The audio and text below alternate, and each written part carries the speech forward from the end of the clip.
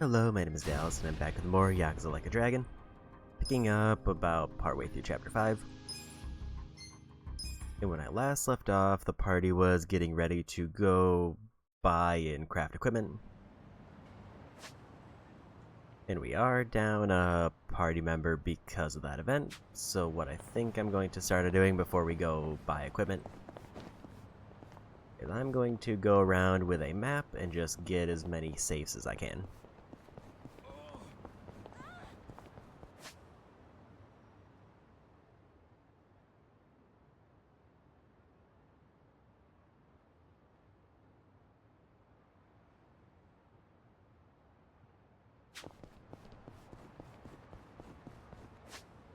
The big question is actually remembering what safes I've already gotten and which ones I still have access to. It looks like there's at least 2 over there that I haven't reached. And the reason that I want to grab the safes first is, like, I might be able to skip buying some weapons if they happen to double up somewhere else.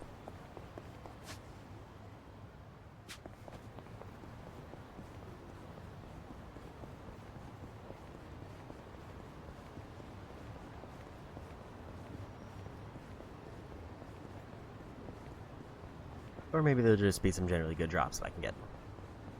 But the other goal today is probably to get really into the minigames.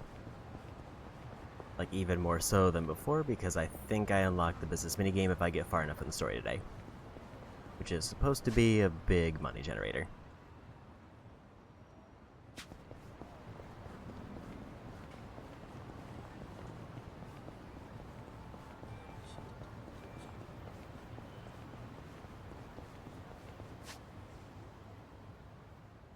So there's one kind of over there, and then there's one kind of over here, and then there's one in this shop that I haven't been in.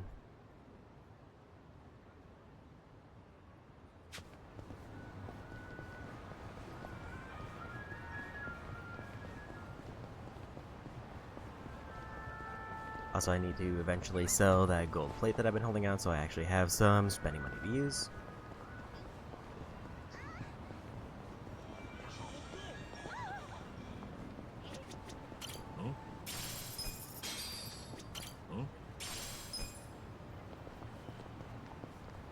Unless I just by chance run into another one.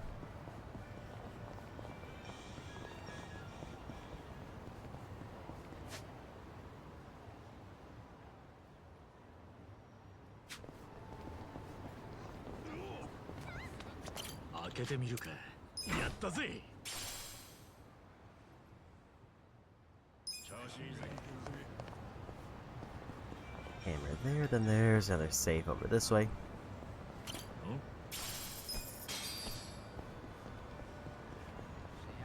Admittedly, I didn't realize that there is a completion thing for picking up stuff off the ground.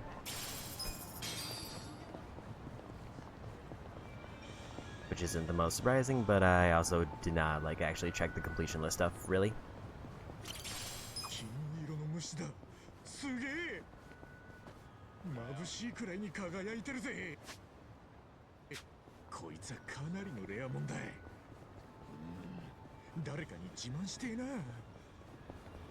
I guess I found a good bug.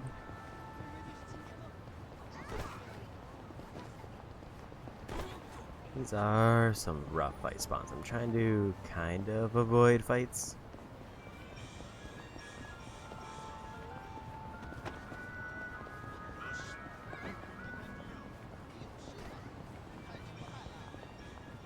Just so I can quickly get all of my upgrades, and I don't want to get, like, one party too far ahead.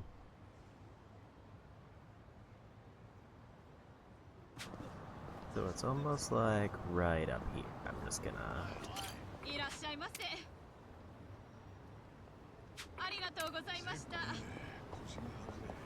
I know interacting with stuff despawns them.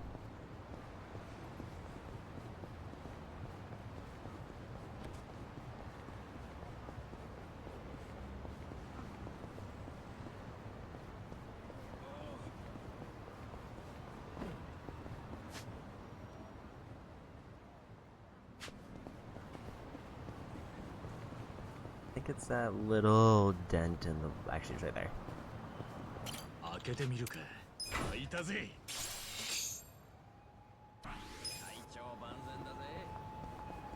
Got a microphone giving me a little bit more charisma. I'm pretty sure I got the one up there. So there's one in the store over here.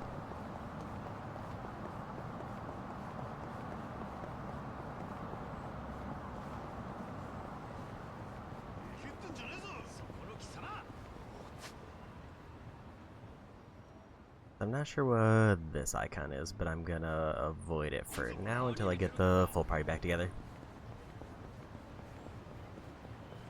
I guess pretty much they're at the point of the story where they're saying time to buff up your equipment. Because where I'm going next is the upgrade spot, I think. Either upgrade or crafting, based on the way they described it.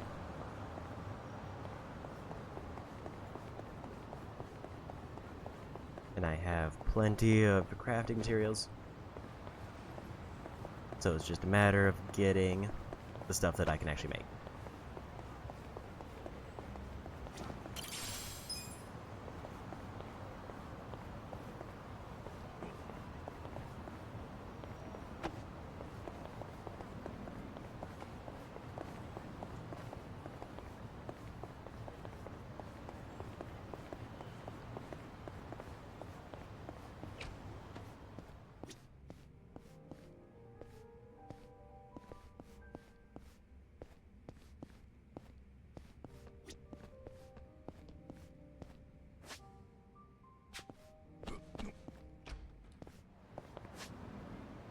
I thought it was actually in the store. This is just around the corner.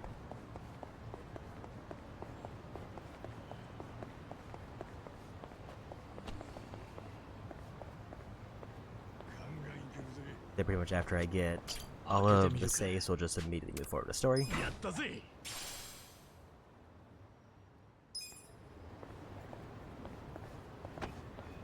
That should be everything in this section of the town.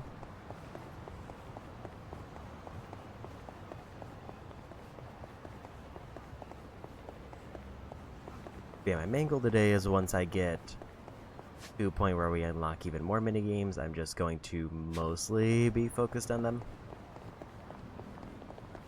At least until I get some good weapons unlocked.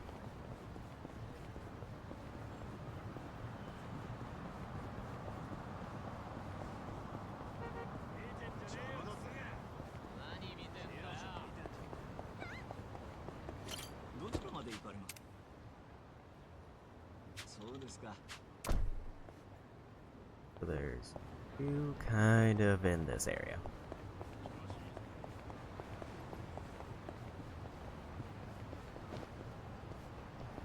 Thought as I was only shining on the ground, but I guess not.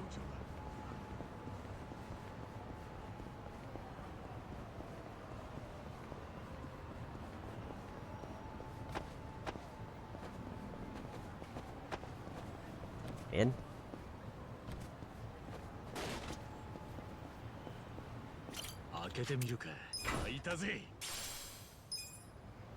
Military armor sounds good.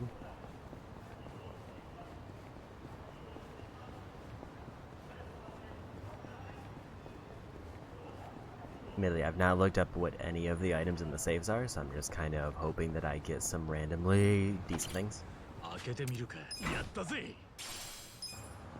Safety shoes, I feel like I had one of already.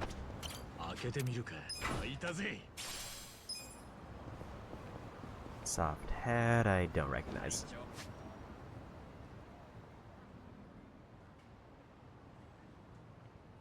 I'm not entirely sure what those, like, dragon-esque icons are.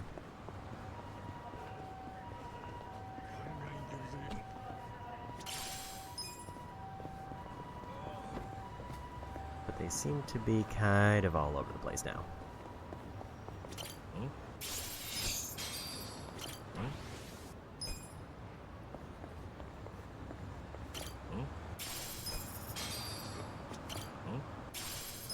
Another completion of this item done. I need 10,000 from pickups for that.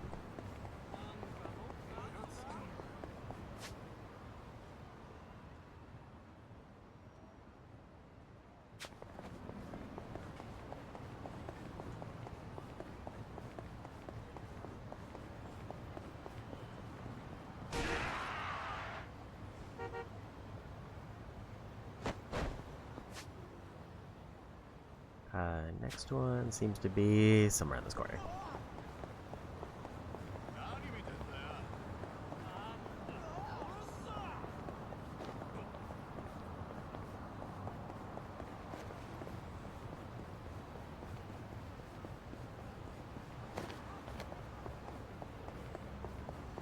I'm guessing up those stairs. Have to fight.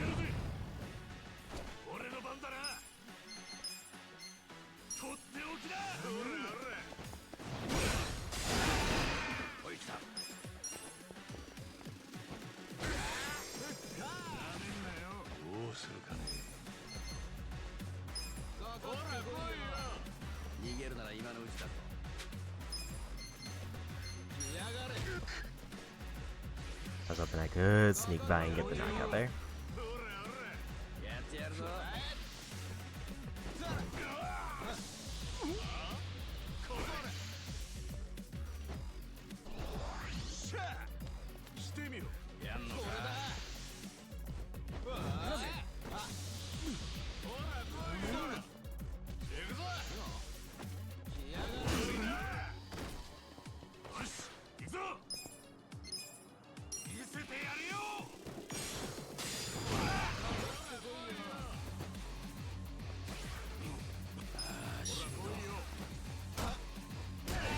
Get the weaker one.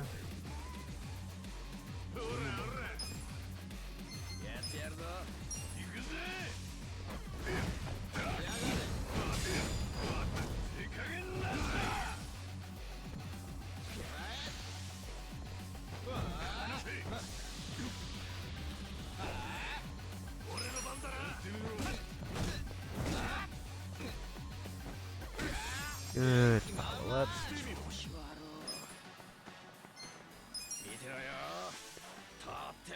Let's go for the win.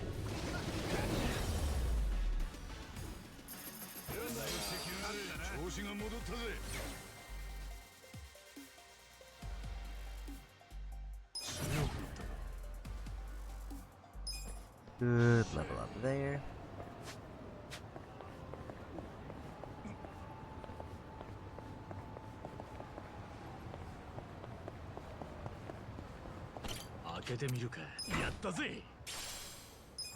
Another katana. I think I already had one of those because I got it from the shogi.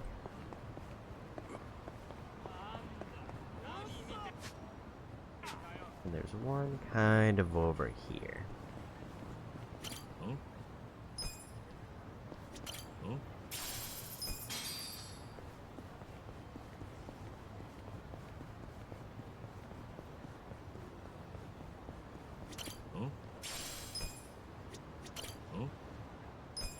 I was like, it's good to know the plates, while they can give me a ton of money, aren't counted towards my collection thing.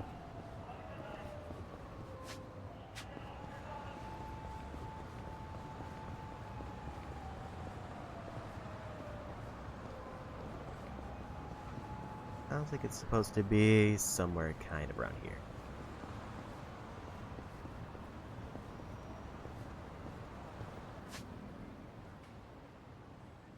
It's just a matter of finding the exact spot.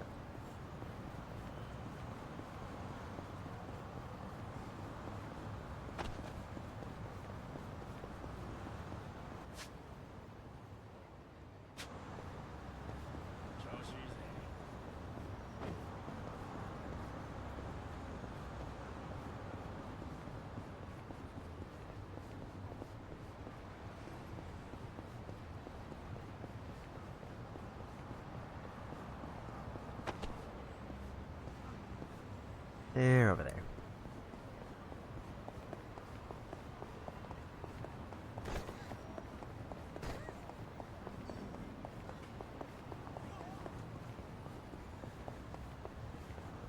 Some of these I imagine I definitely wouldn't find naturally, so I would have to like look for areas that are actively out of the way, but also look for saves.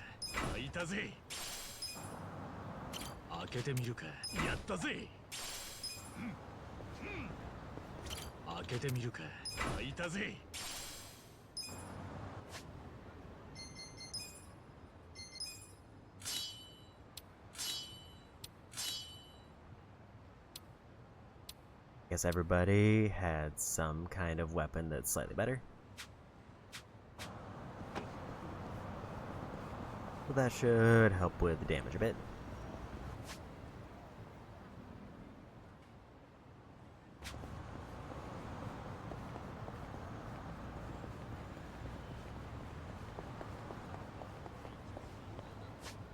So there's one kind of in this alleyway, it looks like, and then there's two over here.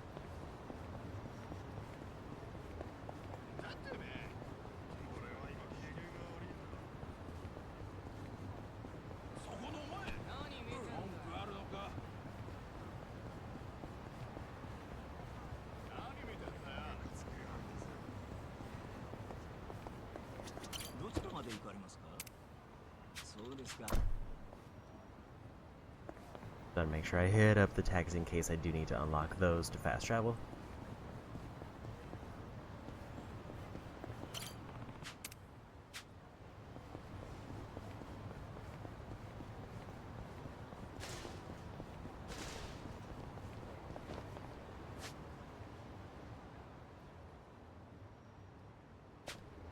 Go a bit further south and then go up and around.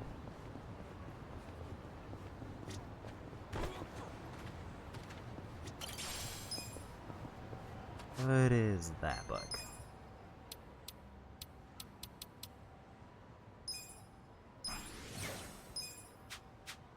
Take a free charisma level.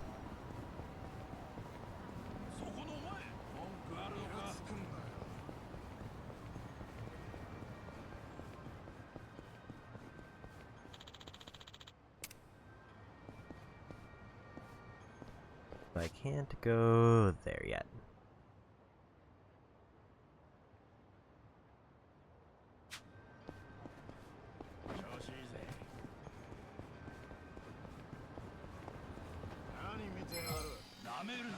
We'll just take the fight so I don't have to do anything fancy to get through.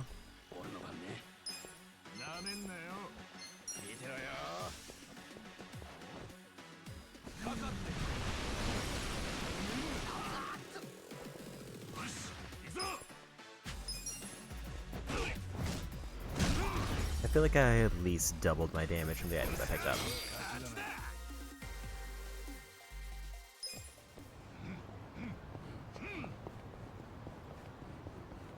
And these aren't even the particularly good ones that I'm waiting on.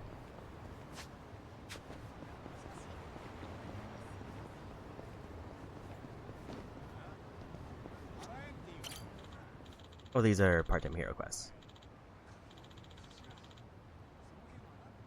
That's what those are.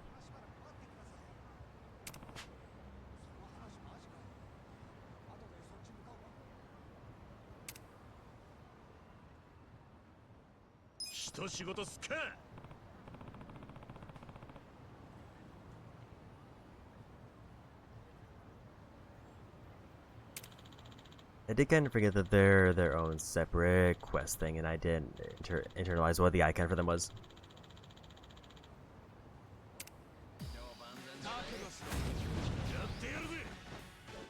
See, I do want to avoid those until I get the full party back together.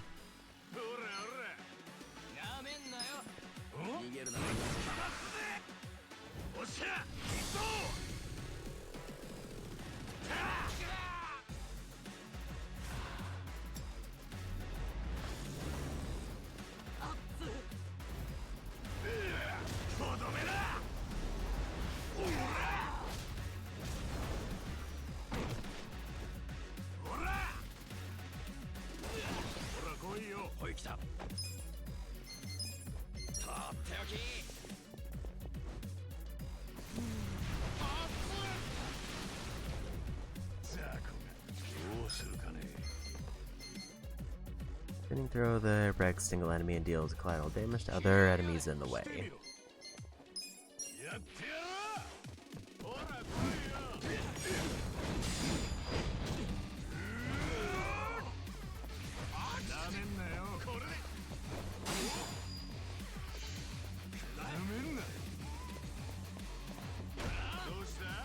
That was a lot of damage.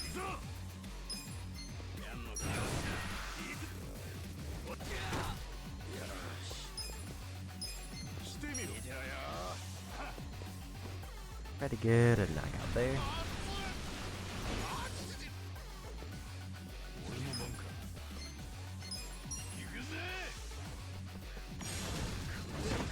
I hit the wrong button.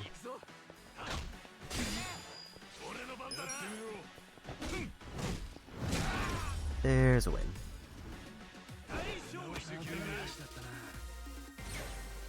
Level up so they get full heals. 強くなった気がするぜ。また強くなっちまったか。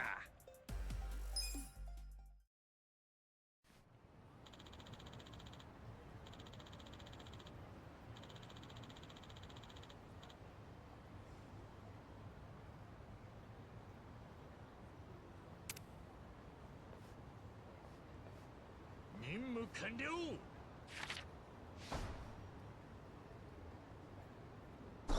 10,000 money, a couple rewards, and some match points. I don't know what fancy footwork is.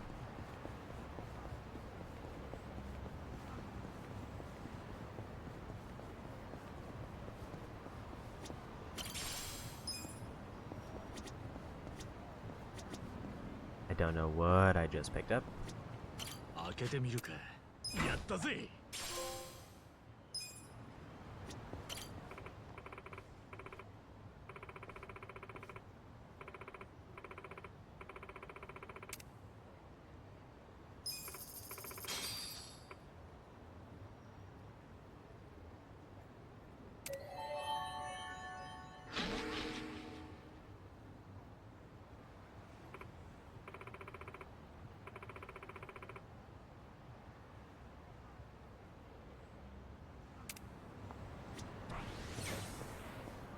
And we got a passion level up for found the first Hong Kong character, which I know there's a trophy for that, and they're just kind of around.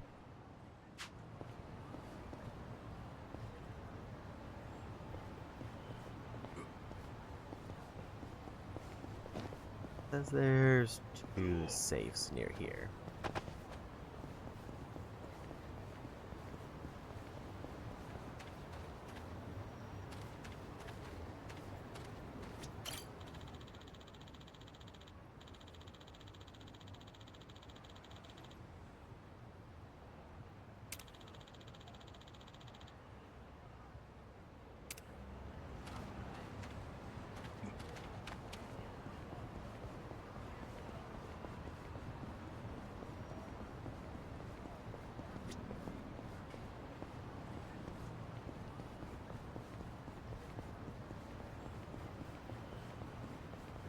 My best guess is that it's just that they're so close it's hard to mark one of them over the other.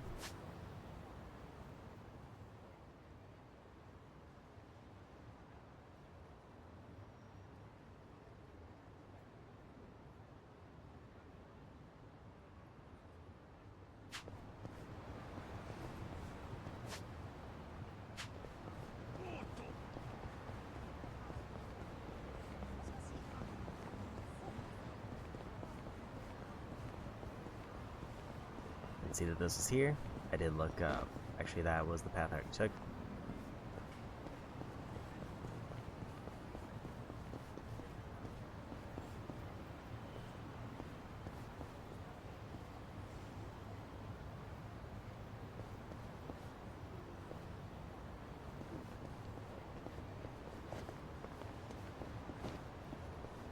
There it is. 開けてみるか。開いたぜ。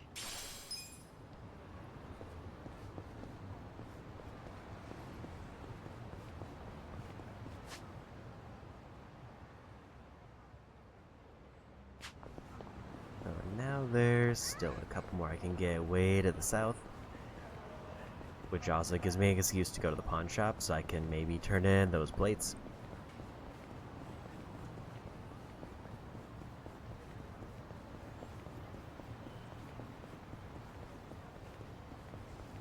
In hindsight, I should have probably just grabbed the taxi, but it's fine.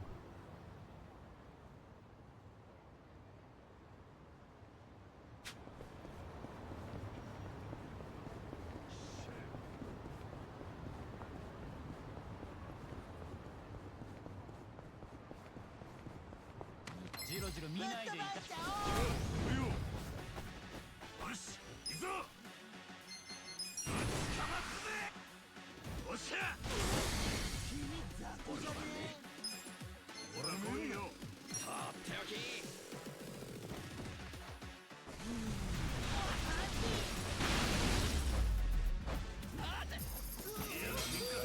Here we go.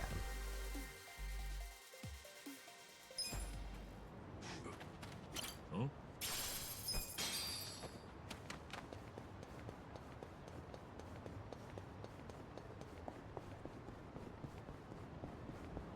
Huh?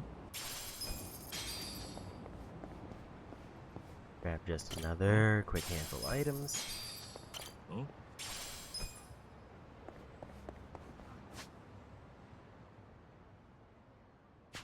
Guessing based on the location of the next one.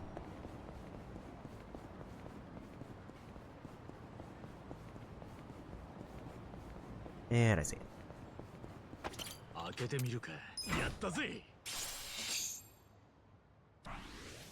Metal bat, and I got some trophy for Nameless. I don't know what that is.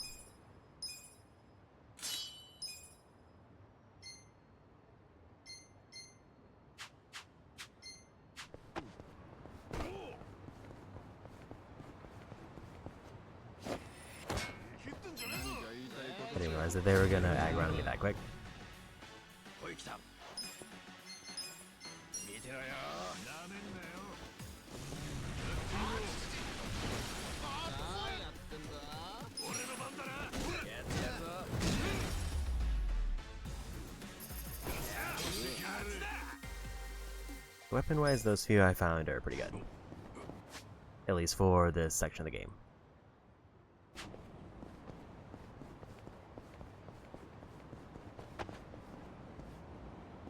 And I'm almost done with what I think are the available saves.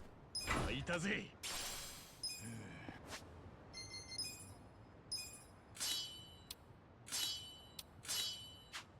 腰が張るぜ。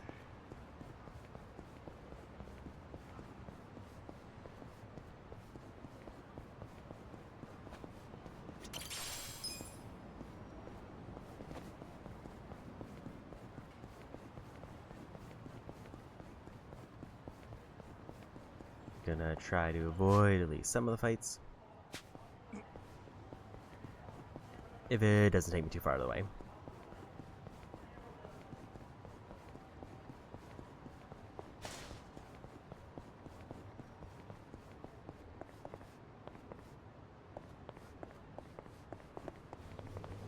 Huh?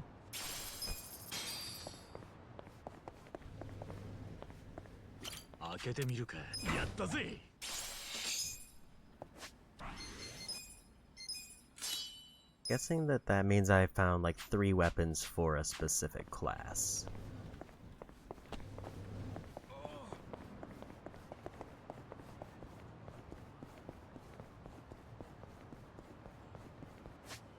Because there's like obviously a finite amount of weapons.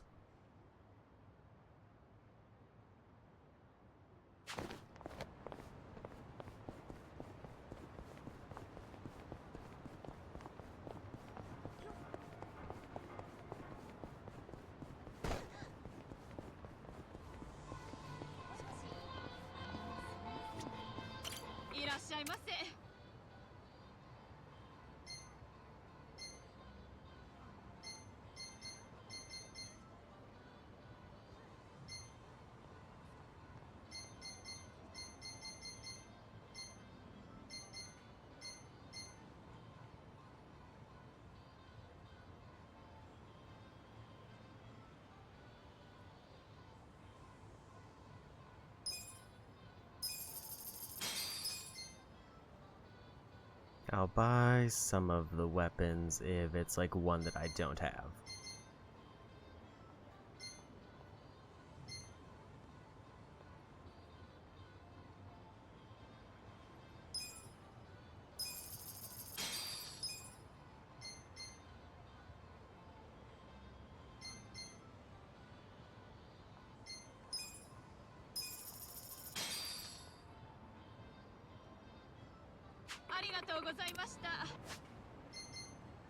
And if it's one that doesn't immediately jump out as being a gear piece that I can get.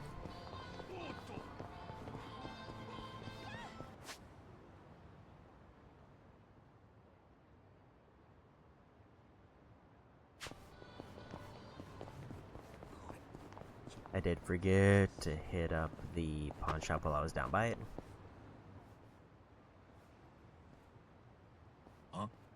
なんだあいつは。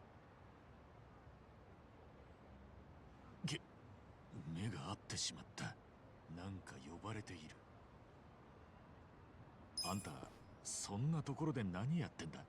実は今から急いで電車に乗って東京へ行かないといけないのですが、その服がなくて。服がない。ええ、泡だけはあるんですけどね。泡？何言ってんだ。僕今こんな感じなんです。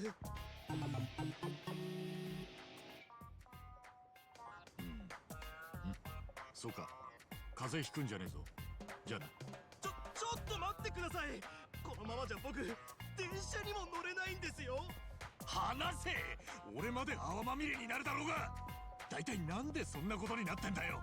服はどうした。実は少し前まで僕はそこのソープランドであわあわして楽しんでいたんです。最近入ったミカちゃんって子が本当に可愛くて。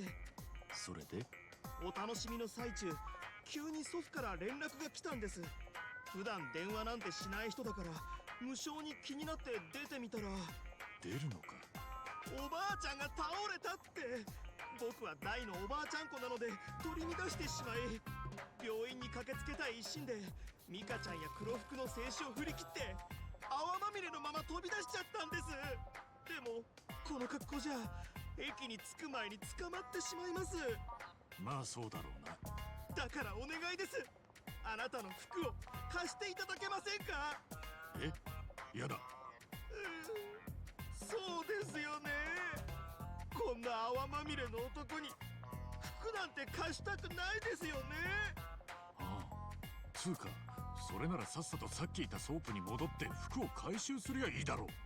それなんですけど、プレイ中に飛び出したのが結構な問題行為だったようで出禁になっちゃいまして、服を取りに戻ろうとしたら黒服の人に入り口で叩き出されてしまって今に至るんです。もはや状況的に進むも地獄、引くも地獄でして、服を貸していただけないならせめて私を洋服屋まで連れて行っていただけませんか。洋服屋？そうです。この泡もいつまで持つか分かりません。僕が完全に生まれたままの姿になる前に服をゲットして早く病院に行かないと。それなら俺があんたの服を買ってくるから、それで。そんな時間はありません。あなたを待っている間におばあちゃんの身に何かあったら。それに万が一サイズや趣味が合わなかったら二度手間になって余計時間がかかってしまいます。趣味を語れる立場かよ。大体そこまでの決意があるなら一人でさっさと洋服屋に行ったらいいだろう。そうしたいところなんですが、泡が落ちないようにしてると身動きが取りにくいし、何よりこの辺りは水っ気が多いので泡が流される危険が高いんです。水気？なるほど。水をかぶって泡が流された瞬間、きっと私は即逮捕。おばあちゃんに会うどころかシャバの空気すら吸えなくなってしまいます。今の時点で逮捕されてもおかしくはないと思うが。そこでなんとか水が私にかからないようにしつつ洋服屋まで連れて行っていただけないでしょうか。一生のお願いです。どうかどうか。ああ、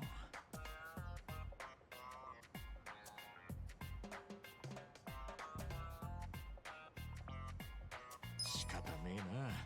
連れてってやるよ。本当ですか。ありがとうございます。あんたに水がかからないように洋服屋に着けばいいんだろ。はい、よろしくお願いします。あ、僕は阿波野と申します。俺は春日だ。じゃあ捕まる前にさっさと服買いに行くか。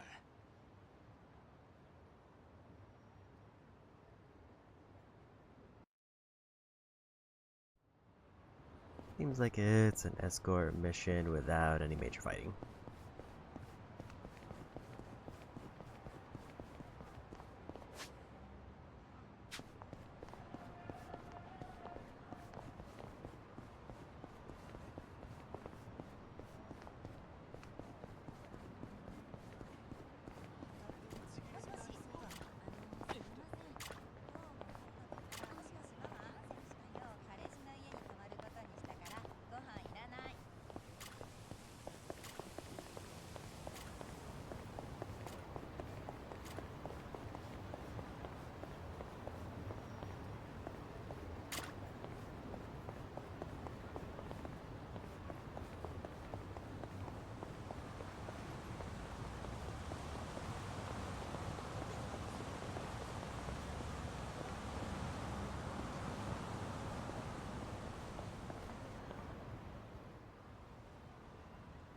You made it.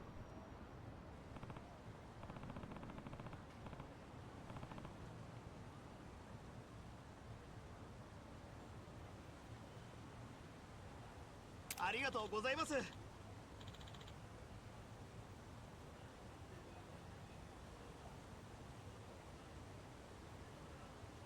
おう。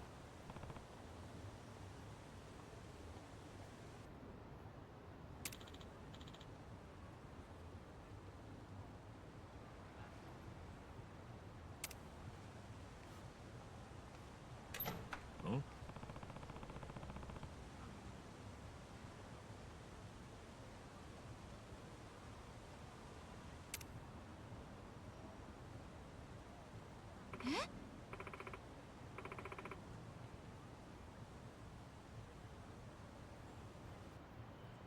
待て。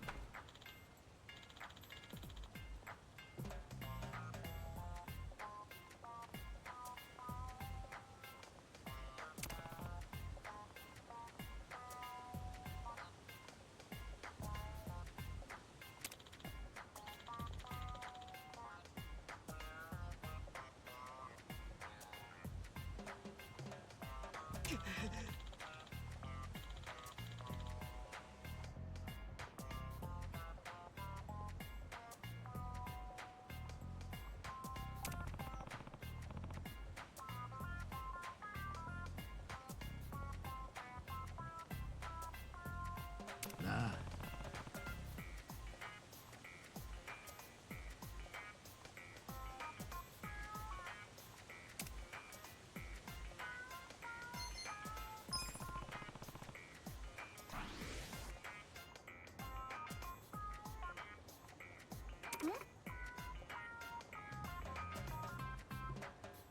そうだ。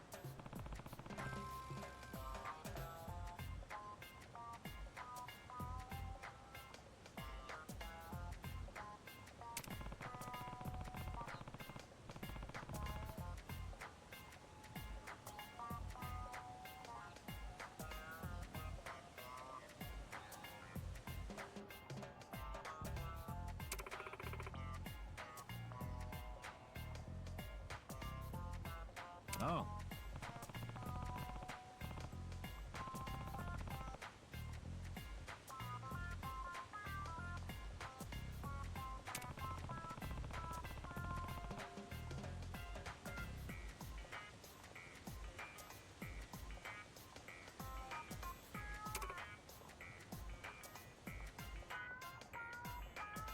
わかったわ。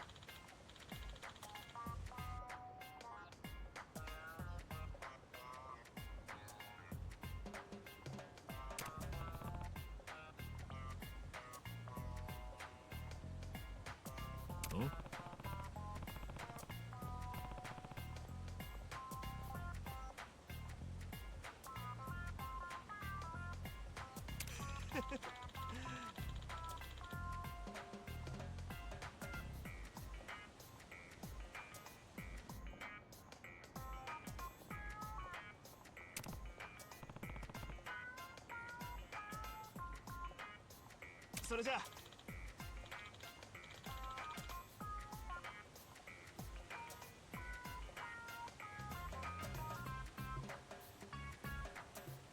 おう。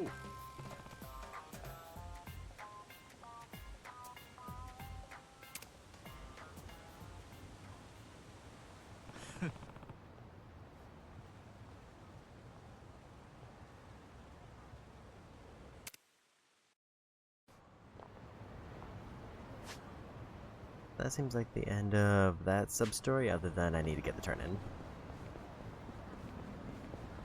But more importantly, I can go back and get the saves that I was waiting on.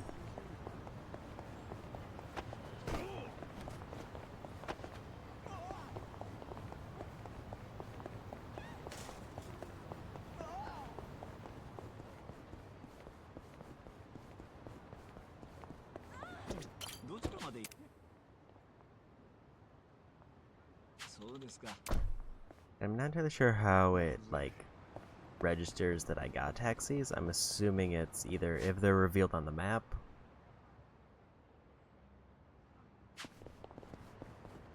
or I have to interact with them, and I don't know which.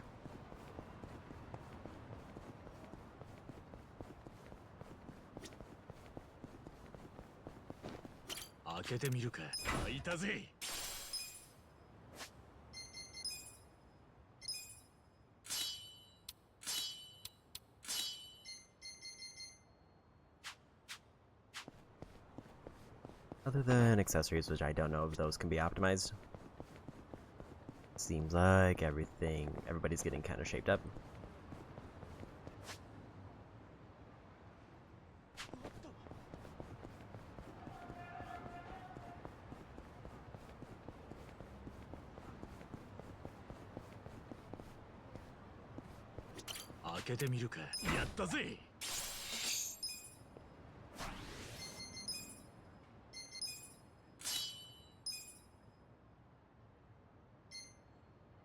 Somehow we ended up with the 2 traffic ones, and I don't know how.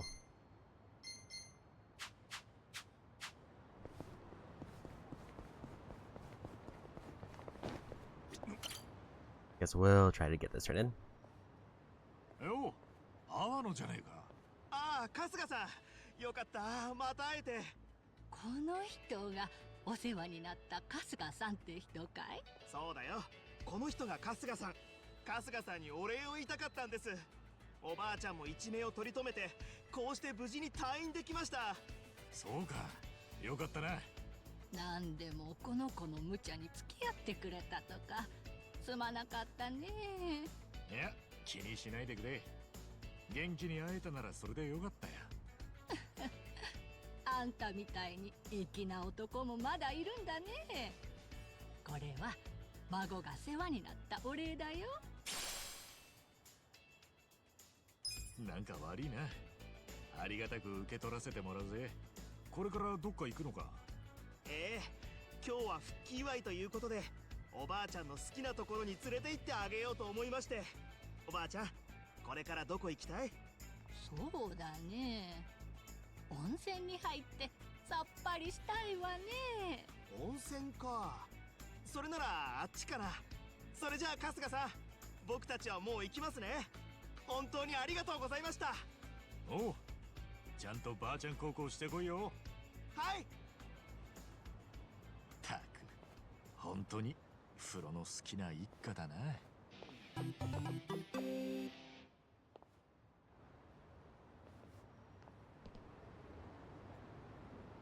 With that, I think there's like maybe 2 or 3 safes that I can still get.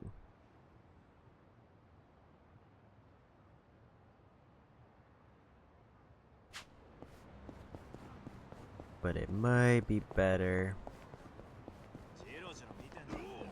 Maybe not go that way.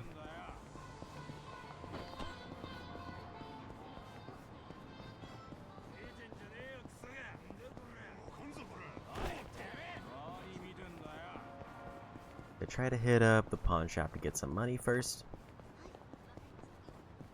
2 of the ones I'm missing seem like they're up by one of the minigame spots. どちらまで行かれます？そうですか。I don't think I have a great fast travel too. So I saw a shiny over here, so I'm gonna grab that.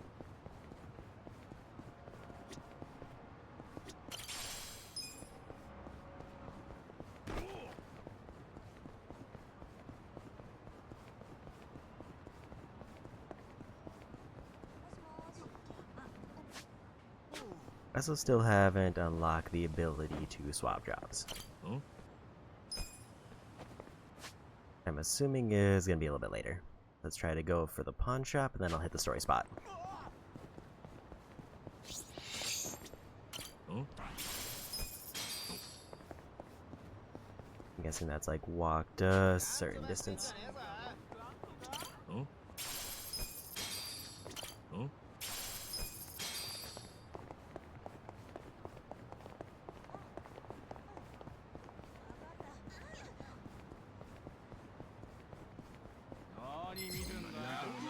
They aggroed way quicker than I thought they were gonna.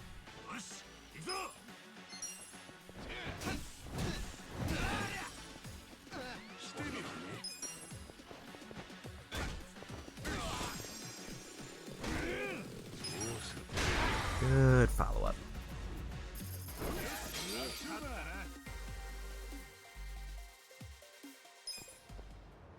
Also, Namba's almost to rank 8 for job.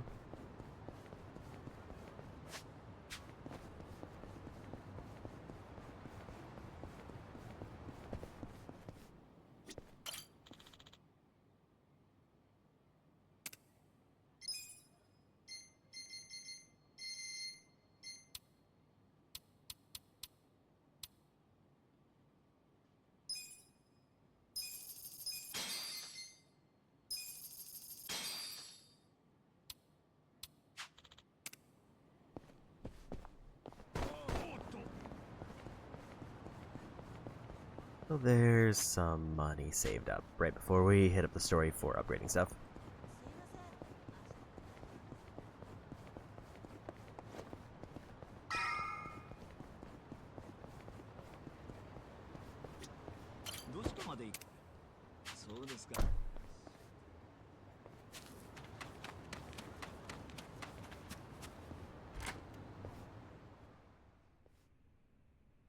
誰もいねえのか？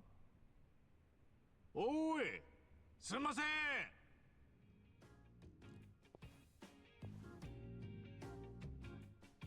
なんか用っすか？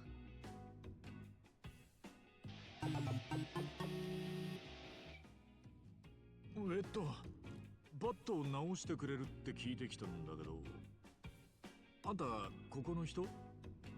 はい、沢すみれっす。こう見えても一応ここの工場長なんすけど。工場長？こんな若い子が？え？若い女が工場長じゃ不安っすか？いや、そんなことねえけどよ。で、直してほしいっていうのはこのバットっすか？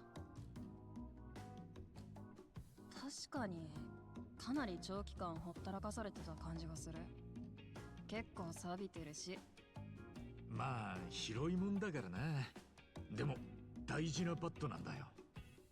ん？っていうか、もしかしてこのバットって勇者シリーズ？え？なんだそれ？製造元の倒産で一時期しか製造されなかっためちゃくちゃレアなバットっすよ。まさかお目にかかれるなんて。すごいすごいすごいすごいすごいすごい。ぜひ私に直させてください。今回は特別無料でいいですから。本当か？ええ、こんなレアなものをいじれるなんて修理工冥利につきますもの。ぜひにぜひに。ありがとうよ。よっしゃー。じゃあ早速作業に入ります。へへへへ。よっしゃー、行くぜ。ああとちょっと。よいしょ。よっしゃー、できた。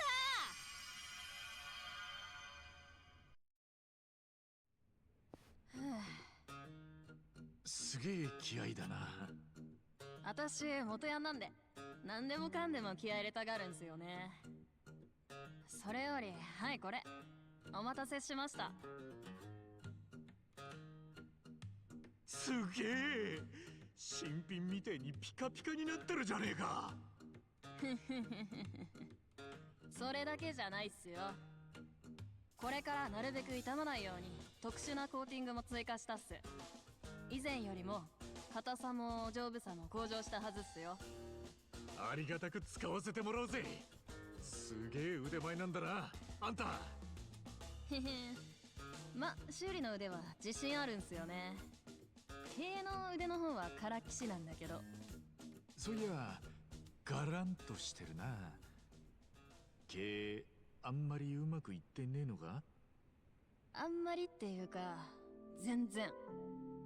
今のご時世、服でも物でもちょっと壊れたら捨てて新しいものを買うのが当たり前っすから。修理工なんて流行らないんすよ。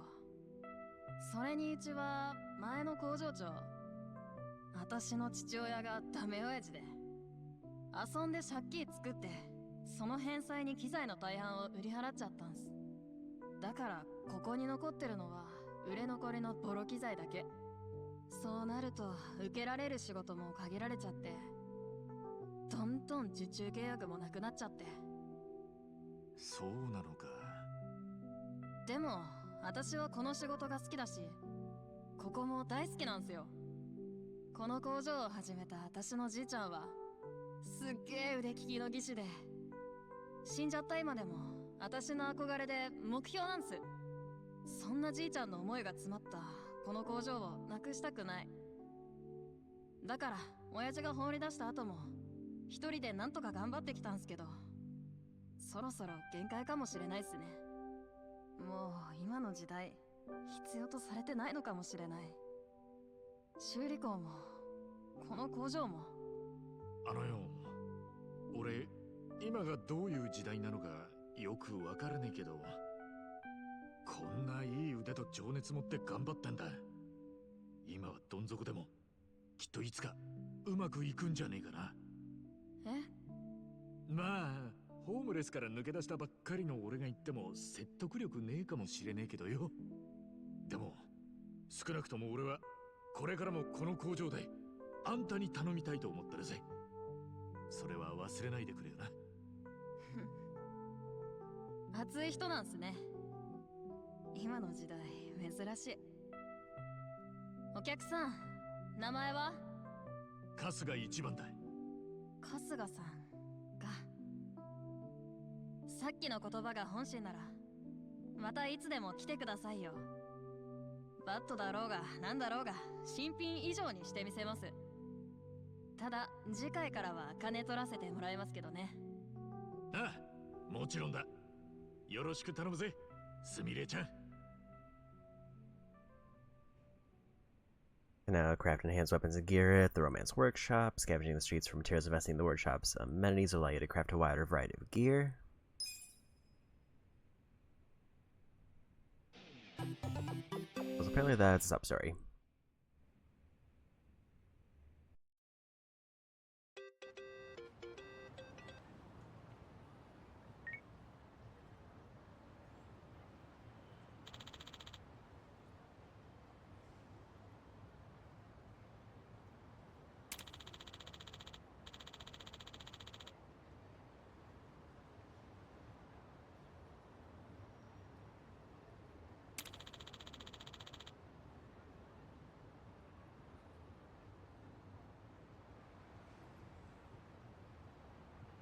わかった。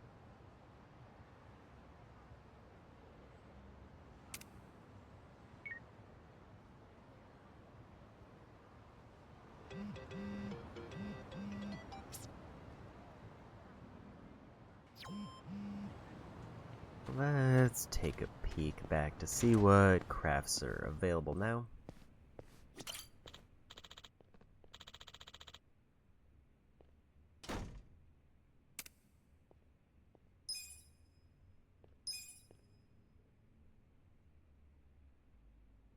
Missing 1 iron for that.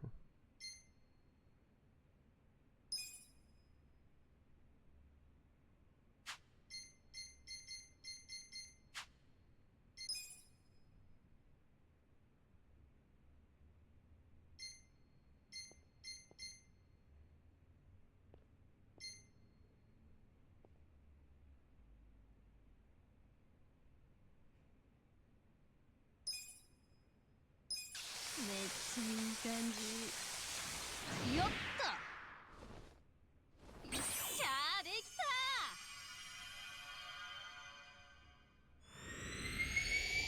なかなかいい感じっしょ。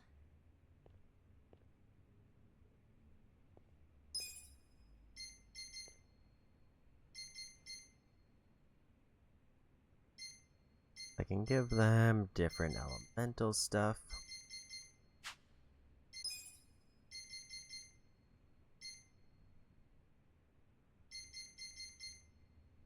I don't fully know if it's worthwhile to get the +1 to weapons.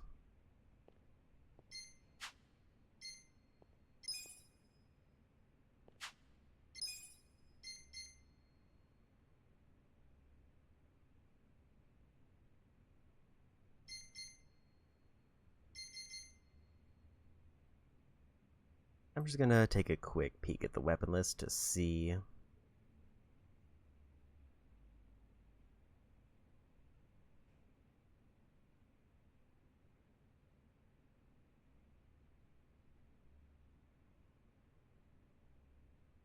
So it looks like these are unique to here, so I should get them just to have them. あとちょっと。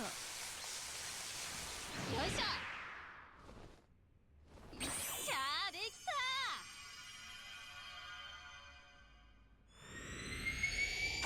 やば。出来良すぎじゃん。 Upgradable seems to be a circumstance where I can give it better stats without getting a new weapon. So the idea is, like, if I'm not finding the stuff I need or anything major, I can just give myself slightly better stats every so often. めっちゃいい感じ。よっと。 But I probably need to craft everything at least once. Assuming I need to get all or most of the weapons. なかなかいい感じっしょ。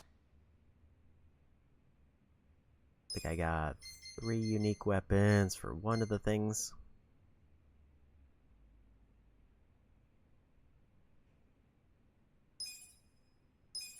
最後の仕上げ。よいしょ。よっしゃー、できた。 Basically, I'm just getting myself some free stat boosts. And then maybe having a thing for later if I get somebody who actually can use it. 出来良すぎじゃん。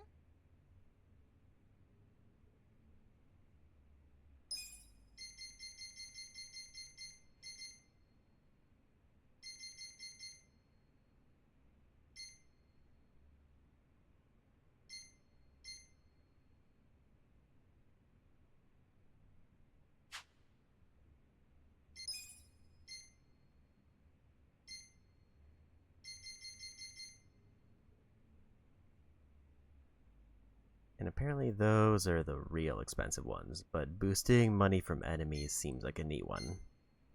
But it requires all golden stuff.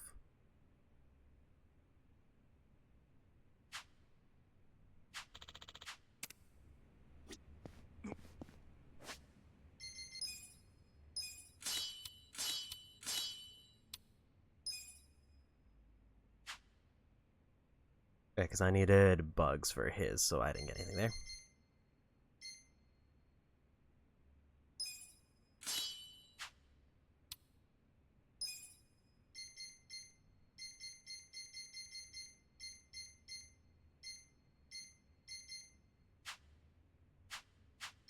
So I think we're good on gear for now.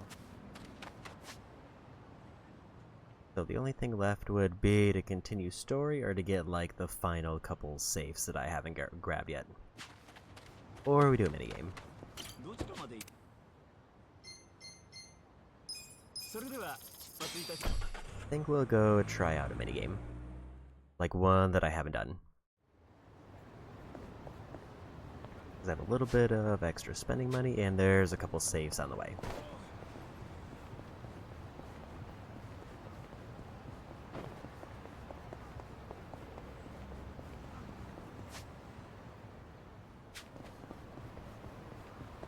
Still gonna avoid restaurants until I have at least all of my party members with me.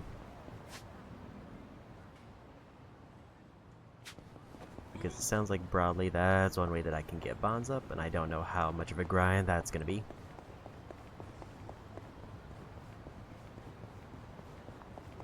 Hmm? Hmm?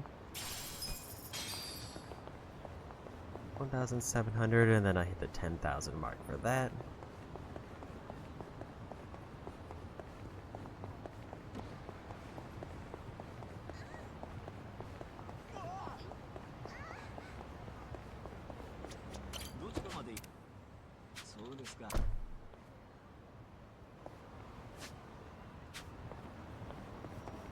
There's a safe on this corner I missed.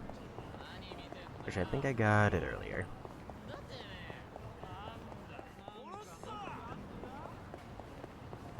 Because I think I was near here, but I didn't go north.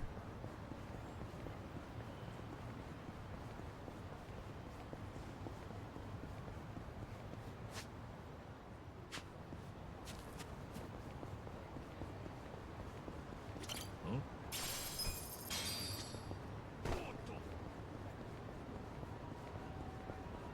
Not too far from being done with that.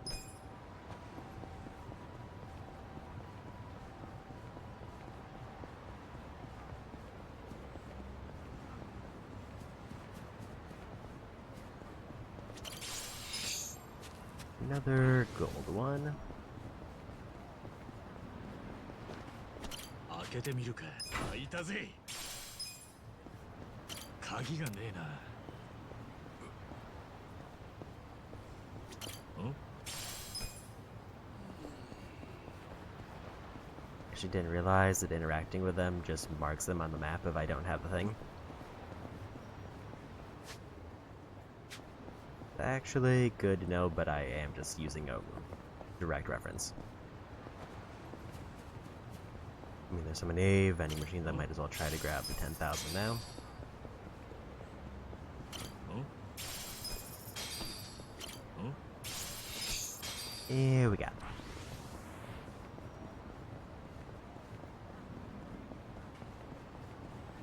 Hmm?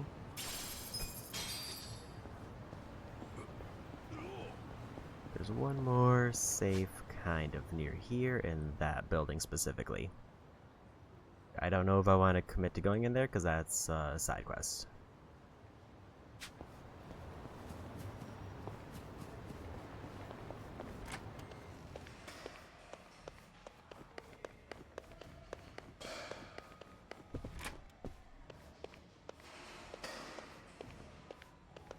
Hmm? But while I'm here, maybe try some baseball.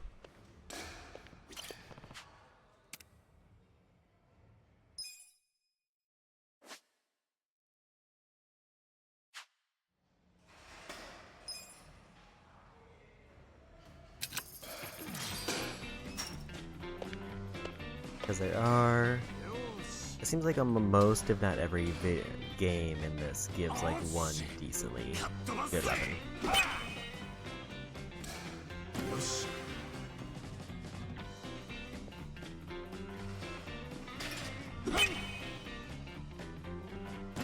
It's just a matter of farming out points for them. Or I can buy them for like 10 million yen somewhere else.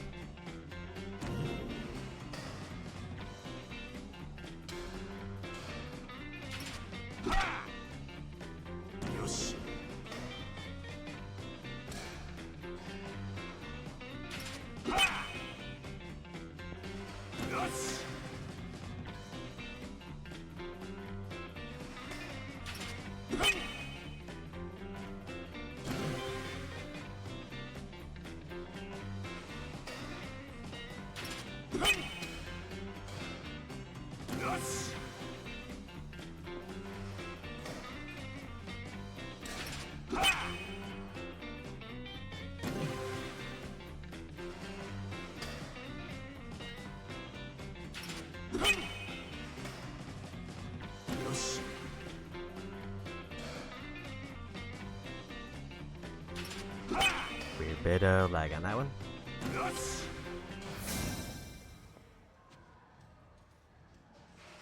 Well, we got it.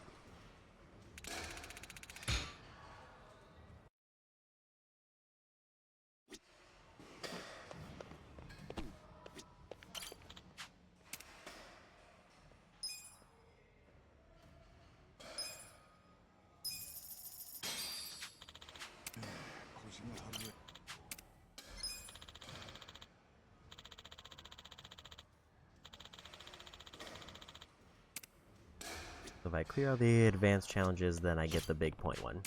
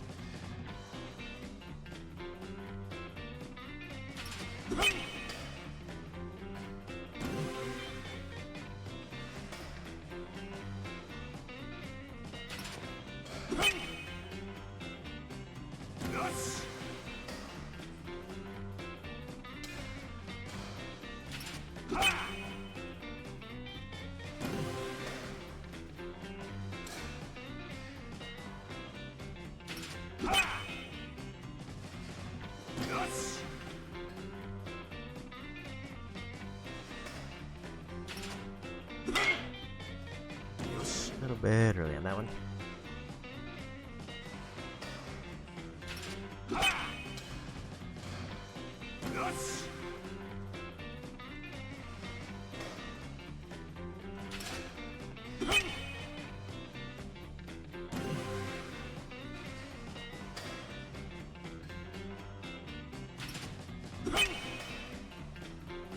Already got the win, so it's just closing out the challenge.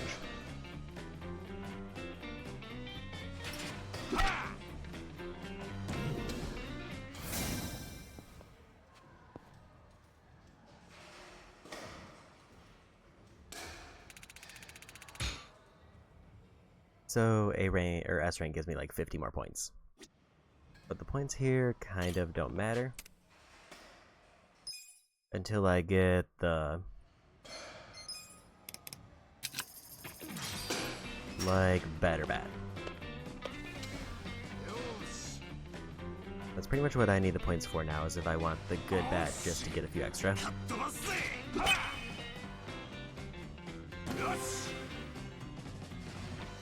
And it sounds like the recommended method is, you realize they were gonna go that low.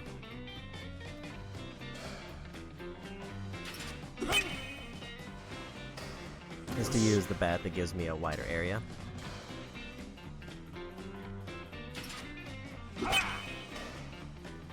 That I get less points, but I can get longer streets once I unlock the competition.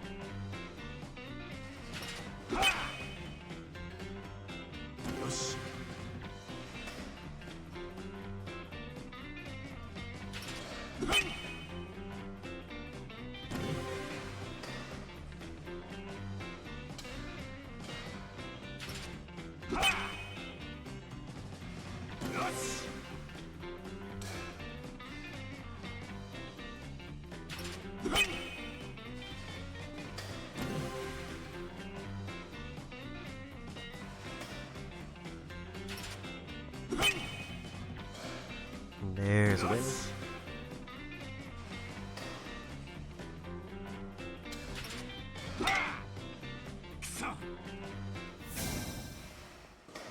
Too early on that one.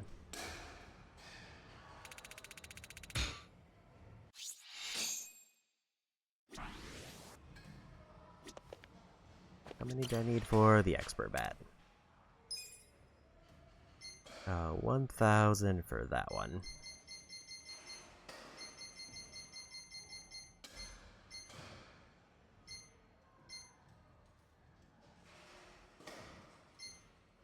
Ideally, I want to get this one because this is the really good weapon. Although training gear is also tempting, because that just gives me levels faster.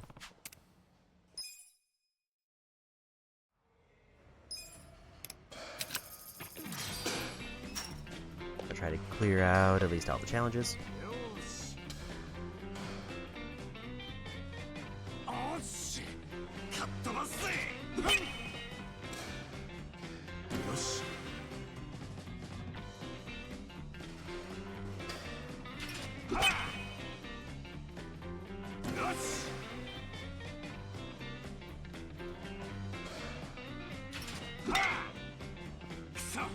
Take wrong on the coin toss.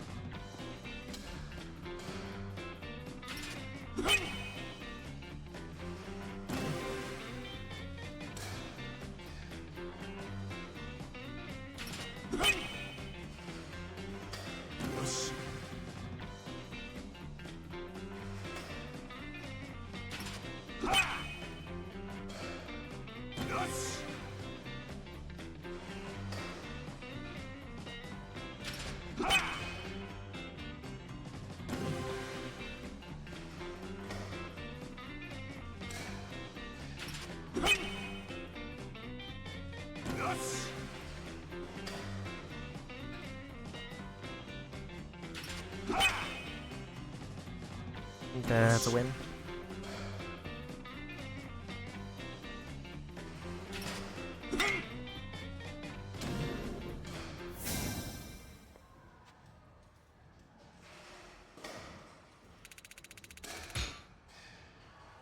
Getting 200 points for A rank.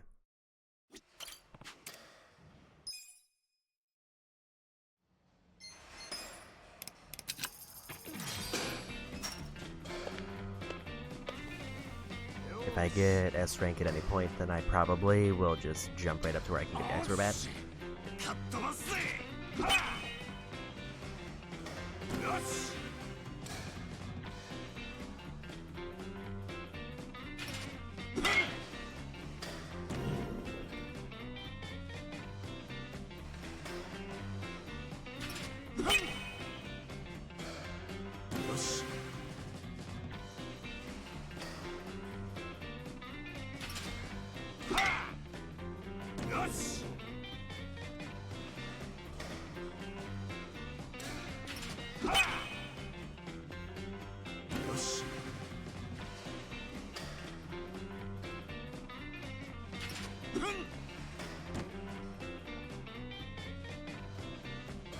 Was ready for the curve there.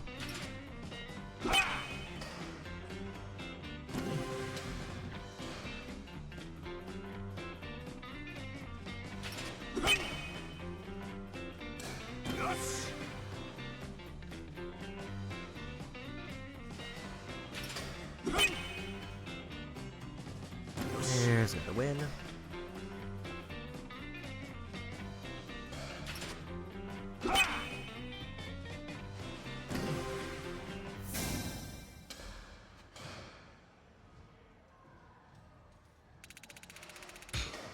I think I just have to complete all the challenges and the home run courses. I don't think I have to actually get like any specific rank.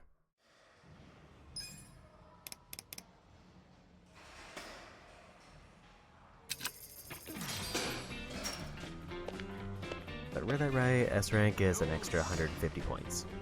But this is obviously the hardest one of these three.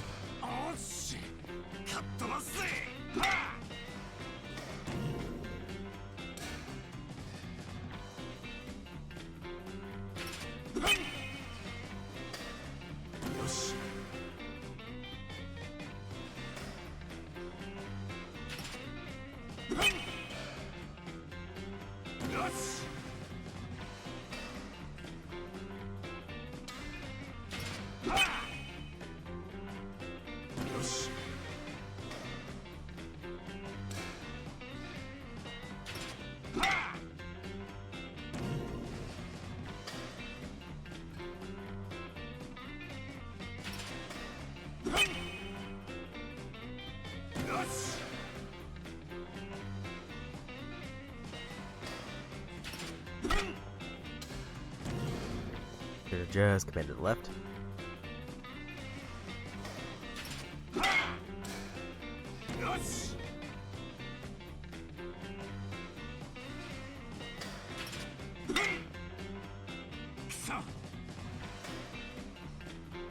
I don't think I was getting the home run there.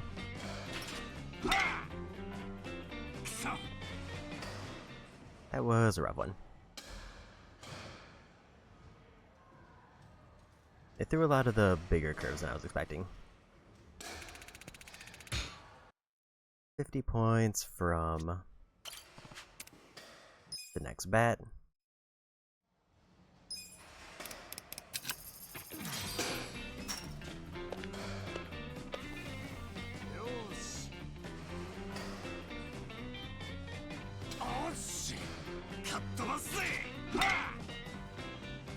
I forgot that they open with one.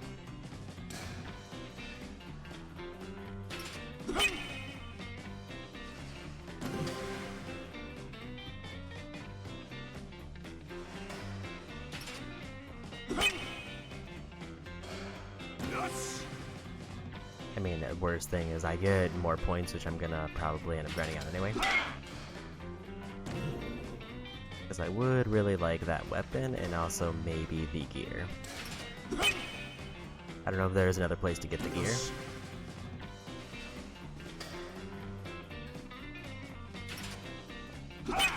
It's hard to pass up free extra experience this early in the game.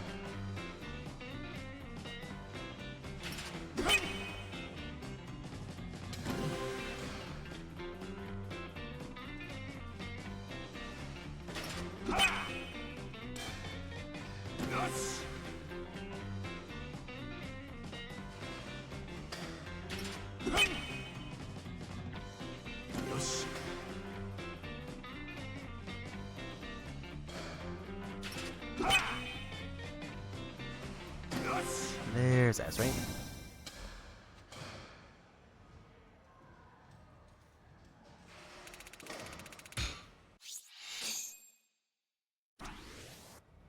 Got another charisma boost, and we get our bat for extra points.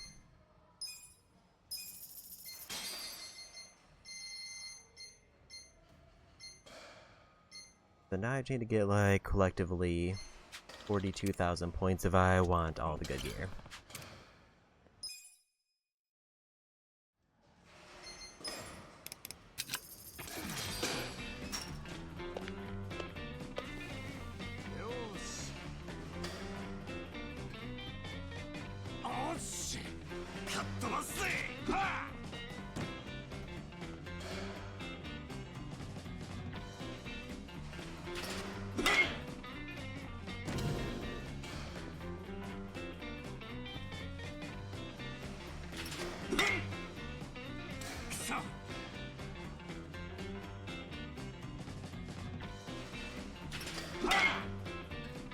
I guess it makes the timing also harder.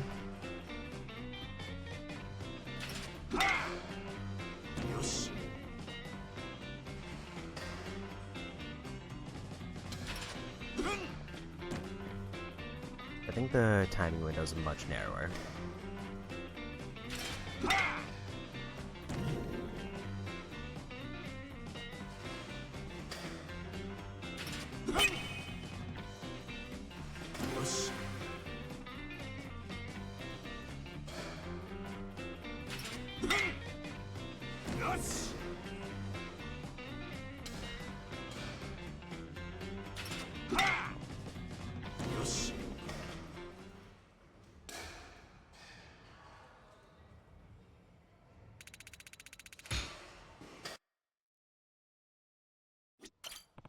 Like if it was just the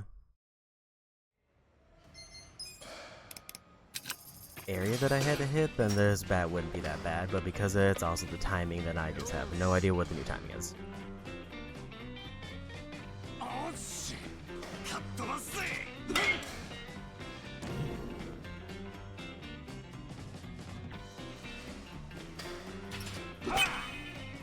think I just have to wait a little bit longer, maybe?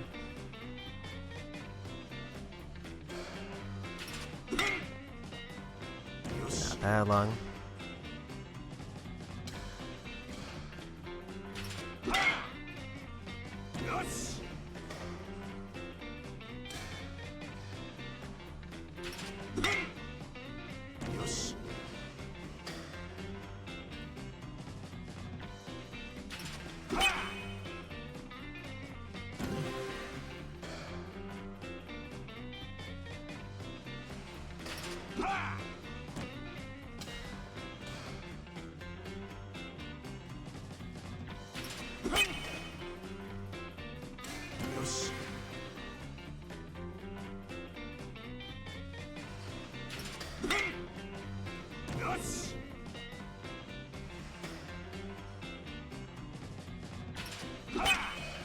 Well, we got the win with it at least, but probably not going to do any more extra bats.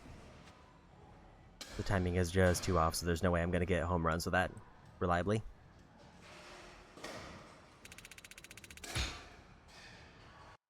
Like, the bonus there was nice, but I just don't think that's... I mean, I can try to go through at least one more challenge course with it just to see how it goes, but if I fail, then I'll probably just dip out of using that.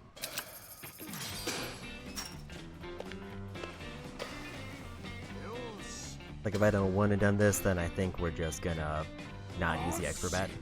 かっ飛ばすぜはあ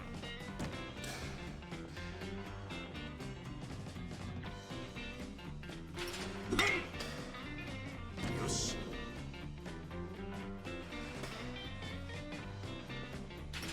はあよし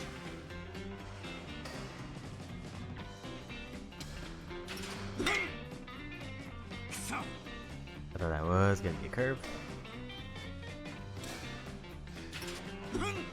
Way too early.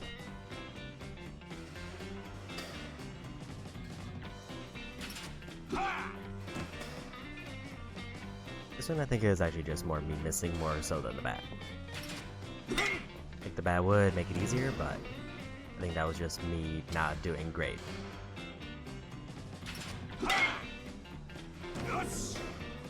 Where that one was definitely the bat.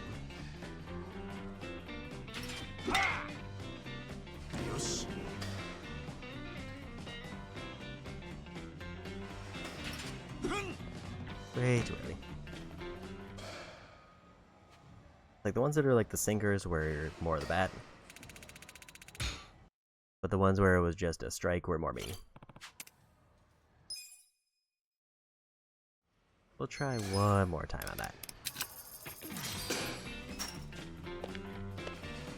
Like the worst thing that's happening is I'm getting extra points. When I needed like 40,000. Got lucky on that one.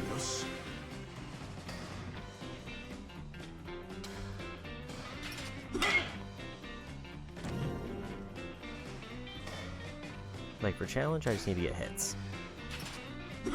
It doesn't necessarily be home runs, but it has to be hits.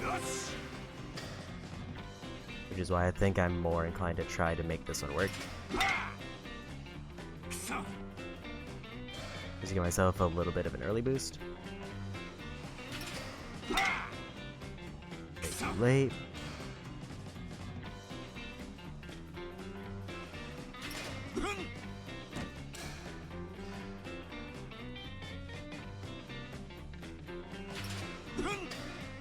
Way too early.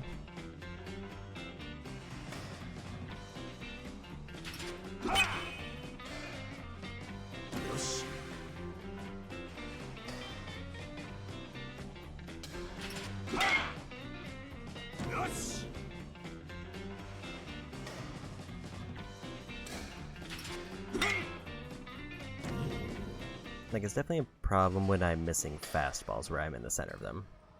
And that's more on the bat. And we'll just try to commit to these two. I spent all those points, I want to at least get my points back. Even though I might have already gotten my points back for it.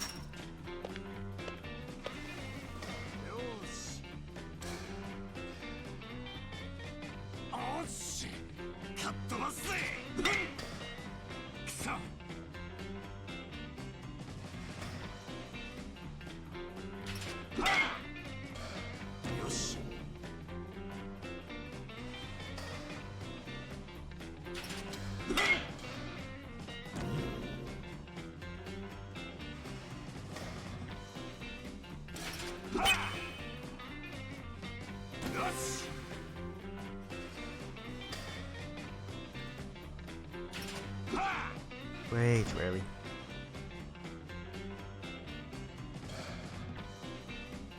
I think I was just off of target. I think I've already missed too many, so I lost this one.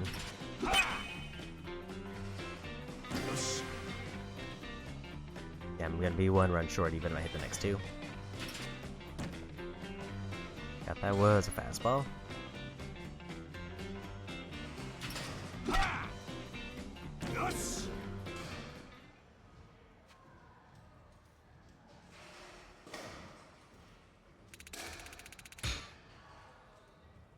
Like I'm getting almost an extra 100 points per fail attempt.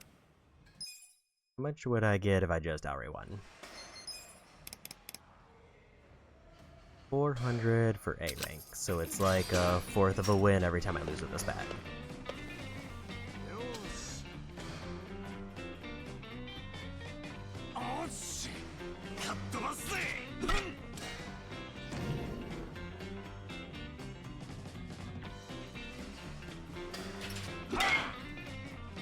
よ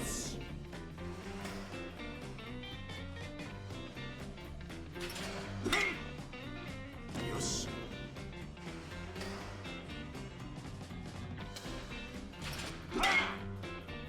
And getting hits, which is the important thing, but I need at least home run at the end to seal it.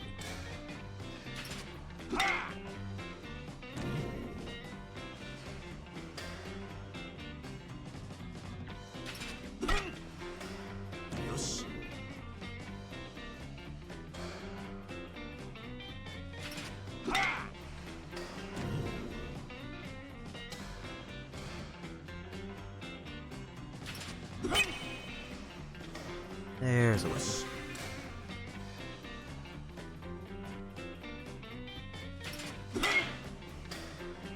Home run and I get an S rank or I get an A rank.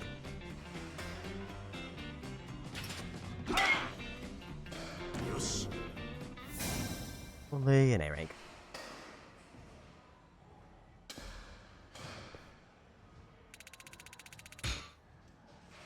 I got the same amount of points I would have gotten for an S rank.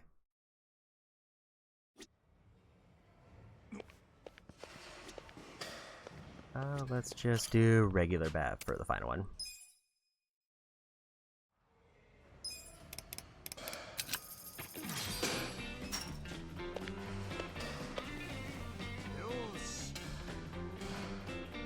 This is another one kind of like the can quest where I can hypothetically grind it out for just a good early weapon.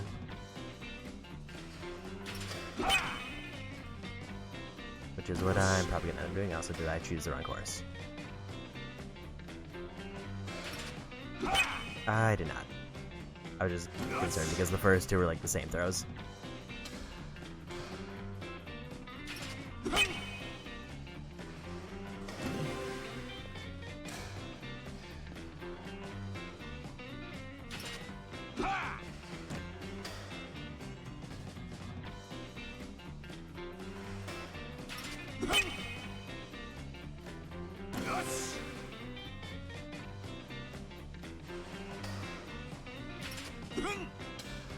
I can see why the Serenity Bat's good though, if it extends the time when a home run counts. Because if the whole competition is just how many home runs can you get, and you have a bat that makes it so you have more time to get it, then that just makes it free.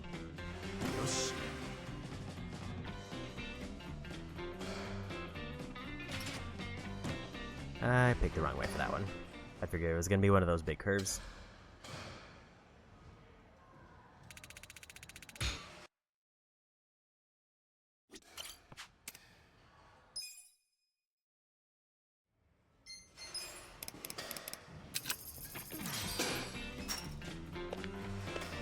How did we get through this one? That's the last challenge course done.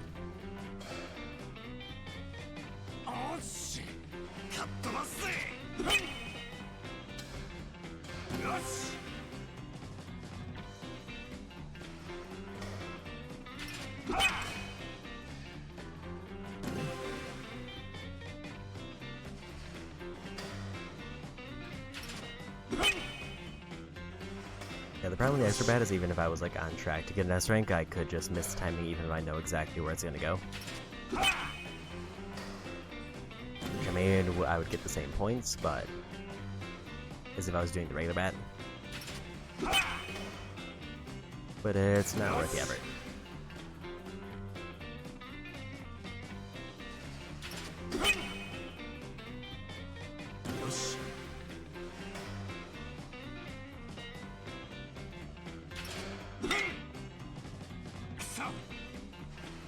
I forgot that was when they started doing those. I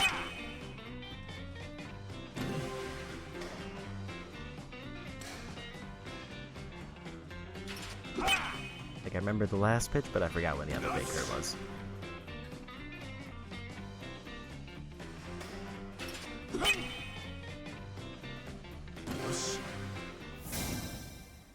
Well, that's all the challenge one's done.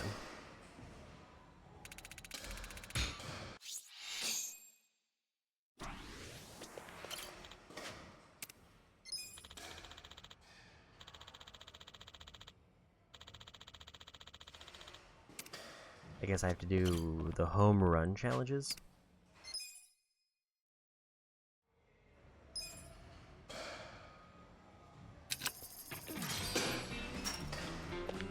We'll go through these. よしおっしかっ飛ばすぜくそ Not a great start.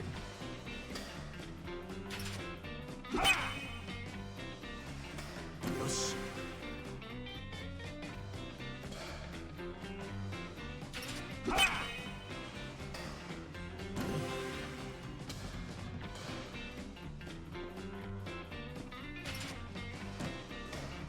Missed the coin toss. よし よし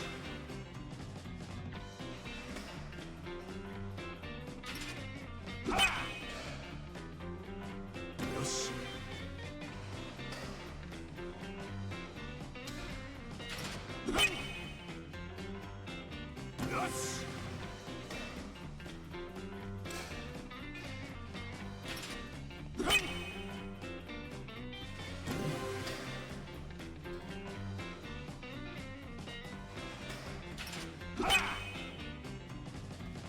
よし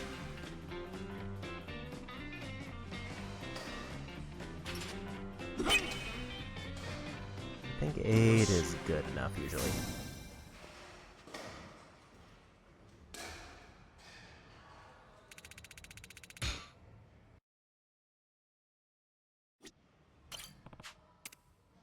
I forgot the completion metric for this one is just getting home runs.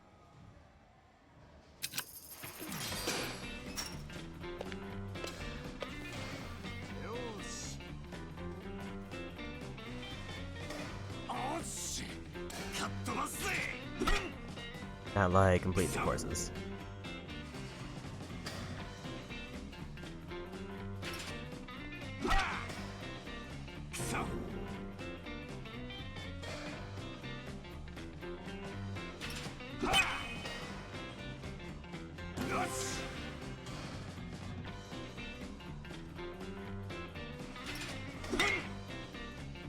I think that might be one too many. So I think I need 8.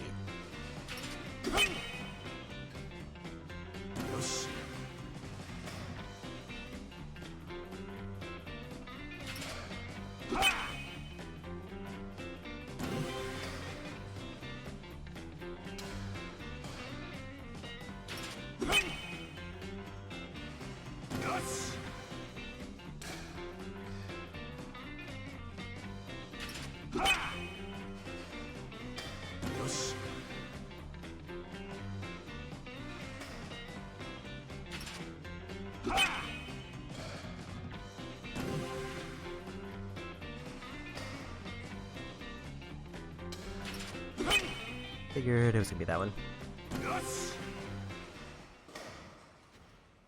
Yeah, so it's 8 minimum to clear.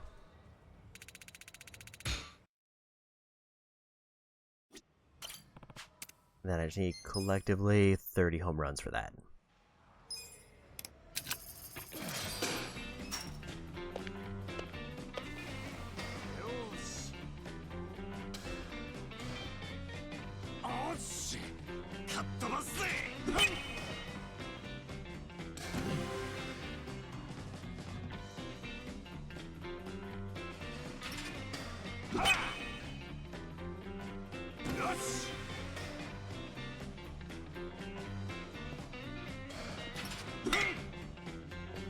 I forgot which way that one went.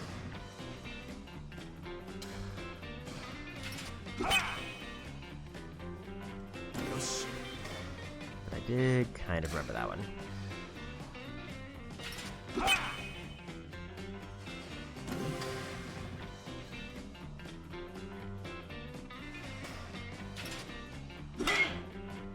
That was a little bit too off center.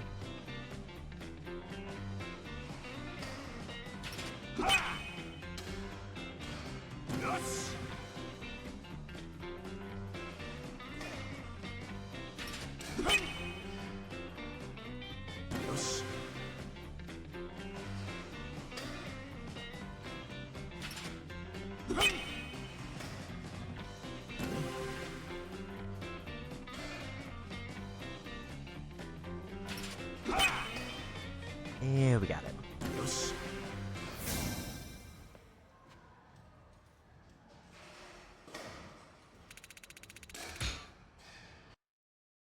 4,000 points done.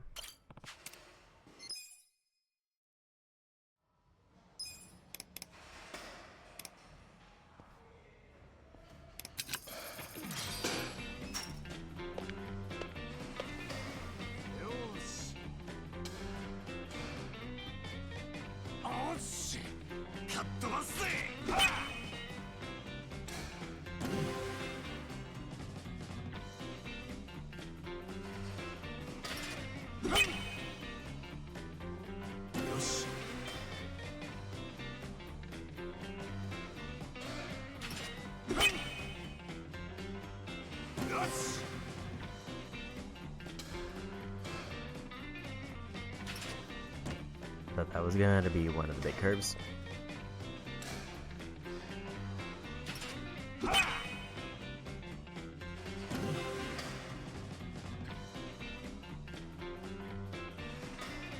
I think it has to be like on the left side or at the top.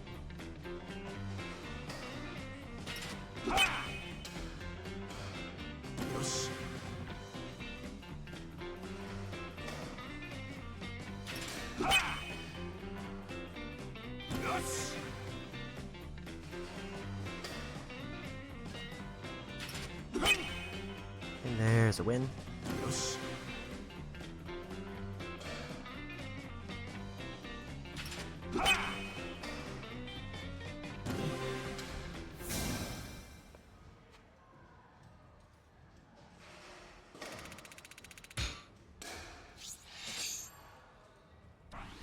Your advanced course speed to manager when you're ready to attempt the ultimate home run competition.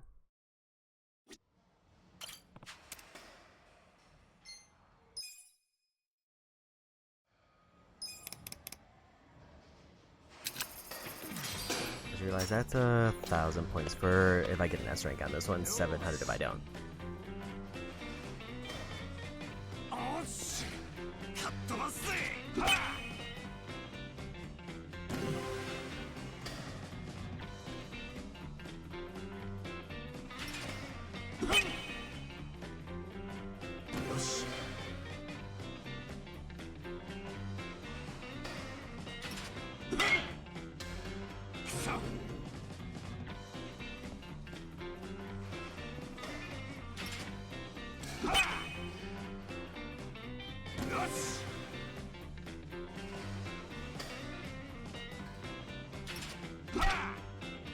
I had it right, but I second guessed myself.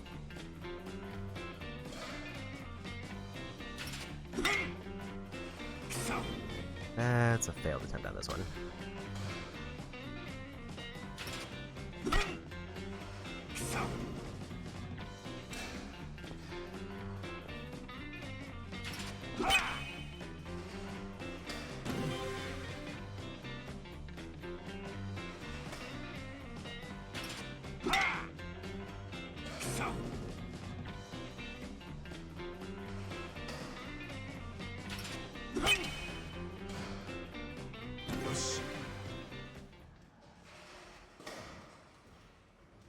I think I still get pretty decent points for it. I kind of forgot how much I needed for the vest.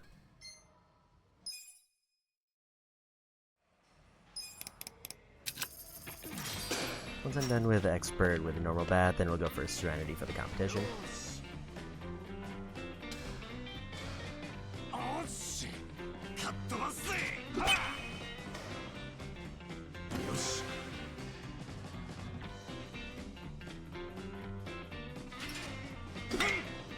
Too early. So it is the same order. It's just it doesn't show me what it throws out right.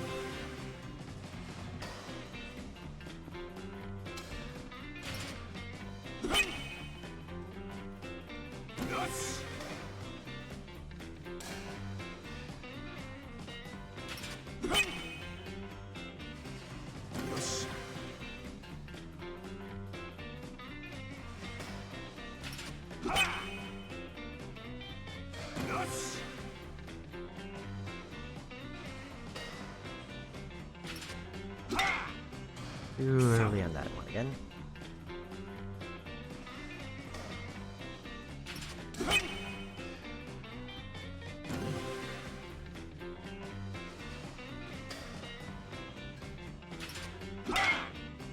Too late on that one.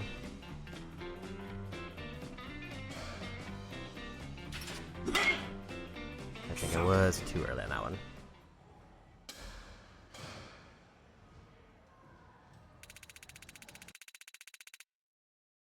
Okay, so I need 100 home runs for the completion list.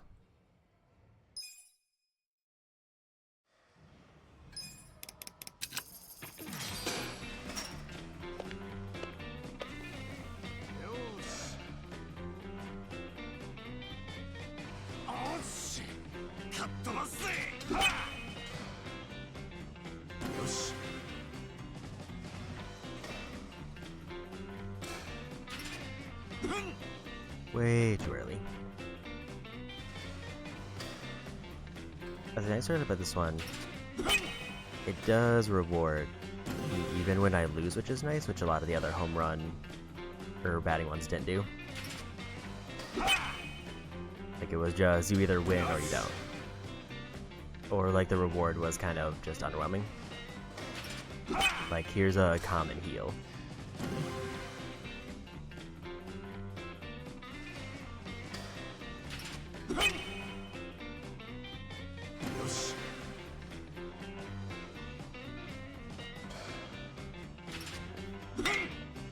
Too early on that one.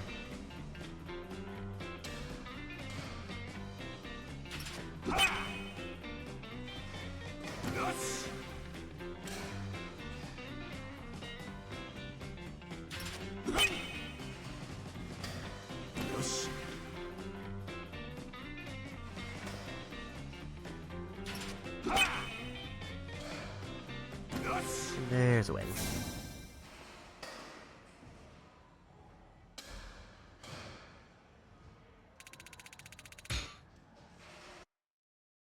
$6,000 points done.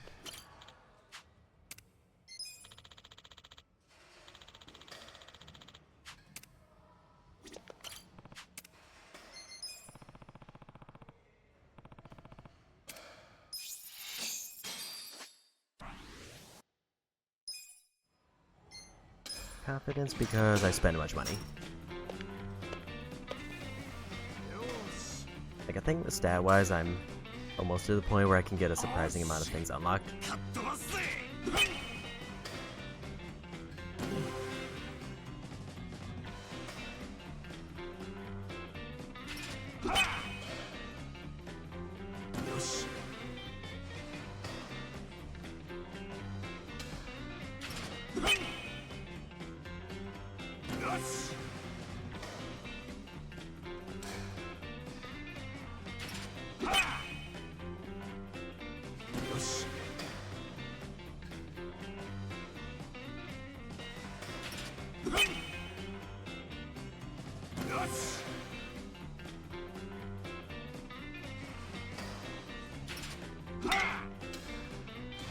Did a little bit too far down.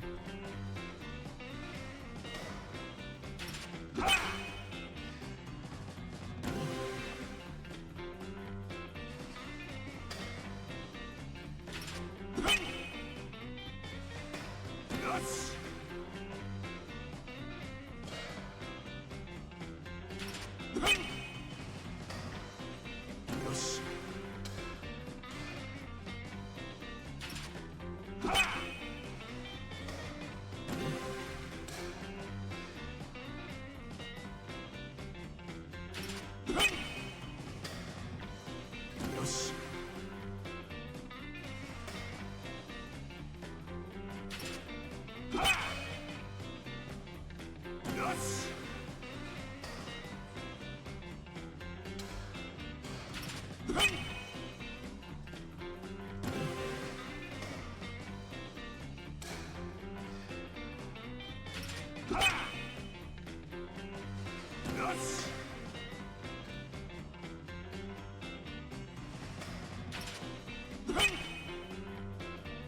that's definitely way more forgiving.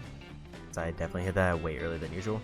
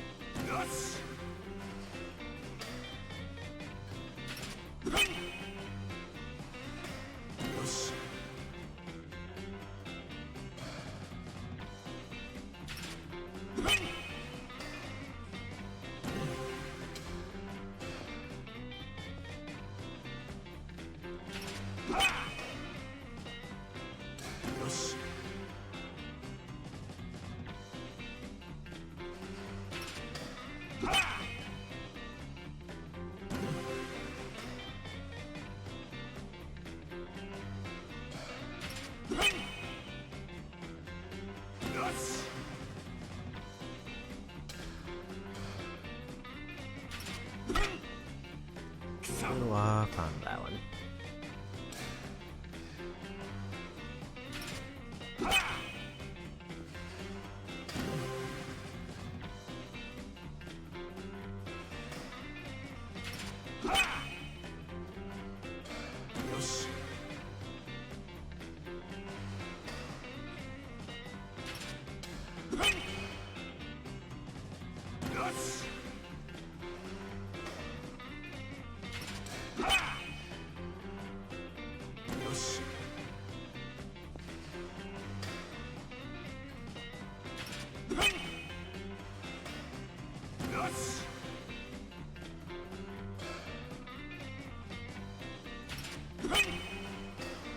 $600 points so far, but then I do take a hit because of the bat I'm using.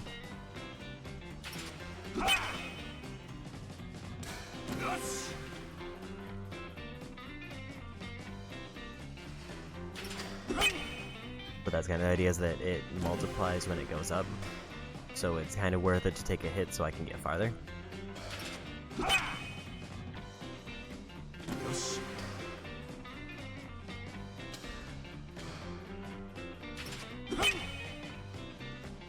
I can only afford to miss 2 hits per set, and then it's over.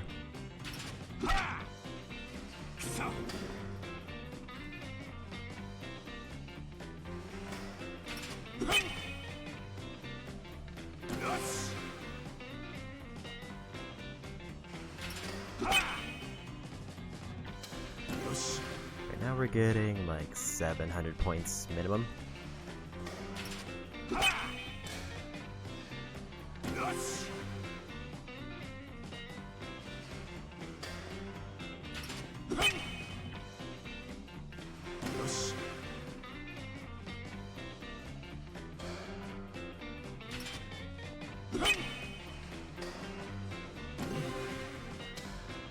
And my goal for everything would be 42,000. So that gives me one of the best weapons in the game, and also experience armor.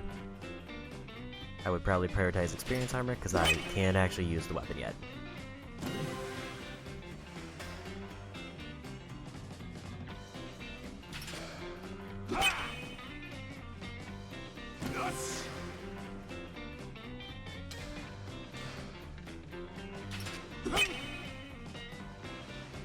I actually almost have enough for the experience armor.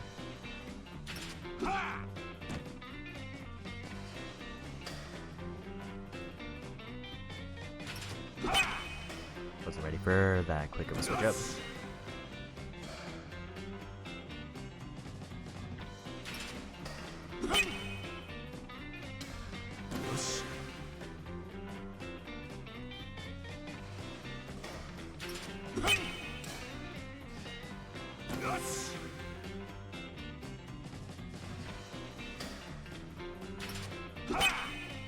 I'm very lucky that one counted.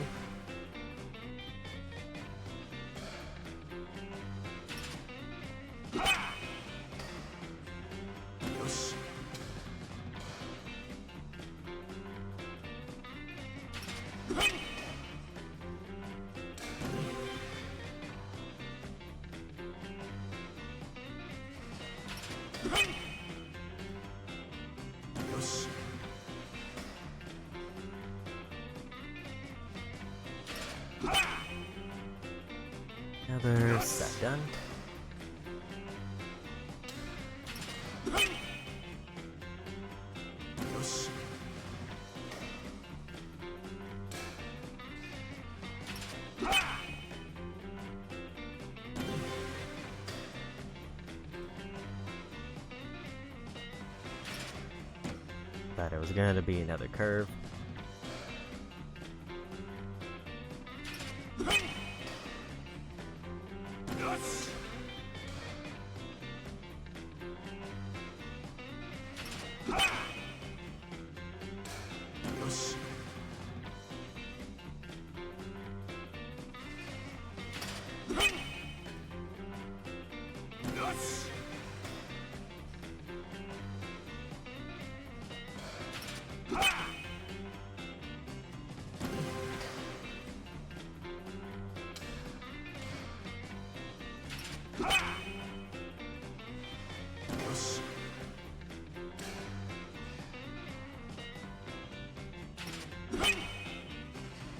There's another set.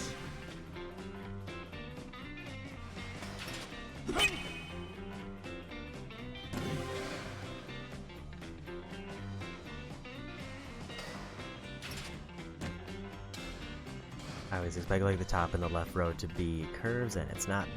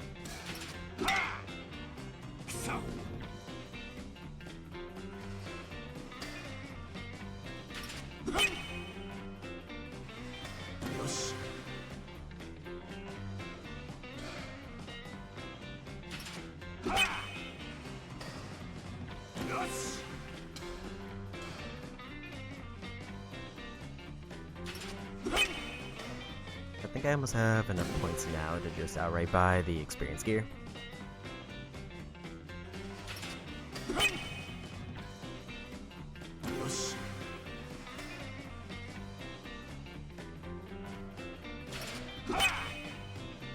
That was gonna be later on that one. Luckily, this bad's very forgiving.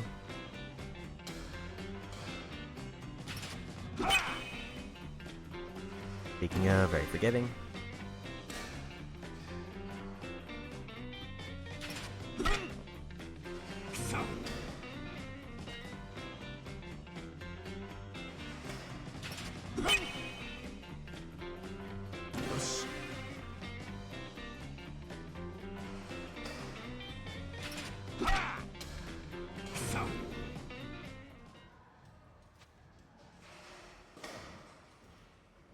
A rank for that one isn't too bad. 3,200, so I didn't get enough to get the gear. I want to at least get enough to buy the experience armor.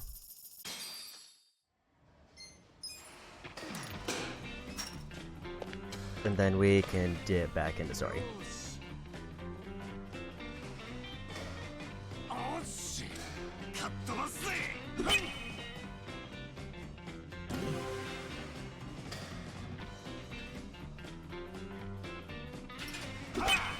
I need to get at least to the set that I was at in order to get enough points.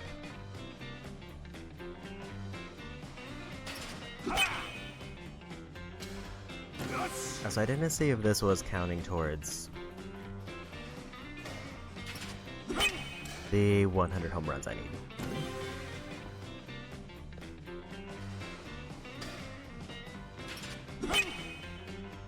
Because I feel like I should have hit 100 by that point.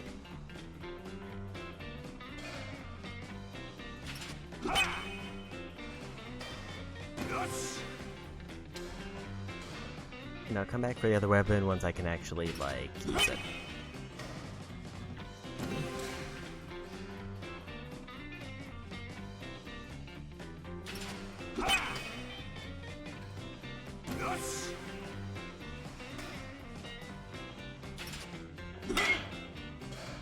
kind of underestimate how much 70% would cut off the higher marks.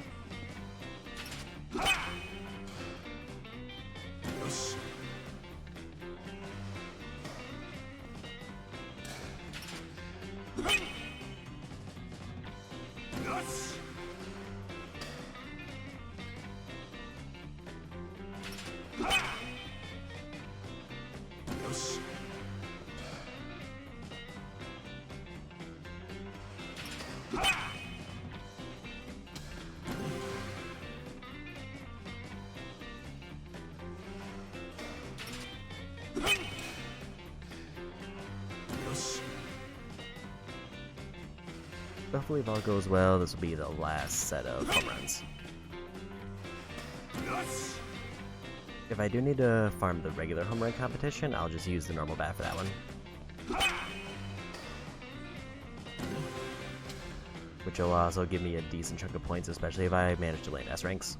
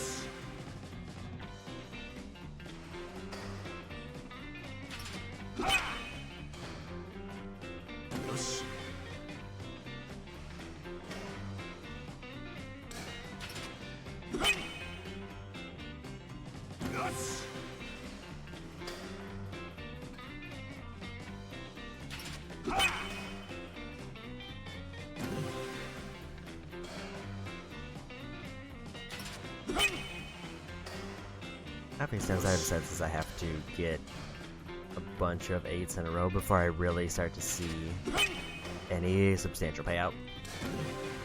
It's very easy to miss just 2 slightly.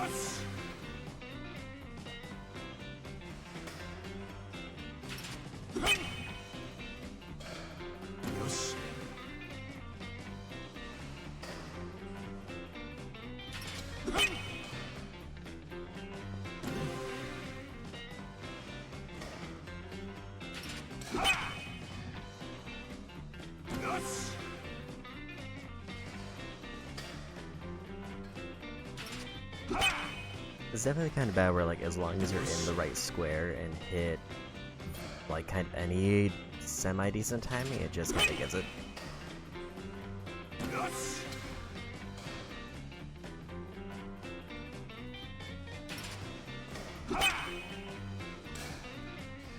Like, as long as you don't completely whiff the timing, it just is kind of free.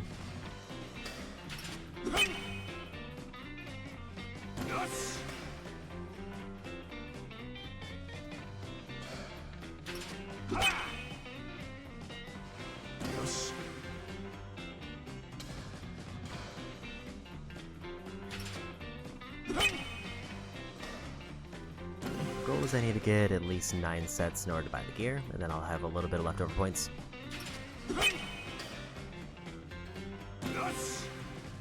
If I get any more than that, then that's just saving up for the weapon.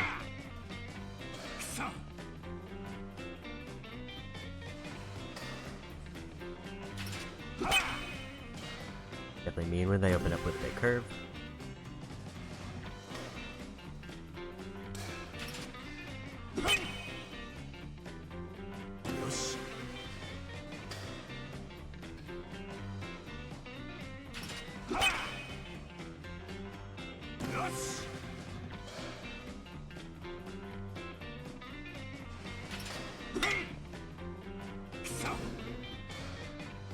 2 misses, I'm allowed.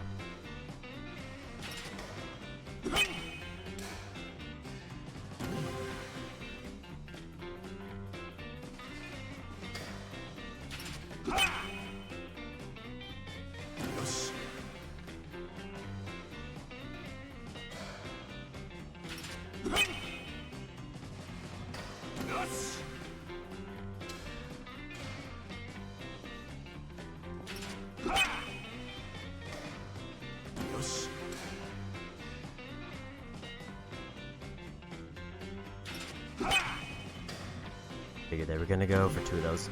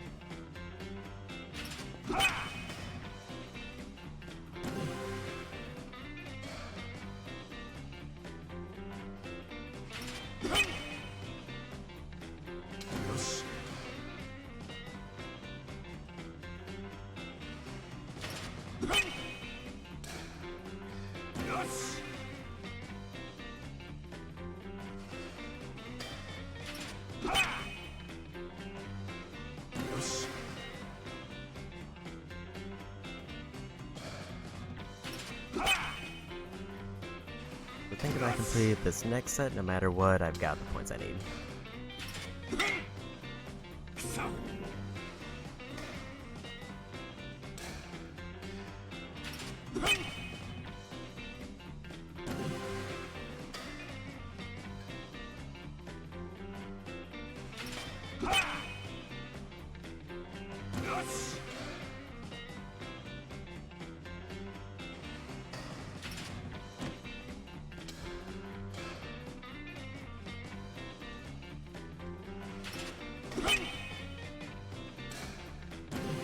Can't afford any more misses.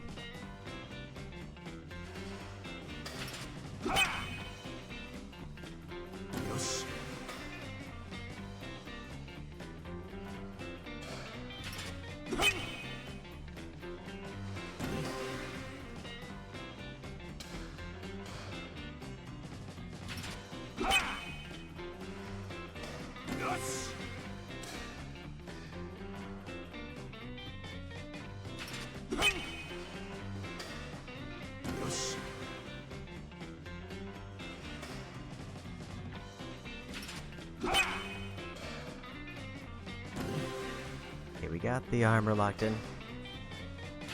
I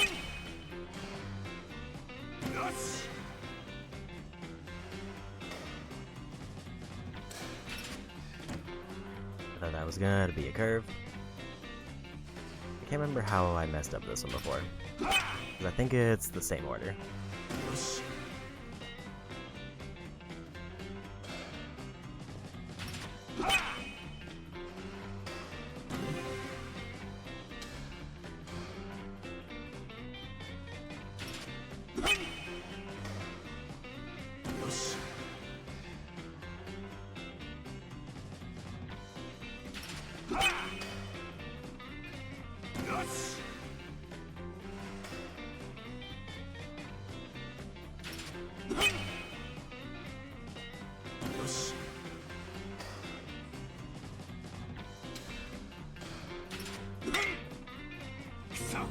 Didn't move over to the right far enough. And that's a loss.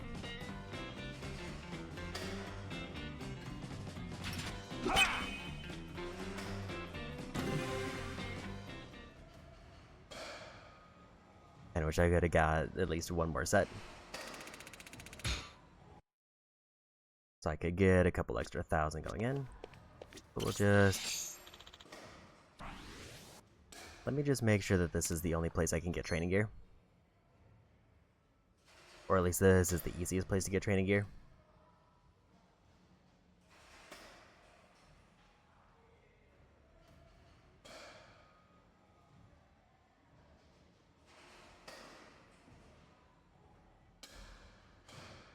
So there's one spot that's easier, but it's at the end of the game.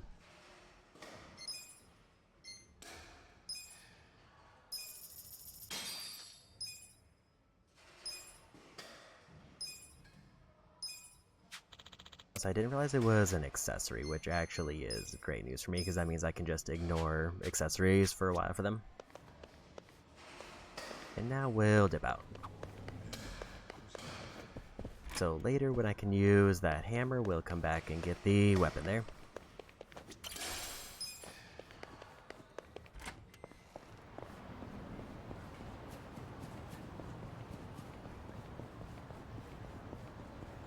But until then, that's a pretty good start to baseball. Also, I think I did confirm that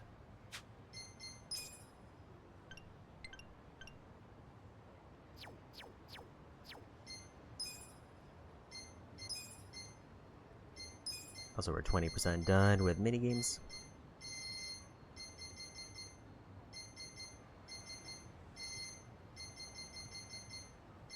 Yeah, so those definitely didn't count for that, and there's probably another step to that.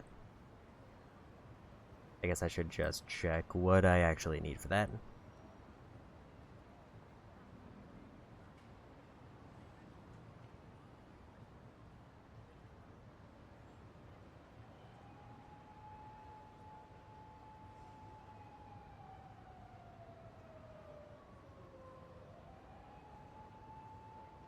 So I need 200 total home runs, but not in the home run competition. Which means I can farm expert. And ideally, farming expert would just get me like a few extra 1,000 points.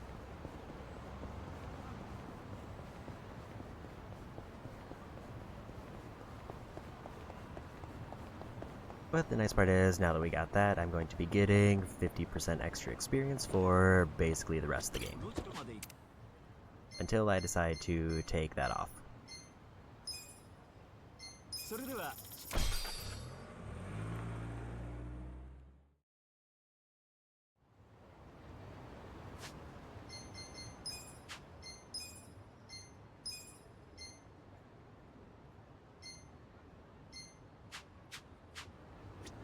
Gonna check their bond levels while I'm here.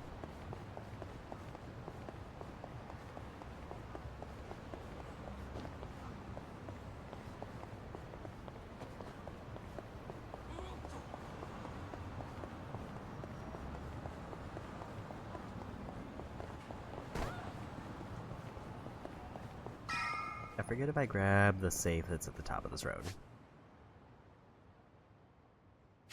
I don't think I did because I feel like it would be more marked off on the map.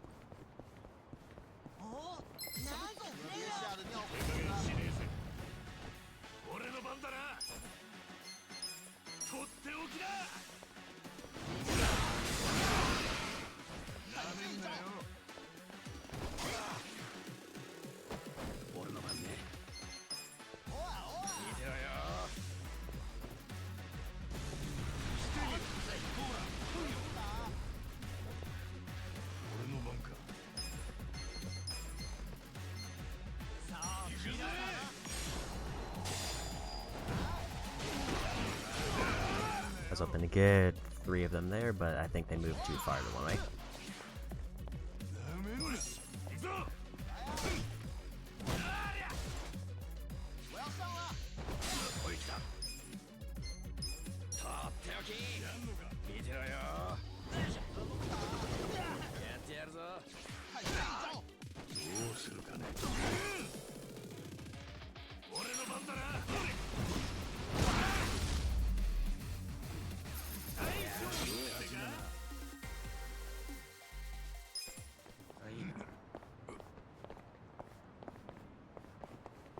Let's just make sure I got the safe that's up here, and then we'll go for story.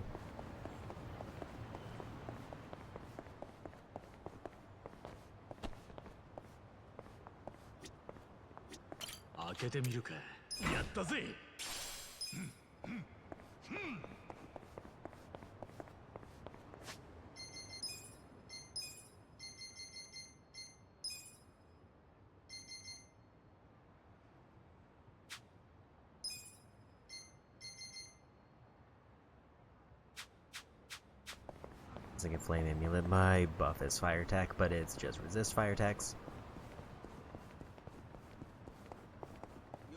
そこのお前何見てるんですか。およ。よし行くぞ。見せてやるよ。俺の国さっておき。ほら来いよ。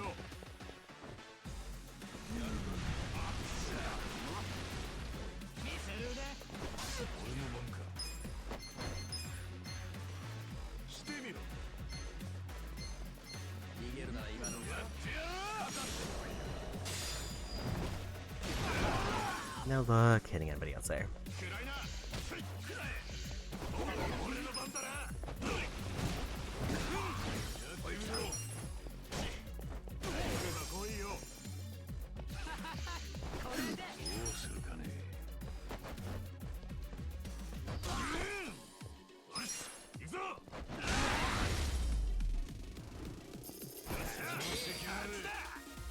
Now we're really pumping out the damage numbers.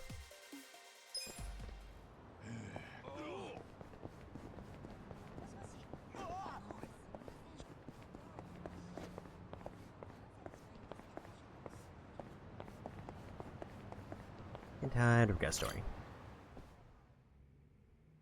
にーはお、いらっしゃいませ。にーはお、いらっしゃいませ。にーはお、いらっしゃいませ。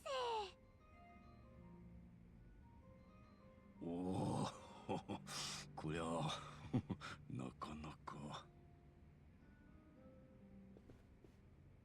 いやはや、どの女の子もかなりレベルが高いぜ。反転工事にこんな店があったとはな。んなことより手は。どうも。はじめまして。よろしくお願いします。おお、よろしくな。にーはお。いや、サエコって女の紹介できたんだが。さえこ？ああ、さっき面接受けてた子ね。ビップ席から指名受けてそっちに着いたわよ。ビップ席？ほら、奥にある部屋。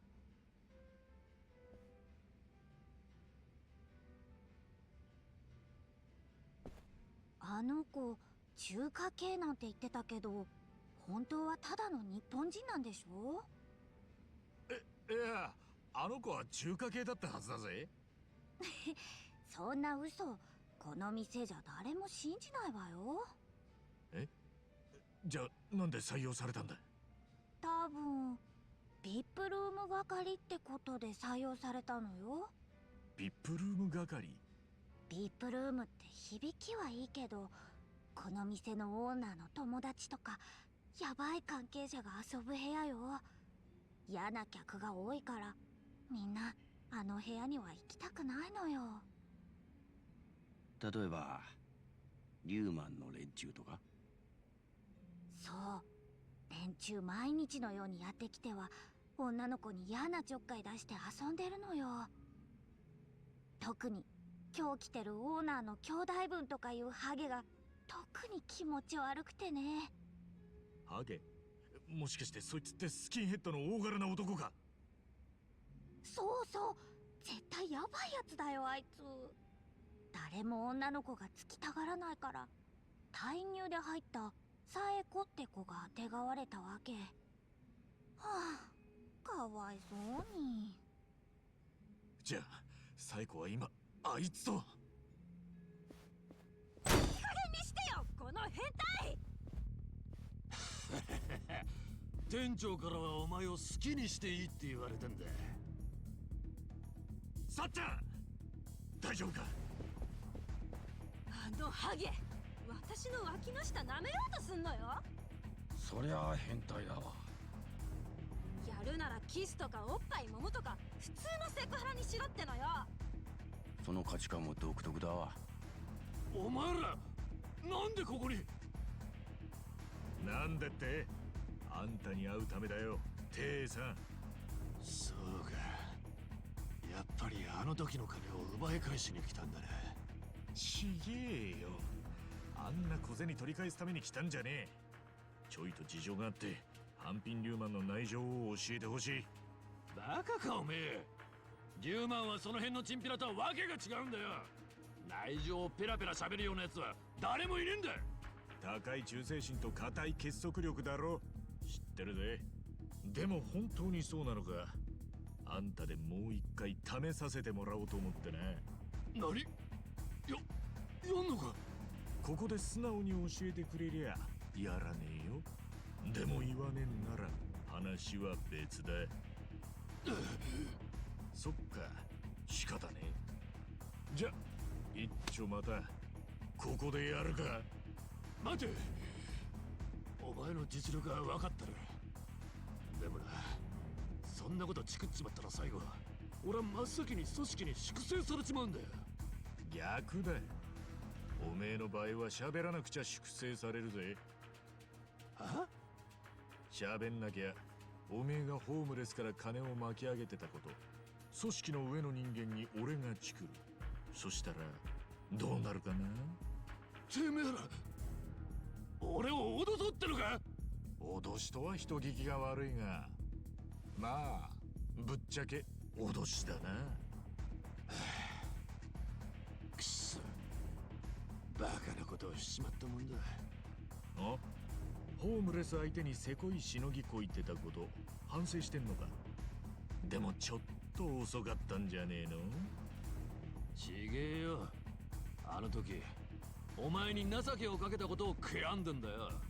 こんなことになるなら最初に会った時に殺しておくべきだったってな。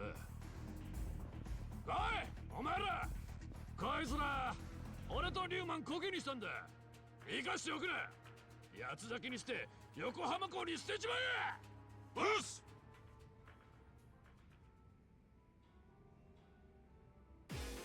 怒られる覚悟はできねえぞ。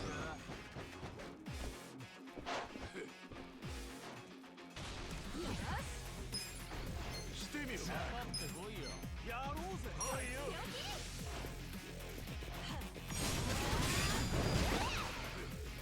俺の番だな。やってやるぞ。とっておきだ。やってみろ。 Got a knockout there. なめんなよ。見てろよ。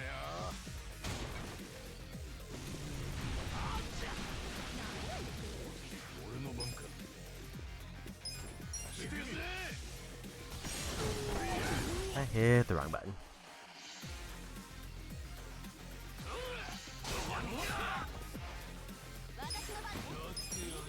ほら来いよ。よし、行くぞ。よっしゃ、行くぞ。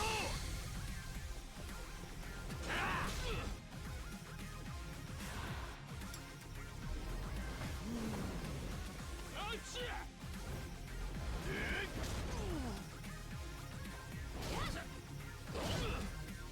とどめだ。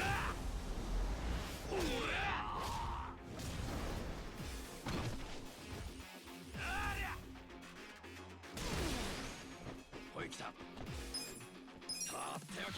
There should be a win.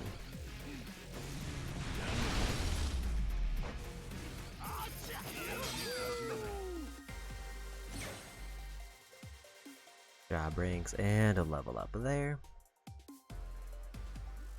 I think Sayako's bond is max. I need to go to a bar. 一つ上の男。まだ成長できるとはな。またいい女になっちゃった？ Character skill and a job skill. くたばんのはまだ早いぜ。聞きたいことがあるっつったろ。くせえ。誰がてめえなんかに。じゃチクるしかねえんだけど。待て。言えば絶対にチクらねえって約束できるのか。ああ、組織の忠誠心も大事だろうけど、ちった人を信用してみろよな。おめえを信用しろって。そいつはちょっと。めんどくせえやつだな。よし、じゃあチクリ開始。何？おい、店長呼んでくれ。こいつがハンピンリューマンの名前使って弱えもんからカツアゲしてた件で話があるってな。分かった。しゃべるってよ。お前らの聞きたいことは何だ？ソープランドの店長？なんで馬淵さんがソープの店長なんて殺すんだ？あそこは清流会の島だと。何かの間違いだろ。でも今のところそう考えるのがストレートなんだ。まあ直接馬淵に聞いてみなきゃわからねえけどな。マジで犯人は馬淵さんなのか？私電話で聞いたのよ。手下がラオマーって呼んでいるの。確かに馬淵さんは直属の部下にはそう呼ばせてるけど。え？おいて、おめえだってラオマーって呼ぶんじゃねえのか？いや、俺は呼ばねえ。だって俺中国語は喋れねえんだ。え？あんたリューマンなんじゃねえのか？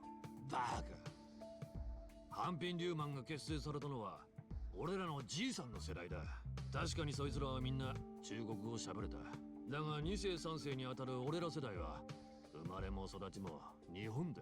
だからその世代の中国語の能力は人それぞれ。俺が知ってる中国語なんてニーハオとシェイシェイくらいのもんだ。国籍だけの中国人ってことか。ああ。でも国籍があればまだマシな方さ。不法滞在者の間に生まれた子供は戸籍さえなくて学校にも行けねえやつも多い。リューマンには字が読めねえやつもたくさんいるんだ。一昔前のヤクザみてえなもんか。組織はそういう人間の受け皿にもなってるわけか。それも結束力の理由の一つだな。馬淵ってのはどんなやつなんだ？馬淵さんもこの町の貧困の家で生まれた。だがあの人は努力家でよ。死ぬほど勉強して一流の大学出て中国語、英語、さらに韓国語まで話せる。本人が切れ者だから側近の部下も頭が切れる人間しかつけねえ。俺なんか馬淵さんと口も聞いたことねえよ。じゃあ馬淵の居所は？知らねえよ。電話番号は？だから知らねえって。知るわけねえ。同じ組織でも俺らとは住む世界が違う人なんだ。てめえはったりかます気じゃねえだろうな。嘘じゃねえよ。本当に知らねえんで。こいつ想像以上の下っ端だったってことね。あんた綺麗な顔して口は最悪だな。確かにわざわざこんな店に潜入までして無駄足もいいとこだったが。たくお前も散々痛めつけといてひでえ言いようだね。だっておめえリューマンのくせして馬淵のこと何にも知らねえじゃねえかよ。しょうがねえなこりゃ。まあいい、もう行っていいぞ。お前らあ、なんだ？どうせいつか俺のことチクるんだろ。は？どうやらお前なんか勘違いしてんな。何を？俺らの知り合いが死んでそれに馬淵ってやつが絡んでると俺らは思ってる。だから馬淵の情報をどうしても聞きたくてお前に手荒な真似をしちまった。でお前は被害者面してるけど元はといやお前がやった悪さが原因だろ。まあでもな、俺らはお前を殺す気もねえし、ついでにお前が組織に粛清されて死体になるのも見たくねえんだわ。信用しろってさ。チクらねえって嘘じゃねえ。これ以上何も知らねえようだしもう用はねえからとっとと家にでも帰って。何も知らねえってことはね。え？他になんか知ってんのか？俺の知ってることといえばそうだな、馬淵さんはやり手でいくつもビジネスを抱えてる。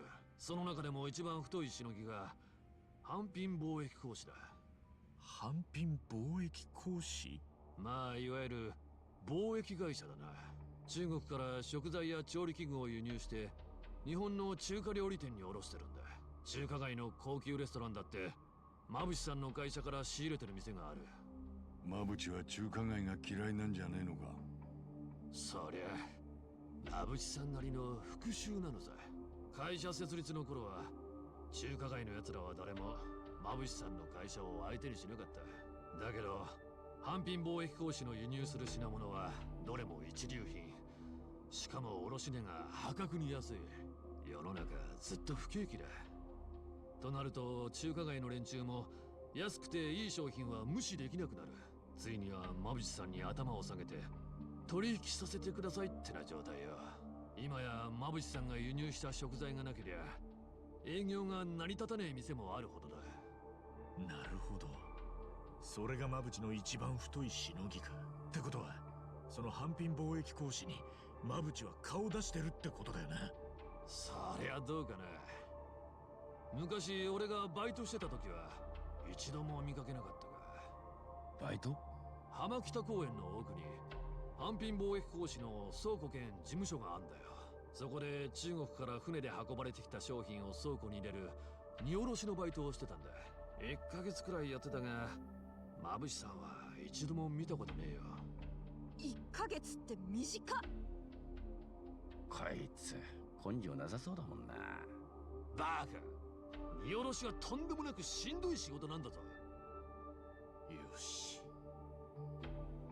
俺たちもやってみねえか、販品貿易公司のバイト。いやでもやったところでよ、馬淵に会えるかは分からねえんだぞ。とはいえ今つながる線はそれしかねえ。そうさ、直接会えなくったって馬淵につながる何かが見つかるかもしれねえだろう。それに乙姫ランドが潰れてみんな無収入なんだし。待てよ、倉庫のバイトの多くがリューマンの若い奴らだ。お前らみたいな日本人が行ったところで怪しまれるだけだ。宿っちゃくれねえぞ。なるほど、じゃあまたあの人に頼むしかねえな。だな。ハロワの神戸さんに相談するか。あの人ならうまいこと倉庫作業ぐらい斡旋してくれるかもしれん。ちょっとは給料も手に入るだろうし。お給料もらいながら情報も手に入る。悪くないわね。荷下ろしは女には絶対に無理だ。そんな甘い仕事じゃねえ。バカにしないでよ。キャバ嬢は重労働なんだから。じゃあ決まりだな。明日の朝一にハロワに行って都合してもらおう。よし、そんじゃあ今日のとこは引き上げるか。あのよ。ん？俺がホームレスから金を取り上げてたこと、本当に馬淵さんに言わねえでいてくれんのか。マジで怖えんだよ、馬淵さんは。何度も言わせんなよ。大丈夫だ。でもあんたもなんで急に販品貿易公司の話をしてくれたんだ？本当に内緒にしてくれんなら仮になっちまうからな。だからよ。借りたなんてやめてくれよ。信用してくれたんだな。ありがとよ。あ、それとよ、今度から女の子の嫌がることはすんじゃねえぞ。ああ、今度からはキスとかおさわりだけにしとく。それならいいんだろ。一番、やっぱここでやっちまおうよ。いや、飲むだけにします。おとなしく飲むだけに。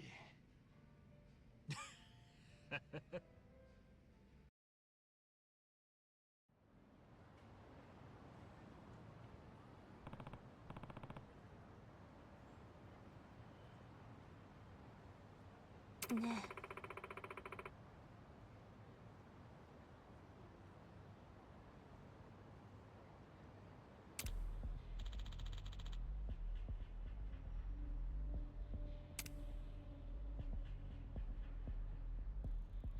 おい。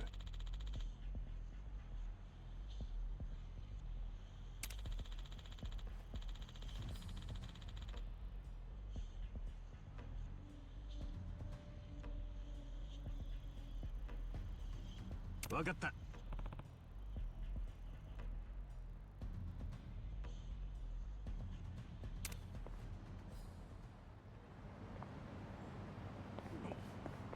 Ugh. First, before we go on, let me actually check her bond stat to see. We should just go. Yeah, we should just go by her.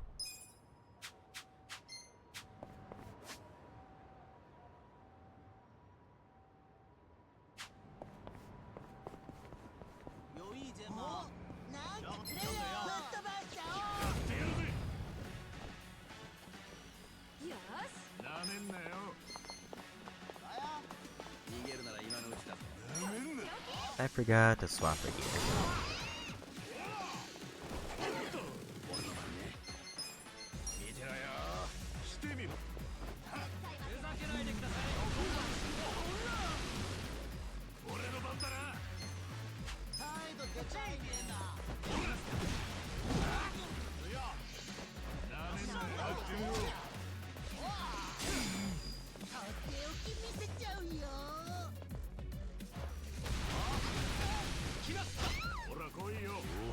That was a lot of damage.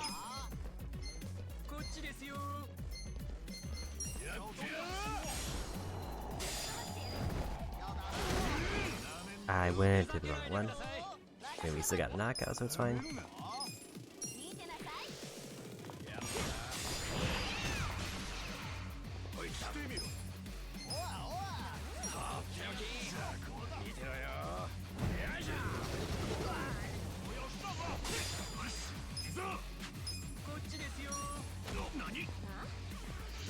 I should just focus on when it was close.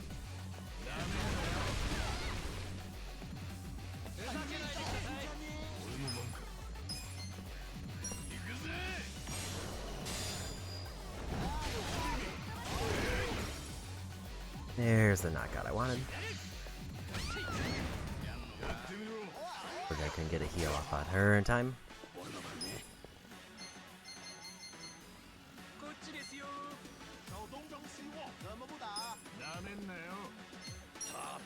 I need to heal him.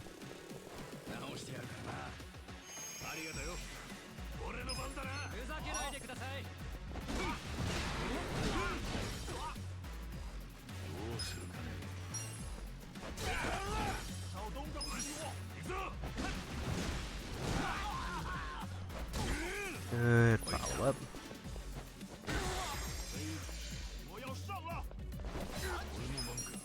Missing a lot of these perfect guards. Isn't the most ideal.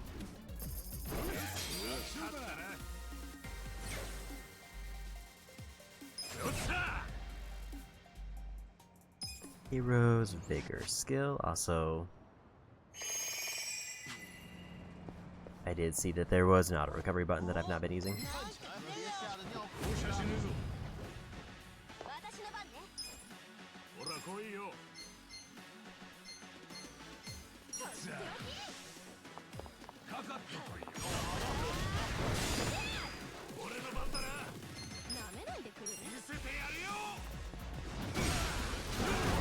Too early on the triangle.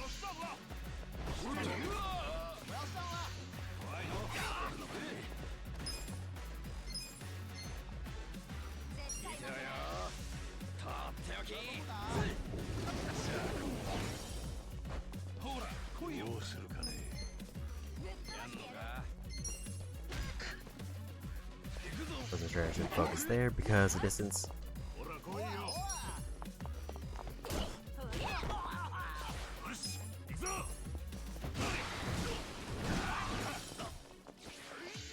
I also forgot to swap Psycho's gear.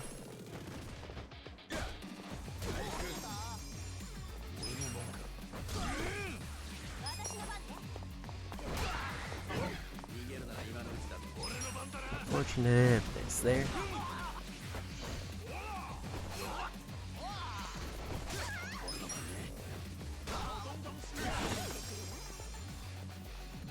Just go for auto attacks. And soon I am gonna want to go for the can quest because I can get Psycho's new weapon.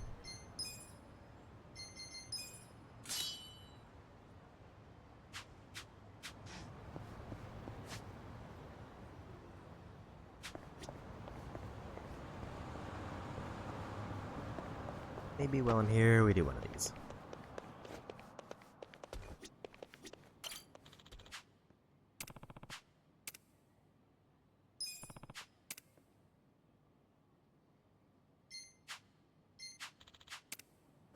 me see who actually needs bond.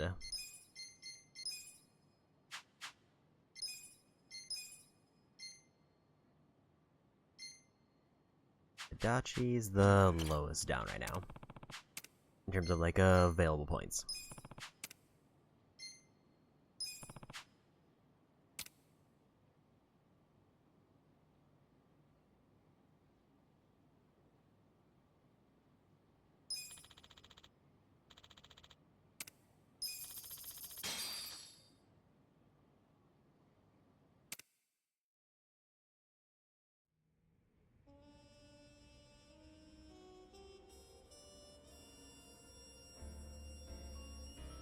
私には人には言えない秘密がある。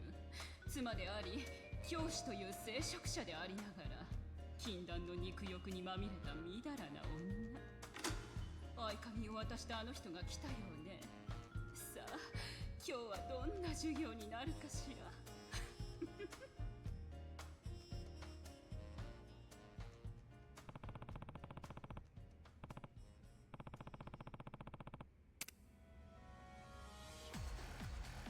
なんか急に眠気が。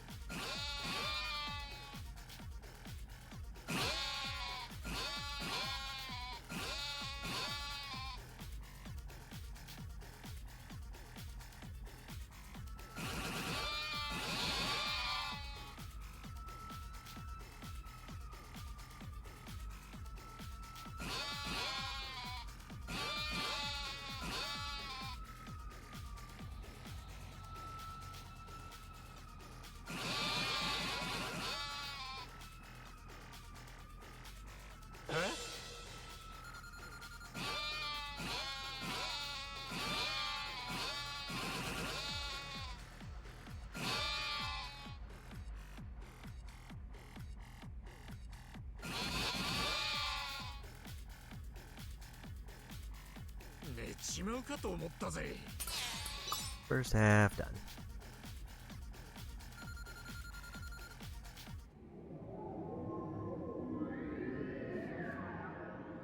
ふう、なんとか耐えられたな。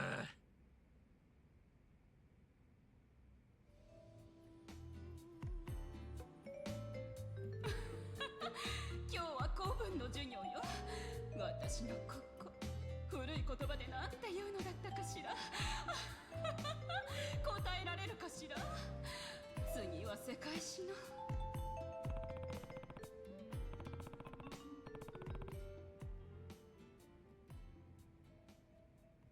やっぱ映画館って眠くなるわ。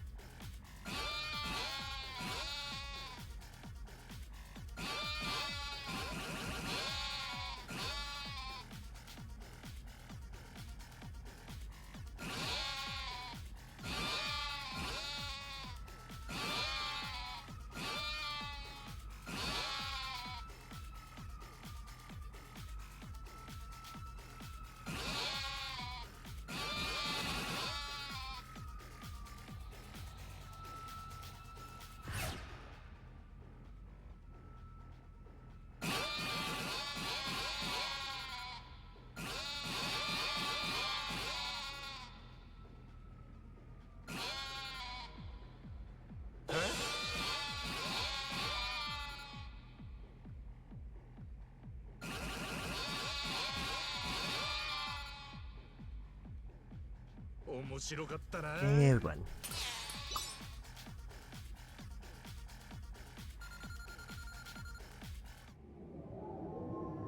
That's 3 movies done. Assuming it gives me credit for the first one. 起きてられたぜ。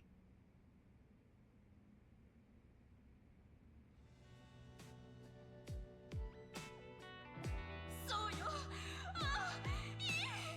あなたの指示棒で私をこじ開けて。私はこの甘くただれた快楽から逃れられない。次に私の授業を受けに来るのは誰かしら。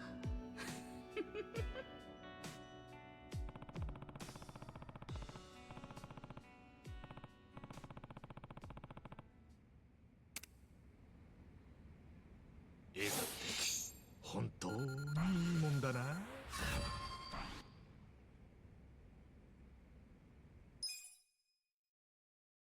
Halfway through the level of Rams I need to take out. 面白かったぜ。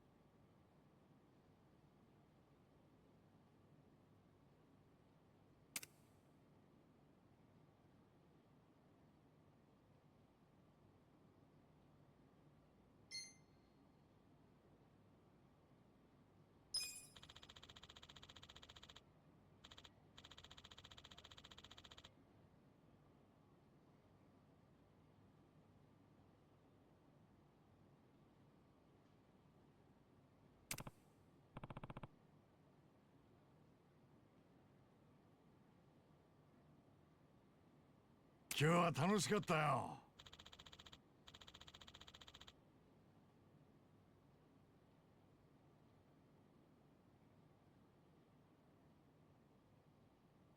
そうだな。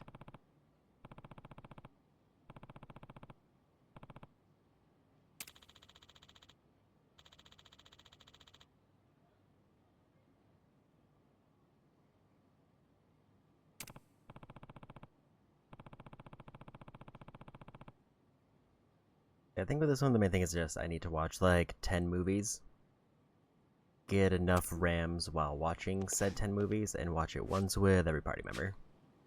I'm gonna wait on Nambas until he's at least early on enough in a rank.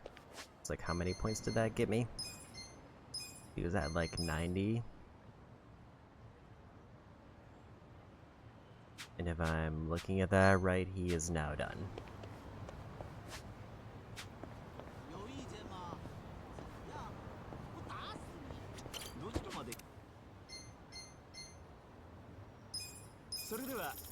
Gonna go to survive to get the 2 bonds done.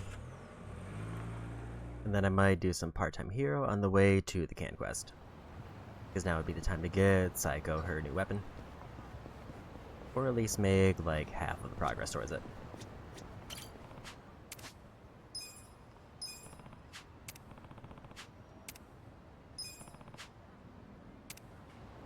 I'll just plant those random seeds I got. I guess I can't do his level 2 yet.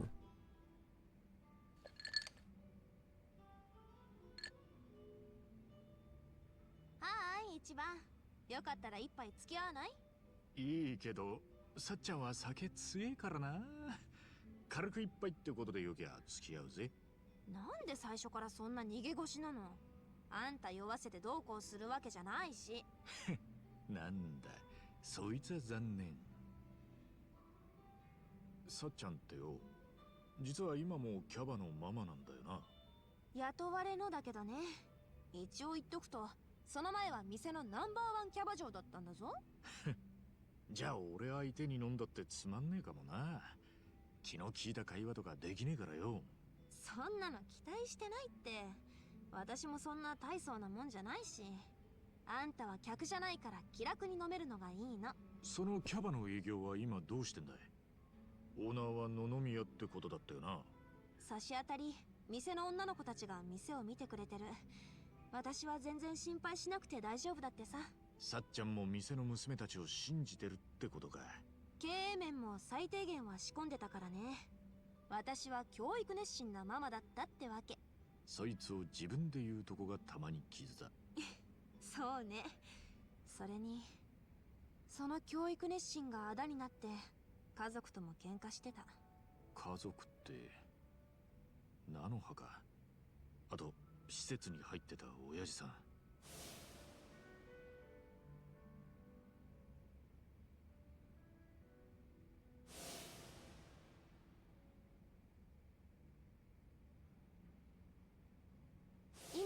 母たち落ち着いているみたい。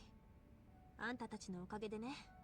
父は別の真っ当な施設に入ったし、菜の葉は前までやってた事務系の仕事を探してる。二人とは連絡取り合ってんのかい？いえ、全然。キャバの子たちがこっそり様子見て知らせてくれるの。私が姿見せたら多分菜の葉怒るから。なんでだよ。そこまで仲悪いのか？まあね、もう7、8年は会ってない。電話では話しても会ってはくれないみたい。会おうって言うと何かと理由つけて断られちゃう。ま、元は全部私が悪いんだけどね。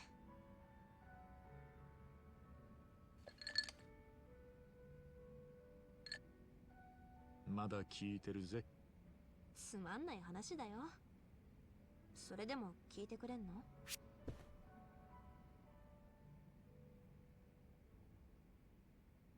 気にすんなって。どんな内容でもさっちゃんの話ならいくらでも聞けるからよ。あら、じゃあ私が仕事の愚痴を10時間話しても聞いてくれるっていうの？ああ、お安いご用だ。優しいのね。それで菜の葉と仲違いした理由ってのは？まあ、私がおせっかいすぎたせいだよね。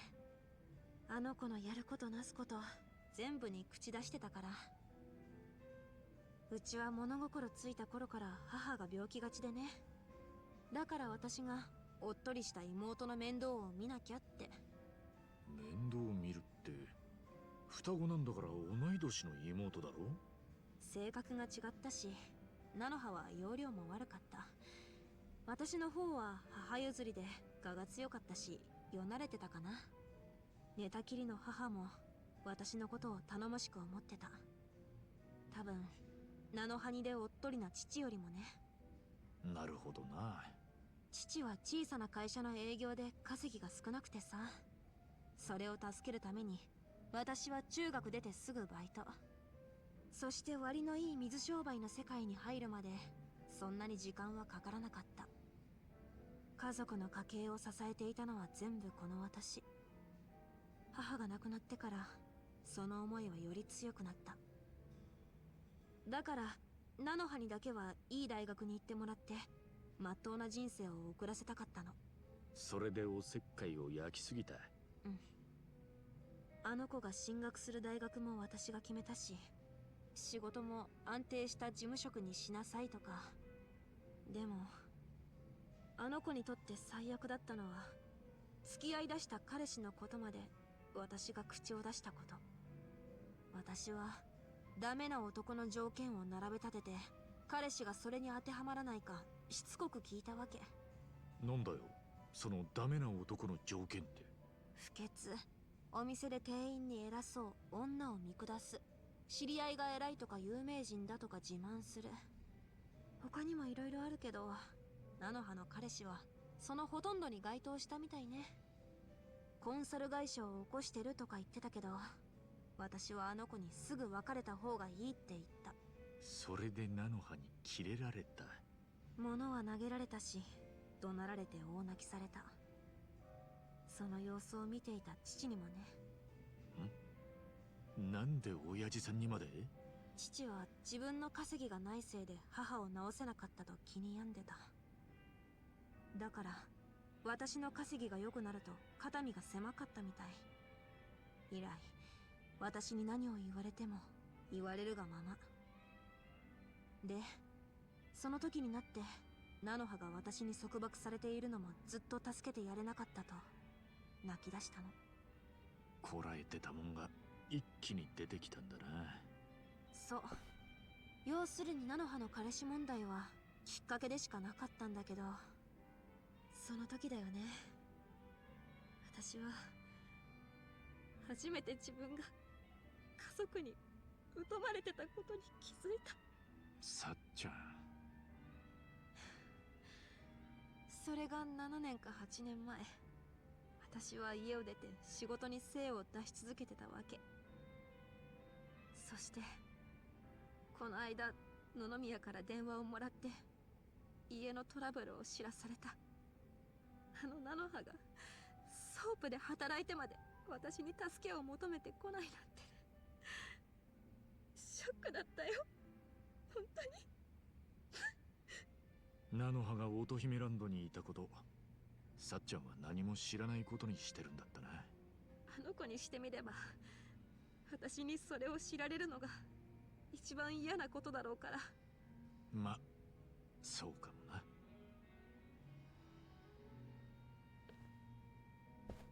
いつの間にか飲みすぎてたみたいね。私ここまで話す気はなかったのに。お酒付き合ってくれてありがとね、一番。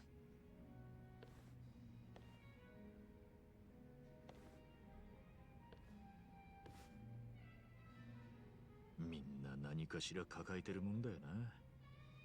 それを言える誰かがいりゃまだマシってもんだ。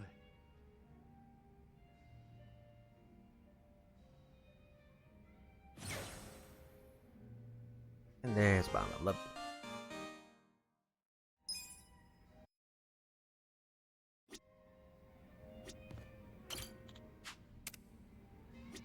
So it seems like I can't do whatever his bomb thing is. Oh, wait, he needs 75, so I guess I got 15 points from the movie theater.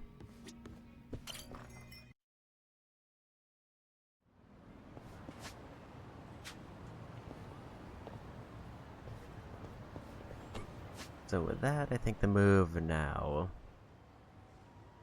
is to knock out some sub-stories or some part-time hero stuff. I think I'll just take a taxi over there, and then I'll slowly work my way towards the can quest. Because I probably want to get Psycho's bag from that. That'll be a good setup for weapons.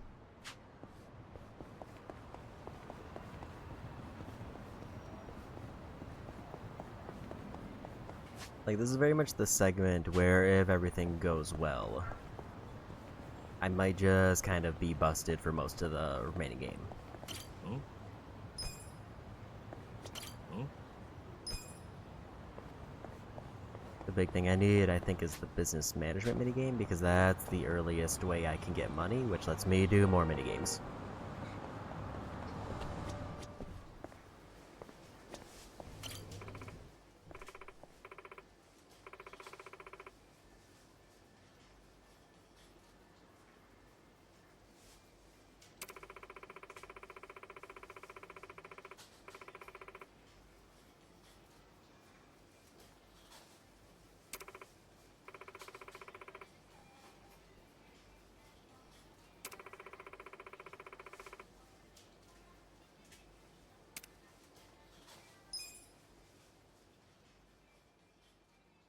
So that other one was reported on the spot, so I don't need to turn in.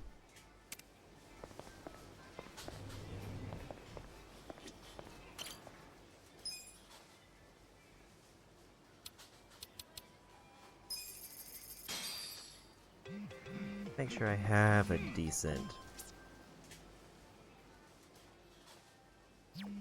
savings if anything goes wrong. That's actually a turn-in and not a quest.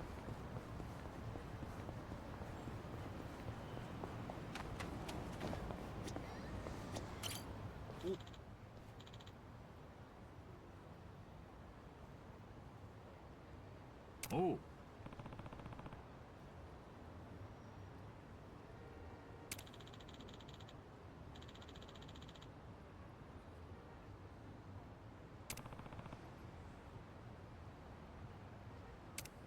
Oh!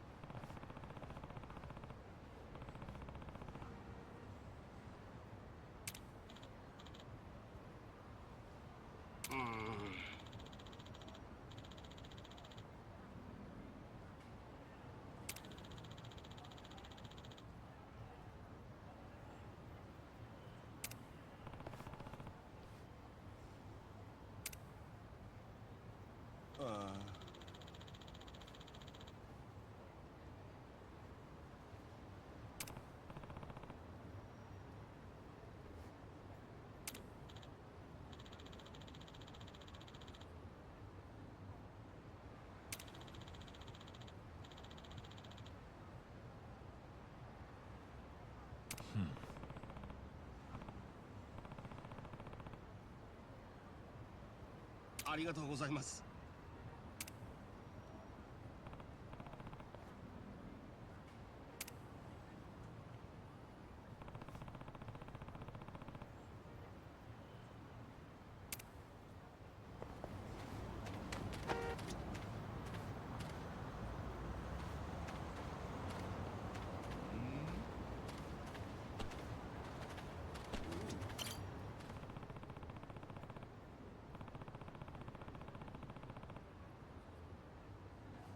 よ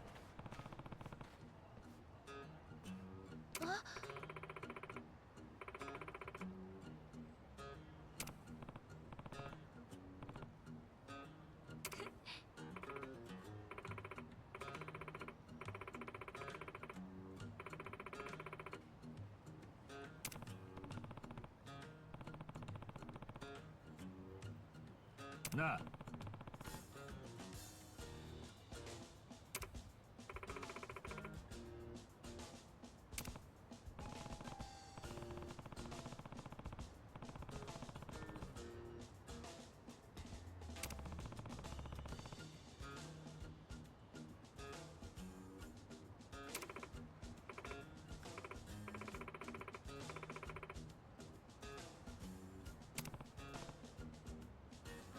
はい。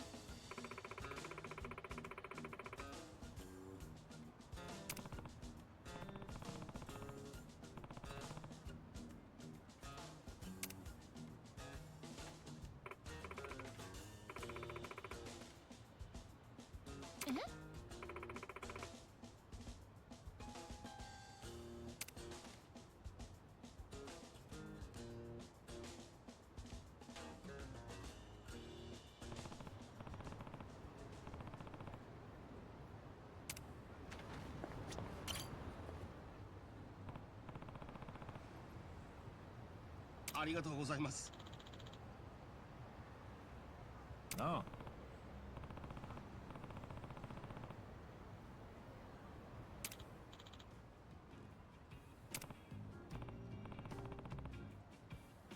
いえ。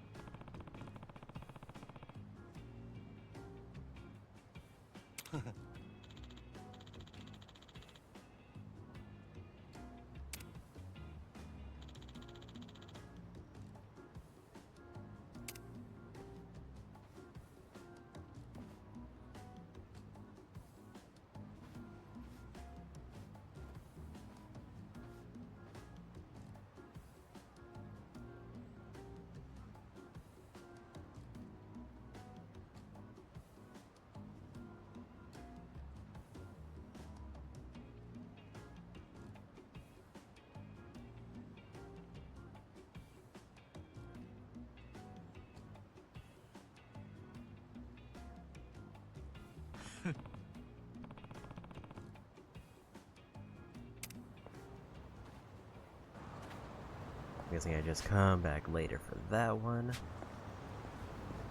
There's another substrate over here. In fact, it looks like it's already kind of proc that it's ready. どちらまで行かれますか？そうですか。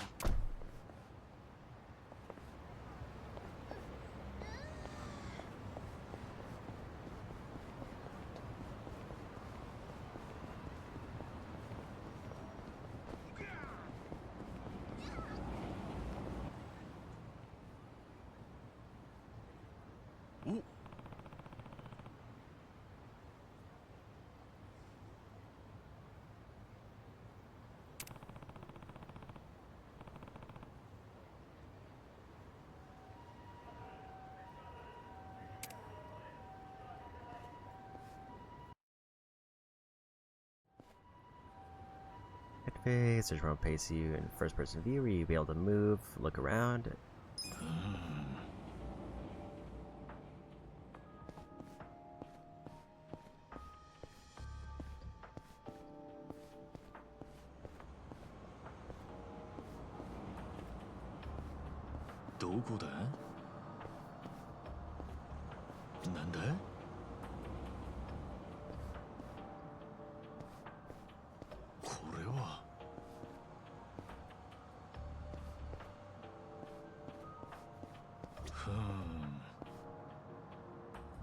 I gotta look for an X on their back.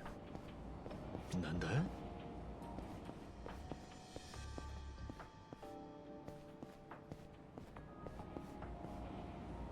Looks like an X. これはん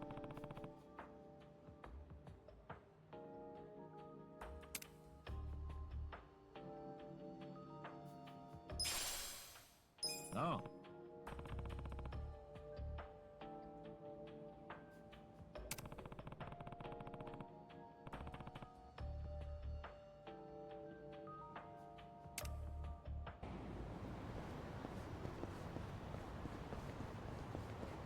Hopefully I remember that right and we can just get the turn and be done with that.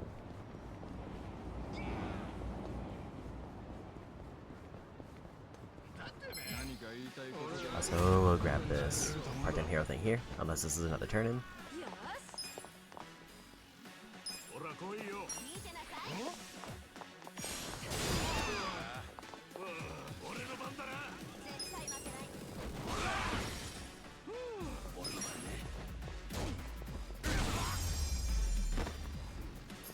いい進化だったな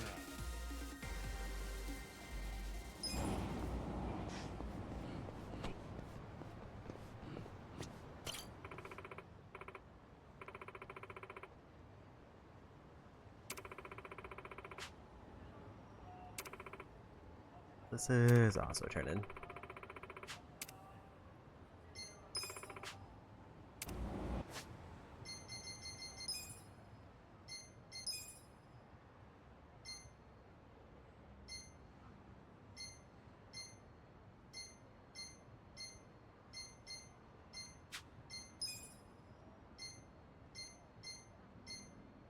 Looks like fighting certain types of enemies, and I can turn those in. And then the challenge ones complete automatically.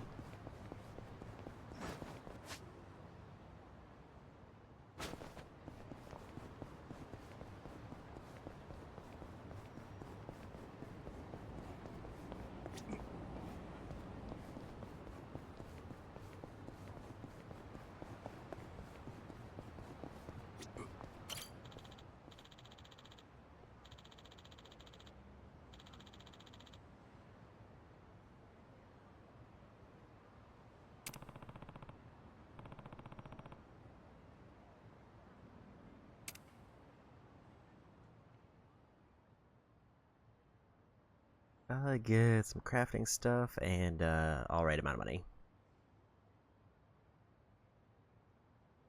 骨が折れそうだな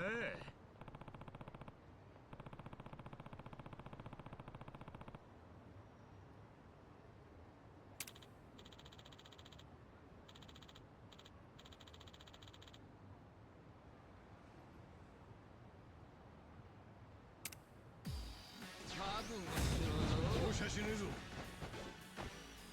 私の番ね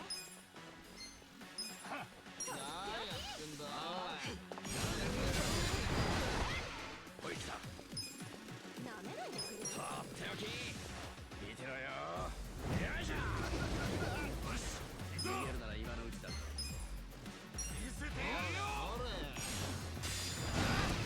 絶対負けない Big damage there. してみる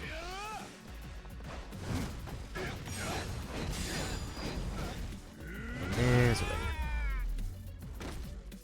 よし勝った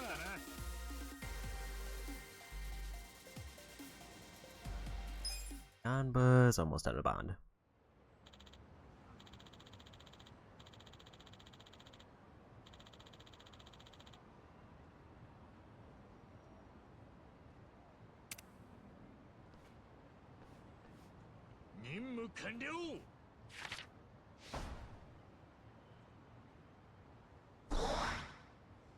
The member points are what I need to get ranks. Also, challenge done there, so I got more kindness. よう新入り頑張れよ Yeah, the goal here is basically just to do can quests until I get the weapon, and then we're done with can quests forever. がっつり拾ってやら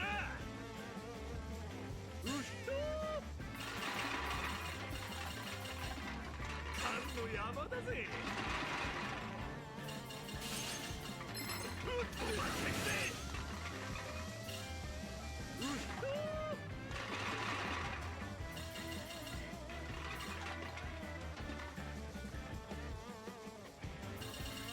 缶の山だぜ。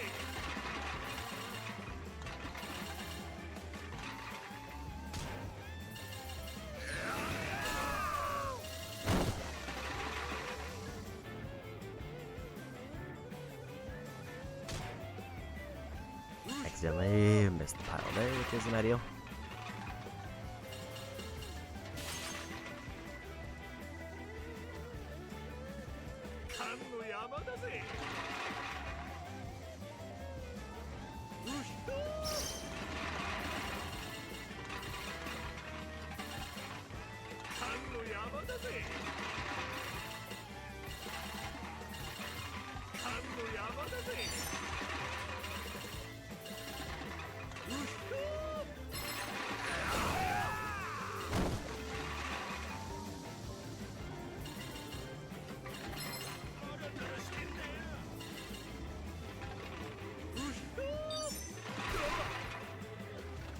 Guess I hit that a little bit too hard.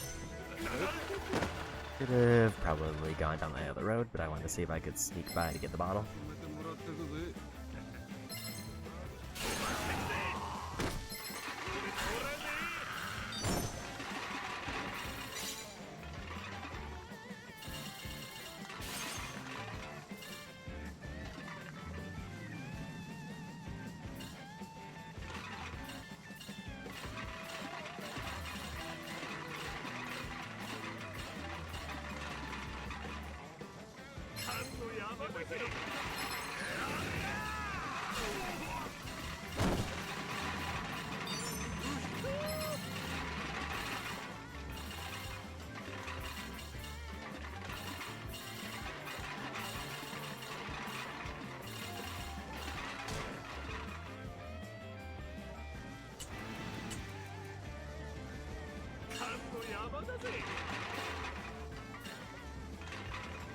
I think I'm just gonna take the turn in.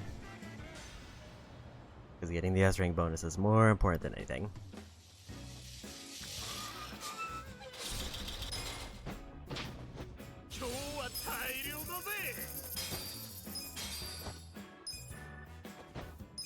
I need about 8 good runs. また来いよ。よ、新入り。たくさん買ってけよ。 I don't think I need to get the CDs or anything. And the main thing I want is this pouch. Normal attacks deal magic damage and recovers MP with a ton of stats and everything. I think that's like supposed to be the one of the 2 best weapons without upgrades. Like, upgraded weapons might be able to match it, but I have no idea how they scale.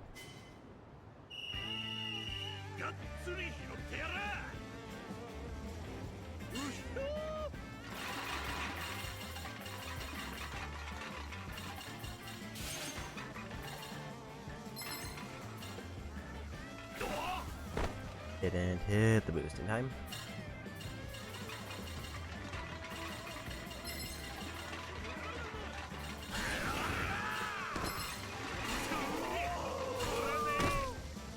At least that made up for that.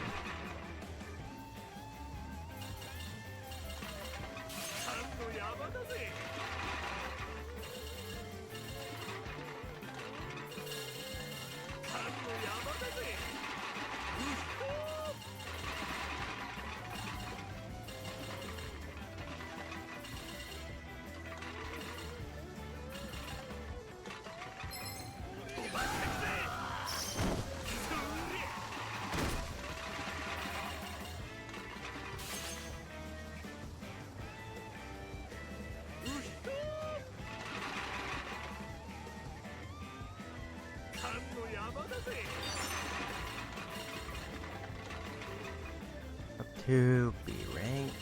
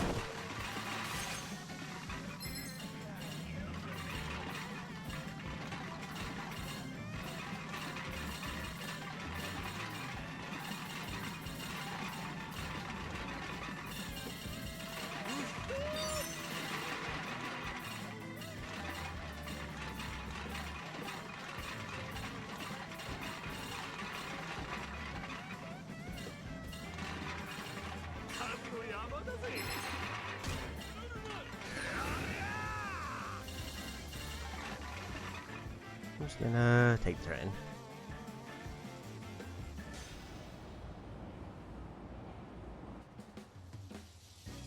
I think I was in a good position to circle back around for more energy drinks, so I figured I would just go for the turn-in. Especially because somebody started chasing me.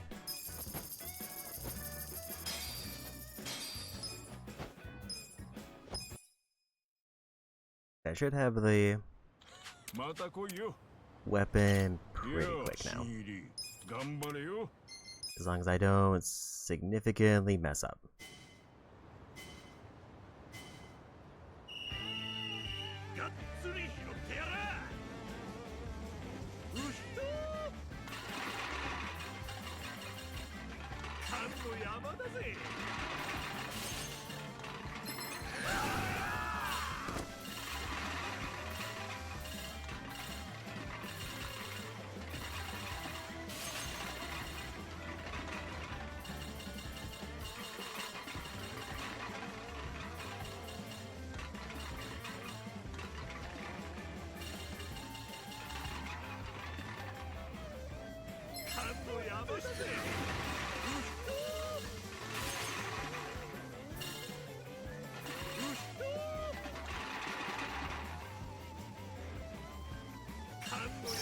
I'm lucky with the spawns.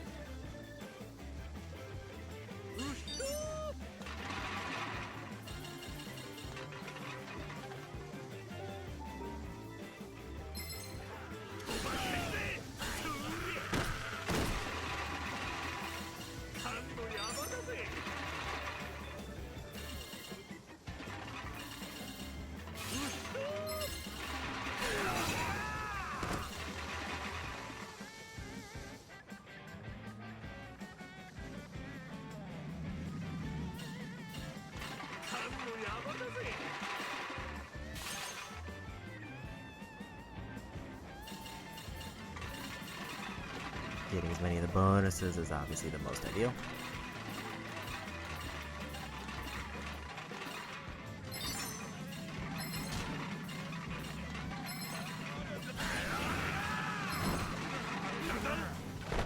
I thought I was gonna still have boost to hit them.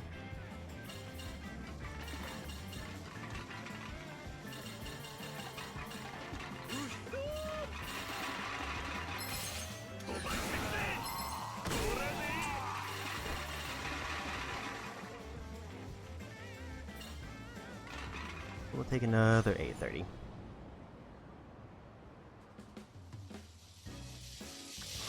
I think if I was consistently getting this number earlier on, I would have already been under this.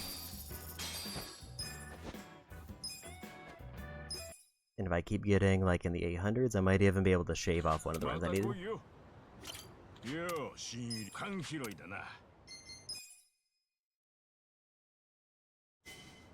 With obviously like 900 probably guaranteeing that I can skip at least one run.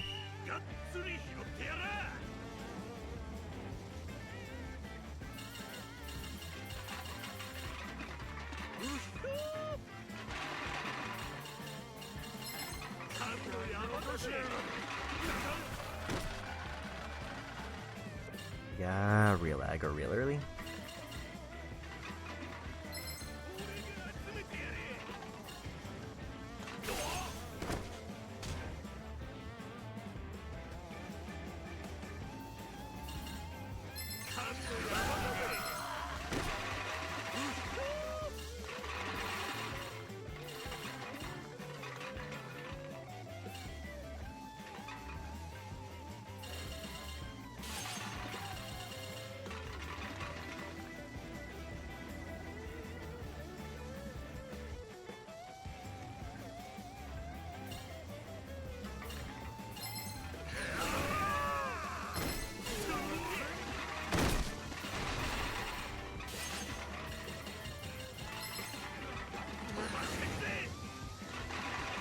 I couldn't get all three of them there because one just did a very big turn.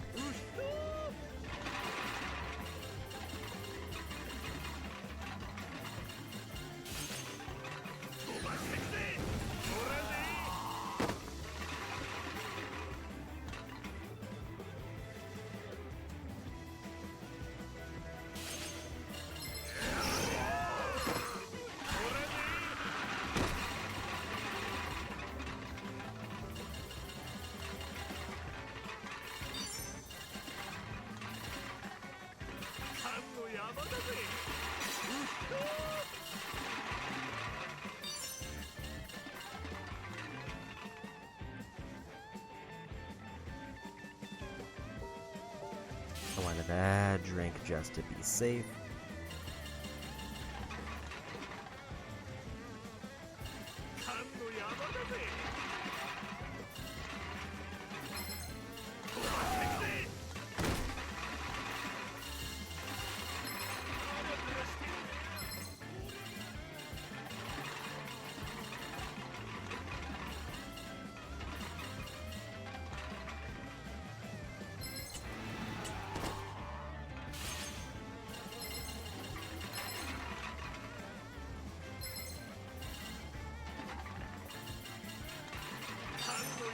Okay, S rank, but it's not a great one.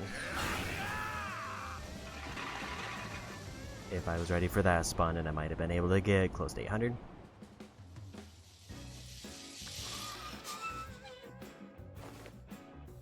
You have to take whatever S rank I can get.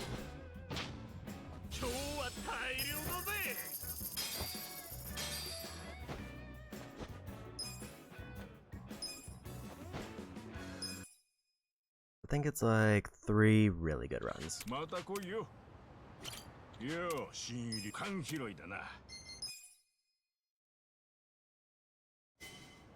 And then I don't need to worry about Psycho's weapon for a while.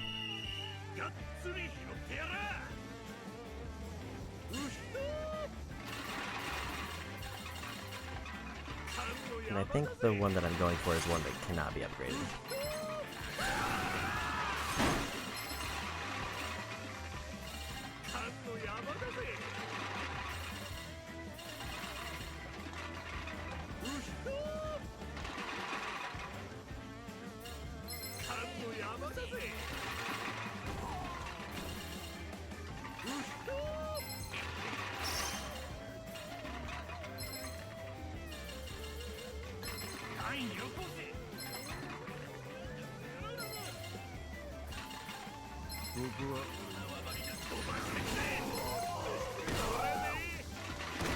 I just didn't realize that I had a drink there.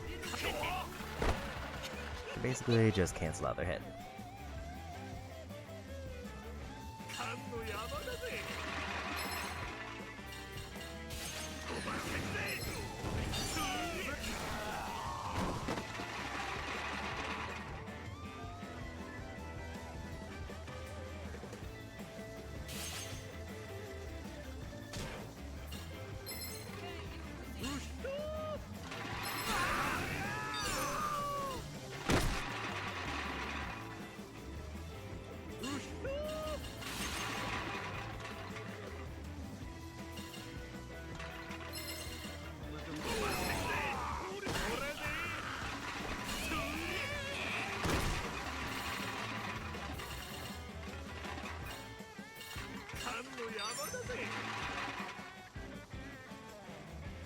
S rank as the bonus shows up.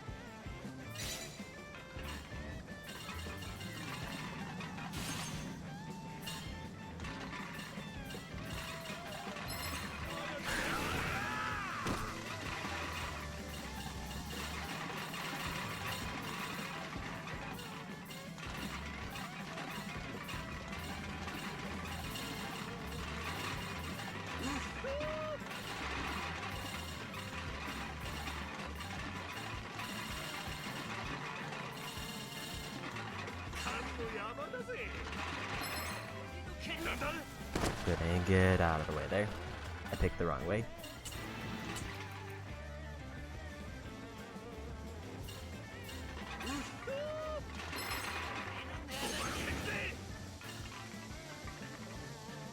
We'll just take a new record though.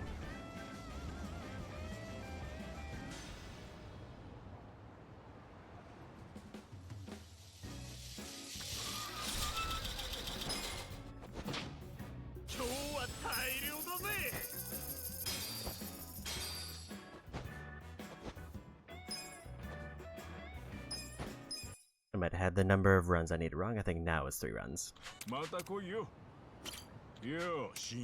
And this is just 3 runs where I get S rank.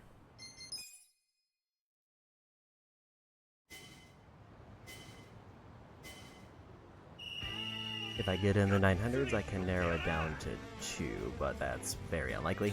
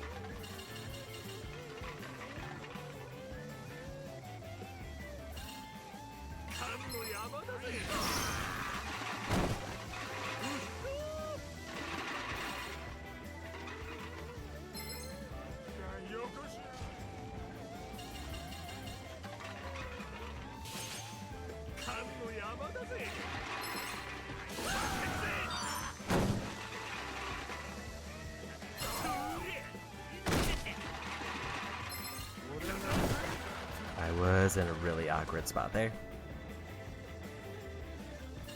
There's 2 enemies and there's no drinks anywhere nearby.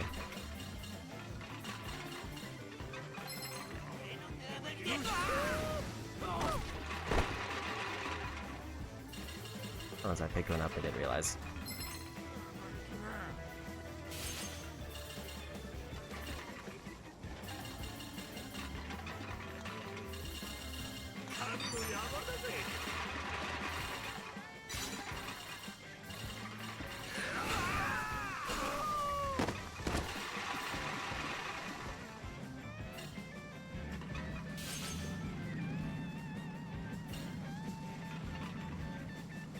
Not getting any of these bonus ones.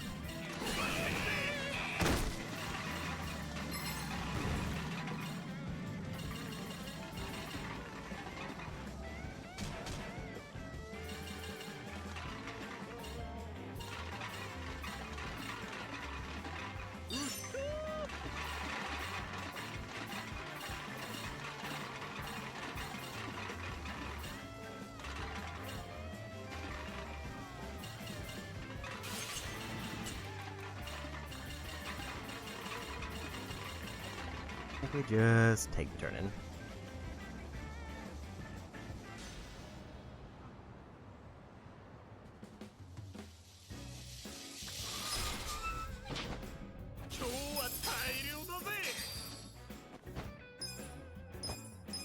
Okay, so if I get like a 900.1,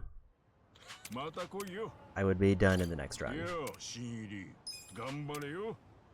If it's like comparable to the last one I did.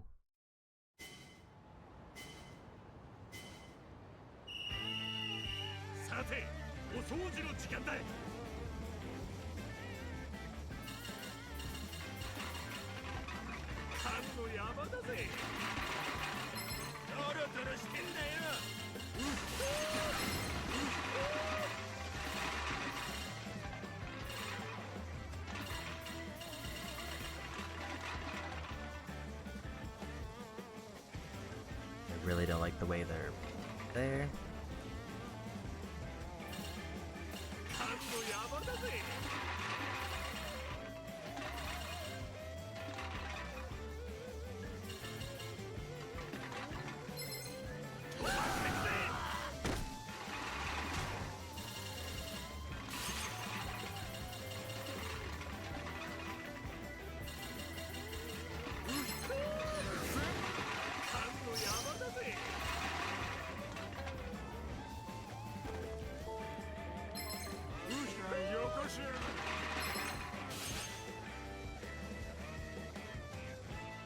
Gonna hopefully not deal with them.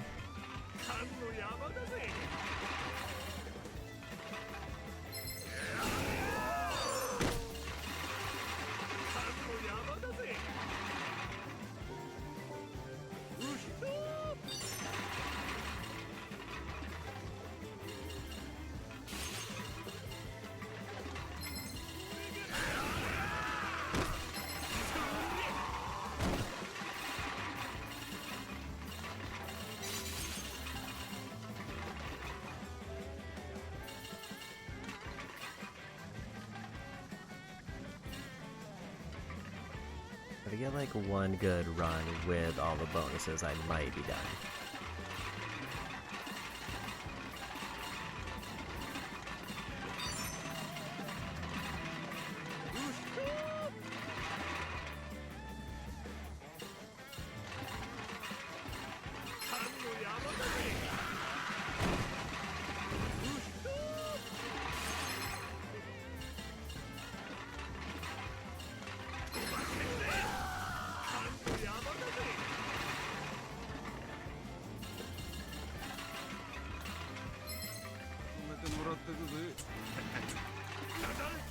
They just really wanted to get me there.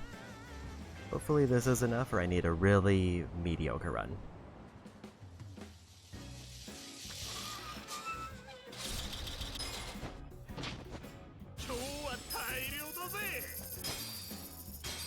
We just barely got it. That is Conquest done. Like, could I go through and get things like the CDs just to have the collectibles? Sure, but we're not doing that.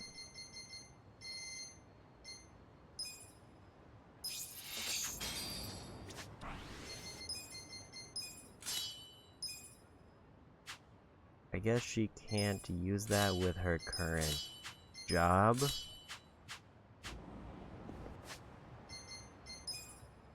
Because that's definitely a weapon, but I guess it's not.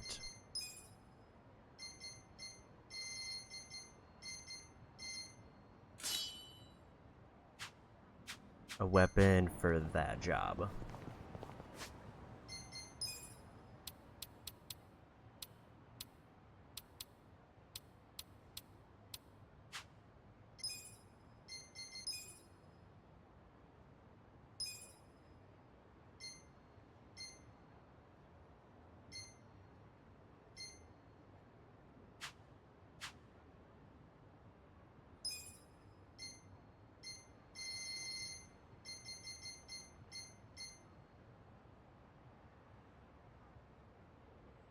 So she can equip it, but I don't know what that butterfly symbol is. That's the thing that I messed up.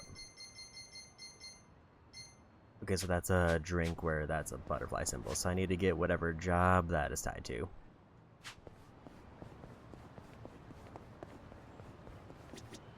Huh?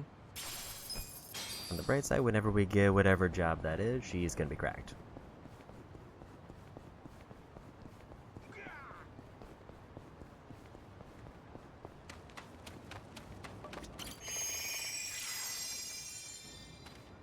Which I guess isn't exactly the worst situation to be in. It just means I'm not as broken as early as I want to be.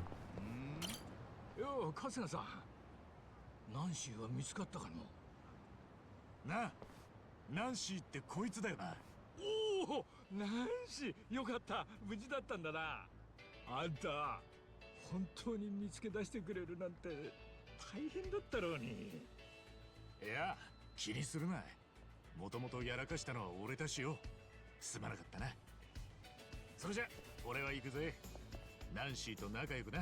ああ、ちょっと待ってくれよ。これから飯にしようと思ってたんだ。ナンシーを見つけてくれた礼も兼ねて、ぜひご馳走させてくれ。えだが遠慮はいらん。今日はちょうど食材も調達しとるし、食ってってくれや。まあそれならご商売に預かるとしますかね。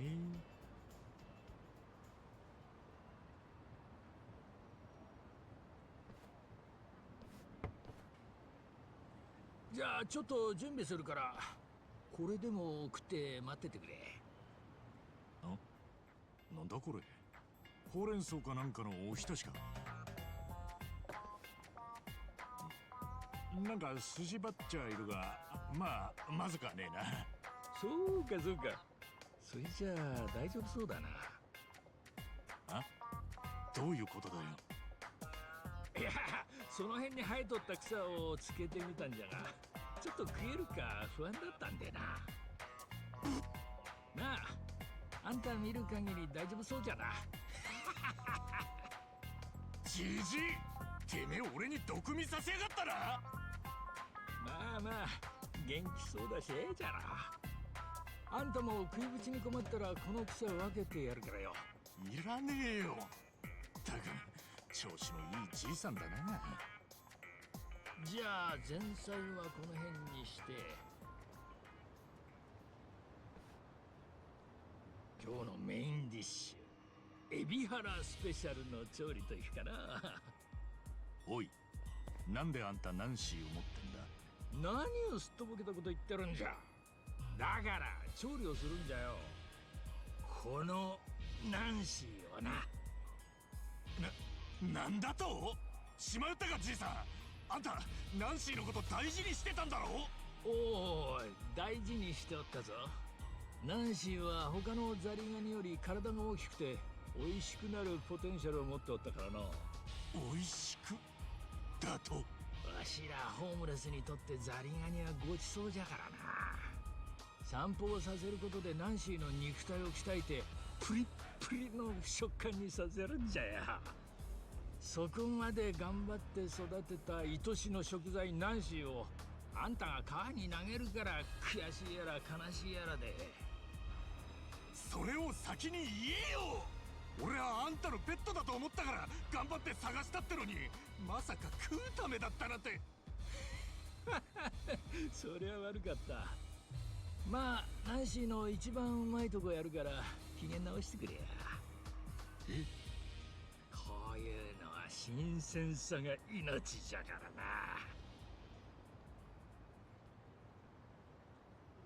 それ。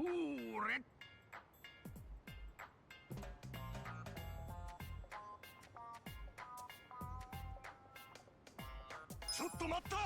ん？なんじゃ。もたもたしとると鮮度が落ちるぞい。なあ、そのナンシーを食うの待ってもらえねえか。あ？何言っとるんじゃ。今が一番の食べ頃だっていうのに。いや、なんかナンシーを必死に探してここまで連れてきたら妙な愛着が湧いちまってよ。お前さん正気か。いや、ザリガニを散歩させてたあんたに言われたくねえんだ。しかし困ったな。そうは言ってもわしの口と胃袋はもうナンシーを受け入れる準備が整ってしまったわけでな。このまま引き下がることはできん。とはいえ今のナンシーに匹敵する食い物があれば話は別じゃ。そうさな。ナンシーと釣り合うのは特上寿司折りってところがな。くそ、足元見やがって。惚れた男の弱みというやつじゃ。じゃあ特上寿司折り頼んだぞ。早く持ってこんとナンシーがお作りになるぞ。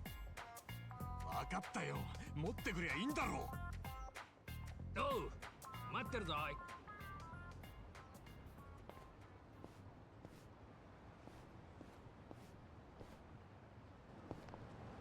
Also, apparently there's a part-time hero thing where there's like a bunch of stuff nearby.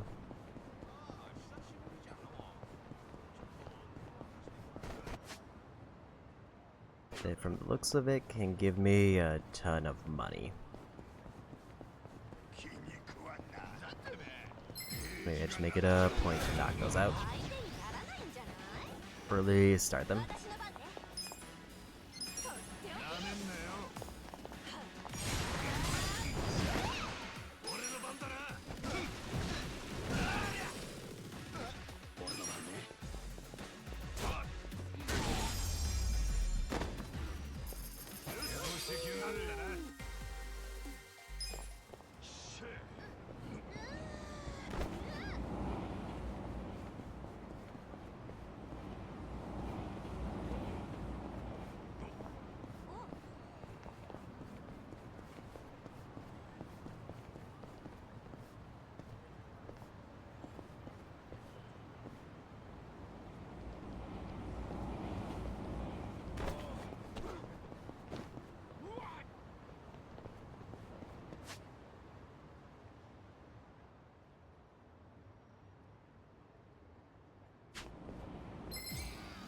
So I think I gotta find photos over here.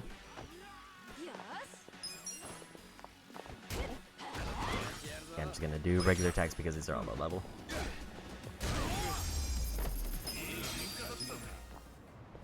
Also, apparently 2 dex ones I didn't get.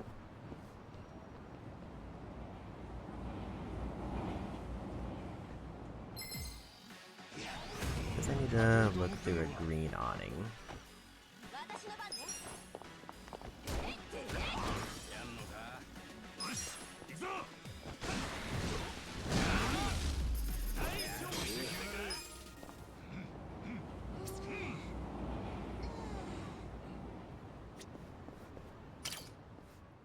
There they are.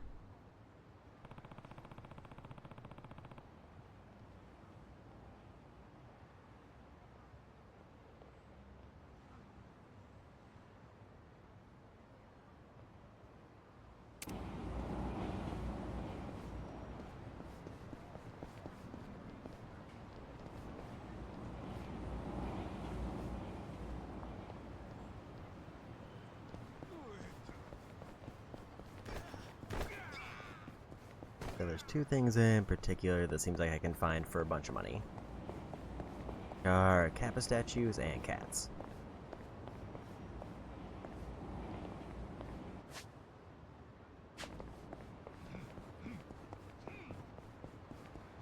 I get like 3 million money if I get all of them.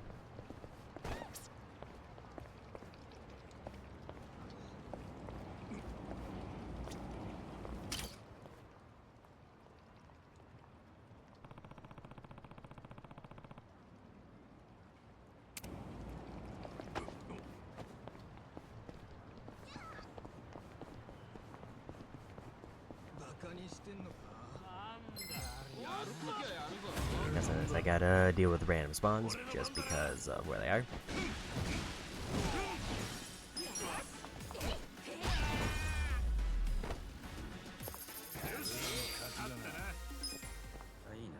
But probably sooner rather than later I will want to dip back into story, but it just seems like it's probably good to get some more side things wrapped up.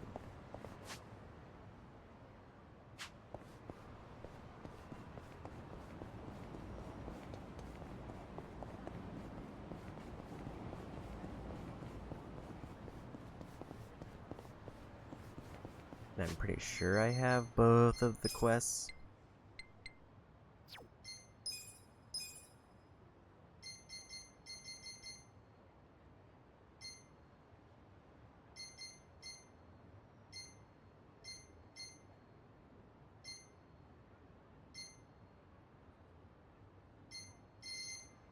No, I only have the Kappa photos.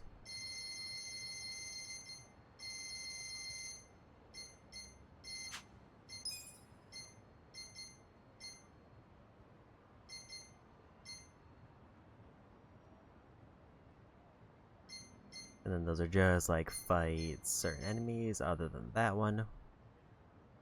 Just help that guy.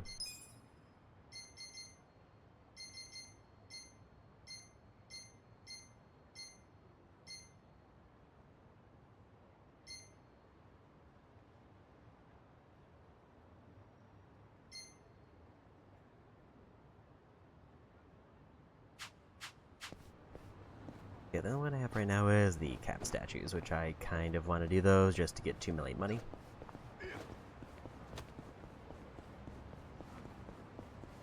Because that gives me at least decent access to anything I could want to do at this point in the game.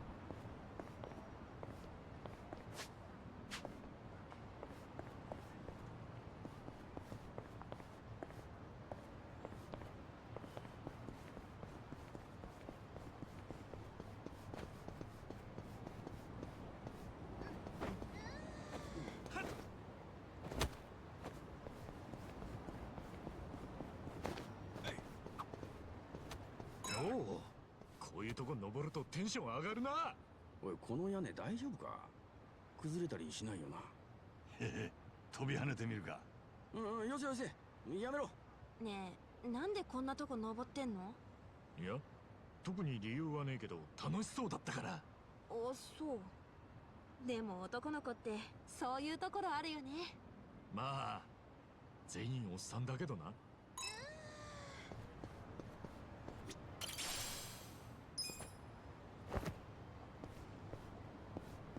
Guessing that's a crafting thing.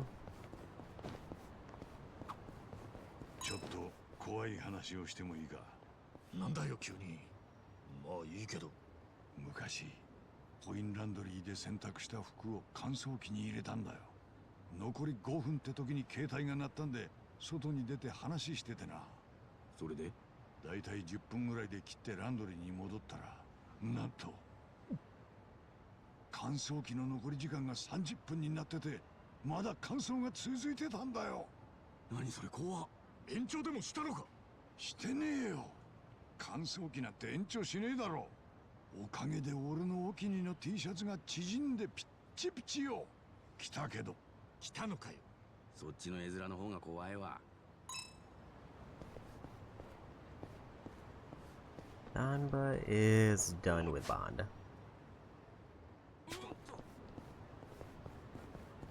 I think we turn that in and then we continue going for Kappa statues. どちらまでそれでは Because getting them their levels is immediate priority.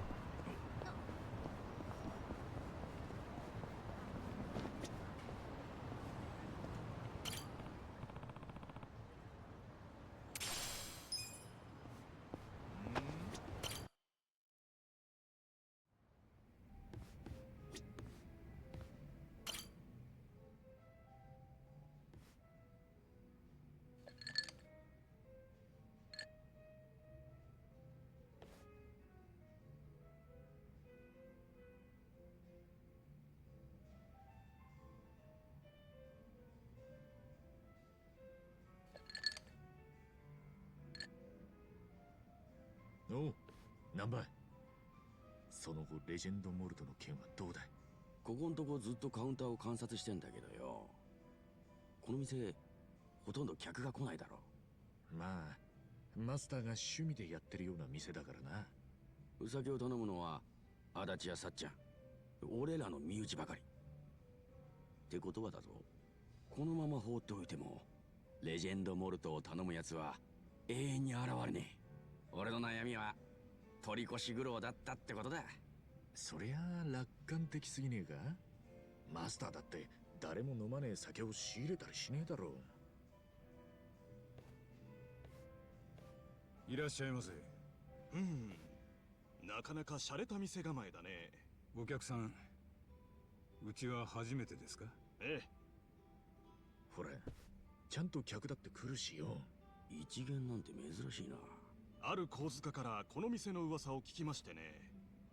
ほう、どんな噂です？幻の高級ウイスキーレジェンドモルトがあると。ええ、置いてますよ。ぜひともいただきたい。私は無類のウイスキー好きでしてね。どうしよう、一番。どうするって？謝るなら今しかねえだろ。俺弁償する金なんか持ってないぞ。金のことは謝ってからだ。あの客が安酒を飲めば大ごとになるぞ。すみませんが、レジェンドモルトはお出しできません。なぜです？私が一元の客だからですか？いえ、レジェンドモルトにふさわしくないお客様だからです。ほう、それは私がグッドダンディの編集長としての発言ですかな？グッドダンディ、マジか。なんだそれ。車でもレストランでも高級なものばかり特集する金持ち向けの雑誌だよ。非常に残念ですね。レジェンドモルトが飲めればグッドダンディでこの店を紹介しようと考えていたのに。書かなくて結構です。その手の話には興味ありませんから。いいえ、あえて書かせていただきますよ。このバーは客を襟好みする悪質店だとね。喧嘩を売ろうってんですか？そちらがレジェンドモルトの提供を拒んだのが原因でしょう。仕方ないな。拒んだ理由を話しましょう。うちのレジェンドモルトはある一人のお客様のためだけに仕入れたものでしてね。その人以外にはお出しできないんですよ。誰なんですその客は？その昔、俺は一人の女性客に惚れちまいましてね。自分の気持ちを伝えようと決めてレジェンドモルトを仕入れたんです。その女性が一度でいいから飲んでみたいと言っていた酒でしたから、俺はレジェンドモルトを置いて彼女が店に来るのを待った。だけどいつまで経っても彼女は店を訪れない。半年経ち1年経った頃、彼女が交通事故で亡くなったことを風の噂で聞きました。うちのレジェンドモルトは彼女に捧げる弔いのボトルなんです。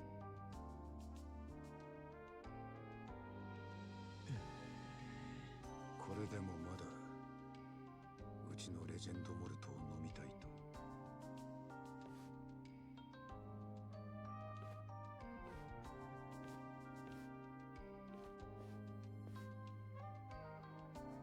私は数々のバーを巡ってきたが、あなたほど粋なマスターは初めてです。実にグッドな、いやグレートダンディーだ。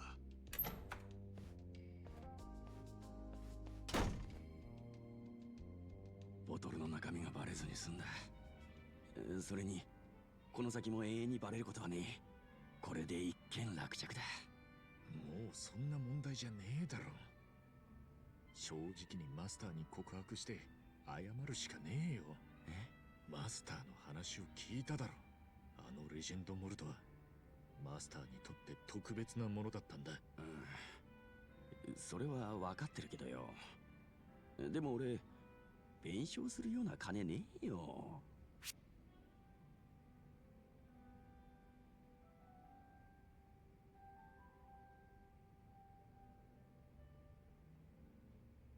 とりあえずマスターに正直に言おうぜ。ビビってる時ほど拍子抜けするような答えが返ってくるもんさ。本当か？なあ、案外笑って許してくれるかもな。なんかそんな気がしてきたぞ。絶対許してくれるって。お前超ポジティブだな。まあおかげで少し気が楽になったよ。じゃあマスターに話しに行くかな。バカな客だったぜ。俺の作り話を鵜呑みにしやがって。作り話？惚れた客の女？そんなもんいるわけねえだろ。だったらなんでレジェンドモルトを出さなかったんですか？この店を始めるとき、高い酒の一本くらい置いとかなきゃ格好がつかねえと思ってな。拾ってきたレジェンドモルトの空き瓶に安いウイスキーを詰めたんだ。ただの置物だよ。あんなバカ高い酒めったに頼む客はいねえんだが、たまに今日みてえなのが来るんだ。その度に同じ作り話で客を追い返してんのよ。ってことは難波がこっそり飲んだのはただの安酒？マジかよ。おめえら何の話してんだ？聞いてくださいよ。ナンバのやつが。言うな言うな、ダメだ。ほら、マスターは仕事に戻って。おかしな奴らだな。いや、ついつい高級なボトルの雰囲気に飲まれて勘違いしちまったんだよ。わかるだろ、思い込みってやつだ。でも取り越し苦労だと分かってよかったじゃねえか。いや、だけどよ、こんな恥ずかしい話はないぜ。なあ、一番、このことは絶対足立やさっちゃんに言わないでくれよ。頼む。分かったよ、内緒にしておくって。俺たちだけの秘密だぜ。なあ、その代わり一杯おごれよ。一番安いウイスキーをな。うん、任しとけ。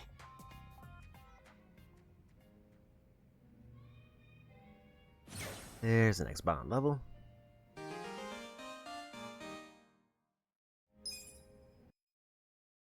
Also, there's apparently a statue in here, so this is just a convenient chance to get the next one.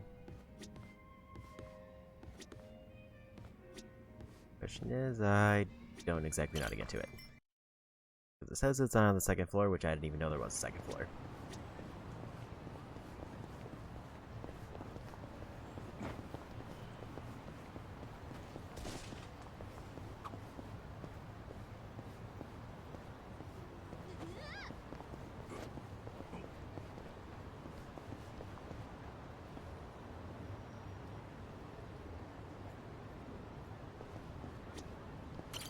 So it does say it's inside the bar. I just didn't see that there was a back way around here.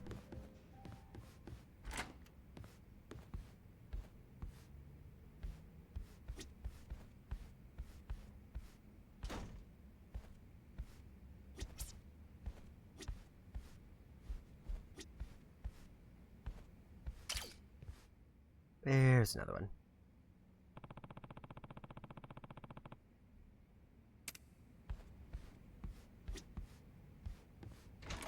MP wise, we're fine. I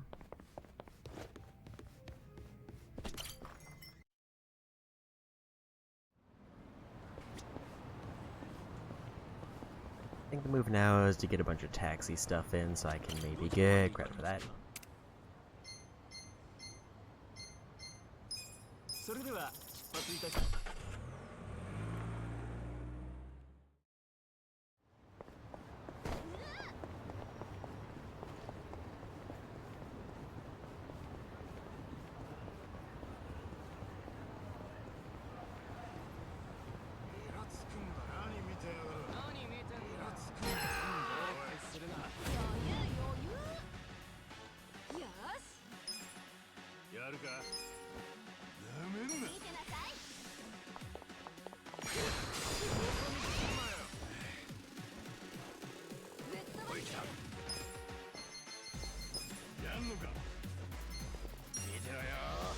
Give him a heal because he got hit by a car.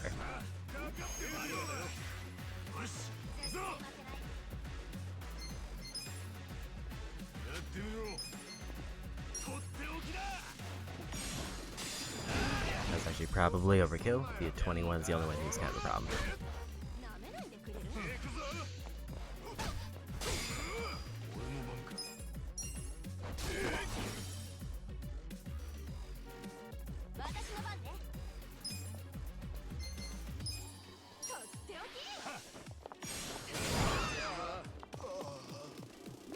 That was gonna be almost a one-shot, but also nobody's near the road, which is kind of a problem. And he's stunned, so I don't think he's gonna move at any point. Almost a level up there.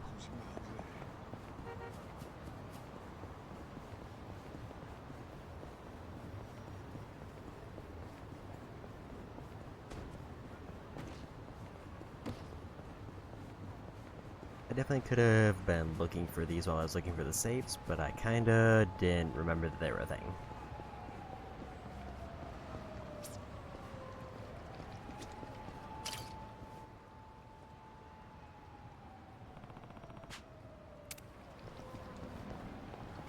I think that's almost half of them.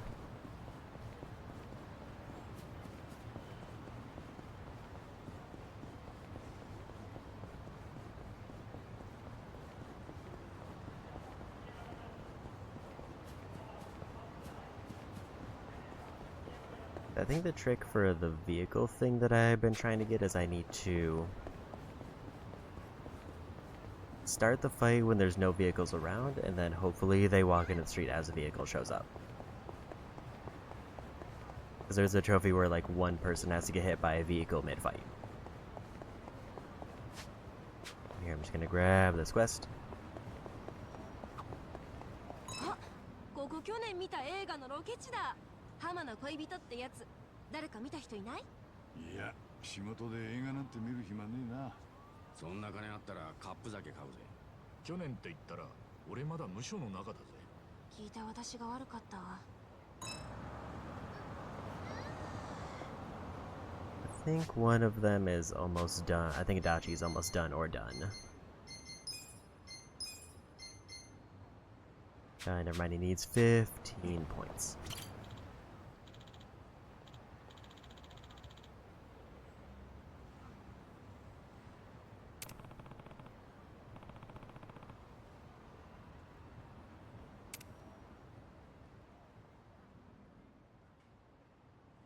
Sa, 片付けるかね。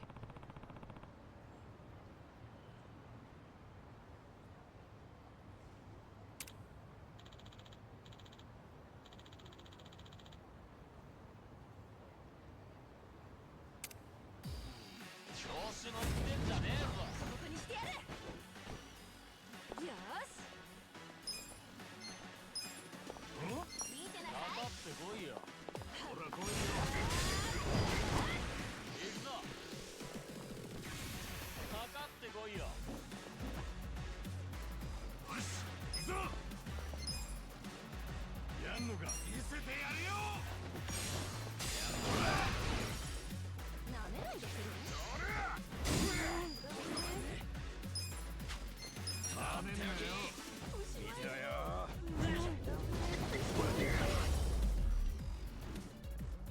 直してきやがれ。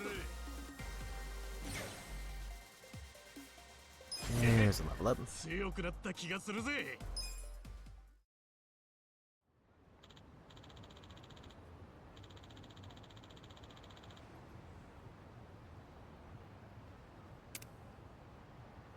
There's another quick quest done. 任務完了。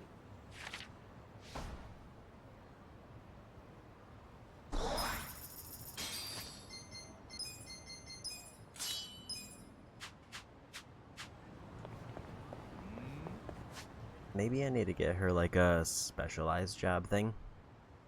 Because I can't think of any other job.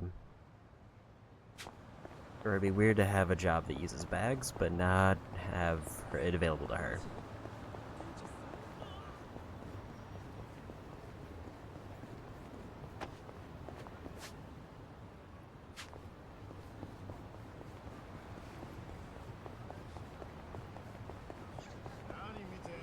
So that could be something that is like slightly story locked. いいニュースと悪いニュースがある。え？なんか始まった。って言われたらどっちから聞く？海外ドラマでよくあるやつ。私は悪いニュースからかな。嫌なことは先に終わらせたいから。俺も悪いニュースからだ。後味悪いのは勘弁だからな。俺はいいニュースから聞くぜ。好きなもんを先に食うタイプだし。それで足立さんのいいニュースと悪いニュースって何なのよ。いいニュースはみんなのことをまた一つ知ることができたことだ。悪いニュースは？この話にはオチがないことだ。無駄な時間過ごしちまった。 So Adachi is maxed on rank again.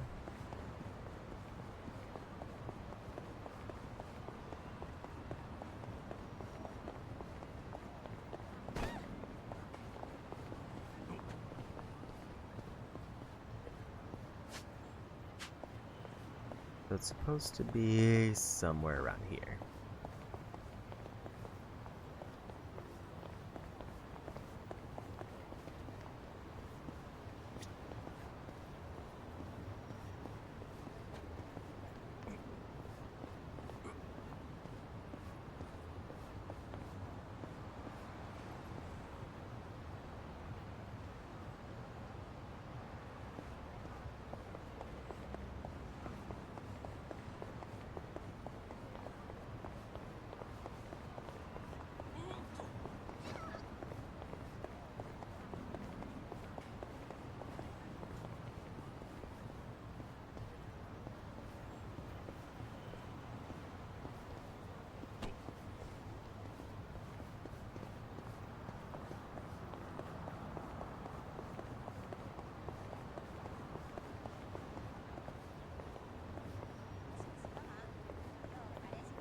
There it is.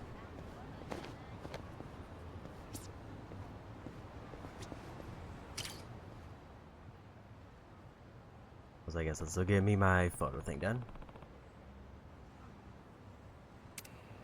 I can't get one of them because it's behind that thing that was blocking me earlier. Because I can't get into this corner.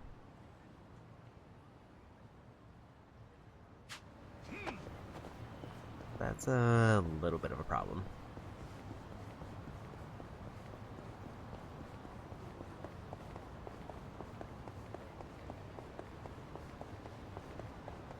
But that does mean that once I get to whatever that point in the story is, I can get what I assume is one of the last safes and also 2 million money.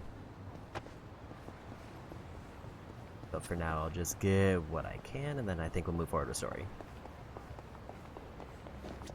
But first, we gotta go for the bond.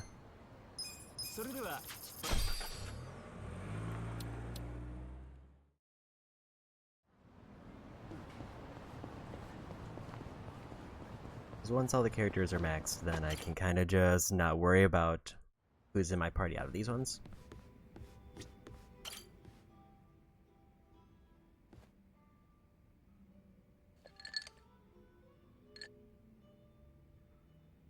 よ、足立さん。おう、春日。一緒に飲もうぜ。今日は俺がおごってやるよ。お、珍しく景気がいいじゃねえか。今月の送金も無事に終わったからな。マスター、とびきりうまくて驚くほど安い酒くれよ。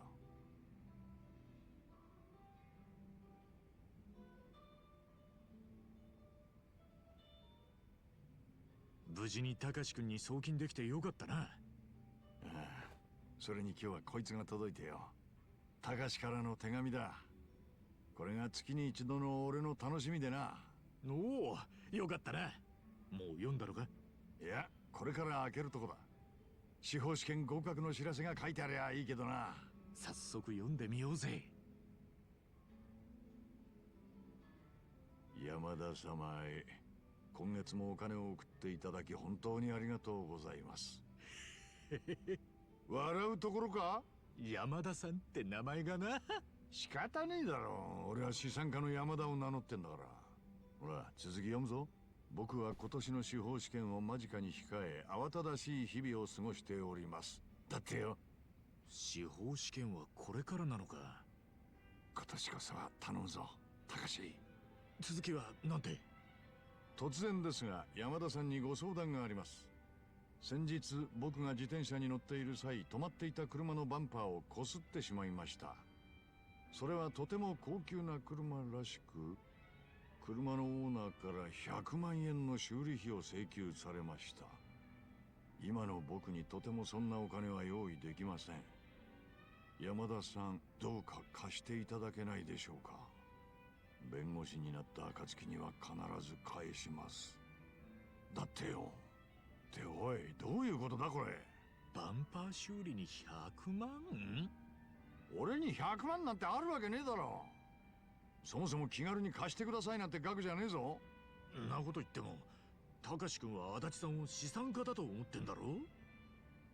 そりゃそうだけど、現実の俺は金なんてねえしよ。どうすりゃいいんだ俺は。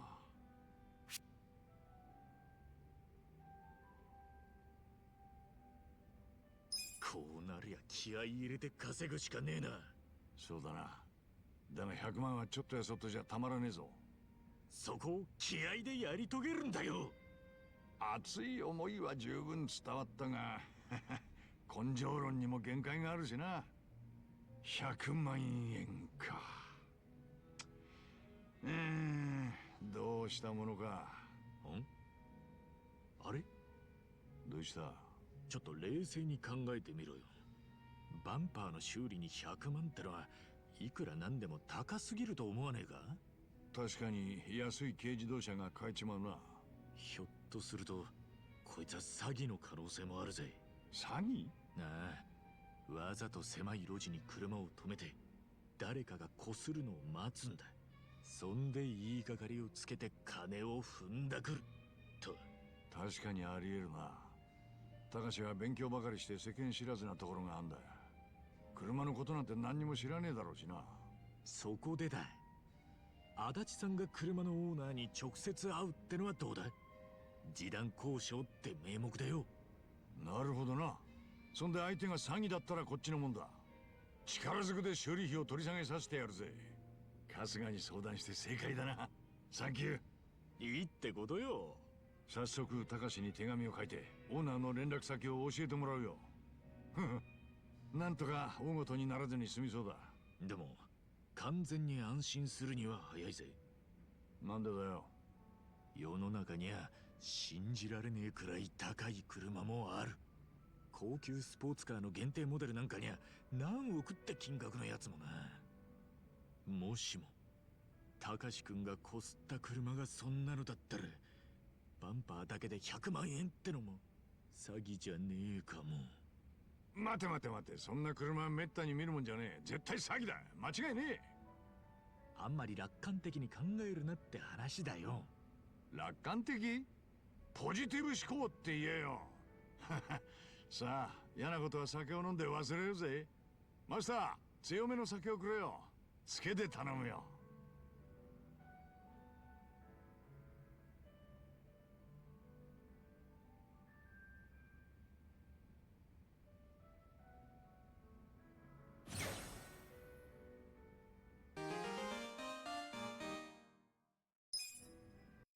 There's another bond level.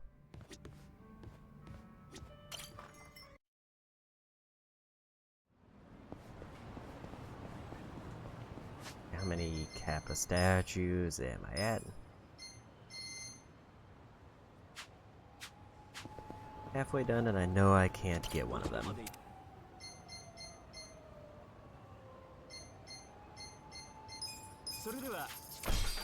I kind of want to at least try one of the races while I'm here.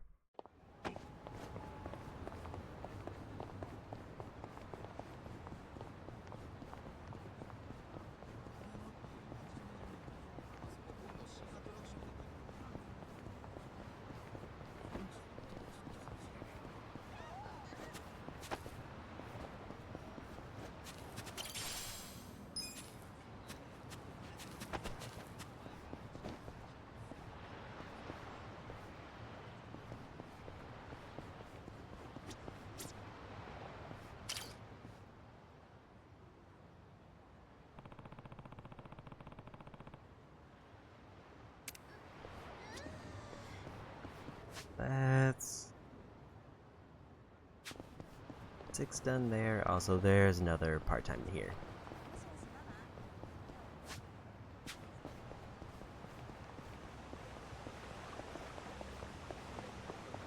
We'll do this one. I'll try at least one of the kart races.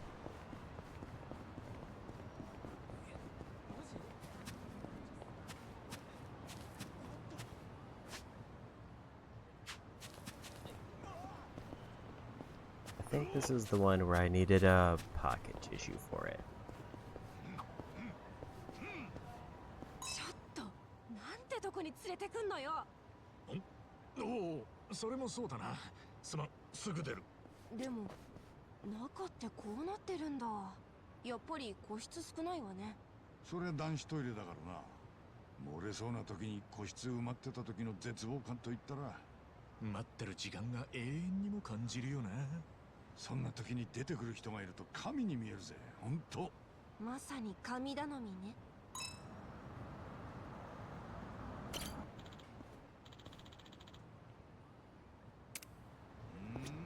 Okay, so that is the one where I need the pocket tissues for that. Which I can grab those while I'm getting the premium sushi set for the other quest.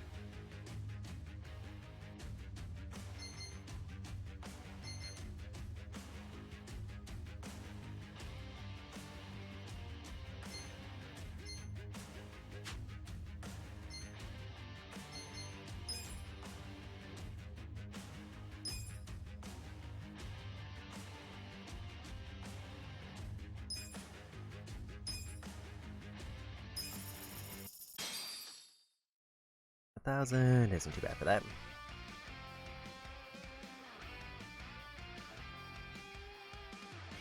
I know that these are also like most of my sub-stories for this chapter. Or at least like half of them.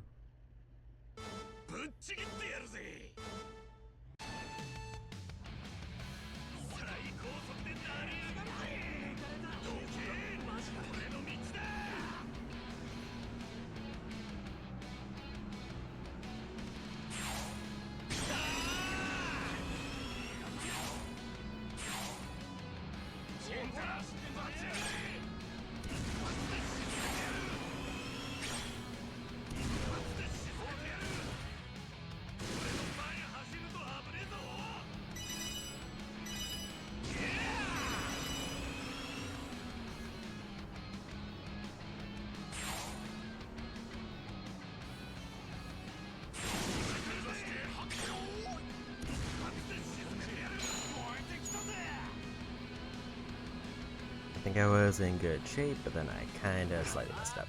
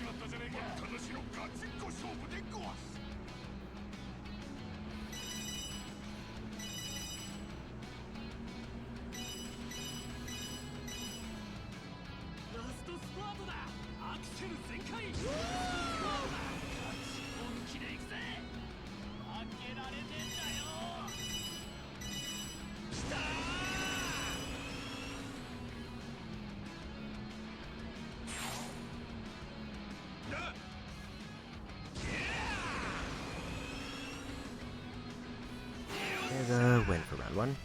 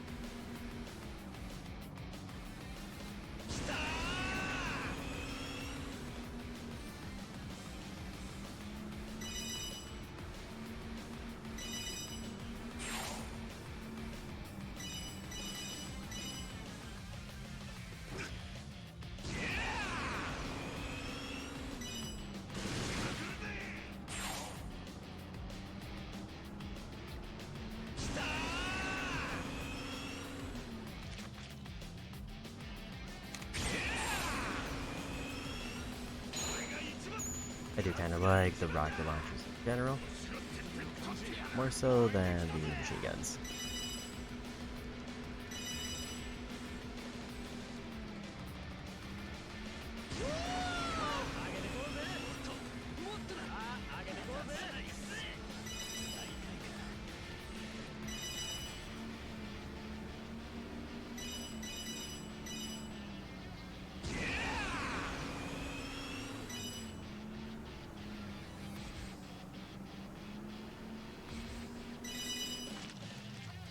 If I go for the rings, I get currency, but I lose a little bit of speed.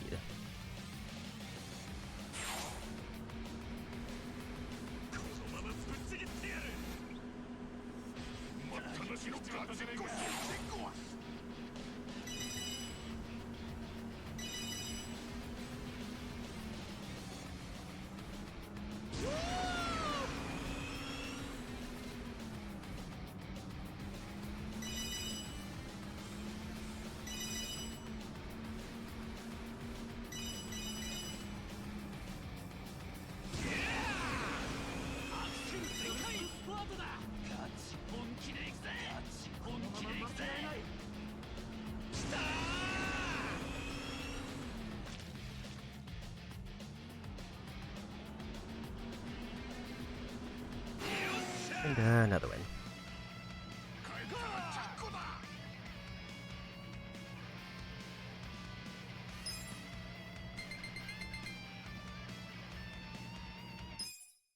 I think this is the last race.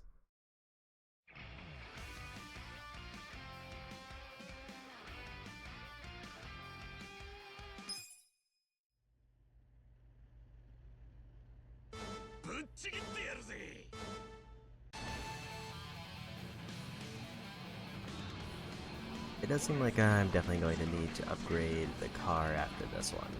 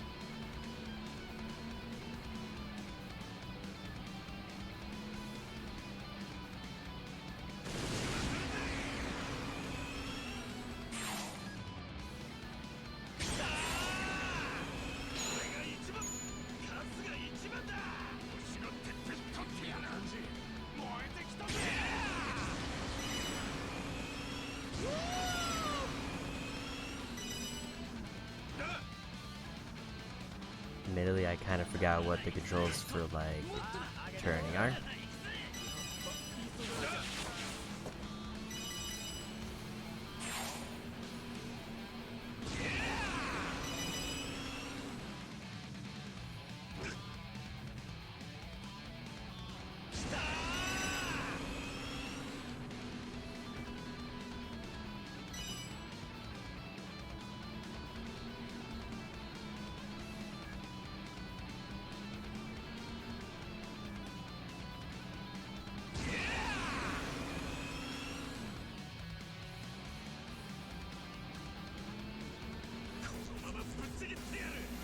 I kind of thought that was the final lap for a minute.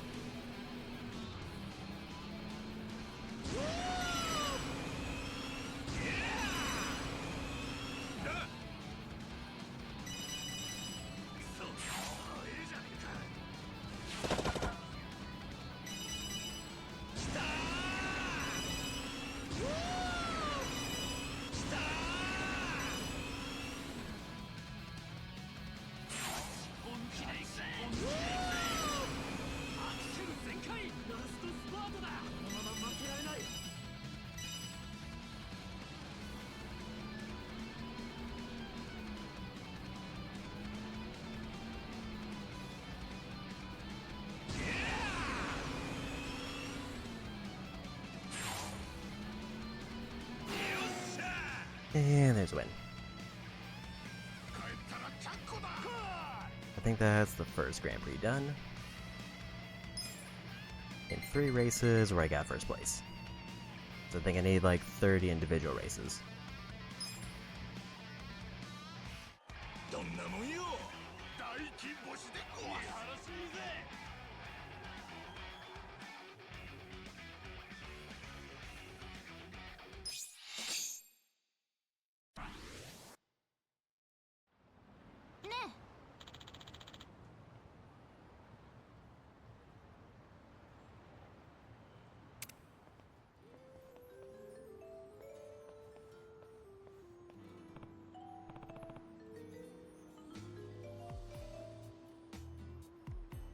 No.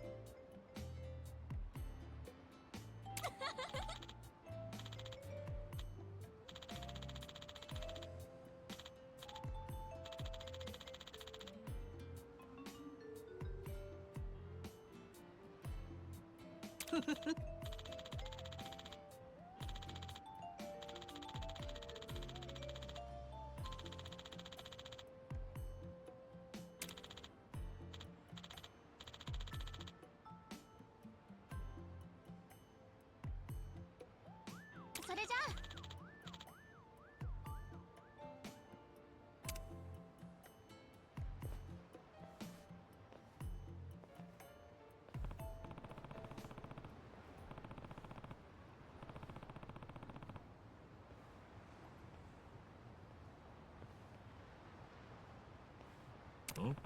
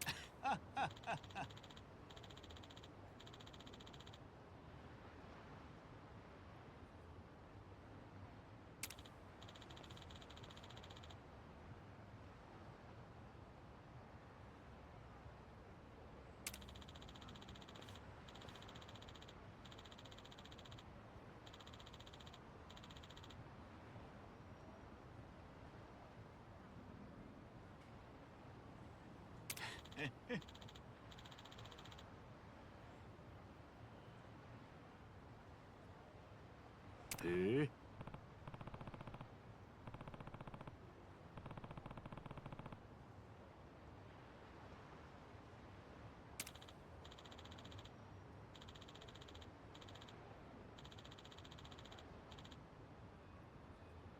なあ。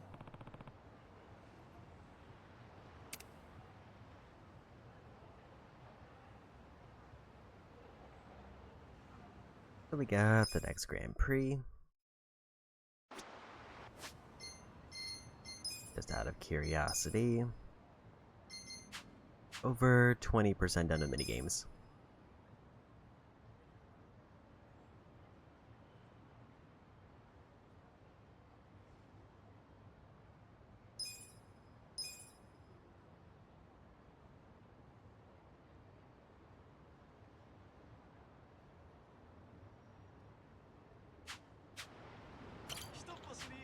I'm not gonna do another race, but I do want to look at one thing. Because apparently I can upgrade these cars.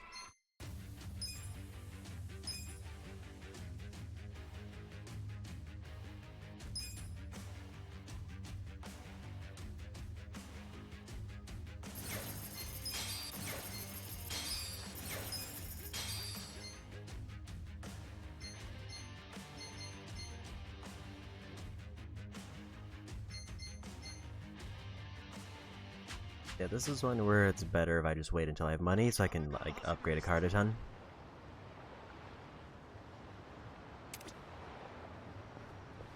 Because it doesn't seem like it's too expensive to upgrade, but it's too rich for me right now.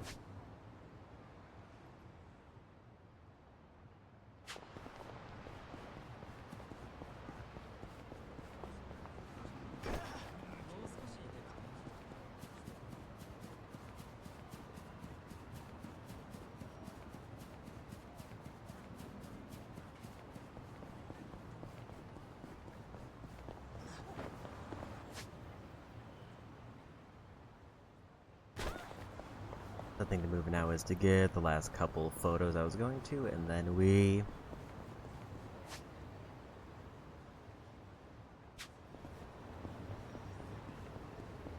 just kinda continue story. Although going for sub-stories is also an option because I have a couple, but I have a few that I need to unlock for this chapter.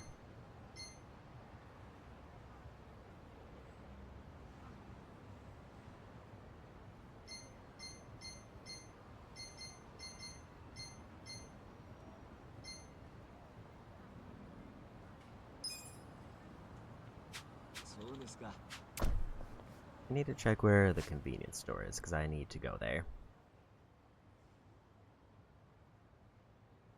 Okay, there's that one over there, so we'll go for that so I can get the two things I need.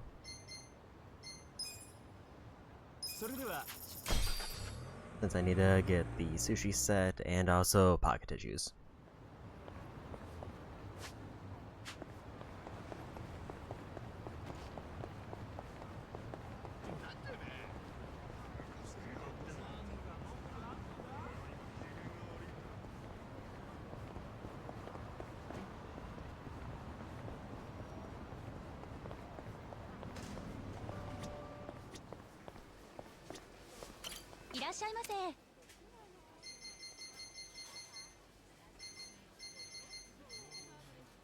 Apparently I already had one of these, I just didn't realize it.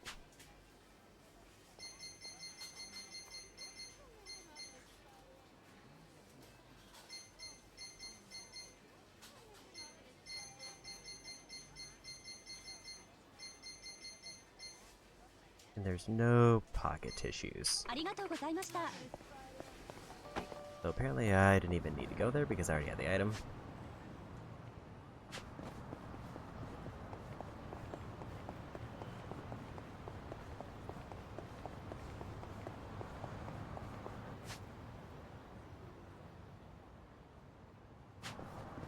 I guess I should go try to finish up those 2 sub-stories.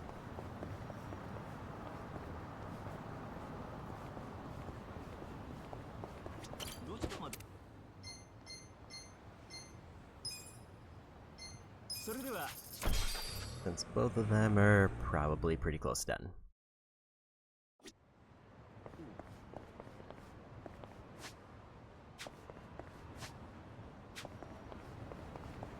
Forgot what minigame was there for a minute, and it's Shogi, which we can ignore.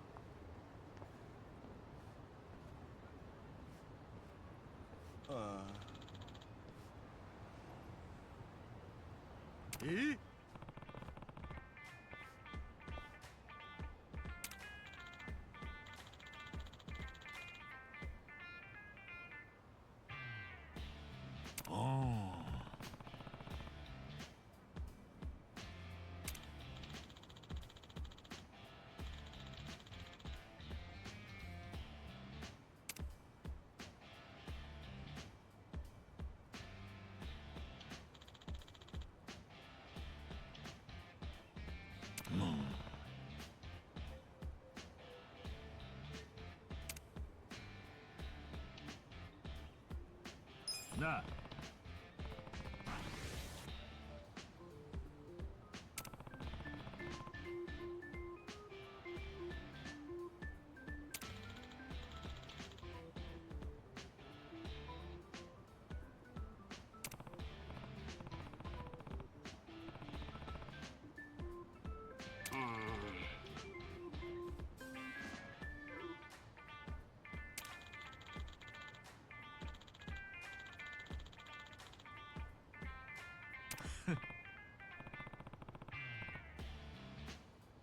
ありがとうございます。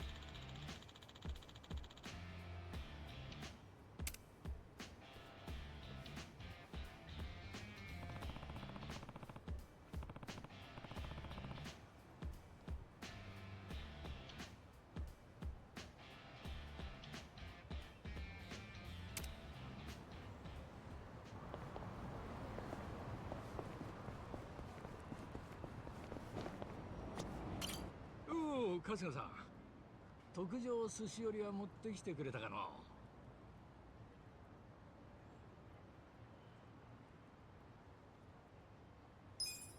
ほらよ、これでいいんだろ。おお、確かに特上寿司よりだ。まさかザリガニ一匹のために本当に買ってくるとは。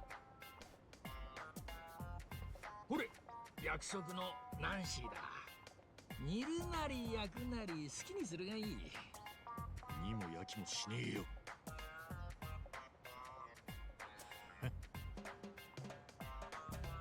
じゃあ俺は行くぜ。ナンシー、食わないでくれてありがとな。寿司は早めに食えよ。おう、またの。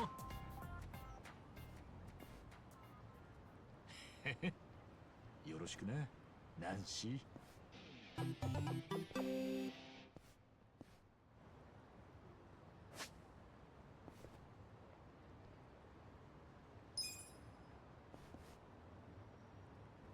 Got a new pound mate and another sub-story done.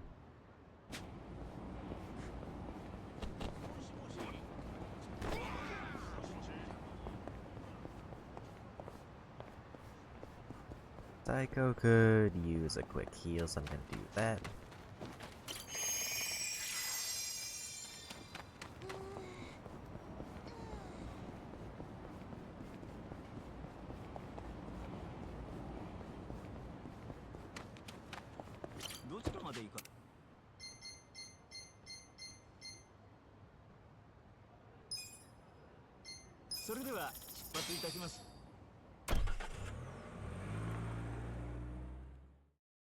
So 2 of the remaining ones are pretty much on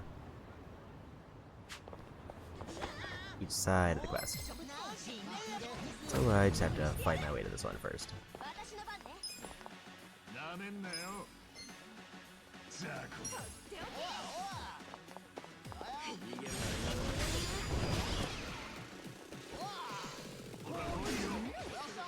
Way early on that one.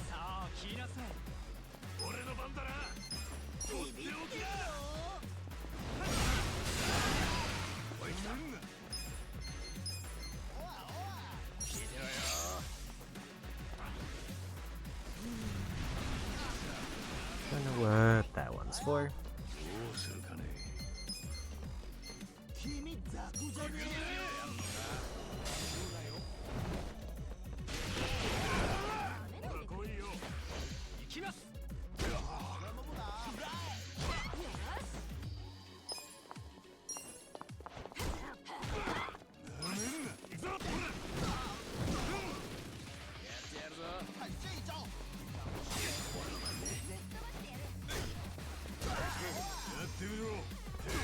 Good follow-up.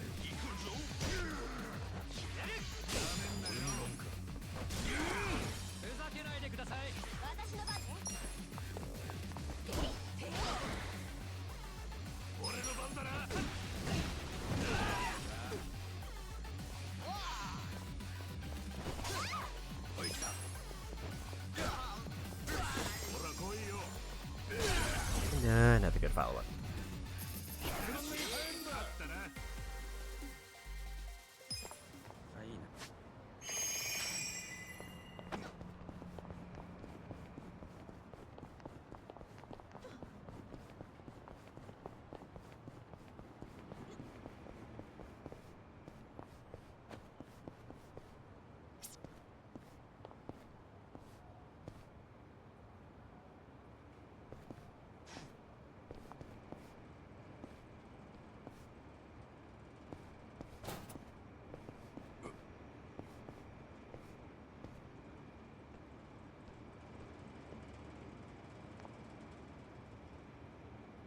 I think it's supposed to be around here, unless it's like on the other side.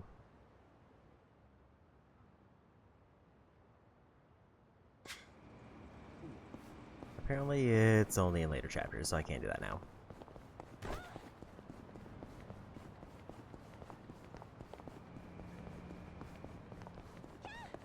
So that means there's at least 2 of them that are story locked.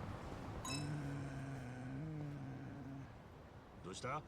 何年か前に見た映画のタイトルがどうしても思い出せねえんだ。感動系の映画でもう一回見たいんだが、何だったかな。ボーイミーツガールな映画で君の、いや、俺の膵臓が叫びたがってるんだみたいなタイトルなんだが。なんだそれ。主人公の内臓大丈夫か。おじさんが断酒する映画なの？いや、もっと爽やかな青春を描いてた映画なんだが。まあ今度そんな感じの見つけたら教えてやるよ。俺の胃袋がもたれているんだ。だってか？胃もたれの映画じゃねえよ。こりゃ思い出せそうにないわね。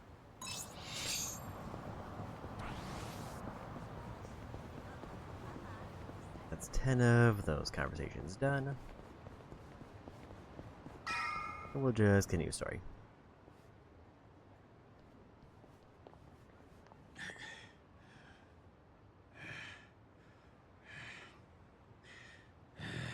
ここまで来れば安全だな。じゃあ俺らは自分の部屋に帰るからよ。明日の朝ハローワークの前で待ち合わせしよおい、部屋に戻ったら3人で一杯やろうぜ。足立さん、すっかり自分の部屋みてえだな。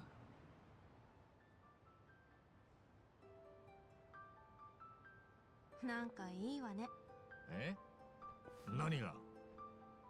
あんたたち3人を見てると仲間って感じ。そうか？実は3人ともそんなに古い仲じゃねえんだけどな。まあ男ってこういうもんよ。よし、帰ろうぜ。サイコも夜道は気をつけてな。う。大丈夫だよ。あいつなら襲われても追い返すぜ、きっと。まあね、襲ってくるやつがかわいそうって話。間違いねえ。じゃあな。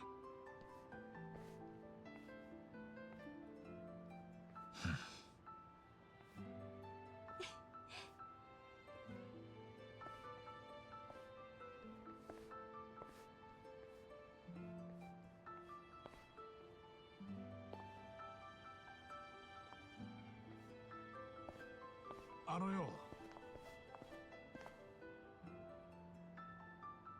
あれ？忘れ物？なんか私預かったっけ？そうじゃなくて、うちはすげえ狭いし汚いんだけどさ。え？そんな部屋でもよけりゃ来ねえか？いいの？おお、その代わり後からやっぱ汚いから嫌だとか言うなよ。あんた優しいんだね。なんでもない。ありがとう。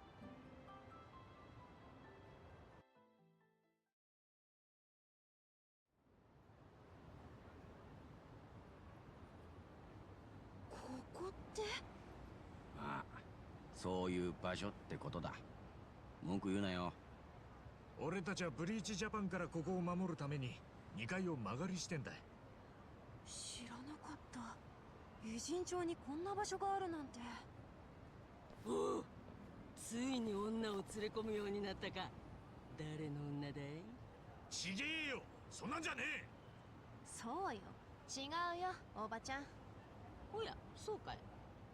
うん、私はねこいつらにかけたので、私も命を預けようって決めたの。そういう関係なんだよね。さっちゃん。大丈夫か、そんなこと言って。いい女に言わせたんだから、あんたたち後悔させないでよね。もちろん全力で頑張らせてもらうぜ。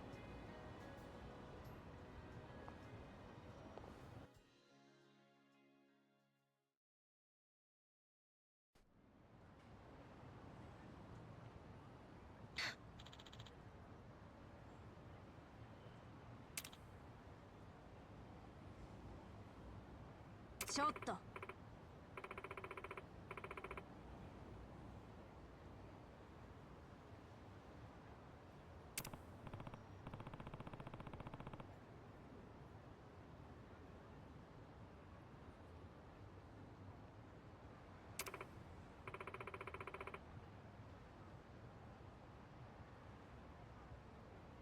マジか。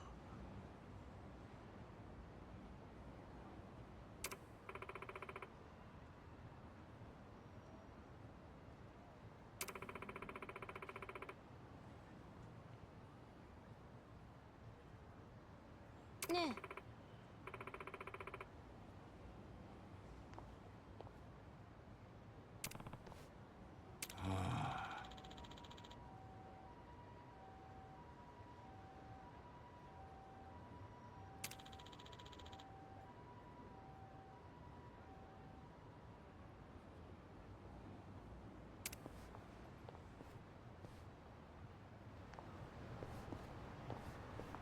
Okay.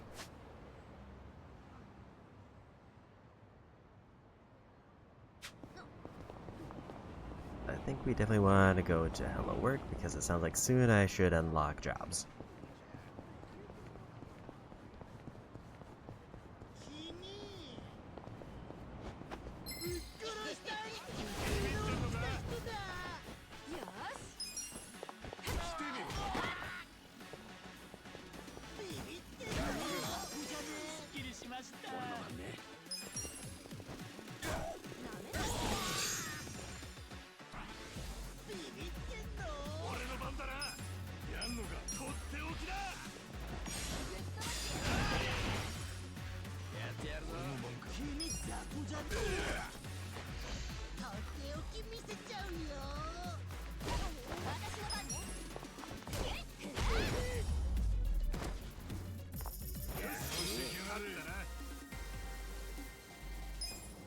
Jeez, almost leveled up.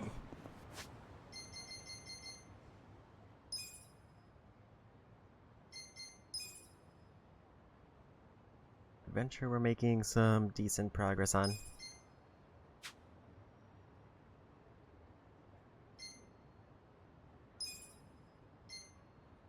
Because that's just fighting like X number of enemies.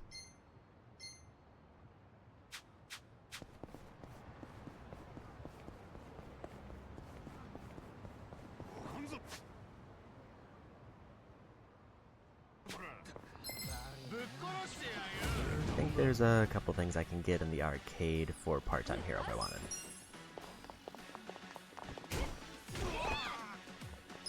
We'll do strike first.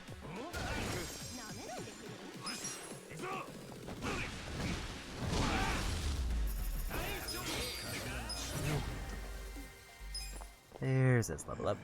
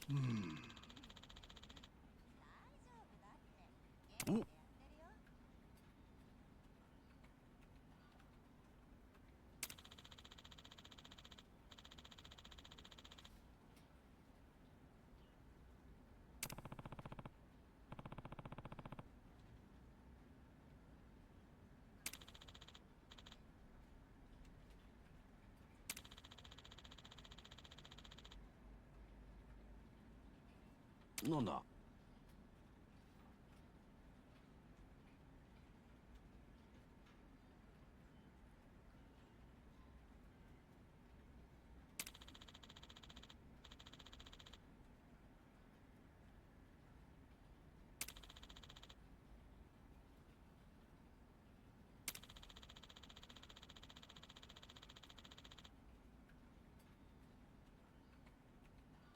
おう。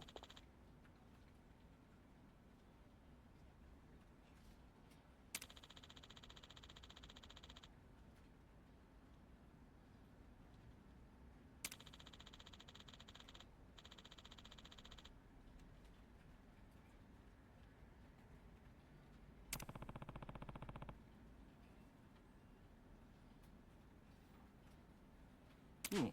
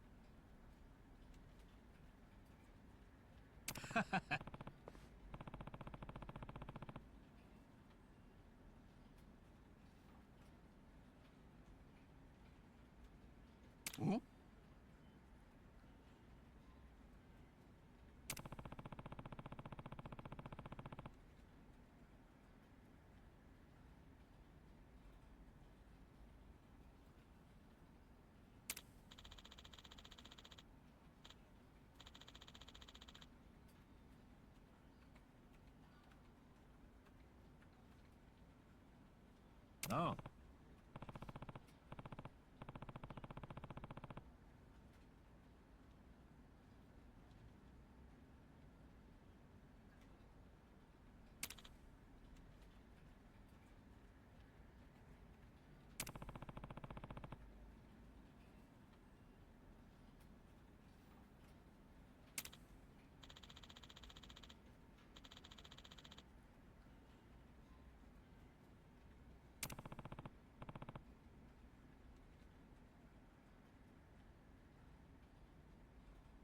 うん。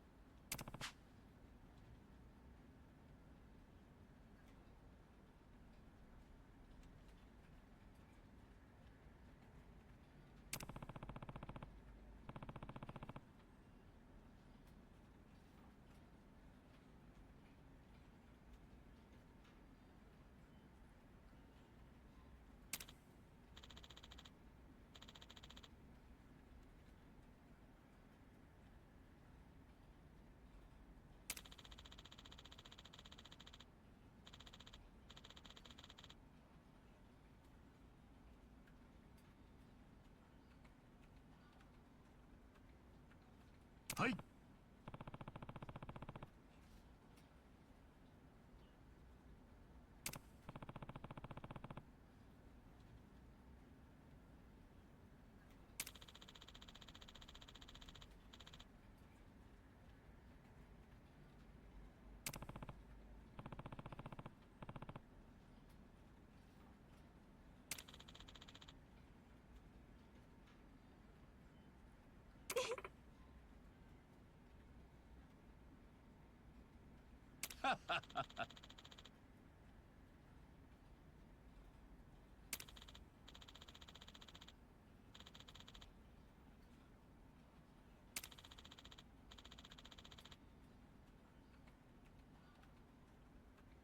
ん？そう。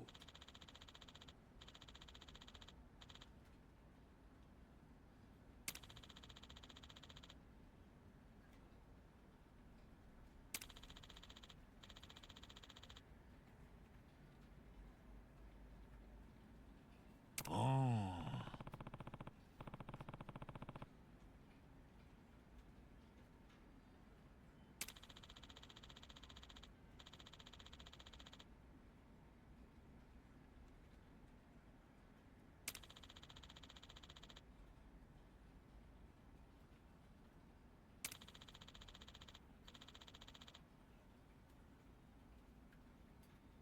わかった。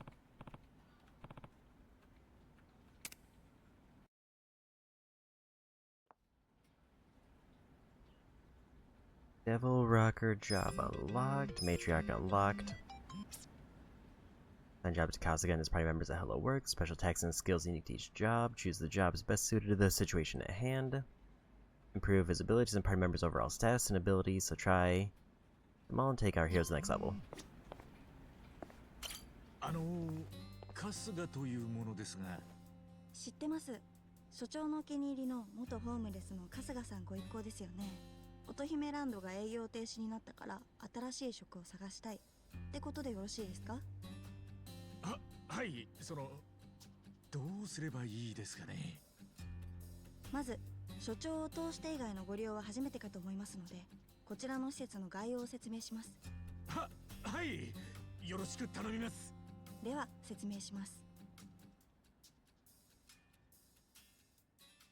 Change jobs at Hello Work. Each character is suited for different jobs, so be sure to choose the ones that work for each party member. Jobs become available as you progress through the main story. You'll not be able to change a job until you meet its prerequisites. Changing character's job will cause them to wear a uniform associated with that job. You can freely select them from the uniforms available. と、まあこんなところですね。ご紹介できる職種は皆さんの経験や経歴次第で増やせるかと思います。現状は少ないかと思いますが、それが現実ということで受け止めてください。はい。今皆さんに紹介できるのはこんなところです。買えるも買えないも皆さん次第なので自己責任でどうぞ。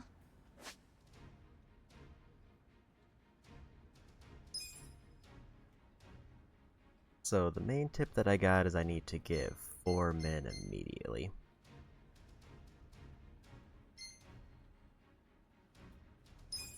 Because there's one thing that's apparently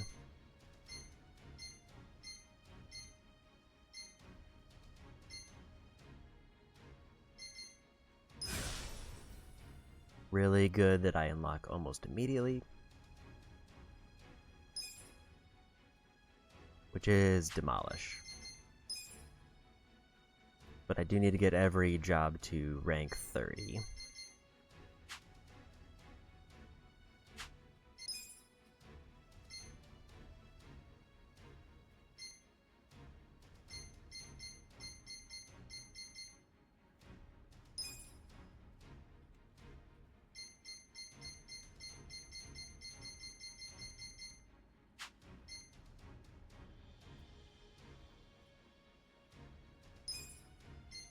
This is kind of a buff one.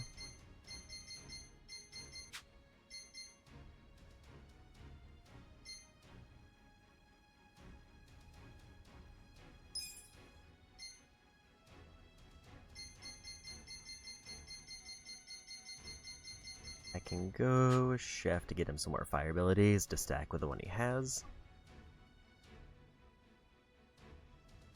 Problem is I also don't have a weapon for it.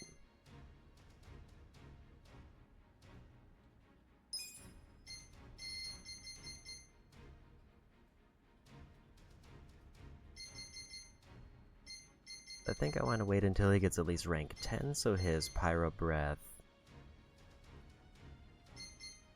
I think it can carry over to other classes if he gets that.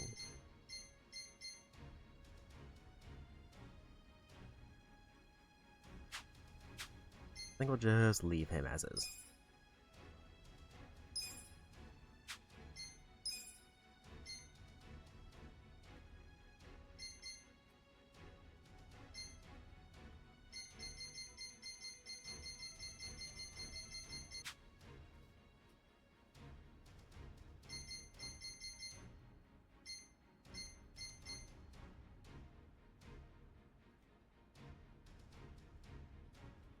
I think my big thing right now is I don't know exactly what I want them to do. I think she needs this one so she can use her weapon.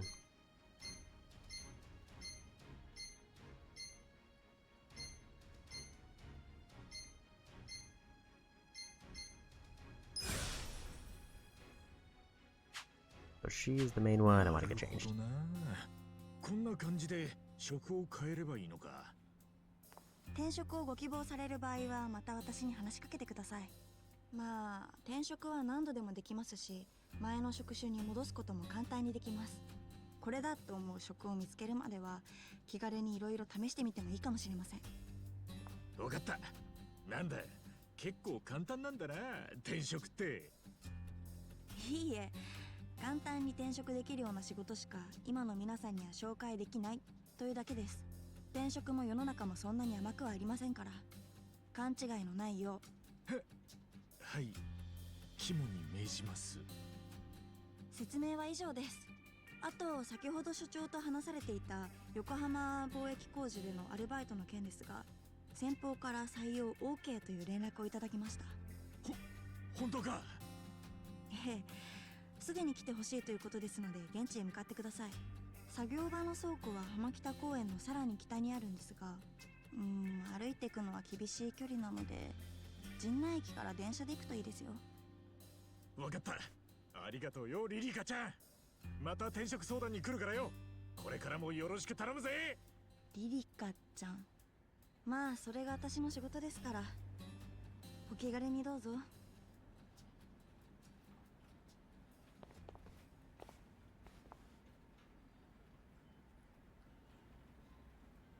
Learn the Demolish ability. Square near Demolish points around town and break obstacles you normally couldn't break. This is variety paths and places that are previously unavailable to you. Keep an eye out them and knock it all down. So that's the reason I'm supposed to get Foreman.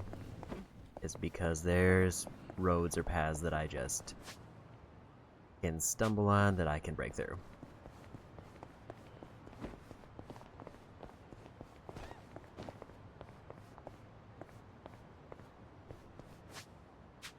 And now, while I have it in mind,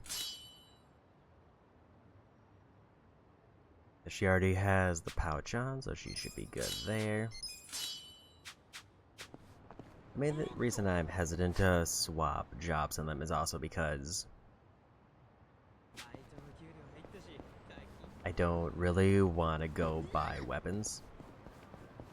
For hammer, I could actually go back to do more baseball to get that done. Because I think that's the Foreman weapon.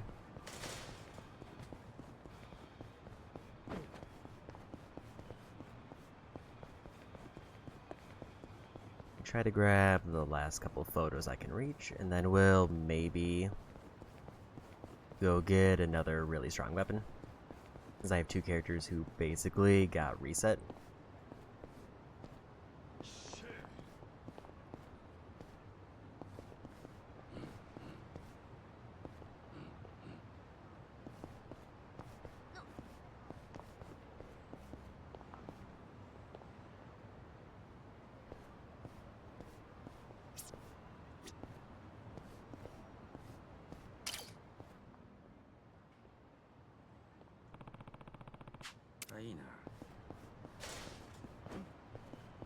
Sounds like I should have access to the cat side quest.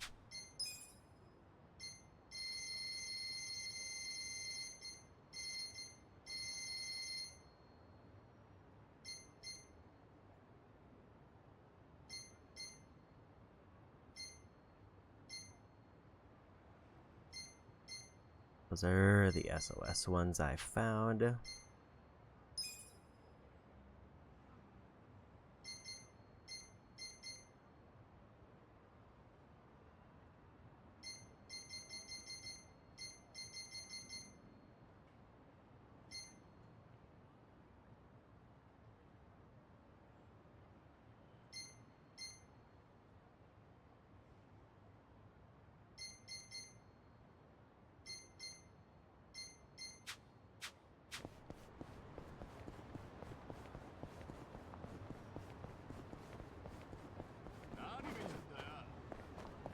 Also, how am I forgot to check how I'm doing on those photos.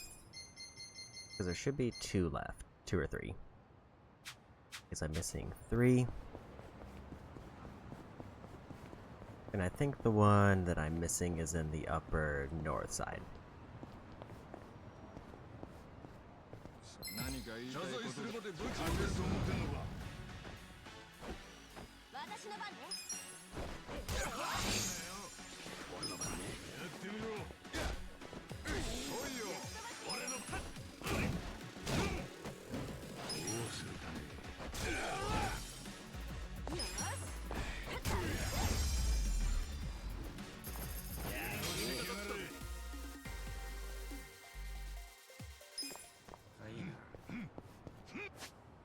Another quick Suji Dex entry there. I was kind of expecting her to do a little bit more damage, but it's also, she's at the lowest rank of the job right now. So she's doing, I think, more damage than she was, or comparable damage, but at rank 1.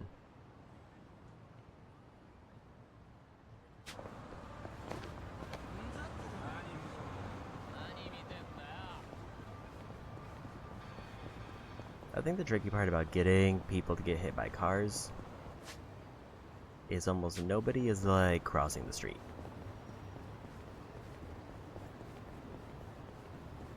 I also kind of want to hit up UFO catcher so I can grab those 2 items and maybe whatever that other quest is.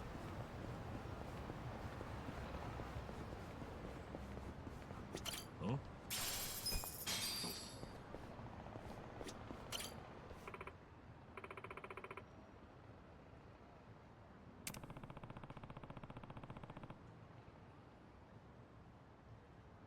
Yaっと見つけたぜ。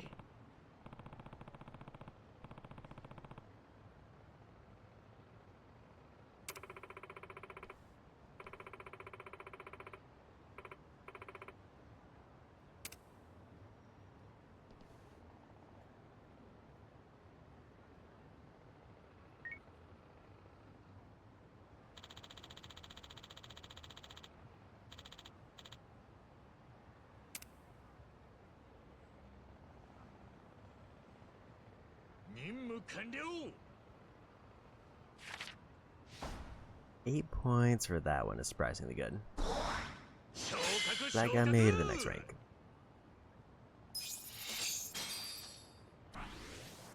New quests available.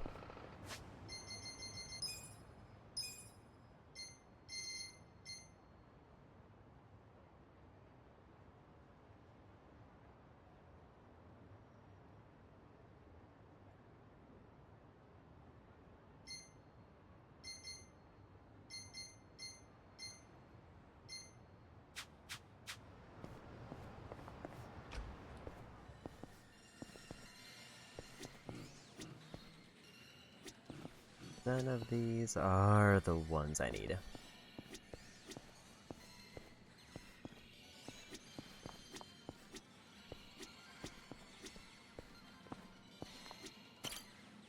But I guess I'll just grab a few because I need a bunch anyway.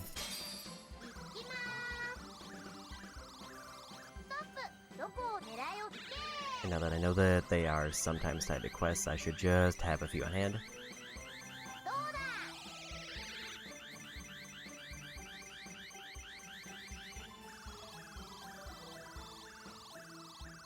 At least, like, because I know I have to get, I think it's every unique one for the completion list, and then I just assume that I'm going to have to get some for Part-Time Hero. Because I have 2 quests for it now.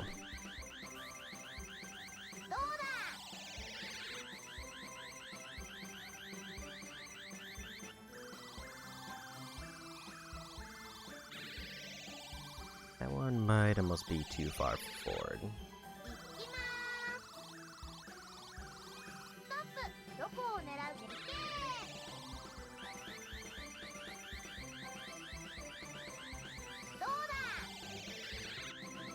Yeah, that one's wedged in the worst corner.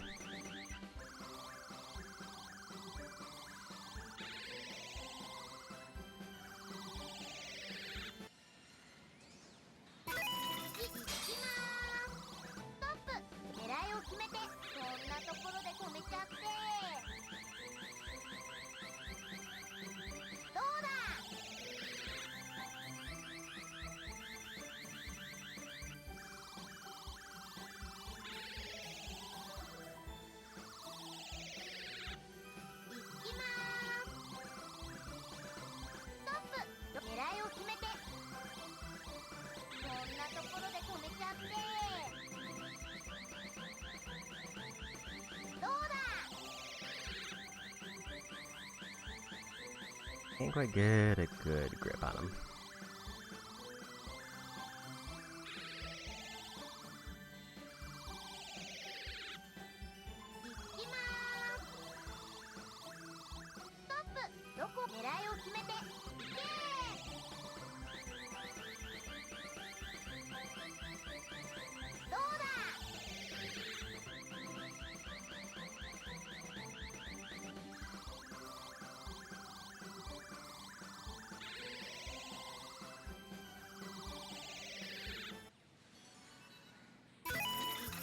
I think the weird part about how these are working out is I'm getting the claw under them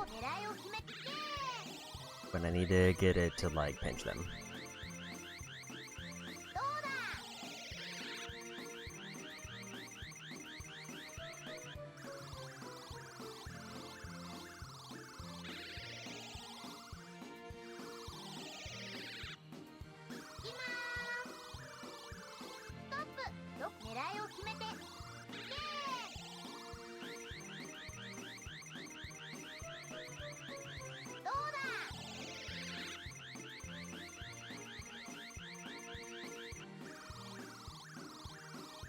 A little bit too much wiggle on that one.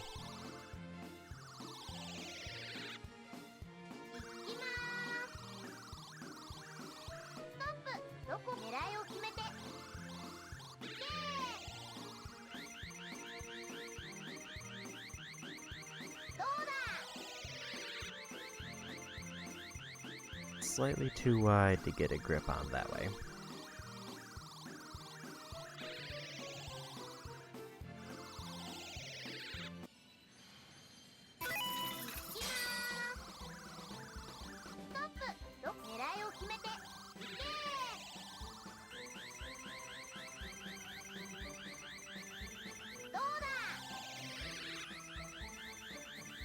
I don't know why that one got launched so far from that grab attempt.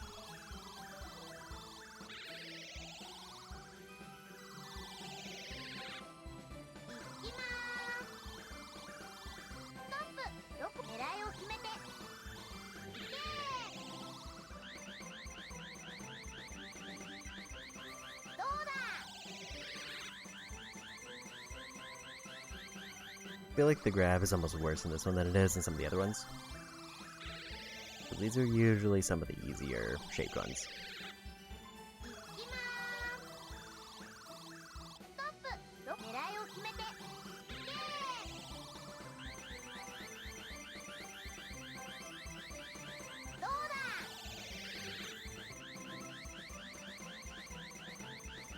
It just keeps getting moved like perfectly in the wrong spot.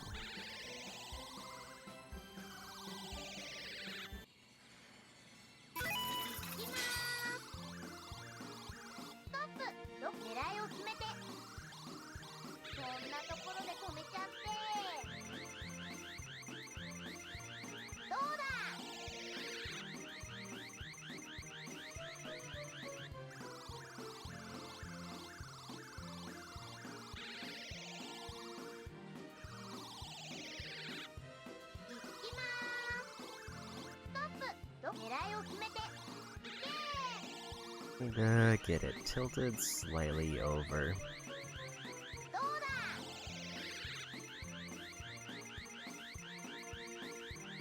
Not quite like that.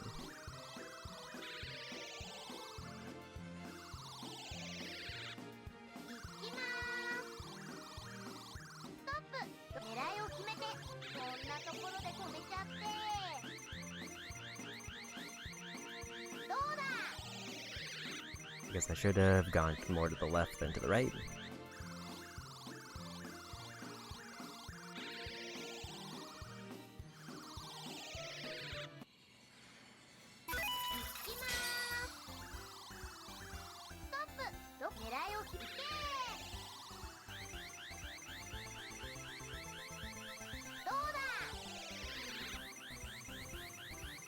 That one I'm almost phasing through the glass. I somehow got both of those in a pretty bad spot, but one is kind of keeping the other one from going out of bounds.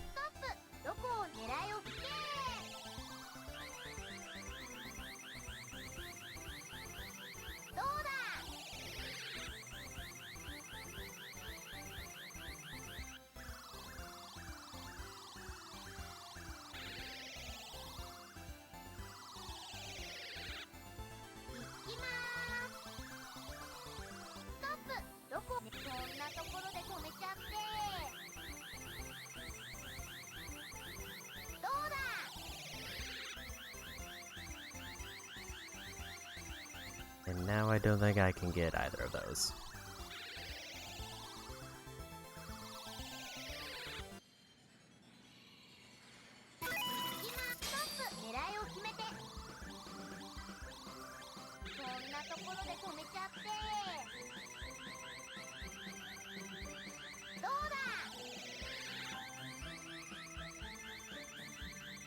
Because like usually the idea with these ones is I just need to get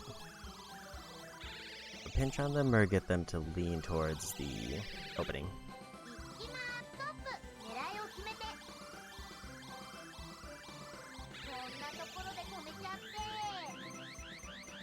But it seems like it keeps like scooping them up, and then they're too slippery, so they just kind of fall out in random directions.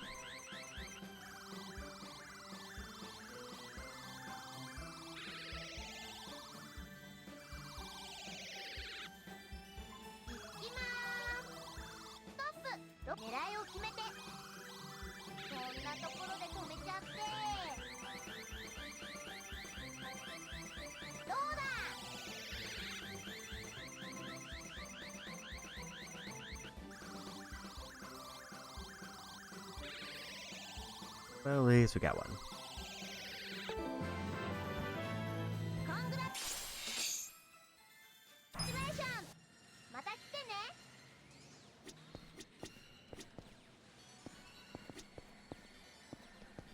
Since I don't see any of the ones I actually need, I'm just gonna dip. I got my one to say I did it.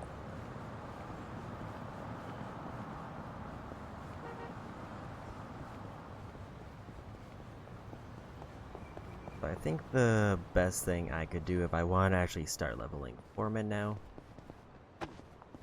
would be to go get the rest of those baseball points. Huh?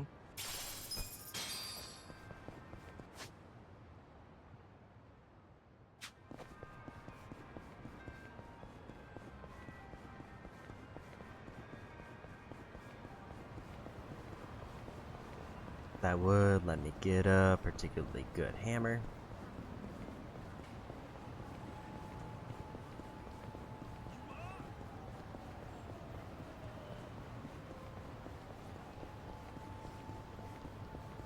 Otherwise, I would need to swap to a job that can use one of the other weapons that I actually have.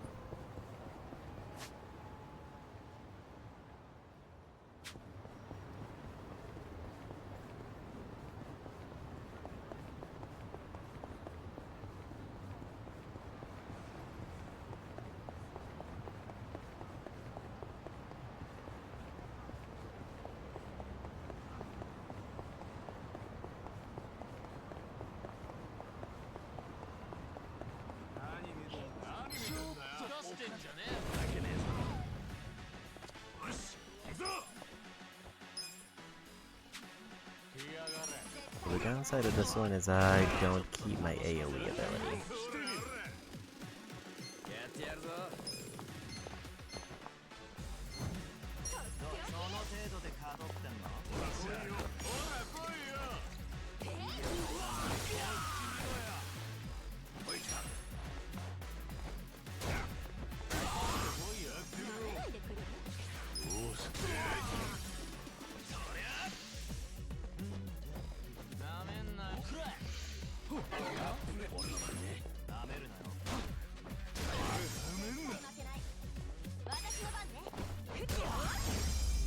Good one shot.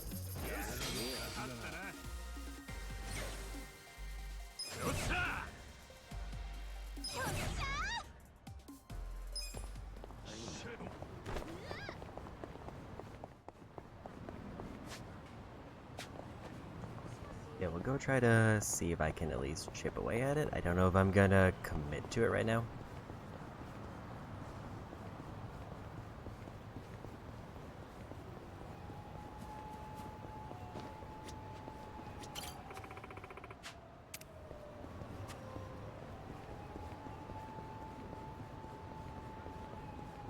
Like, if I can get, say, half of it.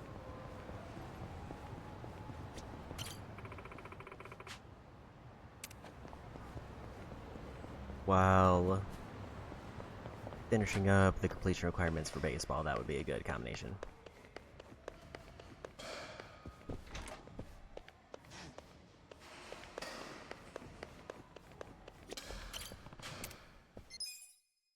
We're just gonna do expert course with the normal bat until I get the completion of this item done.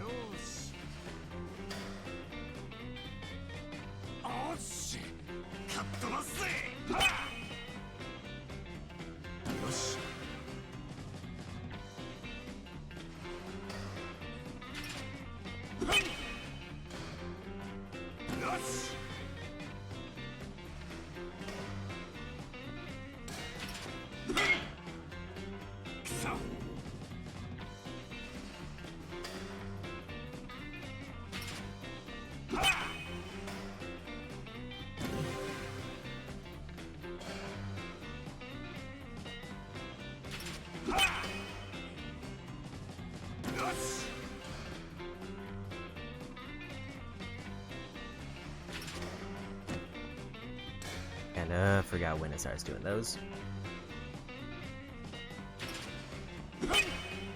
This one, it doesn't really matter if I win the course, other than I get more points.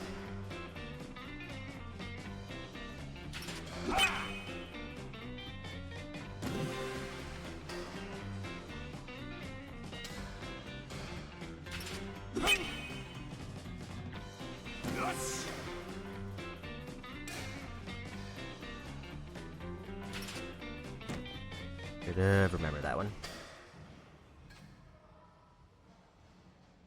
But I wasn't looking at how many I was at.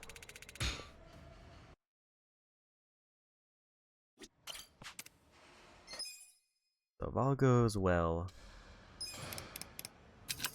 I get 1,000 points each attempt. If all goes okay, I get 700.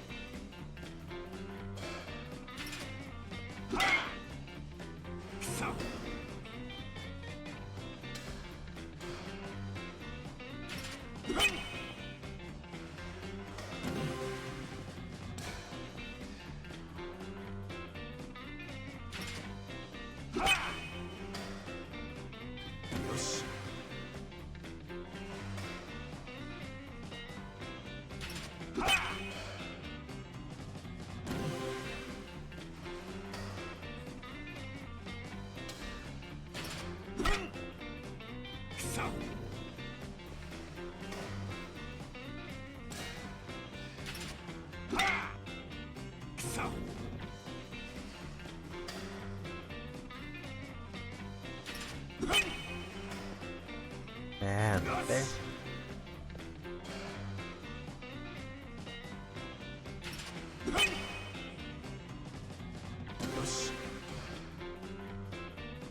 One run short again.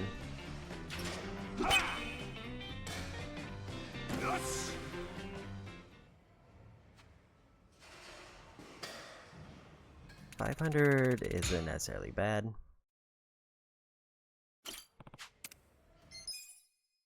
I do need to get, I think it was 200 home runs.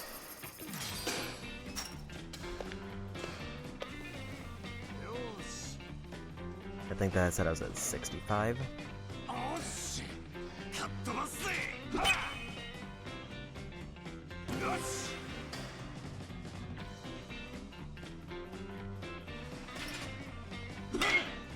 I was off on the timing.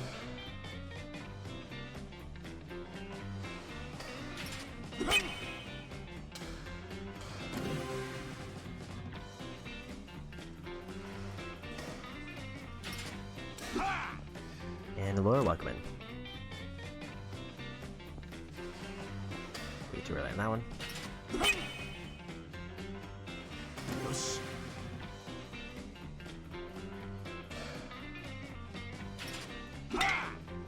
Forgot it was that one again.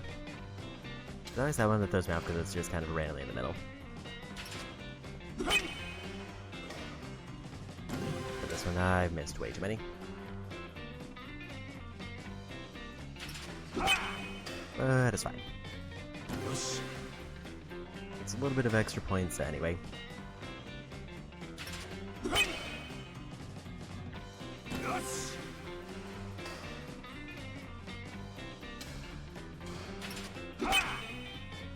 It's only a difference of like 200 points of what I would be getting if I got one more home run.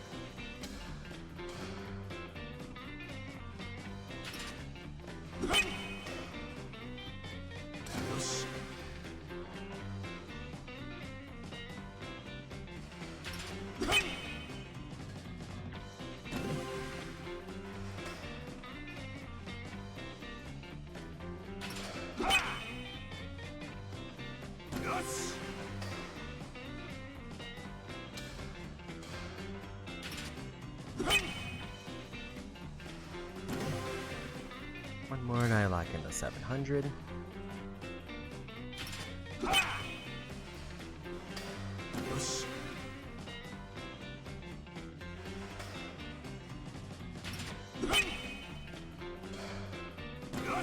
Now with the timing, we get the 1000.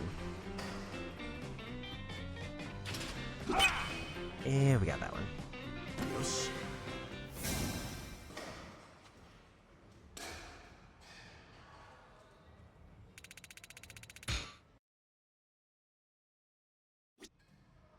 We're at 82 of 100, so 2 really good runs and I'll be done with that.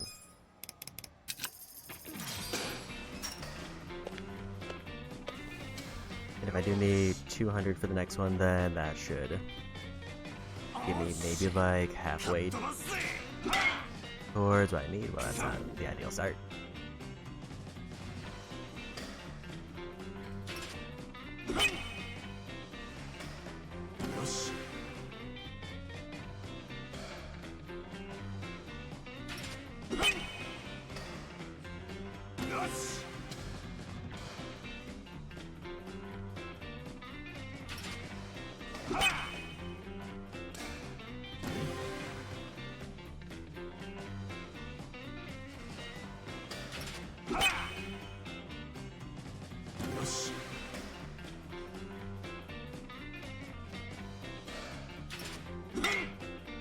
I forgot that that wasn't the... That was the big curve, not the smaller curve.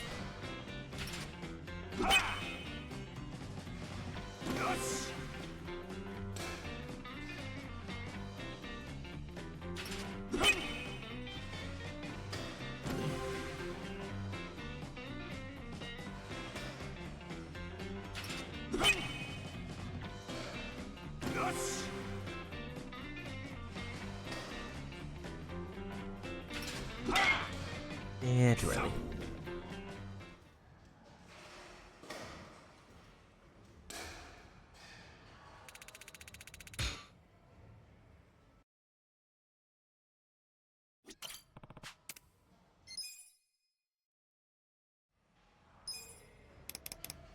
I think I needed at least 2 full runs before I can get the 100.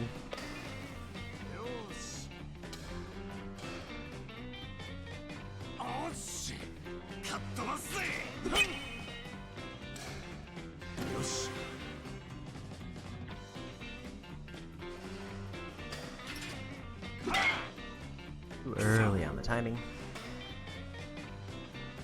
It does generally feel nice to be effectively a 5th of the way done with the minigames, though.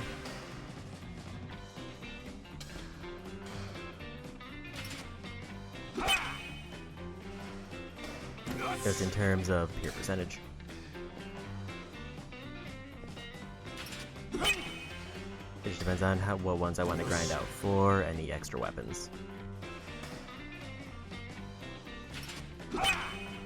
Almost forgot.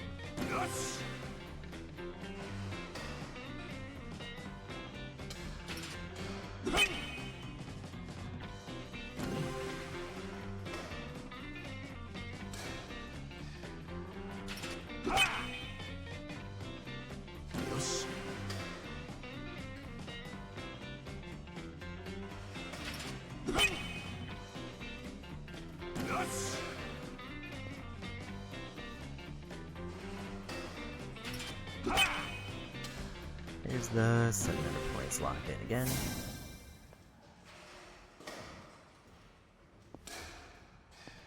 If the timing wasn't so bad, this feels like it would be a great time to go for Expert Rat.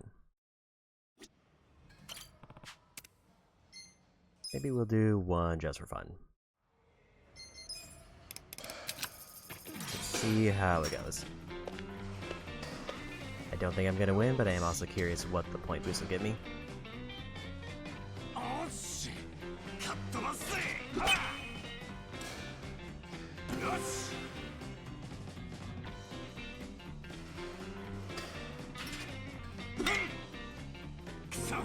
Too early now, but I think that would have been early with a normal bat.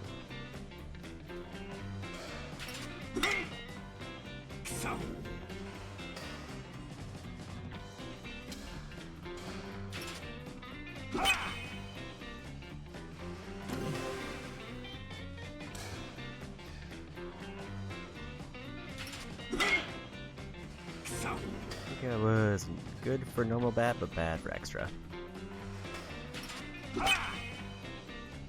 Those almost seem easier to hit if I know they're coming because they're very quick.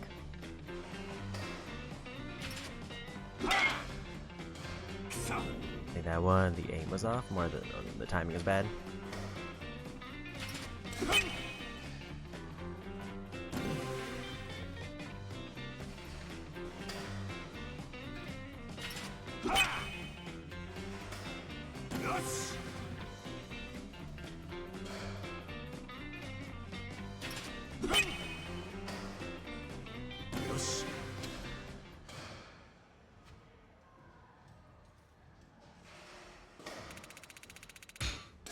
That's 750 if I get 6.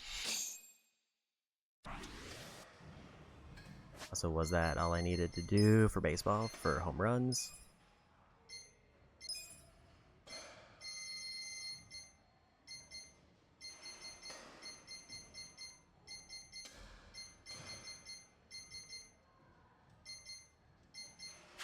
Now I do need 200 for that.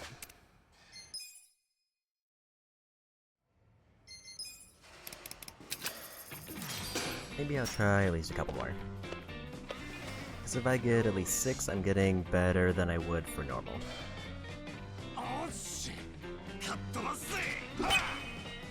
Unless I was reliably getting 1,000 for normal.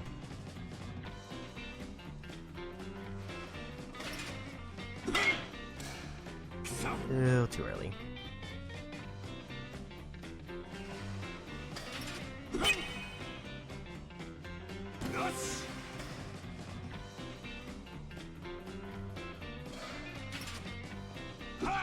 Way too late. I knew that was gonna be a slow one, so I wasn't sure on the timing.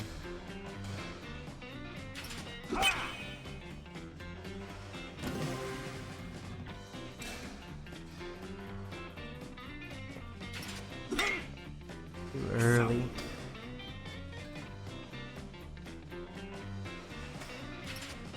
It might have been off in the aim, but I don't know about the timing.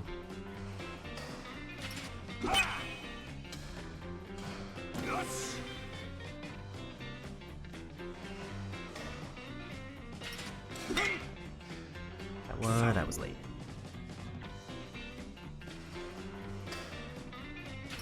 I think that's only a C rank.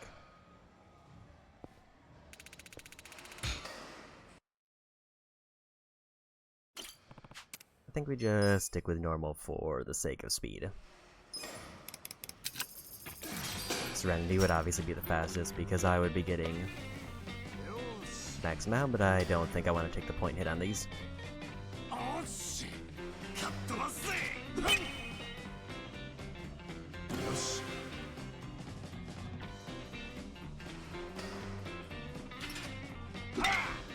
Way too early.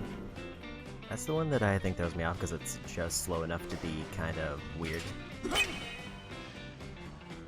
Like now it's so slow that I can just wait for the timing.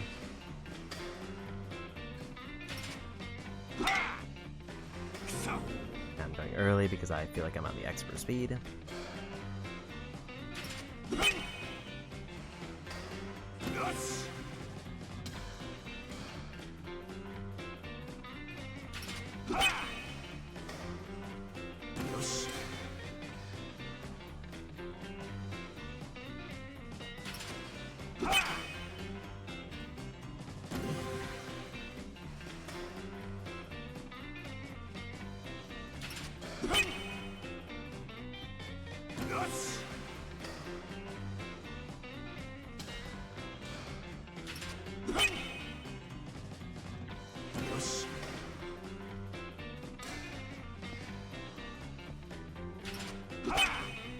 It will take 700.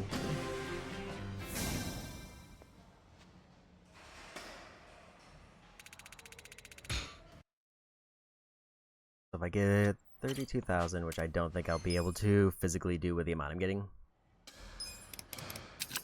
then I get the hammer, which puts me in a good position for this job skill.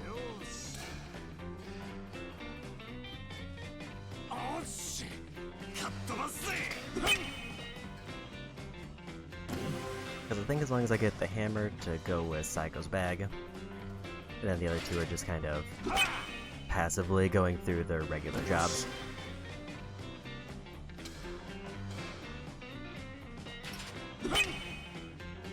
Then it lets me just kind of get the party moving in different directions. But still keeping it not like nerfing myself too much.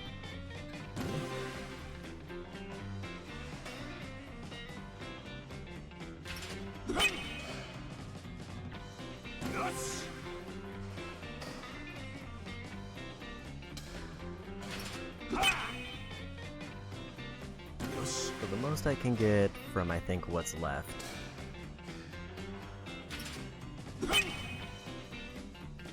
is probably like 9,000.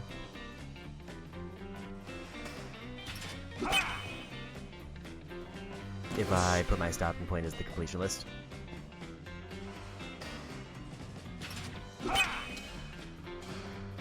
Which is only enough to get like a little less than half of what I need.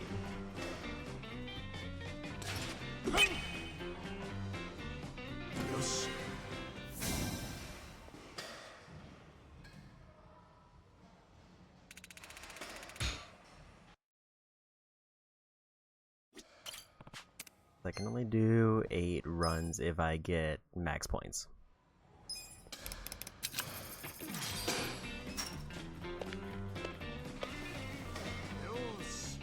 And then it would be more point efficient to just do the home run competition.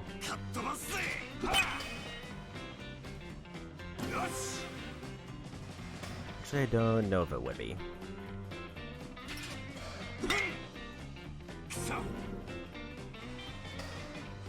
Because it would either be I could do a guaranteed 700 every course, or it would be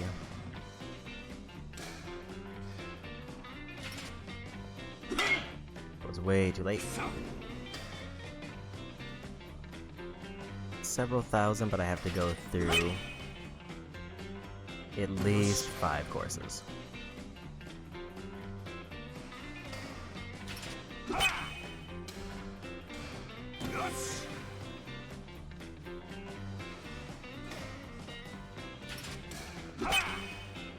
I think if I get far enough in the home run competition, it starts to be better, but if I lose too early, then it's worse.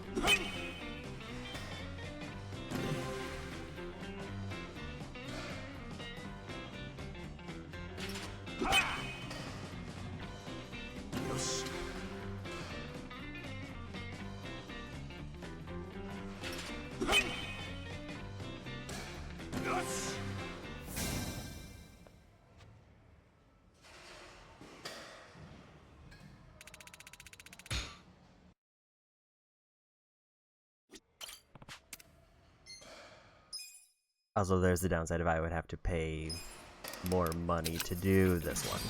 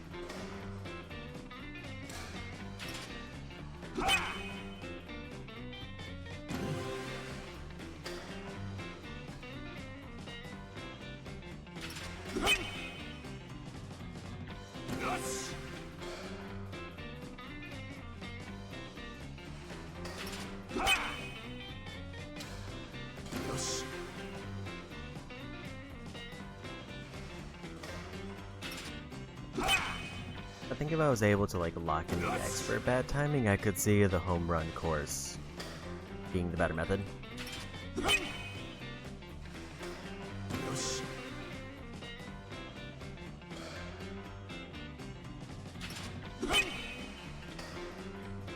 Like even if I was only getting A ranks.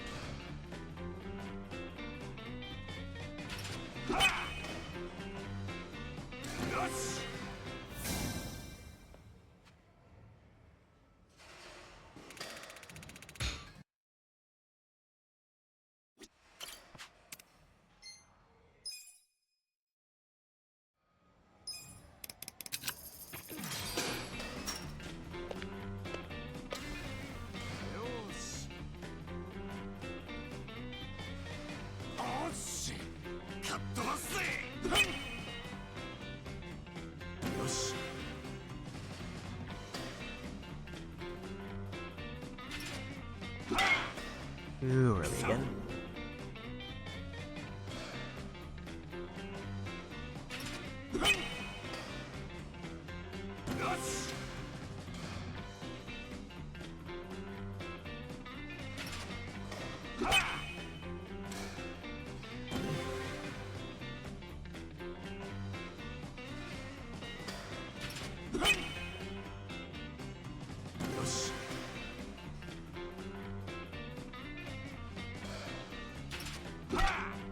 Forgot that one again.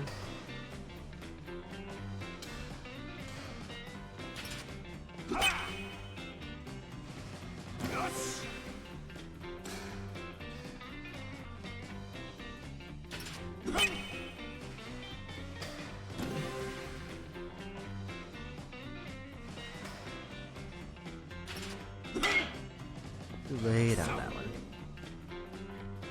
That actually lost me the challenge.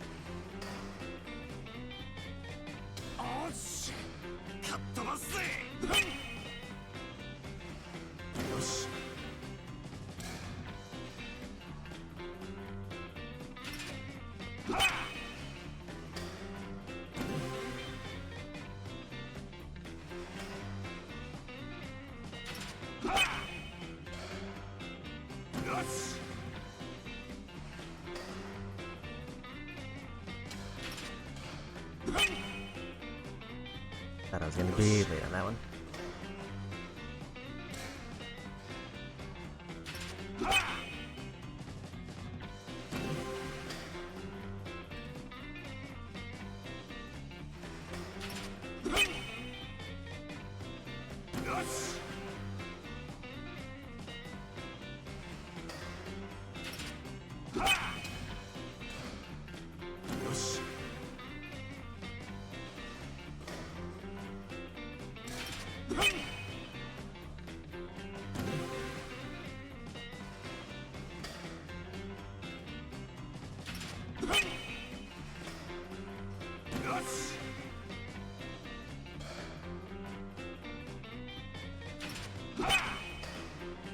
There's another 1,000.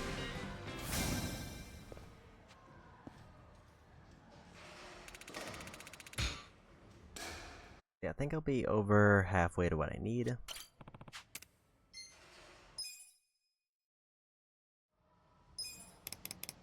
The big thing is if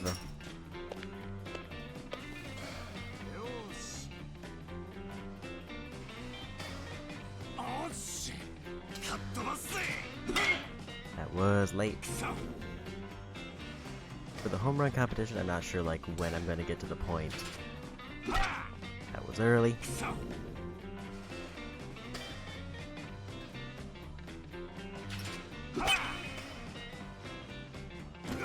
Where I'm say getting more points than I need. Or like not necessarily more than I need, but enough that I can do it in like 1 or 2 streaks. As opposed to doing like 4 or 5.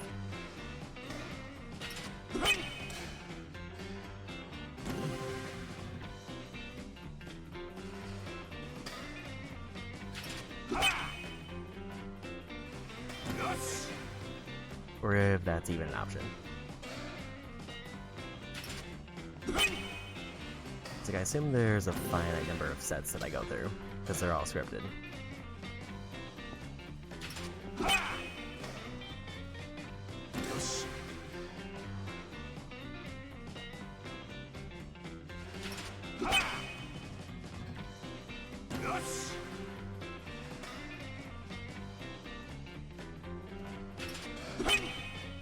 Managed to recover it.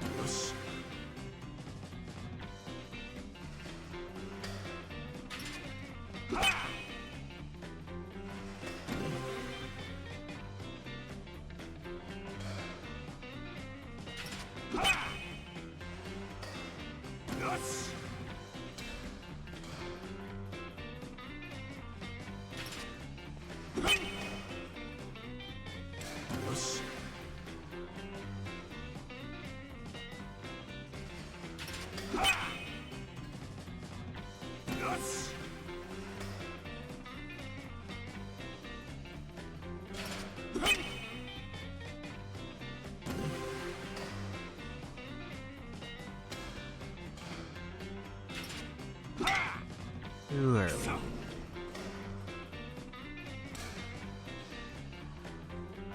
I won't get the 1,000.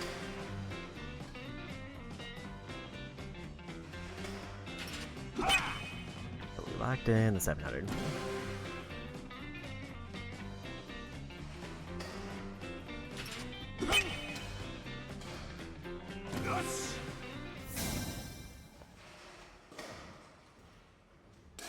So it sounds like if I get to the end of the challenge course, I was pulling it up, I can get a max of 13,600 using the good bat.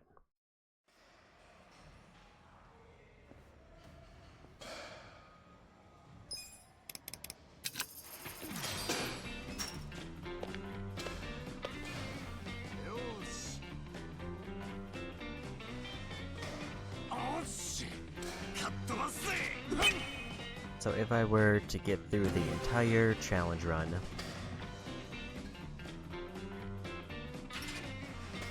it would take me less than 2 attempts in order to get what I need for the weapon.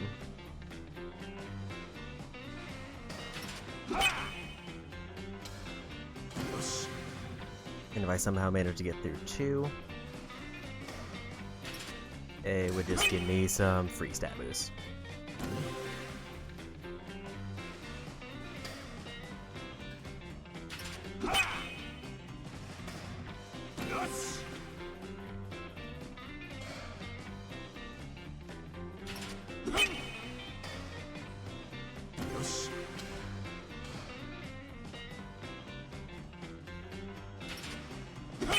Actually, this goes well enough, I might not even, I just might need one good run through.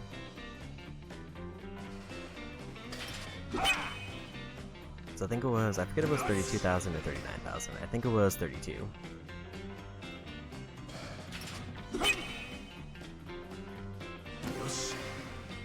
Gotta not choke the timing. And there's 1,000.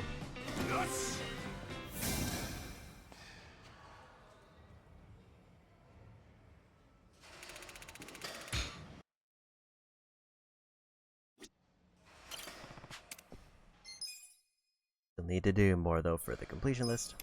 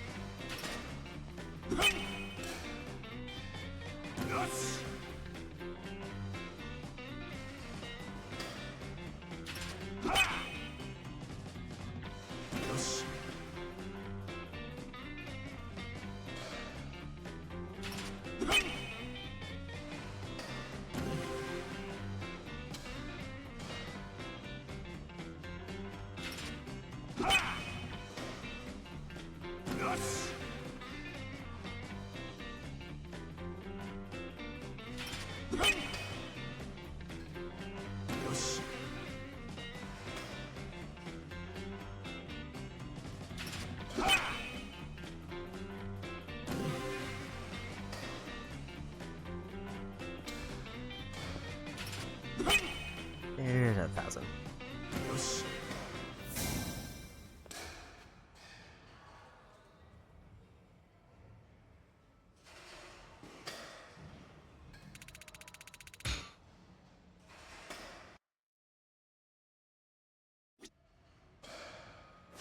How many more did I need?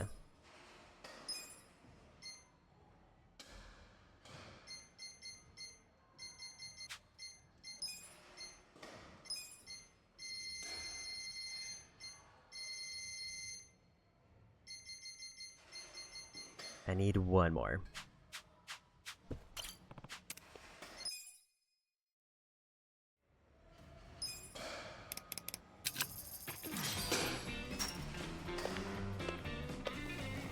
Here's open for another 1,000 so I get some wiggle room on the challenge.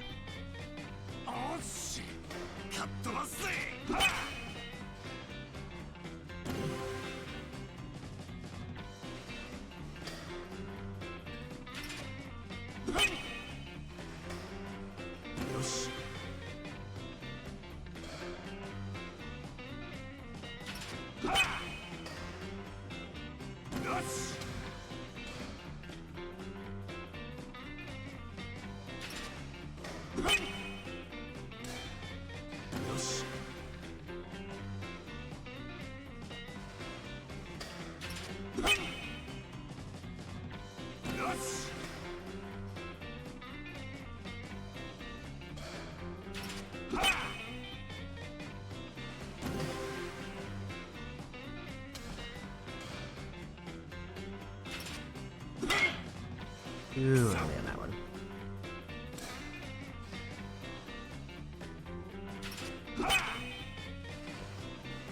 Didn't lock in the 1,000 for my last attempt.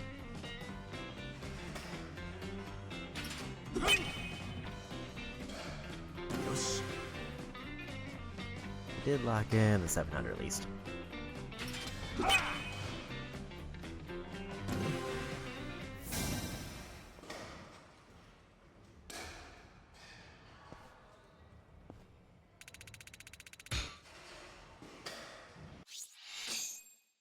There's Grand Slam for that one. Let me just check the points I need. I actually got a Charisma level up off of that.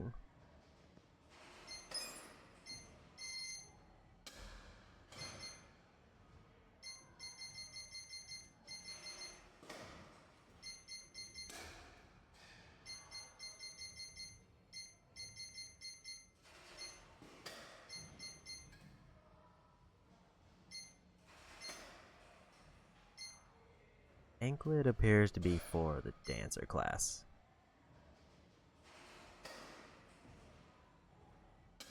Actually, it's 30,000, so it's even less than I thought. It was 42,000 for the total.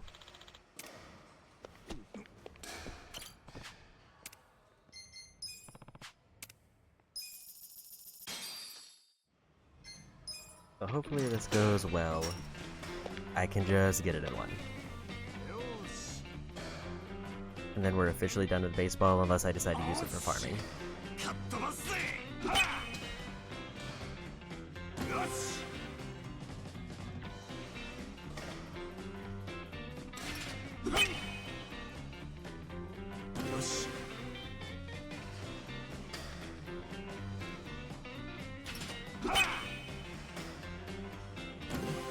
So I now just have the list of throws that they do up.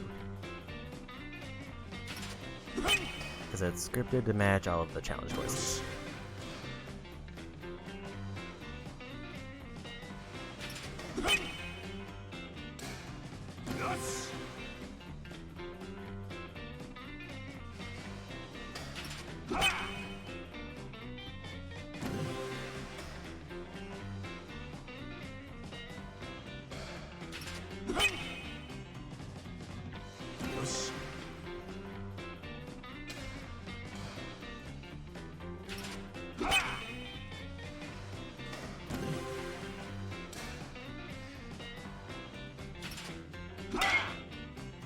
It was too early on that one.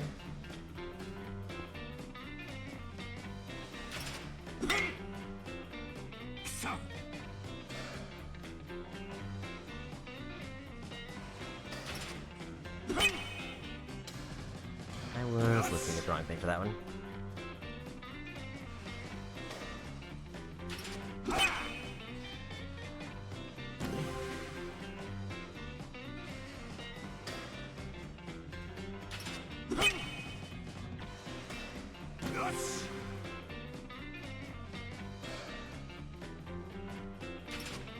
し。よし。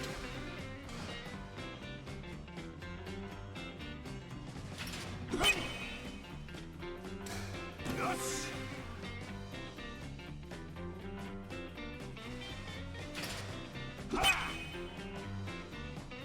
よし。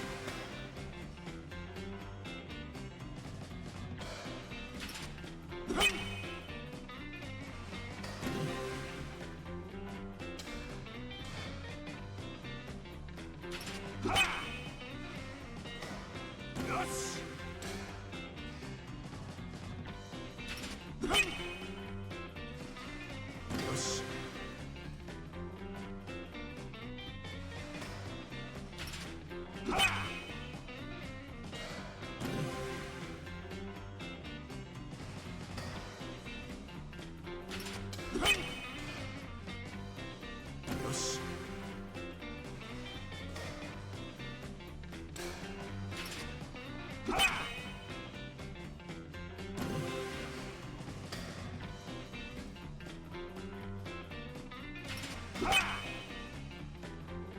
よし。よ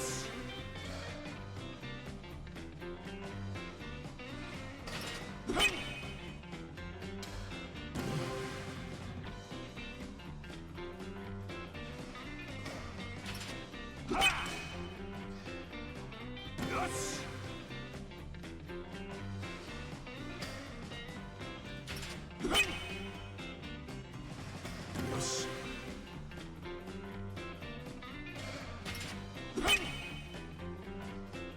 よし。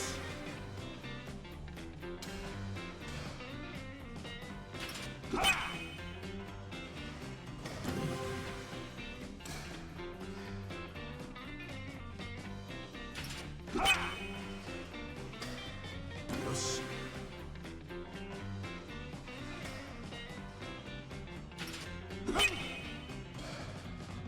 よし。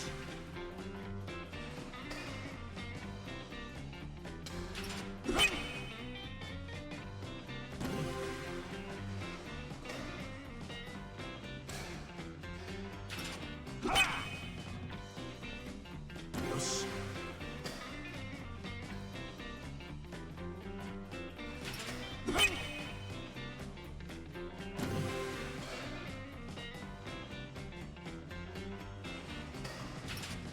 I'll say once I get further in the challenges, I do kind of lose track of where I am.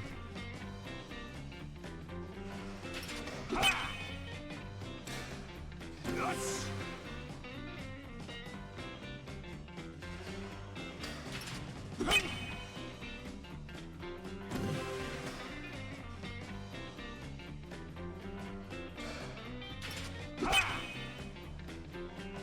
Yes.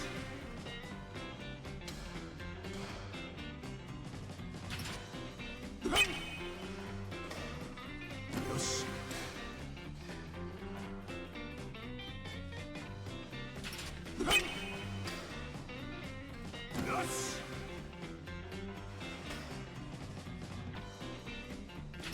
Yes.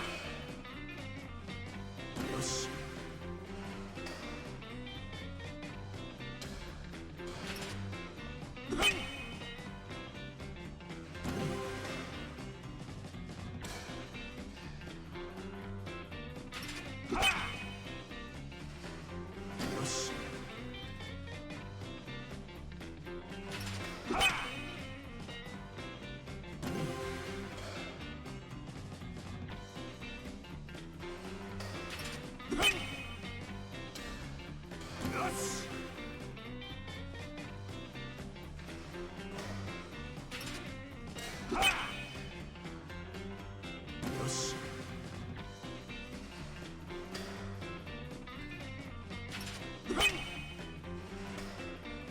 Yes.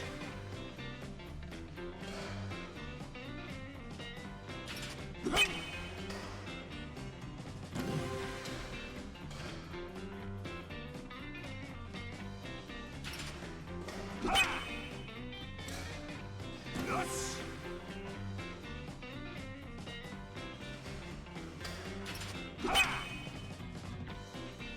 Yes.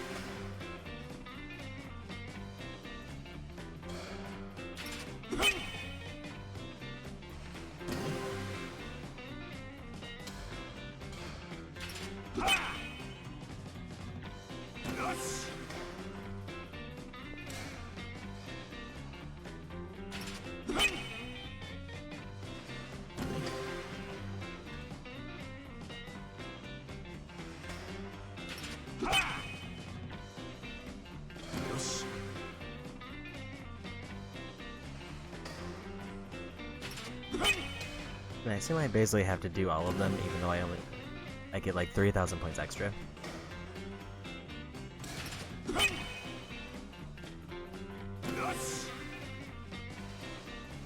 Unless I do like one really quick throwaway one just to get some extra points.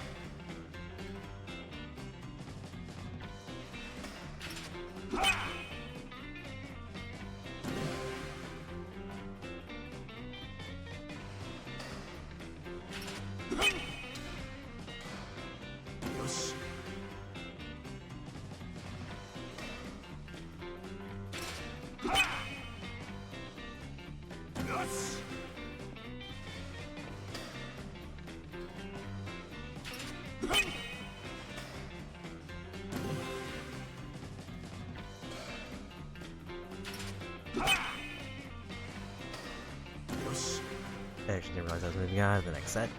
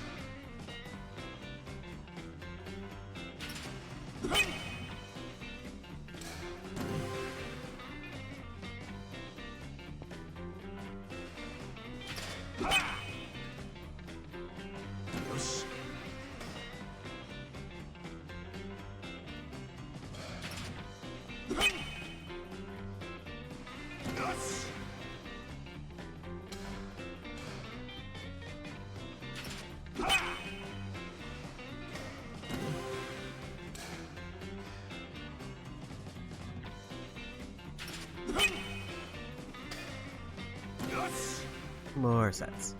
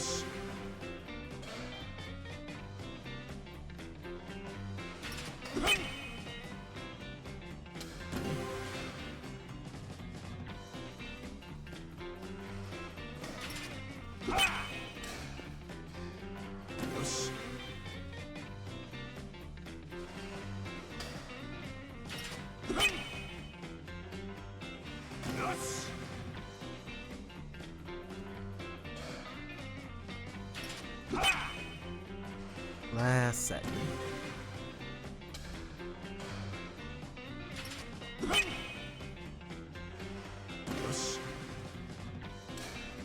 Yeah, I think I already have enough points. Actually, it will be deducted, so never mind. Unless that is the actual final amount I get.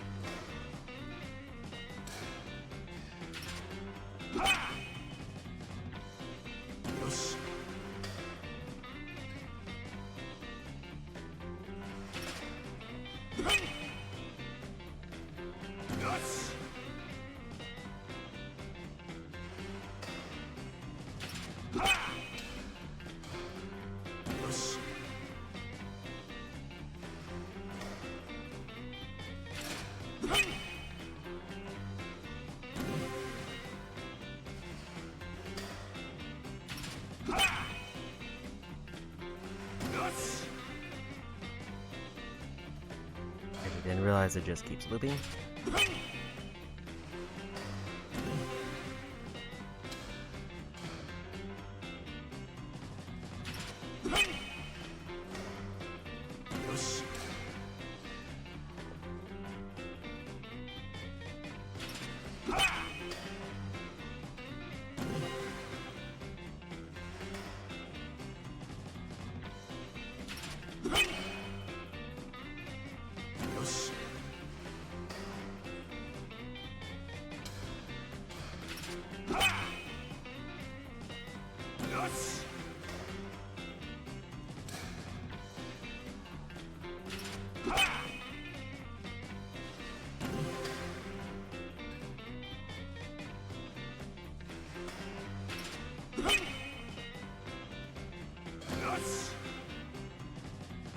Okay, so it does reset the point, so I think I'm just gonna take a dive.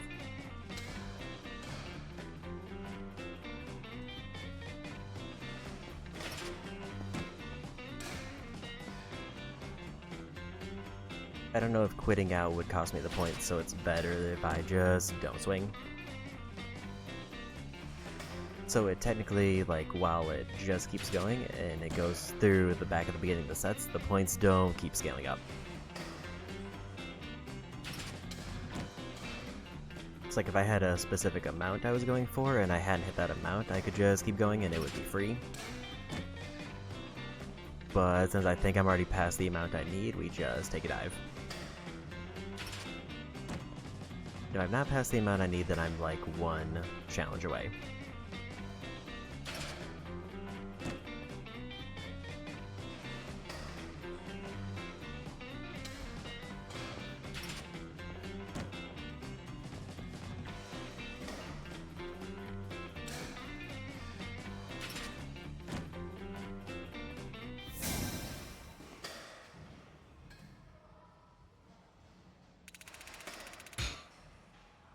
Okay, apparently I was 6,000 points short, so I need one more run through.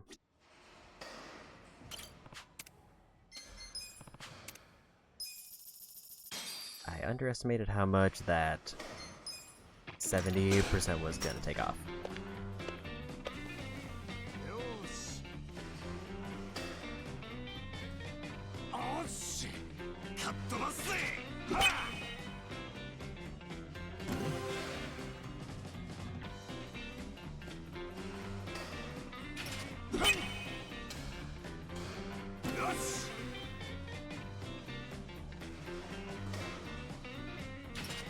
Because I thought it was going to be the point that I saw was the point that I was going to get, because that's kind of the way that the guide phrased it. That seems to be what I would get if I was doing normal bat the whole way through.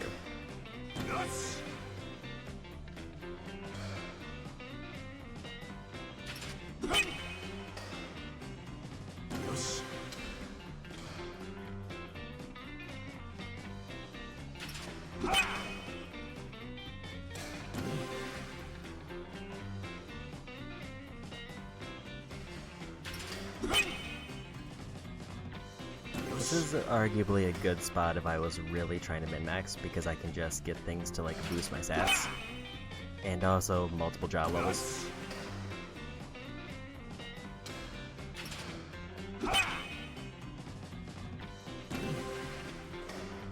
But I think like the job books are more if I was already high level and I just wanted stats across the board.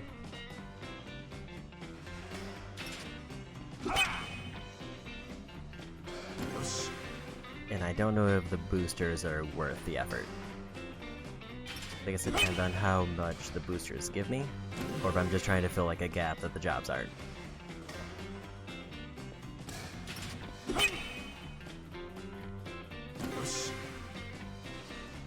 But we're just gonna go until I get enough for the weapon.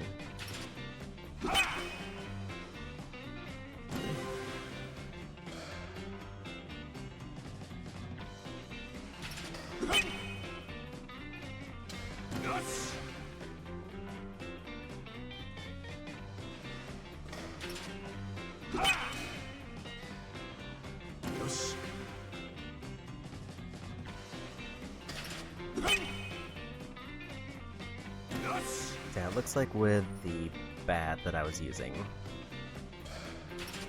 a full run gets me just under 10,000.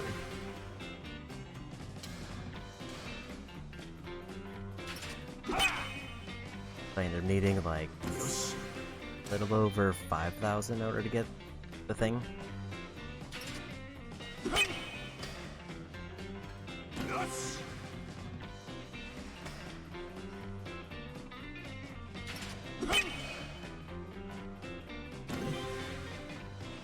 So I don't necessarily need to get a full run, but I need like a pretty late one if I want to get the hammer locked in.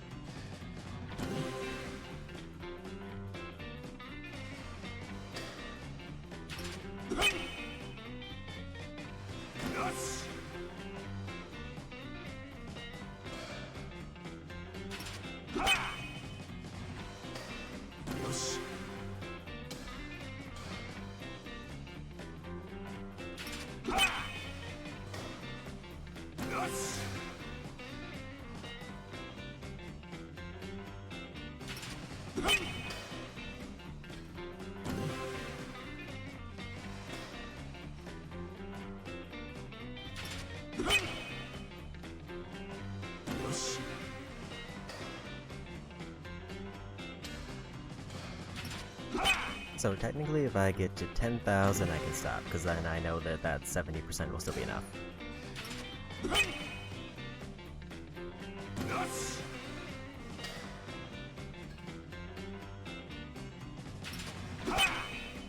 Just a matter of, do I want those extra like 3,000 points since I'm already going that far in.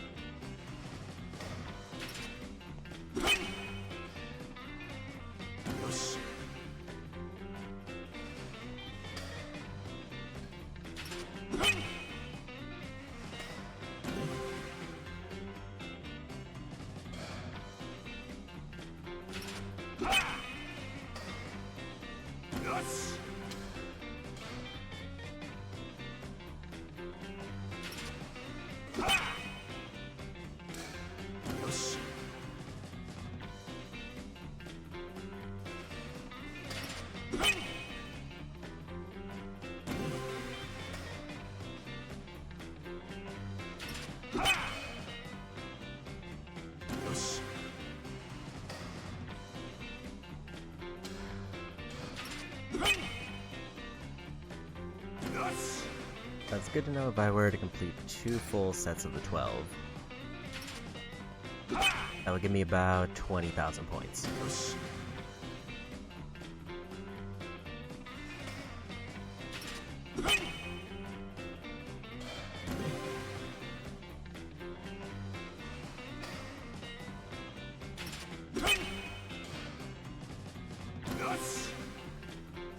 Which is enough to buy everything that's left. Assuming I stick to one hammer, which I would.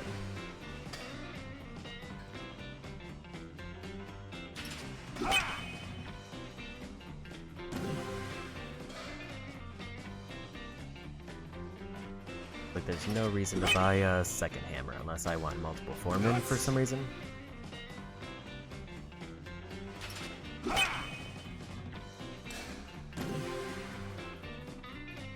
Which I don't think there's any reason to stack jobs.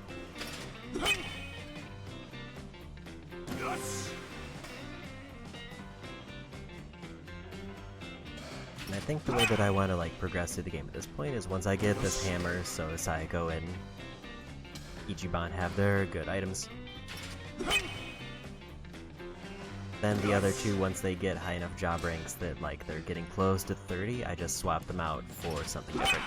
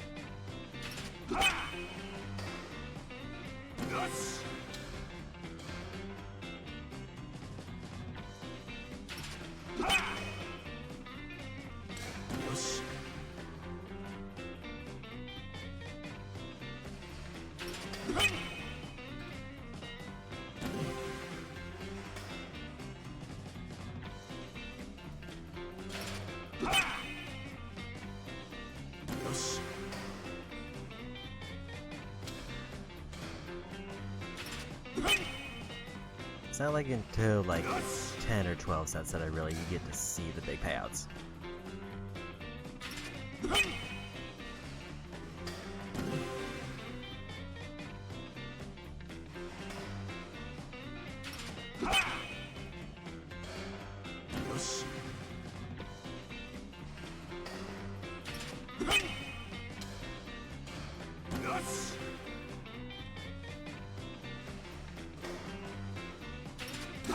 And it's like if I'm already like 10 in, I might as well just do the last two.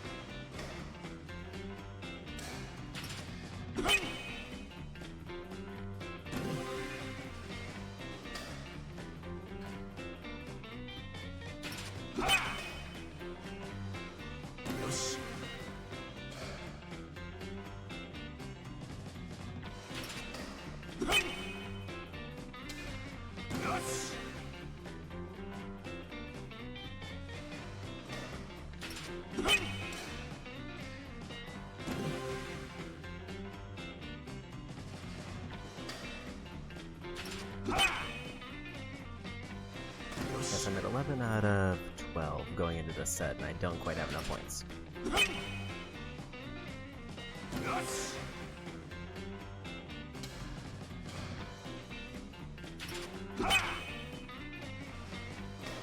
So there would only be like one good set anyway.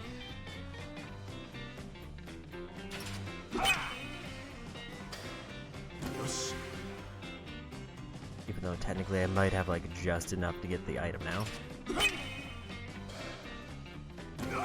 But I would want to do this set to guarantee I have enough.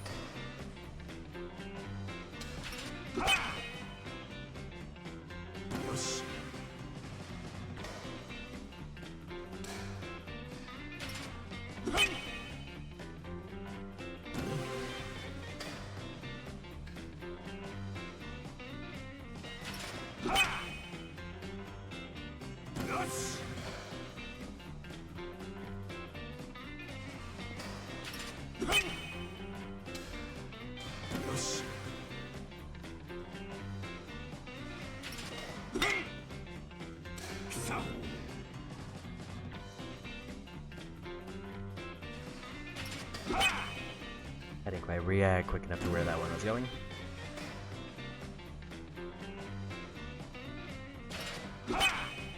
This is the last set. Yeah, so right now I have enough to guarantee to get what I need.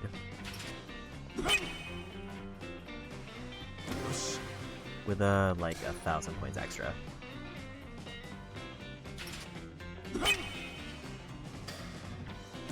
I might as well just do this one and then call it.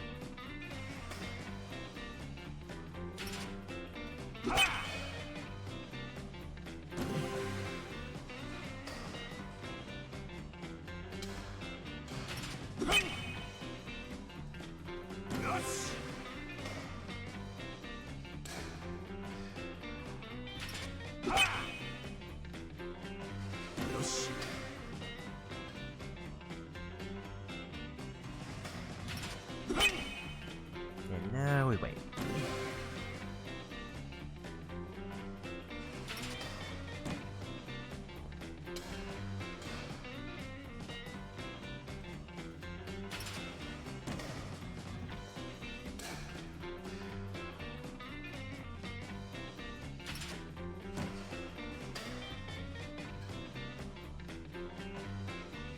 Now this will give me like 4,000 extra points to buy something, which isn't enough to get...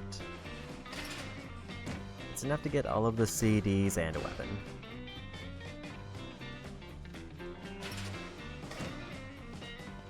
I can get a worse hammer in addition to the hammer that I get.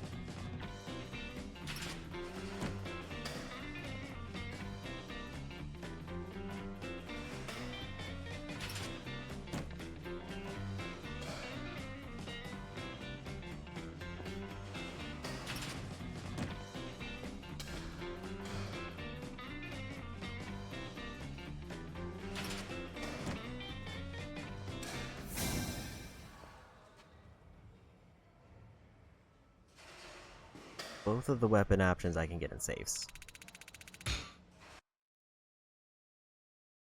I think I'm just gonna buy the CDs for something to get.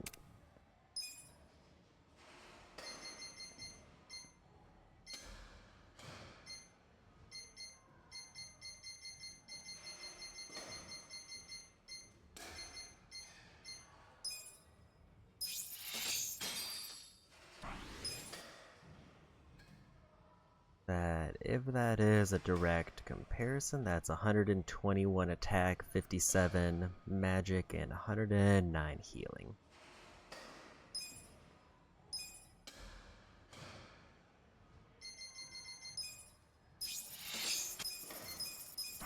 I don't think I need those CDs for anything, but I might as well spend it on something. Never mind, I do need the CDs for something.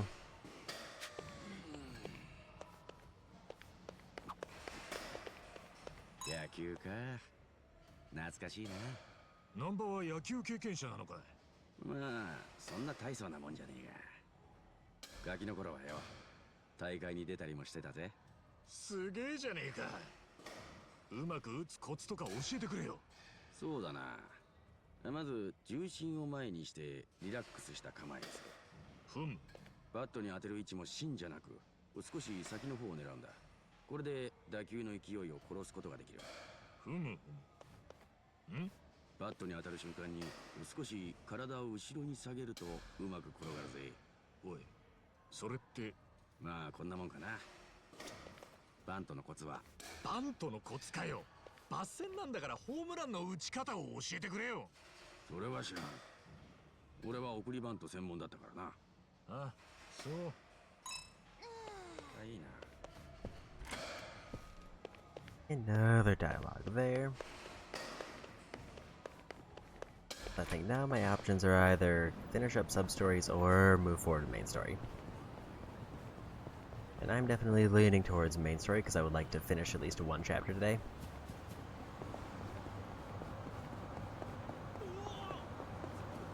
Like, relatively speaking, I feel like we've made good progress in getting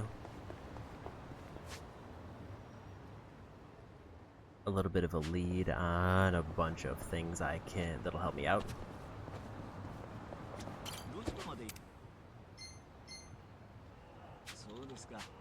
I didn't realize that the story spot was so close. There is a sub-story right by the station, so I guess I'll at least hit that up.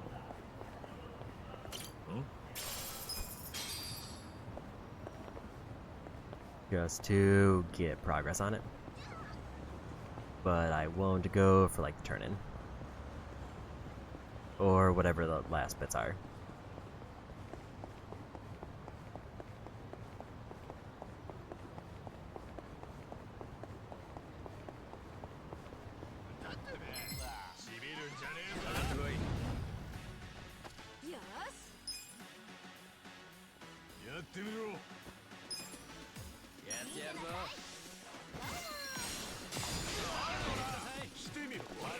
$240 damage for that. What does a regular hit do?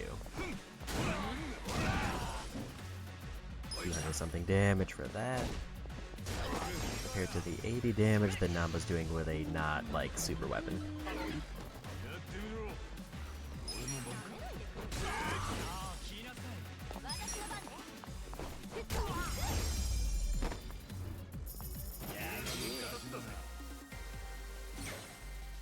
Those two are going to be getting rapidly better stats because of their frequent job ranks. Before we actually commit to story, let me check their bond levels. 80, 150, and 30.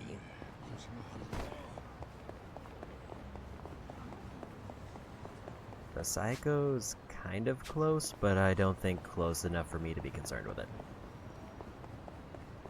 Like, she'll probably get maxed out in the dungeon. If there is like a dungeon or a big fight after this. I assume like the story ends with, or the chapter ends with a fight, because it seems like we're leading towards an enemy base or group somewhere.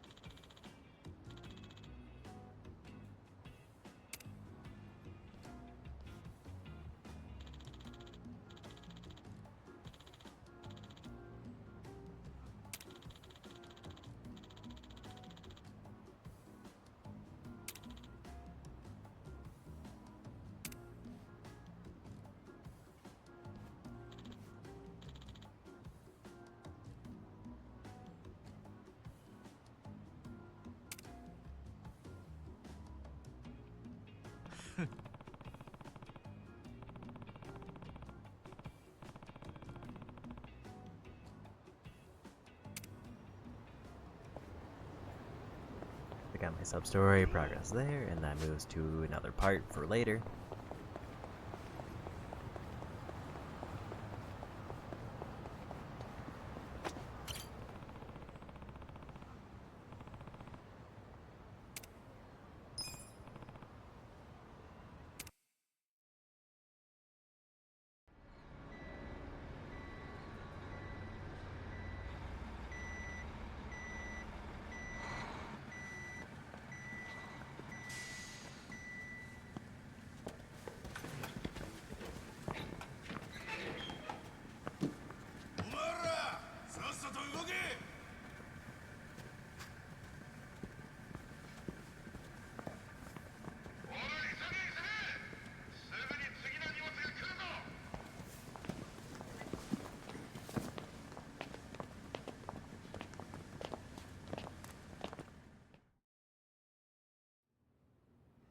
荷物が来たらコンテナから下ろして発送地域ごとに置く。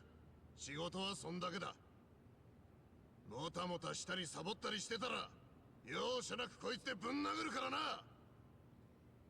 おい女。はい。読み書きはできるか。はい。足し算と引き算はできます。よし、お前は事務係をやれ。わかりました。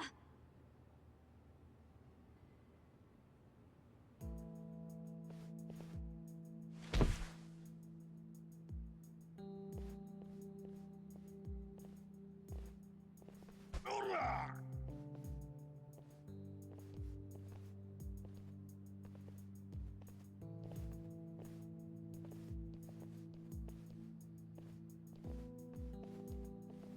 すげえな、足立さん。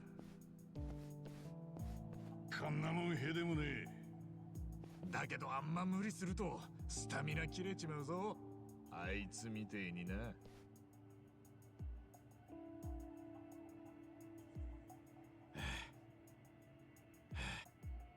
情けねえな。ちくしょう、なんで最後だけジムなんだよ。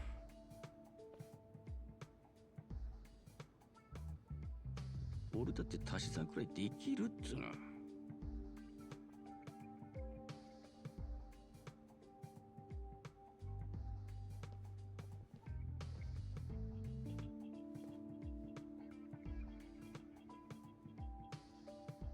おい、箱の中身を見てみようぜ。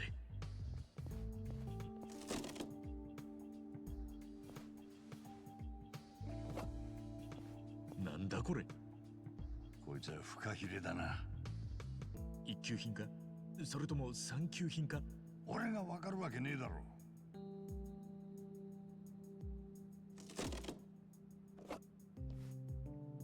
こっちは干しアワビだな。食ったことねえが高級食材だぜ。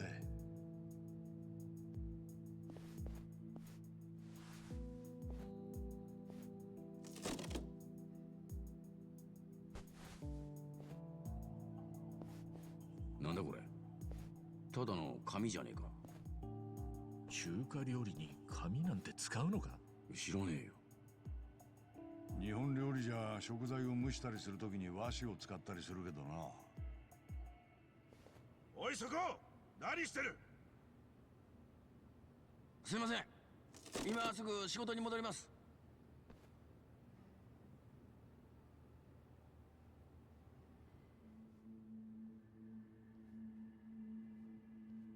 いいか、荷下ろしが終わったらタンカーから営業担当が伝票を持ってここに来る。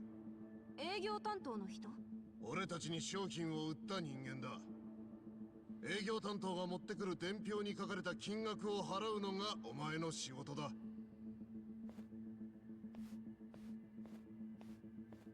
很高兴这次的合作十分顺利。こいつが伝票だ。ちょっと私中国語なんてわからないんだけど。構わん。見るのはここ、金額の欄だけだ。そしたらこの金庫から金を出して渡す。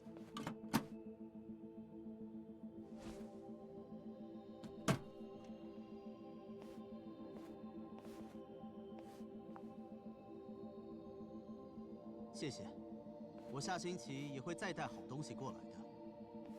今のって日本円でいくらなんですか800万円ってとこだ。800万を現金払い中国人民元での現金一括払い、それがうちの売りだ。売り主からしたらめんどくさい手間が省けてすぐに金を手にできる。多少買い叩いても本土の連中がうちに品物を卸したがるのはそういう理由だ。なるほど。分かってると思うが、金をくすねようったって無理だぞ。倉庫の中のものは全て管理されているからな。もしも妙なことをしたらただじゃ済まんと思え。まさかくすねたりしませんよ。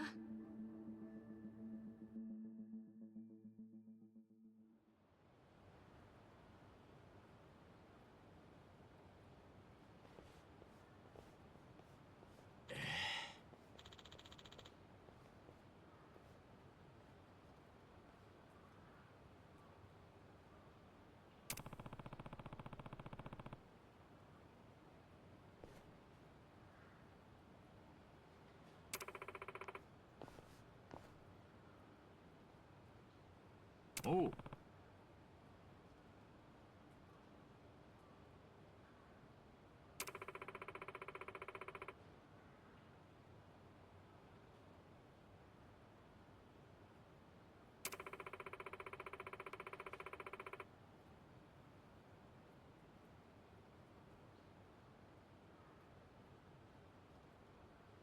マジか。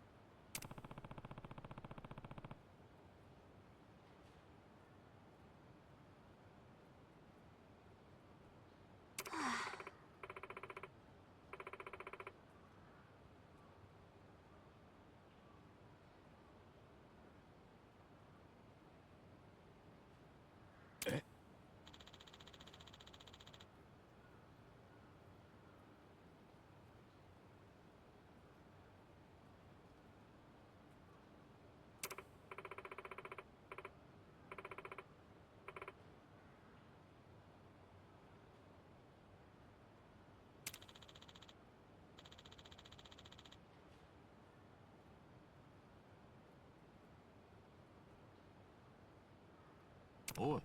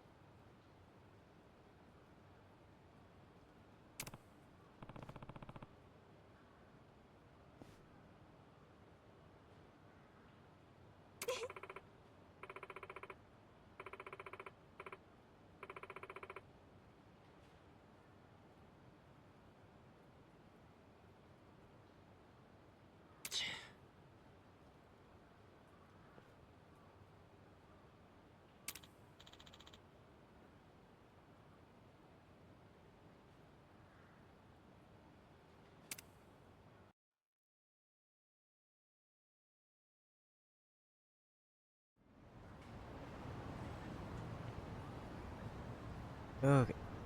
I'm kind of curious because it seems like there's still a lot more to this chapter.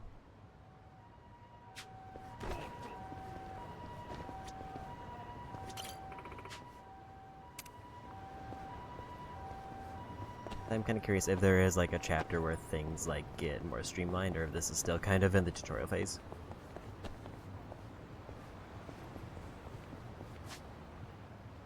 Because like a not insignificant part of this chapter is like unlocking minigames.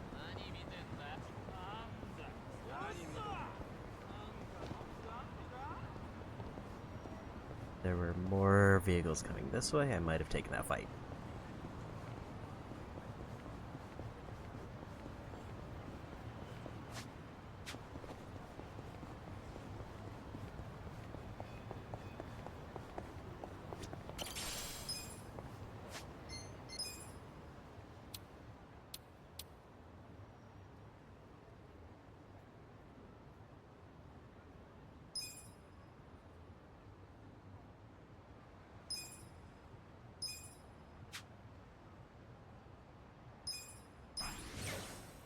Level up for style.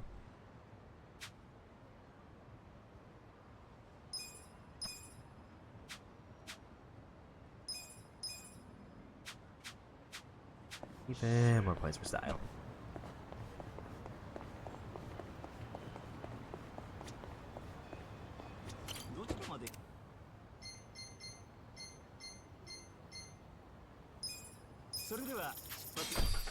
And we'll just take a taxi.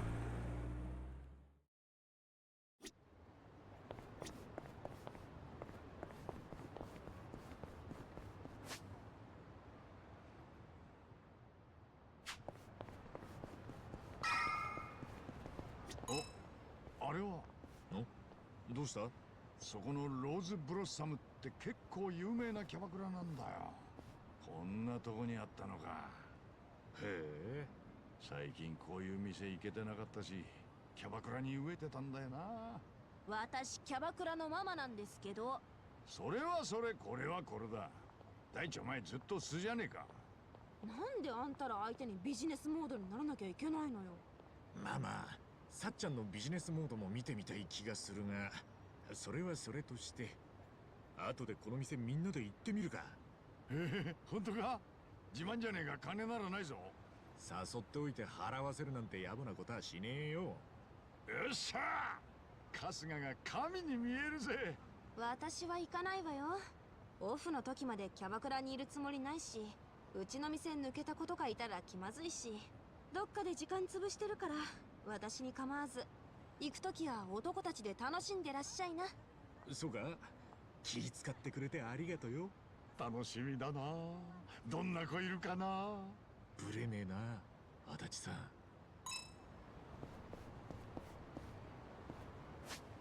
I think she's actually getting close to getting another bond level up.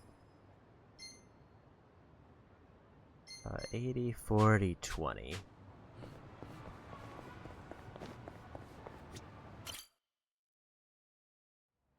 あーちくしょう、シャンプーかと思ったらもうローションだったぜ。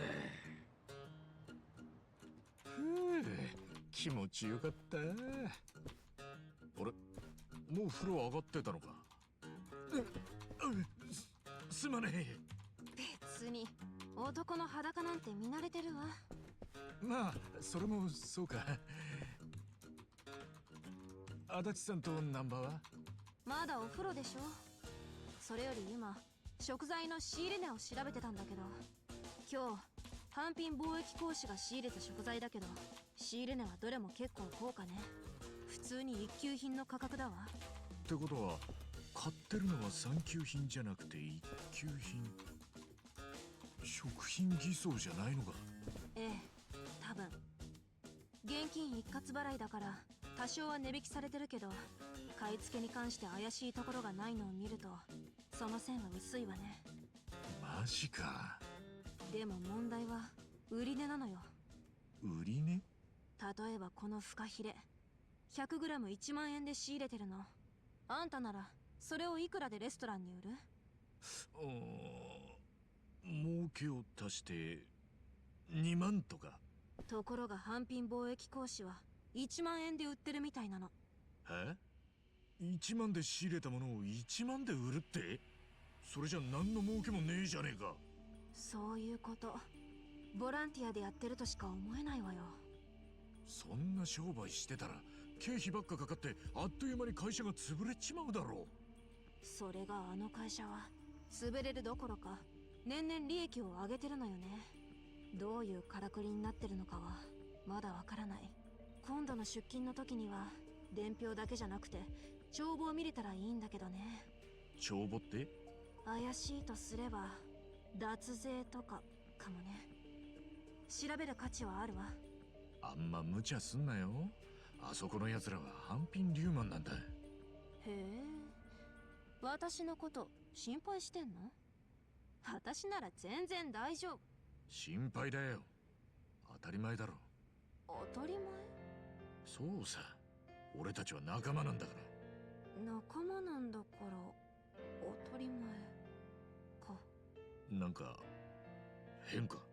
正直言うとね、仲間なんて私今までそんなの持ったことなかったから、そういうのって映画とか漫画とかそういうのに出てくる綺麗事だって思ってたんだよね。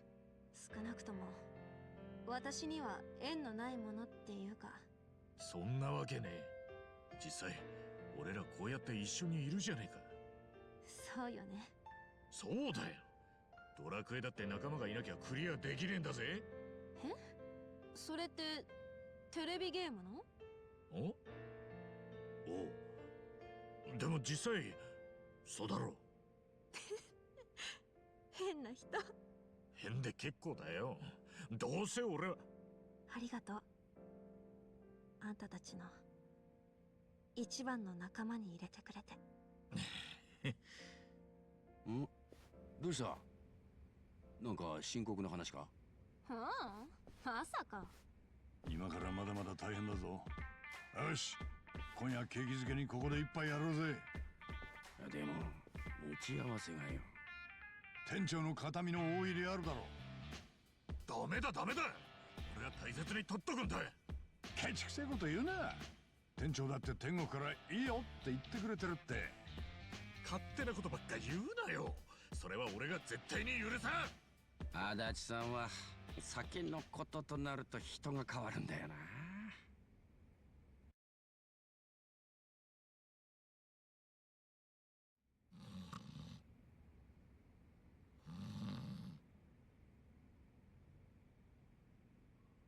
違法風俗反対！偉人町から撤退せよ！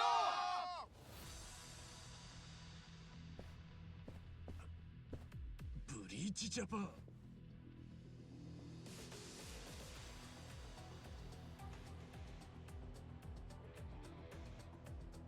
なんだよこれ。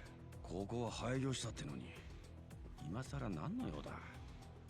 皆さんご覧ください。この不潔極まりない建物。そうソープランドです。我々の熱意あふれる活動の結果、つい先日この悪しき店は閉店へと至りました。おお！我々の勝利です。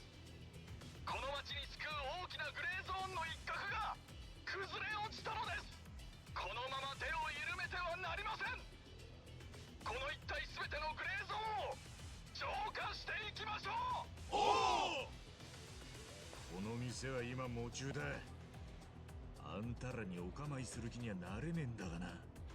おや、まだいたんですか。我が町の害虫の皆さん。お構いする気はねえっつったぜ。もうこちらの店は閉めたんでしょ。あなた方も早々に立ち退かれるべきではありませんか。そうだそうだ。ほら聞こえたろ。消えろや寄生虫。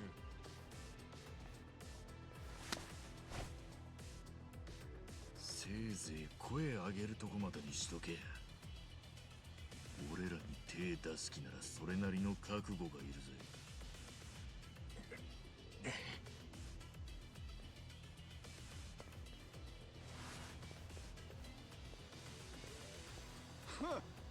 見ましたか皆さん。チンピラの本性がむき出した未だに暴力で市民の声を封じることができると思い込んでいる。時代錯誤も甚だしい。今日はもう店じまいだ。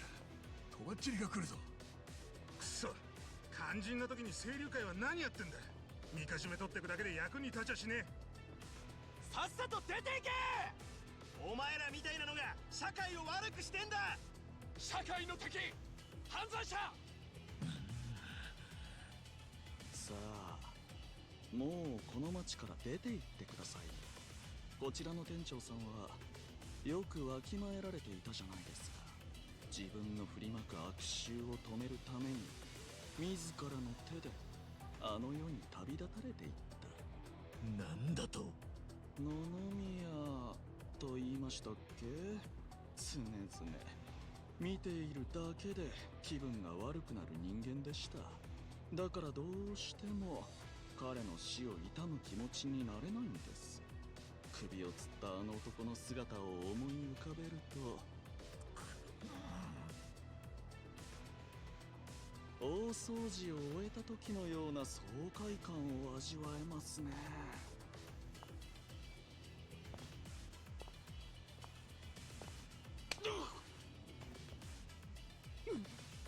何するんだ。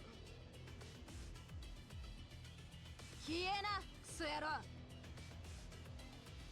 よせよ。ダメだぜさっちゃん。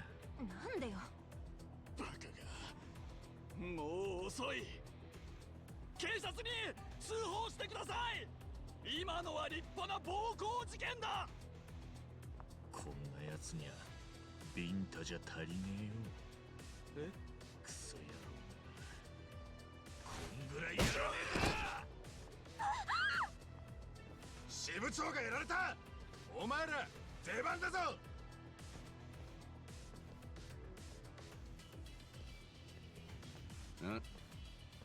なんだバットなんか持って野球でもすんのか。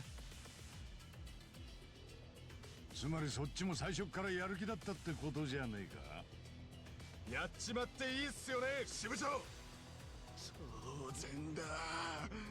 先に手を出したのはこいつらの方だからな。行け同志たち。全ての汚れを漂白だ。ブリーチング。Yeah. や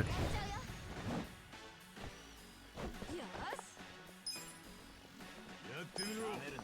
ほら来いよ。やってやるぞ。なめるなよ。おい来た。とっておき。ザコ。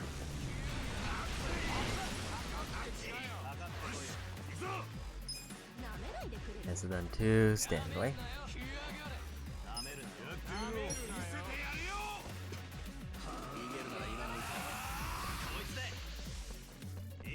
Because of that, it's a charge hit.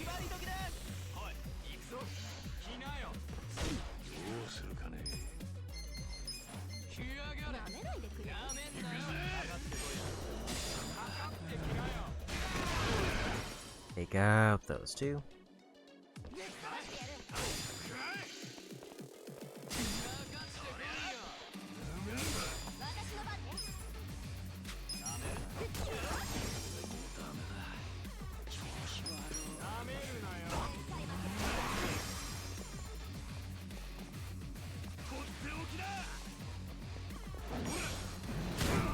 And I missed the timing, but one shot of them anyway.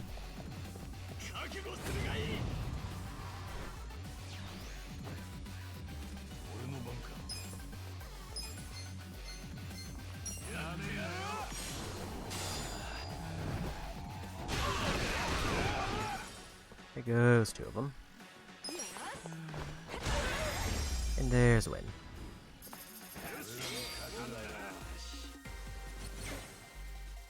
Bunch of job ranks there. And also 2 levels.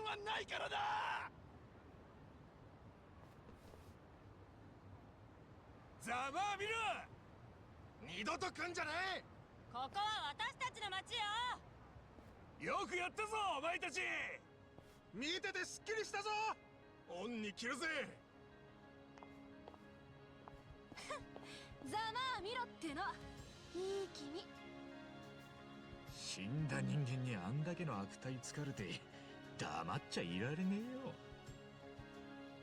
でもつい手が出ちゃって迷惑かけちゃったよね。迷惑なもんか。あれで吹っ切れて連中の本性も分かったしな。それにもし警察が来ても俺らパクられる時は一緒だからな。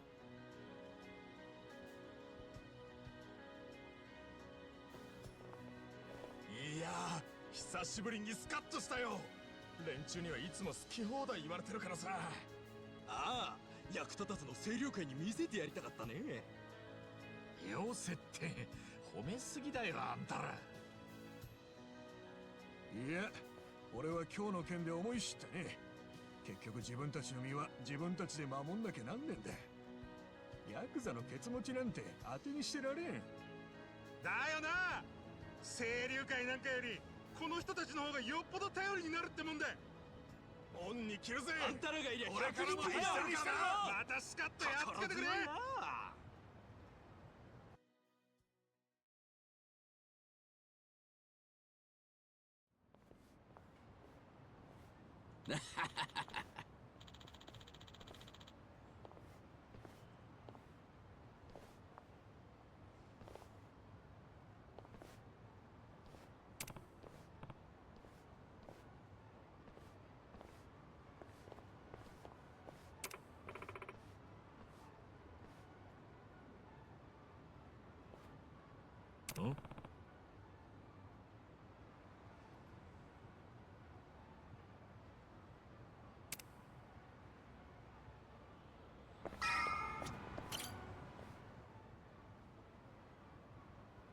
お休みかな。野々宮さん、鎌滝ですけど。何か用でも？もしかして面接希望とかですか？え？あ、いえ、面接じゃないんですが。あなたは？ああ、俺は春日ってんだ。一応この店に雇ってもらってたものなんだけど。店員さんですか。すみませんが、野々宮さんいらっしゃいますか？今日会う約束してたんですけど。いや、ひょっとして知らない？はい？その野々宮さんは亡くなったんだ。え？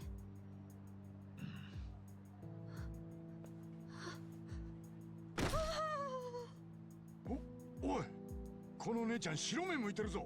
しっかりしろ姉ちゃん。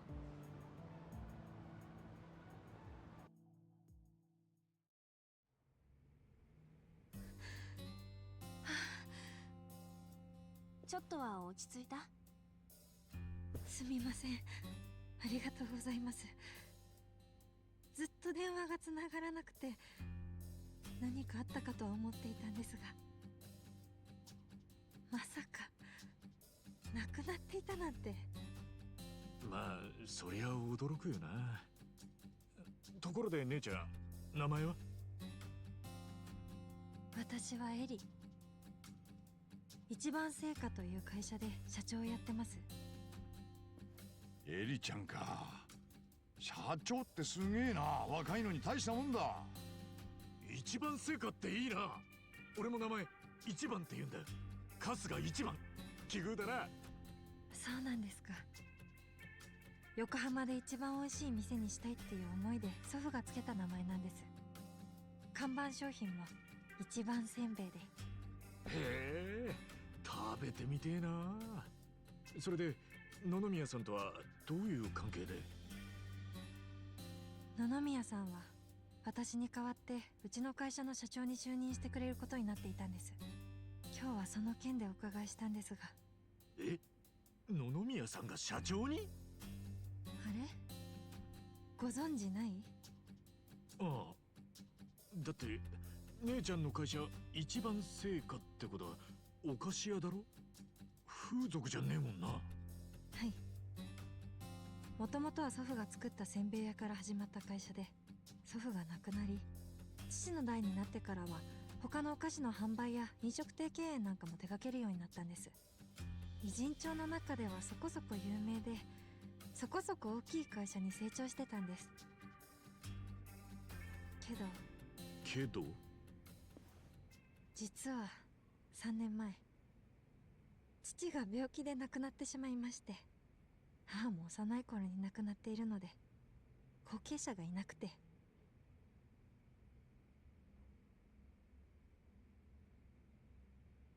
その頃私はまだ学生だったんですが、父や祖父の思いの詰まったこの会社をなくしたくなかったので、学校を辞めて私が継ぐことにしたんです。私なりに必死に勉強して頑張ったつもりなんですが、私は完全に素人ですし、経営は苦しくなる一方でした。そんな中、甘い話を持ってきた詐欺師みたいな連中にあっさり騙されてしまって、そいつらにほとんどの店と授業を奪われてしまったんです。ひでえな。結局残ったのはせんべい屋だけ。ほんと、父や祖父に合わせる顔がありませんよ。借金もできてしまって、このまま続けてもさらに傷口が広がるだけ。そう思って不本意ながらもう一番成果を締めようと思っていたんです。でもそんな時、救いの手を差し伸べてくださったのが野々宮さんなんです。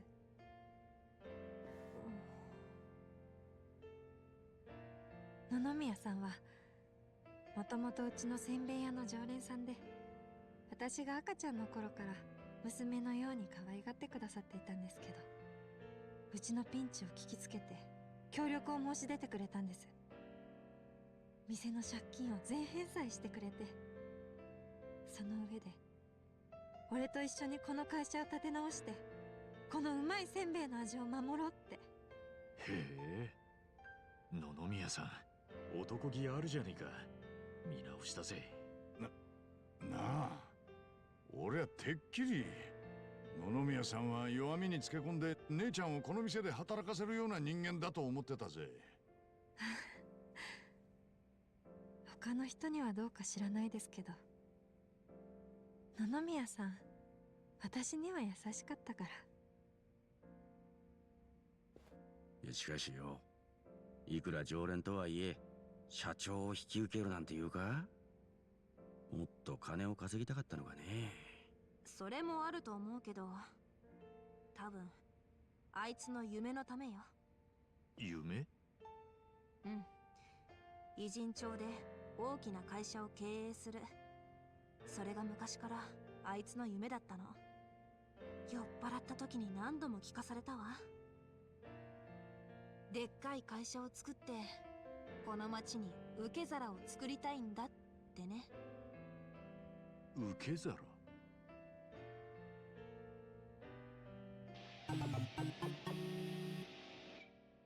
偉人町は行き場をなくしたどん底な人間が集まる町。この町ですら居場所をなくしてしまった人間はもうどこでも生きていくことができない。だから俺はそんなどん底にいる行き場のない連中を全員受け入れられるようなでかい受け皿を作りたい。乙姫ランドもそういう思いでやってるんだってね。ご立派な考えじゃねえか。まあそんなこと言っておきながら従業員に無理させまくるブラック経営をしてたくらいだから、どこまで本気だったのかわからないけどね。でも確かに実際行き場のない俺たちを受け入れてくれたのはこの店だけだった。野々宮さんは本気だったんじゃねえかな。私も野々宮さんは本気だったと思います。じゃないとこんな金の匂いのしないせんべい屋引き受けてくれませんよ。もっとお金になる話は世の中にたくさんあるんですから。さて、じゃあ私はそろそろ帰ります。皆さんご迷惑かけてすみませんでした。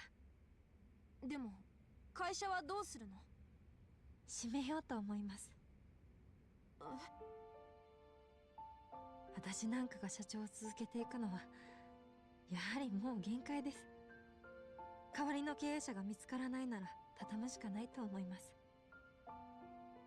才覚のない私がこのまま経営したところで遅かれ早かれ会社は潰れる。きっともう潮時なんですよ。姉ちゃんは本当にそれでいいのかよ。大切なお父さんたちとの思い出が詰まった会社なんだろ。嫌ですよ本当は。だって私の大好き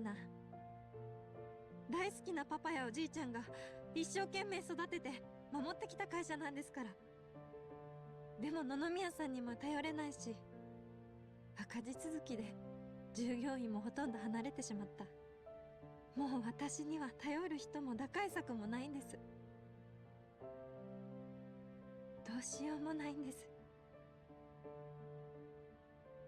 でも全ては身から出たサビ。悪い奴らに騙された私がいけないんです。何やってんだろう私。本当に情けない。エリちゃ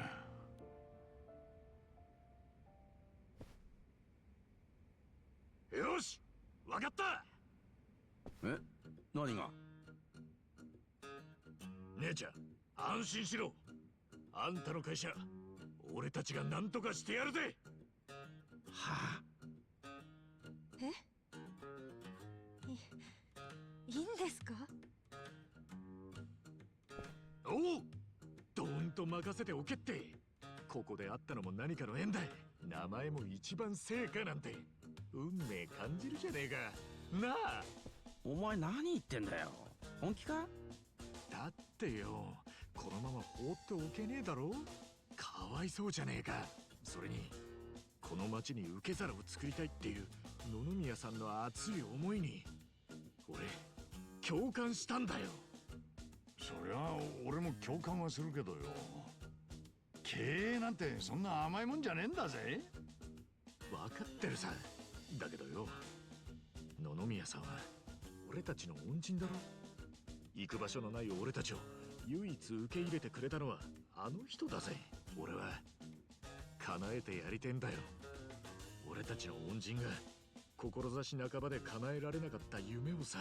それがあの人への恩返しになるんじゃねえかって思うんだ。いっちゃん。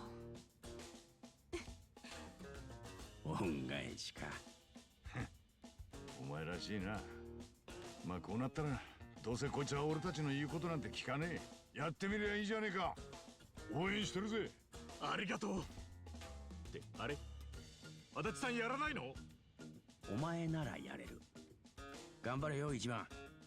町の人を救うなんて勇者みたいでかっこいいじゃねえか。一番ならできると思うわ。頑張ってね。おお、やっぱ俺だけ？春日さん、本当にいいんですか？男に二言はねえ。社長だろうが総理大臣だろうが大統領だろうが何だってやってやるぜ。ありがとう。本当にありがとうございます、春日さん。おう、よろしくなエリちゃん。はい。それじゃあ早速うちの会社を見てもらえればと思うんですが、よろしいですか？わかったよっ、春日社長。よっ、春日社長。よっ、春日社長。お前らなあ。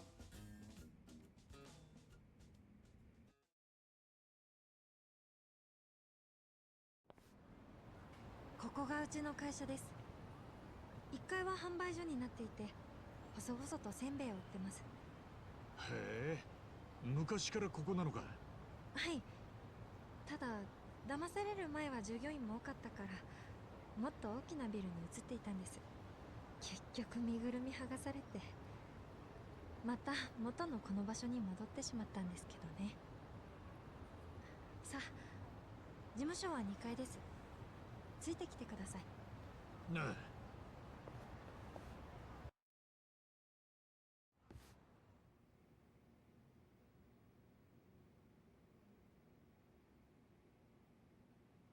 へえ、ここが事務所か。狭くて汚いところですみません。おお、エリちゃんおかえり。この人がメールで言ってた？そう、春日さん。野々宮さんの代わりにうちの会社を手伝ってくれることになったの。春日さん、私の祖母です。私に残された唯一の家族です。体の調子がいい時は下の販売所の手伝いをしてくれたりしています。鎌滝とめじゃ。よろしゅう。トメさんか。春日一番だ。よろしくな。うん。ちょっと年がいっとるし、変な髪型じゃが、骨太でいい筋肉をしておる。なかなかいい彼氏じゃないか、エリちゃん。ちょっとおばあちゃん、彼氏とかじゃないから。人の話聞いてた？はっはっは。本当にもう、すみません、春日さん。いや。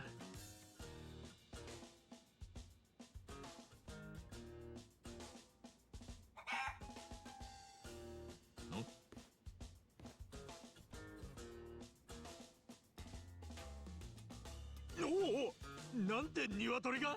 その子はうちのペットのコケコッコです。会社のマスコット的な存在でとってもいい子なんで安心してください。美味しい卵も産みます。おお、よろしくな、コケコッコ。さて、まずは経営の仕方をお伝えしなきゃいけませんね。レクチャーさせていただきたいので、準備ができたら声をかけていただけますか？わかった。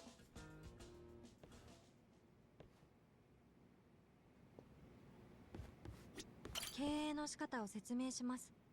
準備はいいですか？おう、いいぜ。それじゃあひとまずやってみましょう。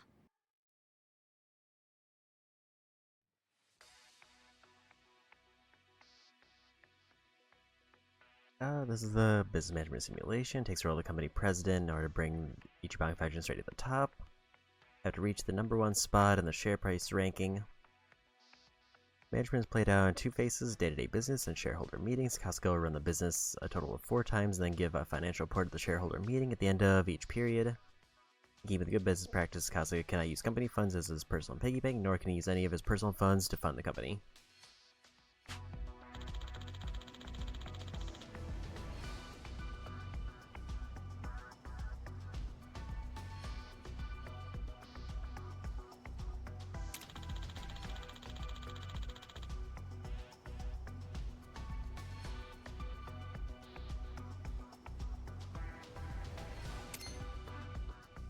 Yo っしゃ、営業開始だ。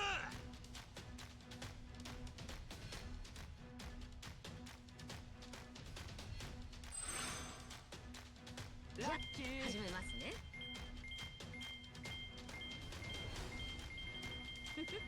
いいわね。悪いわね。ラッキー。ついてないよ。反省しないとね。今回の営業結果です。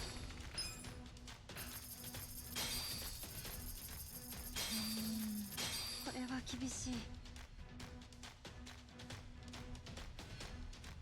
やべえ、大赤字じゃねえか。株価大幅ダウンだ。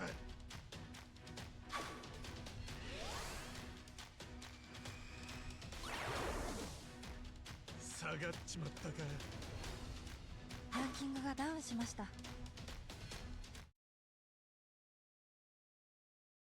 とまあこんな感じで営業を重ねていきます。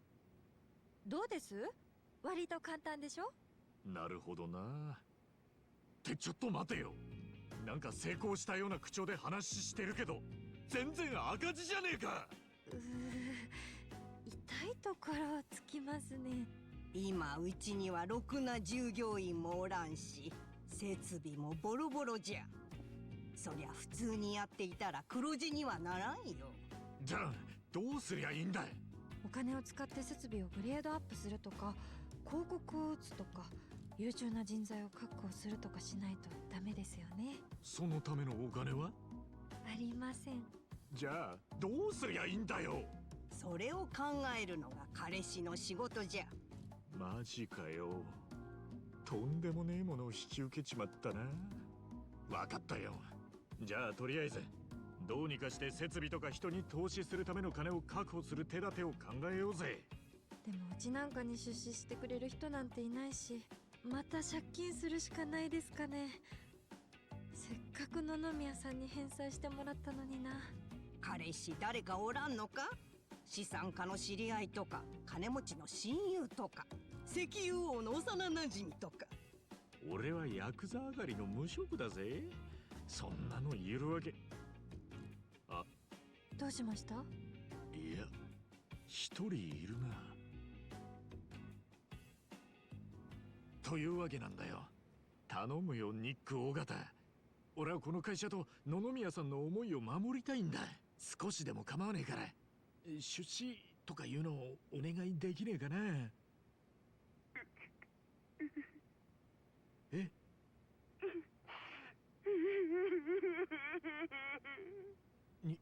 ニック大型。エクセレント！一番の人を思う心、すごく胸に刺さったよ。感動した。エモーショナル。お安いご用さ。僕が君の会社に出資してあげよう。本当か？サンキューニック大型。だが僕も経営者の端くれ。無条件で金をばらまくほど甘い人間じゃないよ。出資するからには3つの条件を飲んでもらいたい。条件？ああ、それが飲めるなら出資を約束しよう。マジかよ。やるやる。何でも来いだぜ。で、条件っていうのは？まず1つ目は会社の資金をマイナスにしないこと。要は僕の渡す準備金も含めて会社の所持金が絶対にマイナスにならないようにしてくれ。もしマイナスになったらこちらもそれ相応の手続きを踏ませてもらわざるを得ない。ボランティアじゃないからね。それでも構わないかい？ああ、もちろんだ。よろしい。では2つ目、決められた期間内に横浜の株価ランキング100位以内の企業になること。株価ランキング？ああ、会社の価値を司っているランキングだよ。株価が上がればランキングも上がる。そのランキングで100位以内に入ってくれ。まあ一番や会社のポテンシャルを考えたら100位以内なんて余裕だと思うよ。だから緊張感を出すためにも期限を設けたい。期限は後ほど連絡するつもりさ。それでいいかい？わかった。で、3つ目は？最後の条件は時間はいくらかかっても構わない。最終的に株価ランキングで1位を取ってくれ。株価ランキング1位？まあ簡単に言うと横浜のてっぺんを取れ。横浜で一番の企業になれってことさ。それが約束できないような経営者に僕はお金を払うつもりはないんだ。さあどうする？やるに決まってるだろう。よくわからねえけどやるなら一番だ。横浜で一番成果を一番でけえ会社にしてやるさ。交渉成立だね。 OK。 じゃあすぐに支度金代わりに第一段階の出資をしよう。まずはその金を使って設備を整えるなり社員を入れ替えるなり教育するなり好きにするといいよ。わかった。ありがとよニック大型。感謝の必要はないよ。君の会社が無事に育ったらこちらもきっちり回収させてもらうつもりだからね。期待しているよ。じゃあアディオス。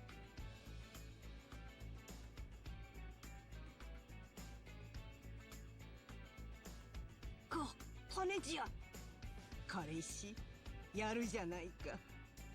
お主になら抱かれてもいいぞ。本当にありがとうなばあさん。気持ちだけ受け取っておくぜ。すごいです。ありがとうございます春日さん。俺ならニック大型にいいな。それにただもらえたわけじゃねえ。条件付きだ。資金をマイナスにしない、期限内に株価ランキングを100位以内にする。そして最終的に株価ランキング1位を獲得するの3つですよね。ああ、ニック大型の気持ちを裏切るわけにはいかねえ。その約束は絶対守らねえと。100位以内か。難しいかもしれんが頑張るしかないの。じゃあ早速この資金を使ってうちの会社の立て直しを始めましょう。春日さん、準備ができたら声をかけてください。わかった。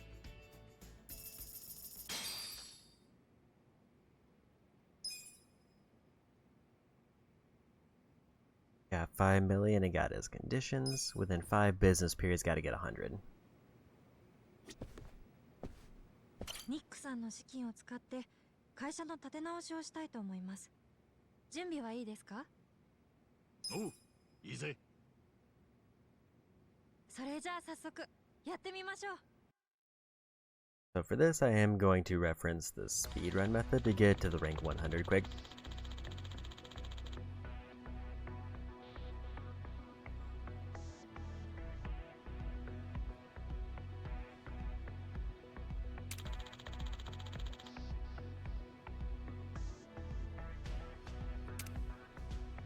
Go to properties and check the detail of your properties and select properties.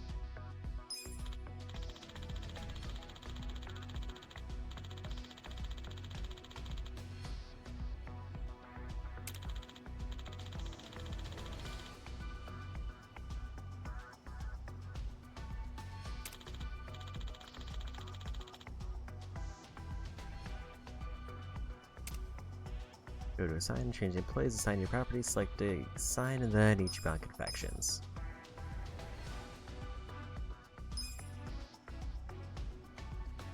Property ability and requirements that affect profit, service, and reputation are not with the party may face difficulties in your business like diminishing sales and unforeseen issues. Make sure to stay above the product, services, and reputation requirements by switching around your assigned employees.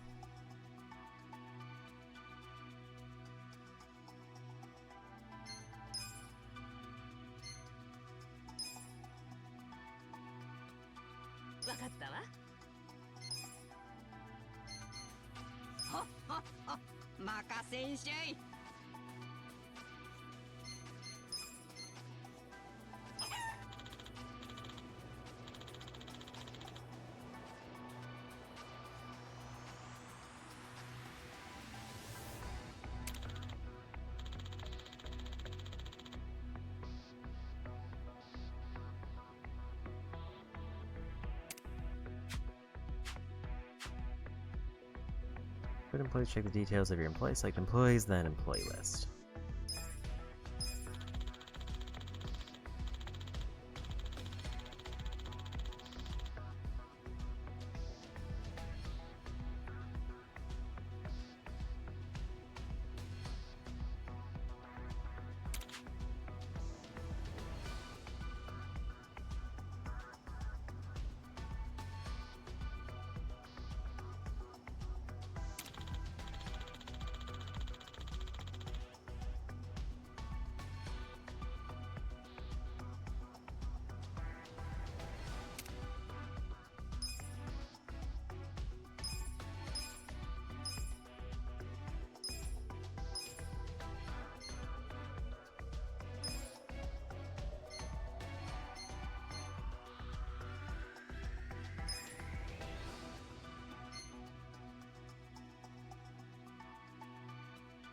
お世話になったの。縁がありましたらまた。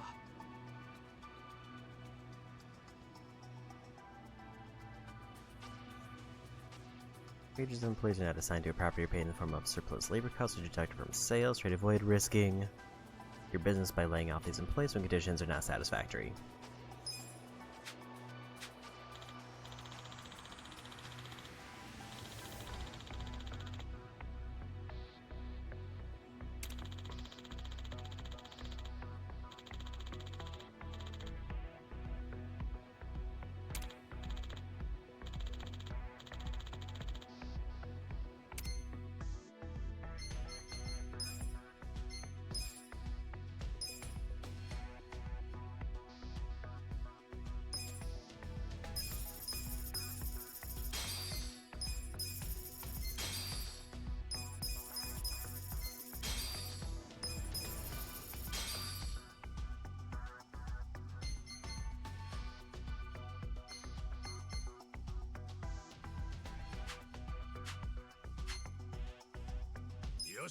Here we start.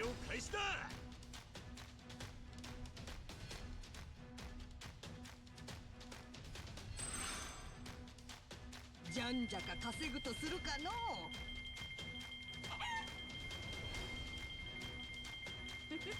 いいわね。まだまだ若いもんには負けんぞ。今回の営業結果です。素晴らしい結果ですね。よっしゃー、みんなよくやったぞ。株価アップだ。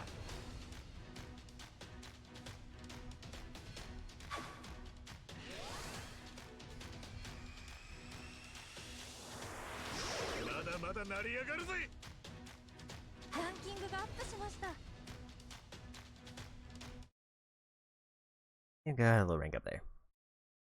よっしゃー、黒字が出たぜ。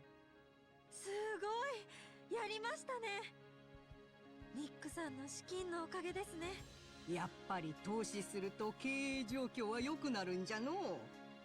稼いだ金をどこに使うかがやはり経営は大事じゃな。うん。人を重視するのか設備を重視するのか、やり方はいろいろあるけど、今だけでなく未来を見据えたお金の使い方が大事かもしれないね。未来を見据えた金の使い方か。経営ってのは決断の連続なんだな。奥が深いぜ。でも一度黒字が出せましたし、ここから軌道に乗せていくことはできると思います。絶対一番成果を復活させてみせる。株価ランキング100位以内を目指して頑張りましょうね、春日さん。いや、春日社長。おう。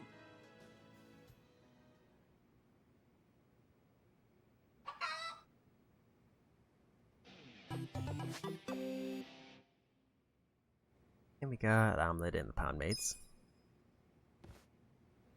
So it sounds like with the method that's provided, I can basically get rank 100 in one more minigame.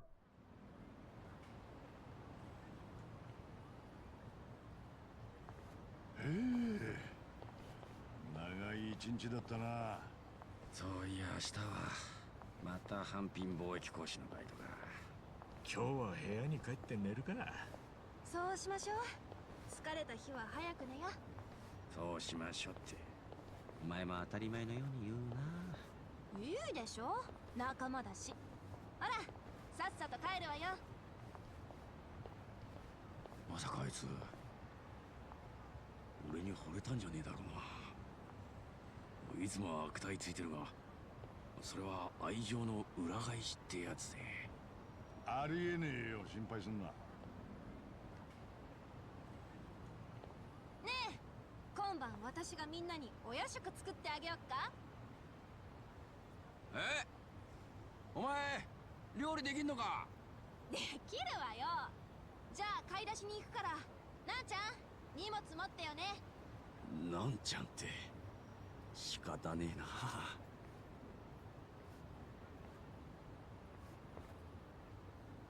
きっと彼女は仲間ができたことがよっぽど嬉しいんだ。でもなんだ。なんかこれでいいのかなって思う時もあってよ。まあ確かに俺らと一緒に危ねえ橋を渡ってるわけだからな。でも彼女の望んだ道でもあるわけだし、ああやって元気に頑張ってるんだ。応援すべきなんじゃねえのか。なあ、そうだな。じゃあちょっと行ってくるから。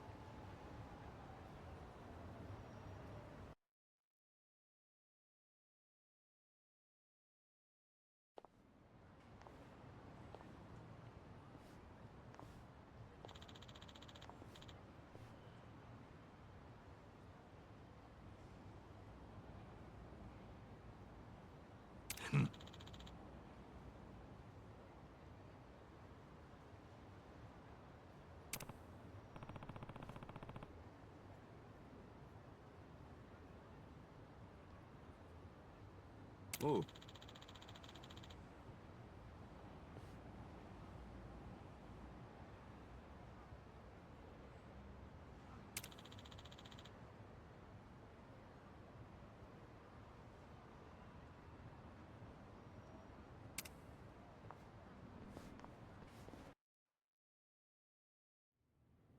はい、シェイシェイ。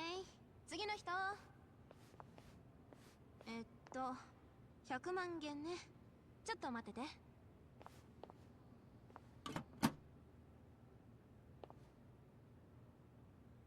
あれ、足りない。監督さん、すみません。どうした？金庫のお金が足りません。何？今日は急な仕入れが立て込んだからな。バーウィス、シャウトゥーダ现金见底了，下次一起付给你们。喂，这个当初讲好的不一样吧？批发价会算你这么便宜，就是因为说好当场付现的。没钱的话，东西我们可要收回去了。知道了，我去银行抽钱回来。30分钟后，你们再过来。这次可要准备好啊！放心了，相信我。そこで少し待ってろ。はい。あの木箱は確か。なんだこれ。ただの紙じゃねえか。中華料理に紙なんて使うのか？知らねえよ。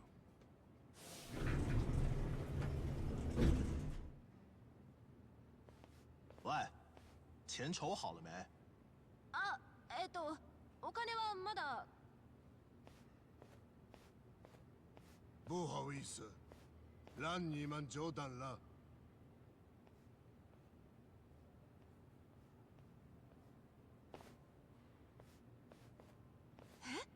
偽札？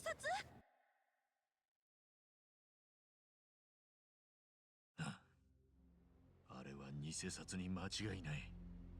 まさかそんなことが。だってどう考えたっておかしいだろう。支払いの追加の金はどっから湧いて出てきたってんだ。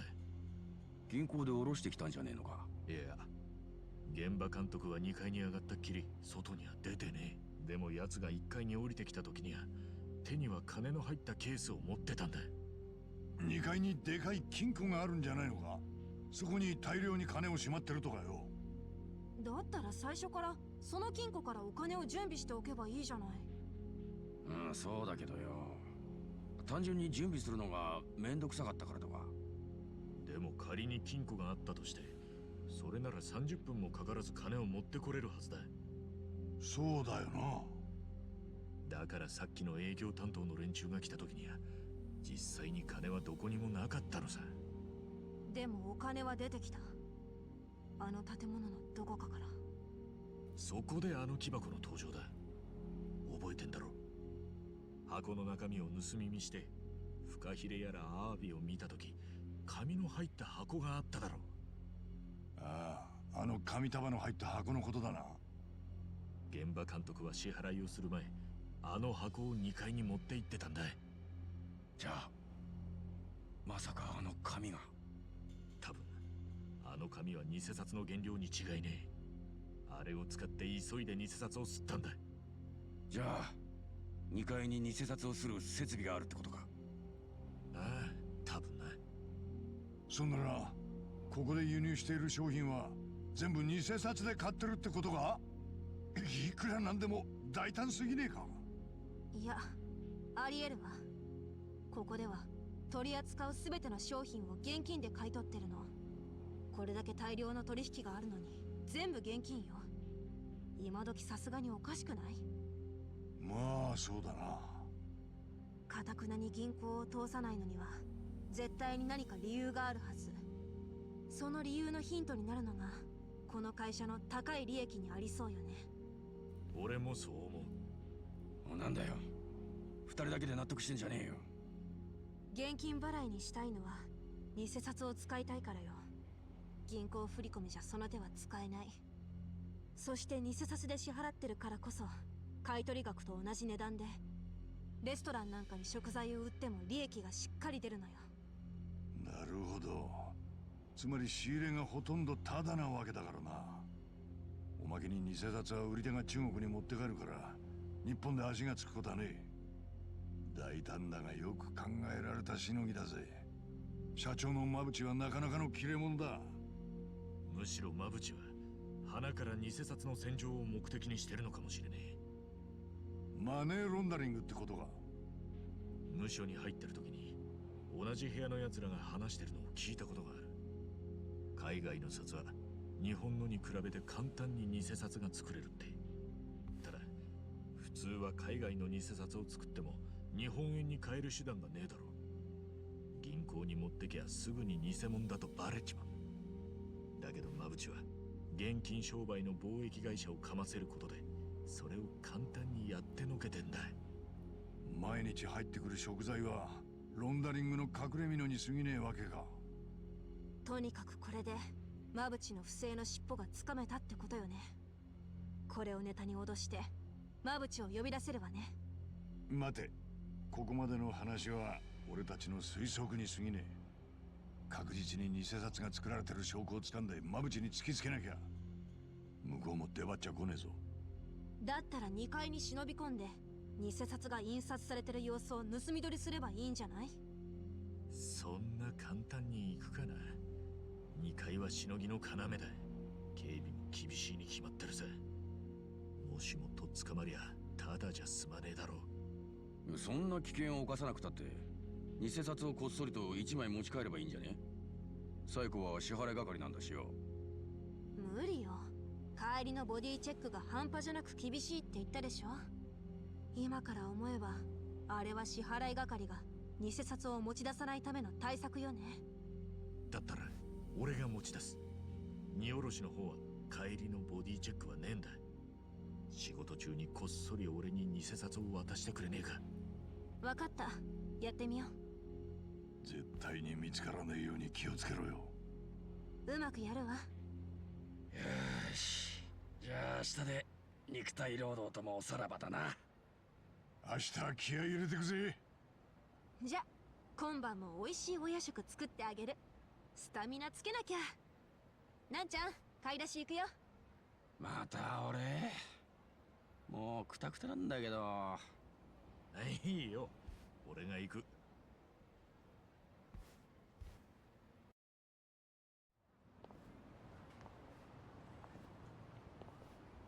ねえ、一番は昔ヤクザだったんでしょ？え？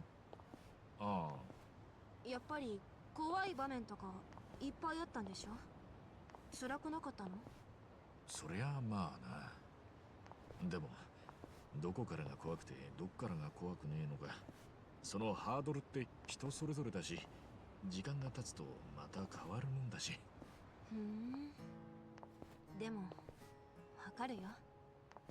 私も昔の自分だったら今の状況なんて手も足も出なかったと思う。でも今の自分は違うんだよね。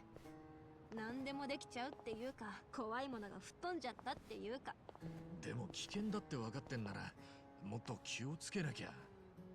平気よ平気。さあ早く行こう。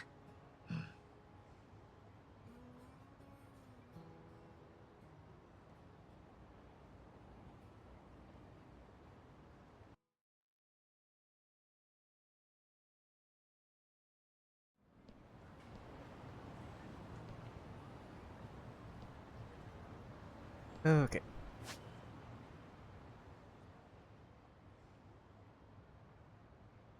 So that's the business minigame there.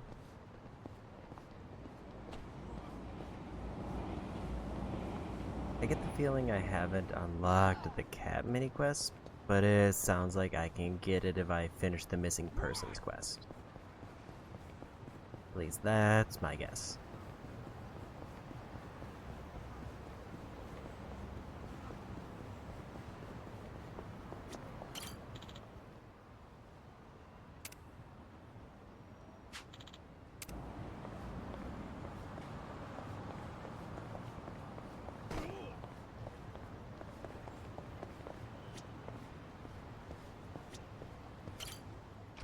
So we'll do one more round of the business minigame. Using the good strats. 春日さん。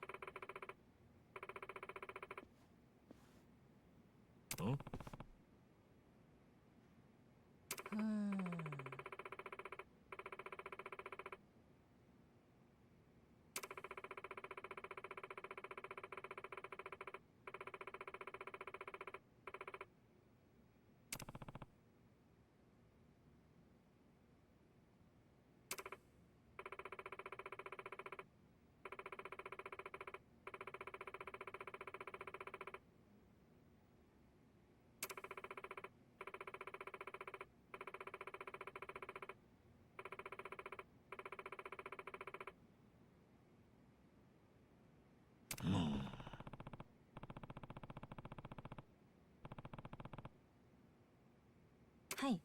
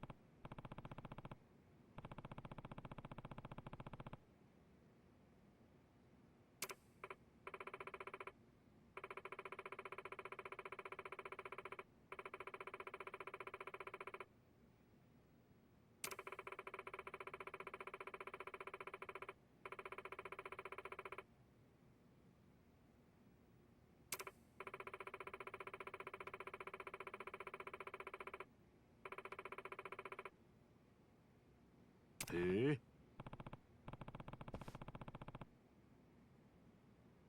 い。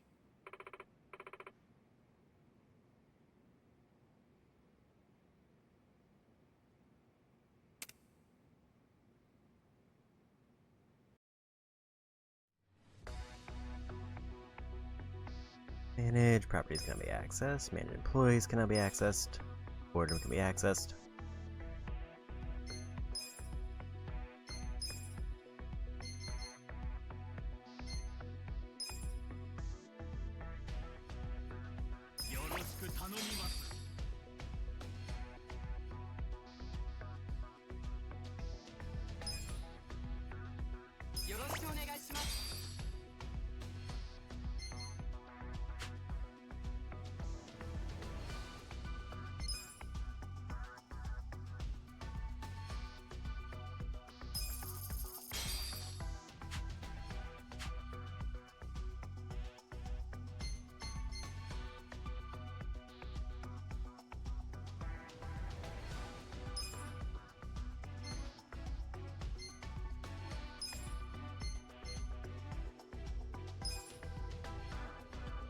任せてくださいよ。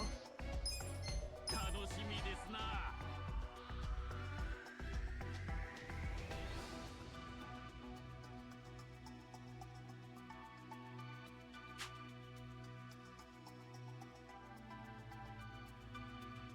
株主総会。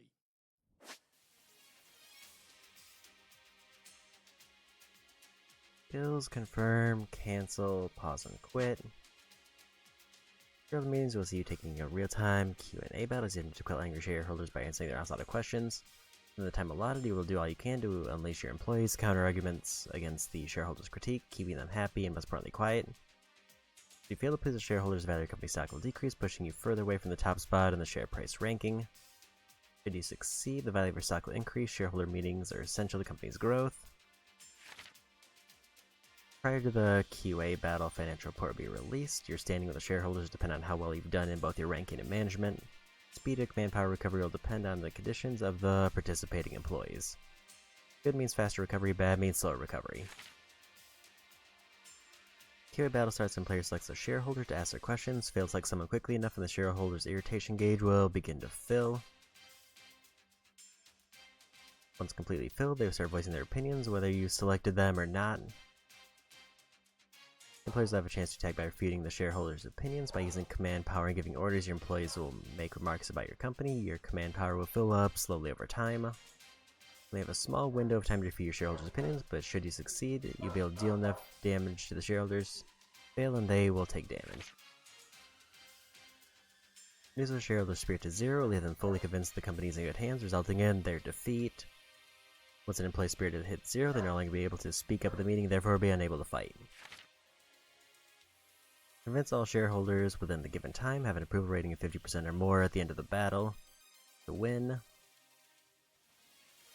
All employees are unable to fight. Approval rating hits 0, or approval rating at the end is below 50%. In addition to giving commands, you also have a wide variety of skills at your disposal, ranging from levels 1 to 3, and become accessible with the passing of time or through actions taken in battle. And refute shareholders' critique through your employees' counter-arguments. The number of counter-arguments required to refute critiques changes depending on their affinity. When you successfully refute a critique, a counter chance will occur. Shareholders' guard is lowered, allowing you to deal damage directly.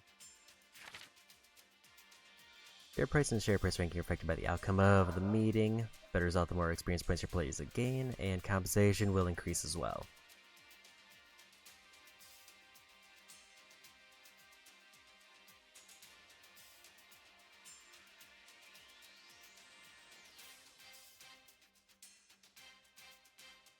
Okay. それでは決算報告をさせていただきます。春日一番社長、お願いいたします。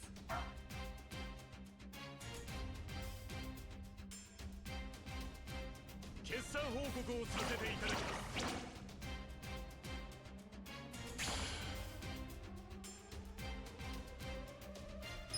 ありがとうございました。それでは質疑応答に移りたいと思います。経営を精査していますか？なかなかのやり手のようですね。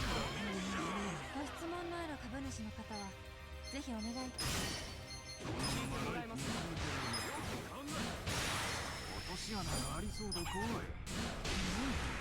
反論できん。ご質問のある株主の方はあまりうまくいってないですよね。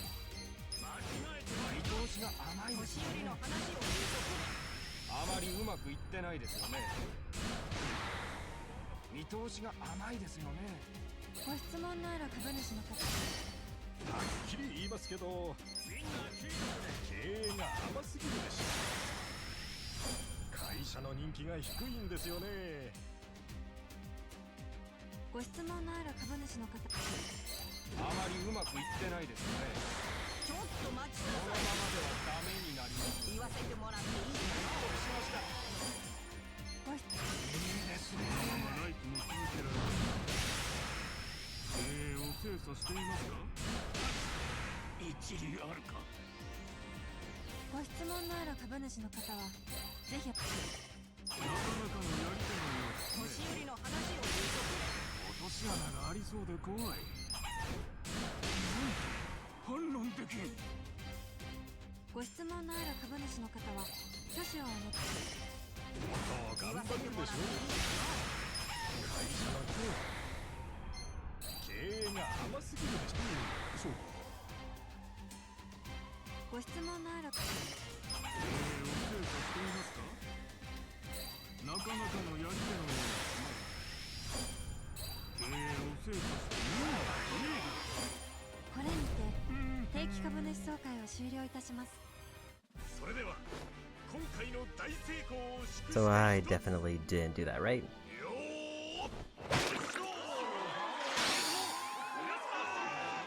最高の株主総会だったな。株価大幅アップだ。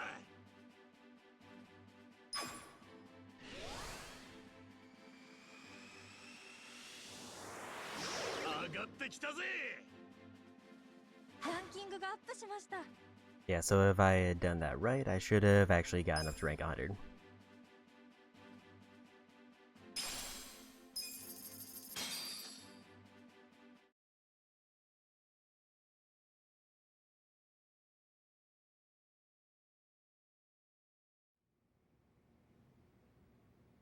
Actually, never mind, there's more things I have to do.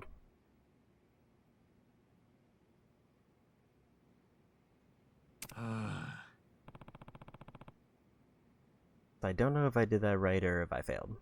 I'm assuming all I needed to do was win. But it sounds like there was a better way to do that.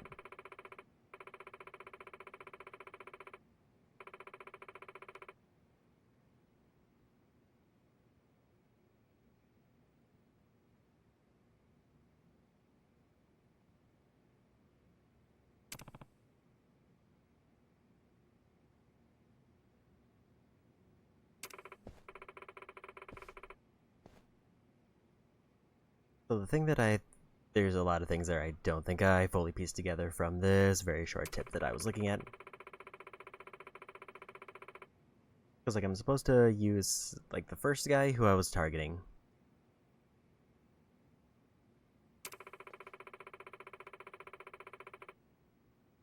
I was supposed to break his shields, then use the employees who have a stronger effect on him, and then finish with Omelet. But I think I did it in the wrong order, and it completely messed it up.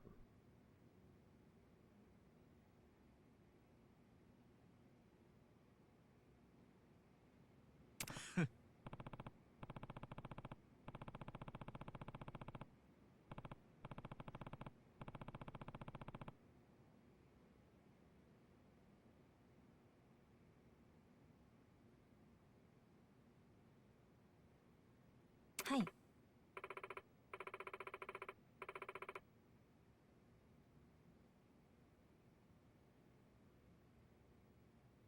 I guess it's not technically round 2, it's just 2 separate sections because I have to go through a cutscene that separates them. We'll just try to knock this out.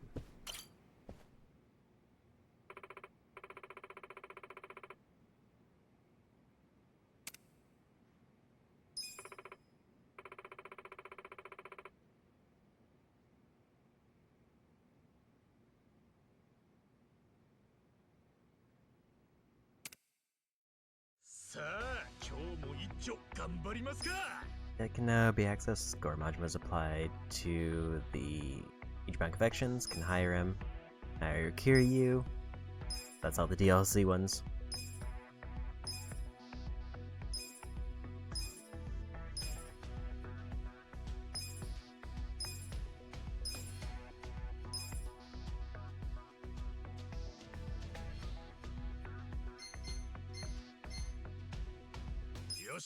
I think I just run the business 4 times, it says. And ignore every pop-up except one. じゃんじゃか稼ぐとするかの悪いわねまだまだ若いもんには負けんぞ今回の営業結果です素晴らしい結果ですねよっしゃーみんなよくやったぞ株価アップだ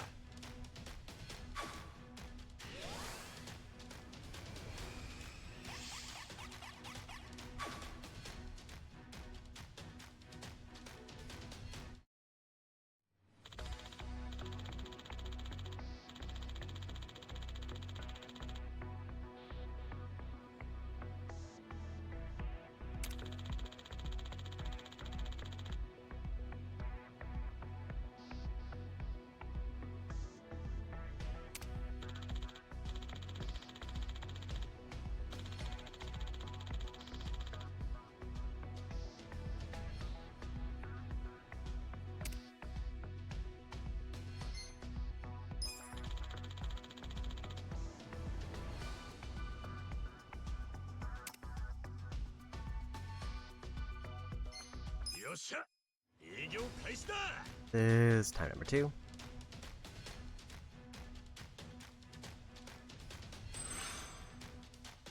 じゃんじゃか稼ぐとするかのほっほっほラッキーじゃまだまだ若いもんには負けんぞ今回の営業結果です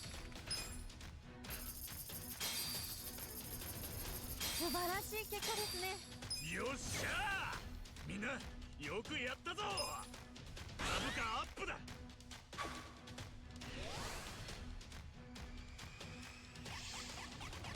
Once I'm in like the top 100, then I can actually probably more engage with this minigame.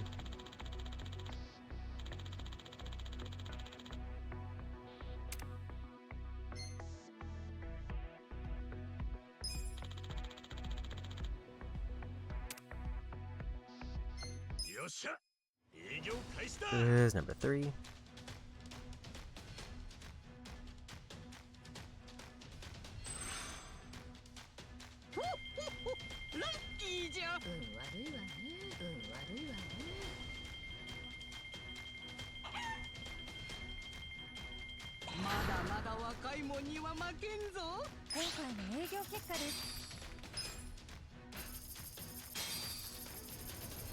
素晴らしい結果ですね。よっしゃー、みんなよ、株価アップだ。よ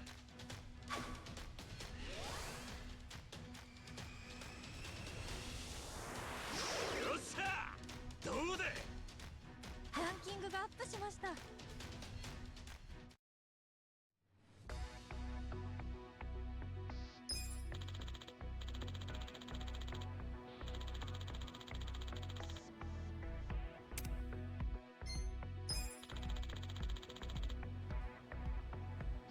株主総会が近いです。よっしゃ、営業開始だ。 I think this is the last one. Then it should be a shareholder meeting. じゃんじゃほっほっほ、ラッキーじゃ。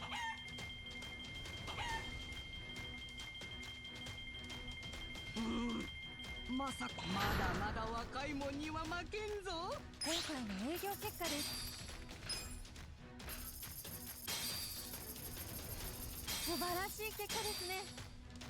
よっしゃー、みんなよくやったぞ。株価アップだ。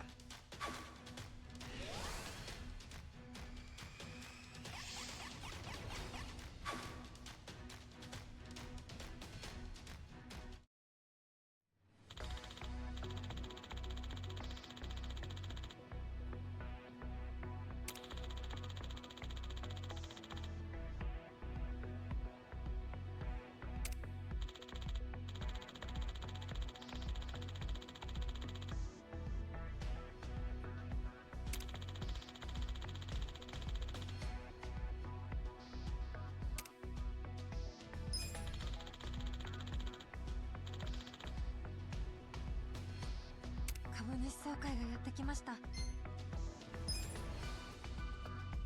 Okay.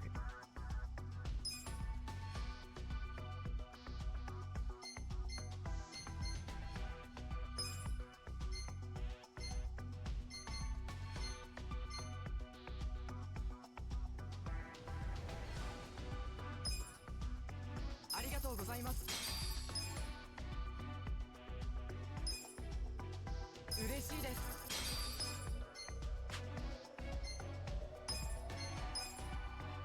これからも頑張ります。ありがとう社長。これからも頑張ります。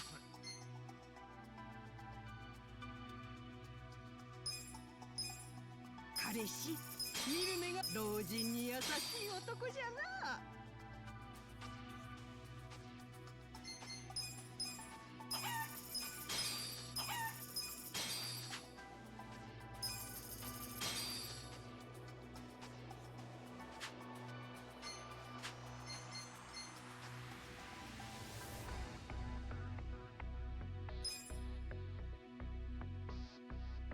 株主総会。それでは決算報告をさせていただきます。 Let's see if I can actually do this お alright. 願いいたします。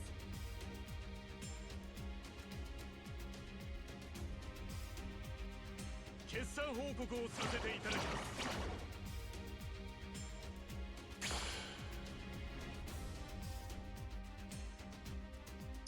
ありがとうございました。それでは質疑応答に移り、よく頑張ります。聞いてもらえますか。なかなかの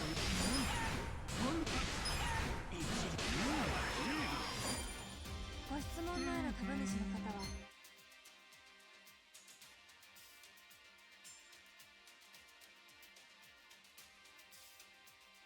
Okay, so blue is good against red, red is good against green, and green is good against blue.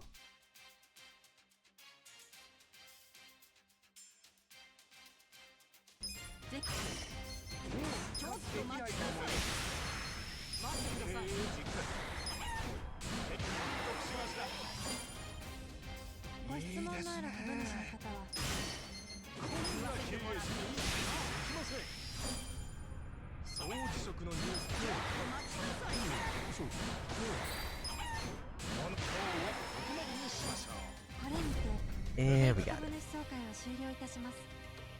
それでは今回の大成功を祝して一つよーっ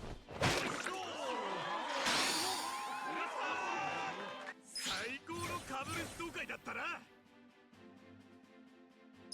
株価大幅アップだ。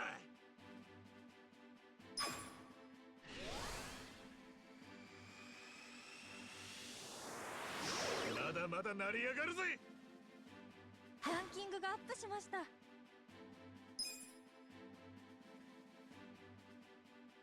Tells from the shared meeting earning the next executive reward, 76,000 money. That one actually is money that goes to me.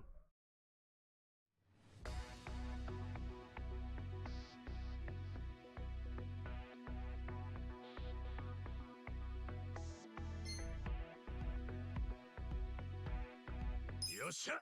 営業開始だ。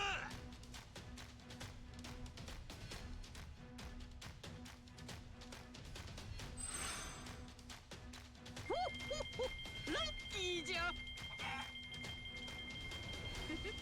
いいわね。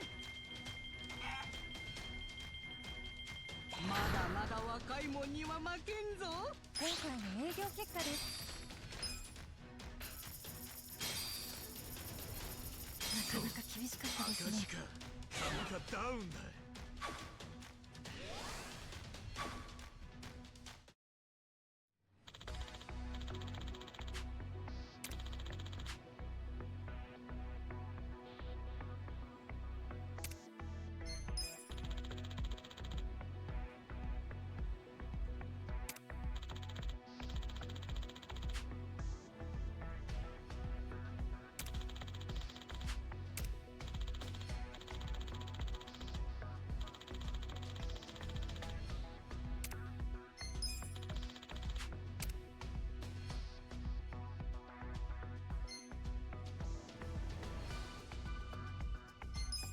I think because I did one thing wrong, I'm now losing money.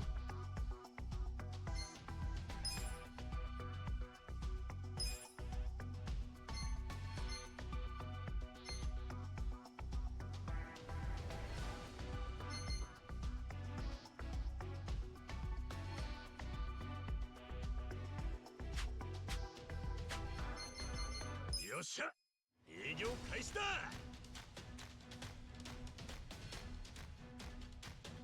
I'm gonna see if I can just kind of flood my way through it. ラッキーじゃ。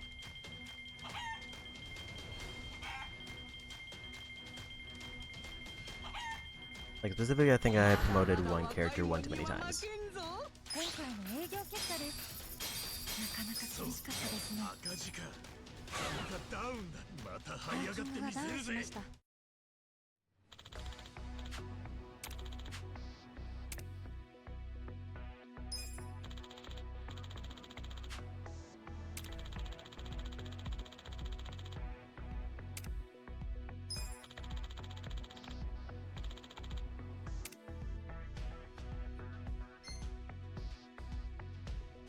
よっしゃ、営業開始だ。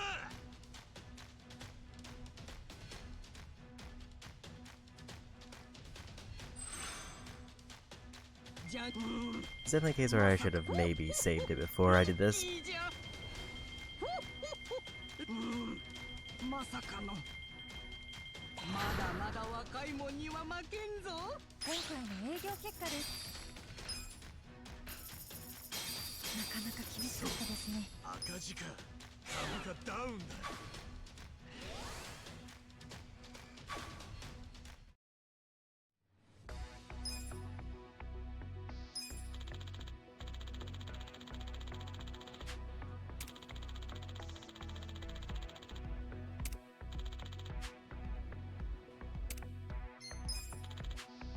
株主総会が近いです。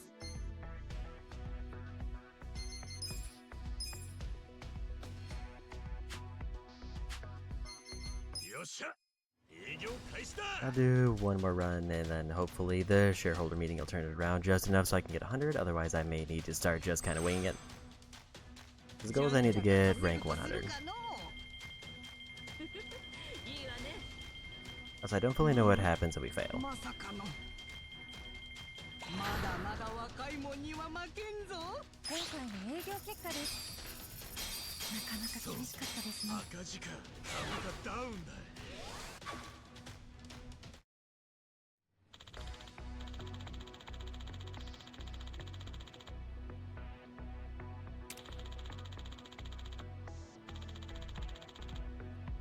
株主総会がやってきました。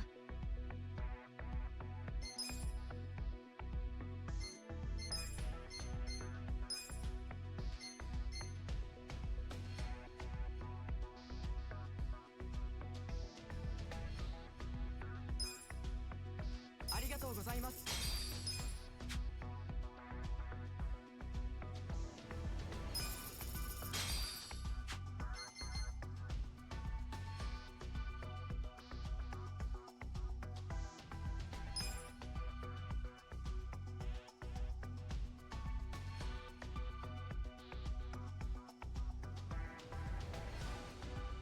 株主総会。それでは決算報告をさせていただきます。春日一番社長、お願いいたします。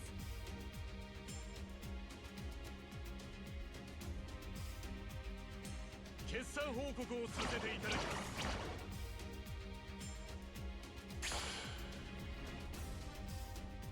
ありがとうございました。それでは質疑応答に。聞いてもらえますね。ご質問のある。この気合い。ちょっと待ちなさい。ご質問のある。絶望しかないですよ。 And one. これにて定期株主総会は終了いたします。 Admittedly, I don't fully know how to deal with shields properly. I'm just kind of hitting somebody and hoping it works. But I get like the points as their actions they can take. 最高の株主総会だったな。株価大幅アップだ。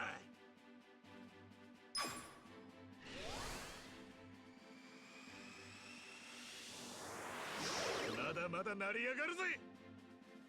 ランキングがアップしました。 Okay, so because I messed it up, I actually didn't get the rank I needed.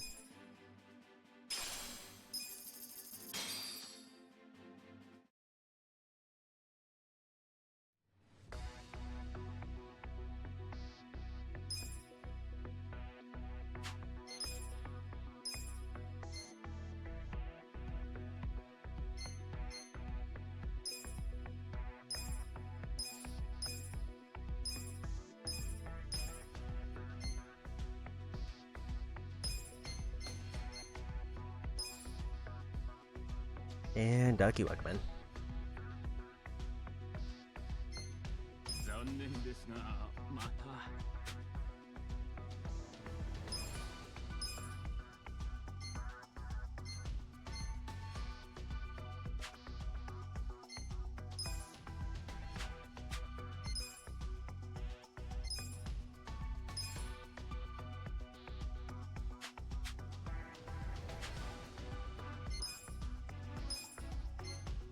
And now I gotta actually start kind of paying attention, so if I get rid of them, I would have no surplus labor. お世話になりました。よっしゃ、営業開始だ。 So playing your days while you've been enjoying it a bit. I was doing the bounty hunter build until I got the undying armor, which just seemed like the better version of it. ラッキーじゃ。まだまだ若いもんには負けんぞ。今回の営業結果です。素晴らしい結果ですね。よっしゃーみんな株価アップだ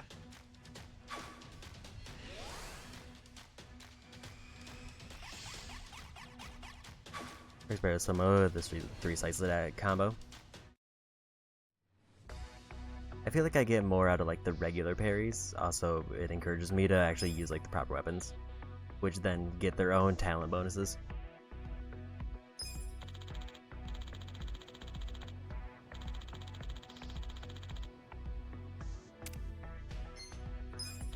I need a red character.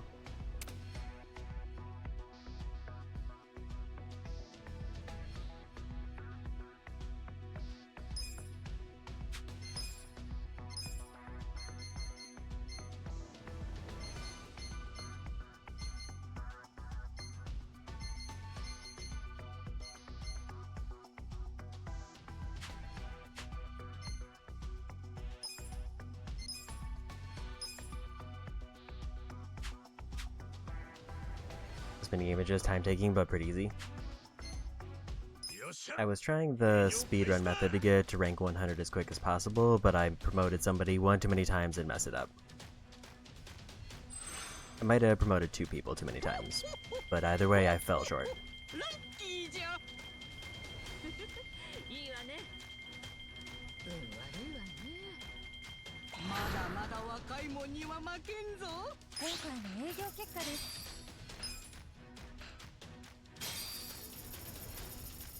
Like, the shareholder meeting seems like the easy part. It's the leading up to it that I'm not entirely sure on how to do.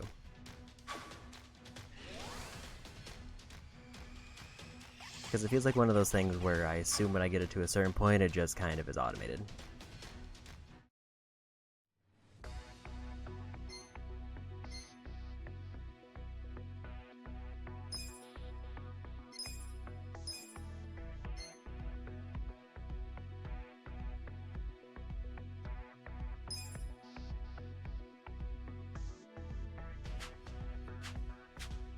I think I just try to save up money. And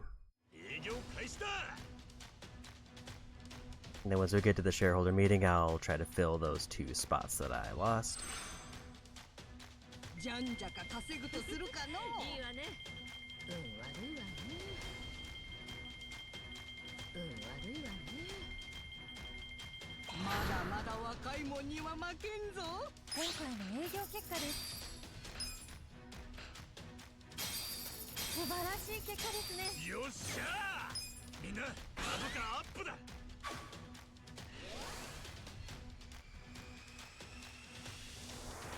Definitely had all the property slots filled with decent properties, but you're barely having profits and none after loan payments.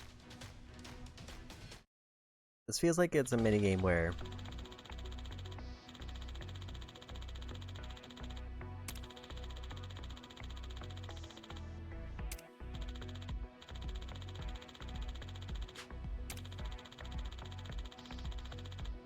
if you happen to get it lined up early and well,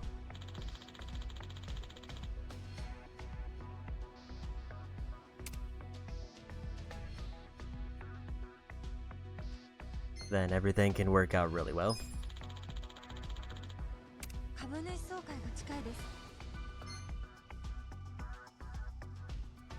Yeah, I figure chicken seemed like the best, it seemed like the most used one. The issue was I had to sell 2 of my red characters because I think I over-promoted them and they were costing me too much money.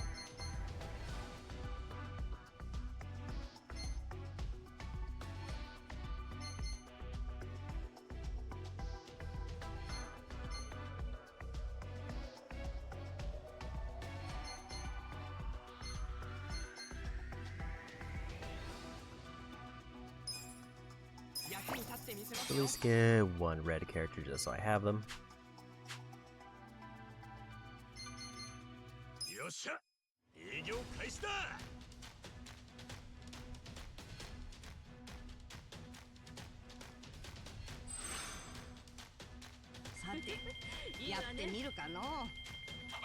Because I think I just have to win 1 shareholder minigame. I know that it's very good for getting money if you get to the top rank. And that's kind of the only thing I know about it. other than the party member. 素晴らしい結果ですね。みんなよくやったぞ。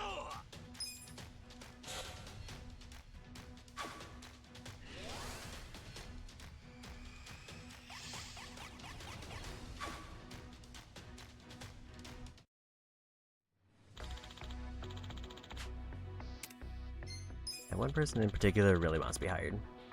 株主総会がやってきました。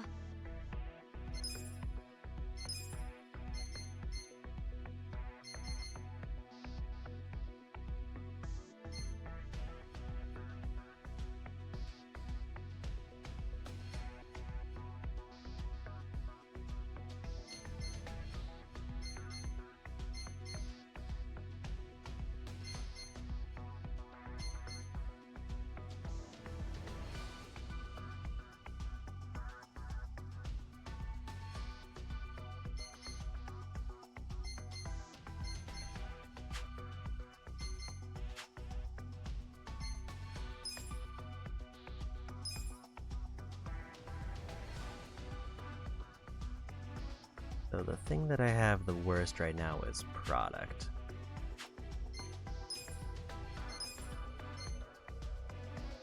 Which it looks like that bartender is the best at giving as far as red.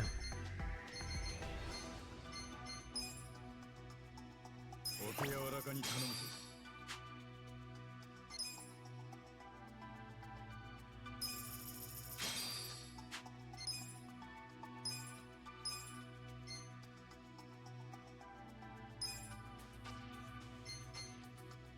やってやるぜ。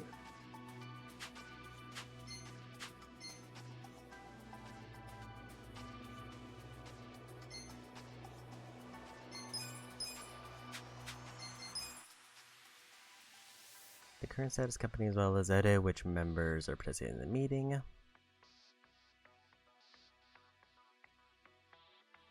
Accumulated sales a day for the current period, information on shareholder schedule and the attendance, check and edit employee schedule to attend the meeting.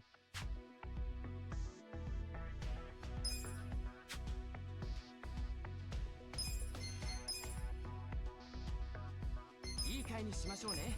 きっちりフォローしてやるよ。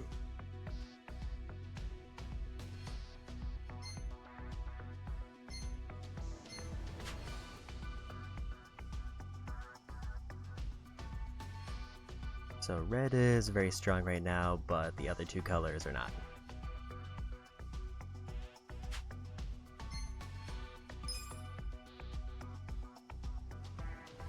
株主総会。それでは決算報告をさせていただきます。春日一番社長、お願いいたします。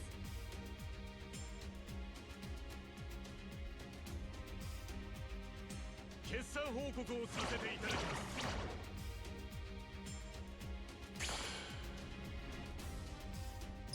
ありがとうございました。それでは質疑応答に。どうかと待ちなさい。聞いてもらえますか。待ってください。いいですね。身を引かないのは愚者。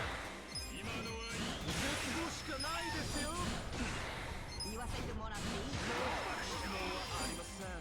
ご質問のある株主の方は挙手をお願いいたします。会社をもっと待ってください。待ってください。経営は本当にうまくいってます。そうか。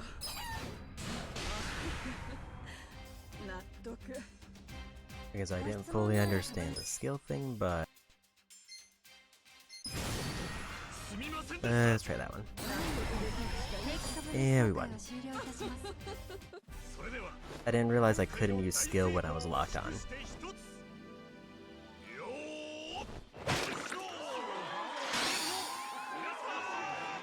最高の株主総会だったな。株価大幅アップだ。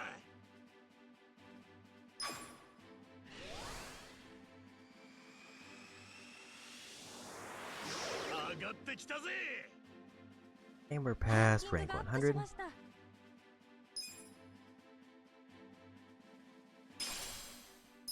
And an extra 100,000.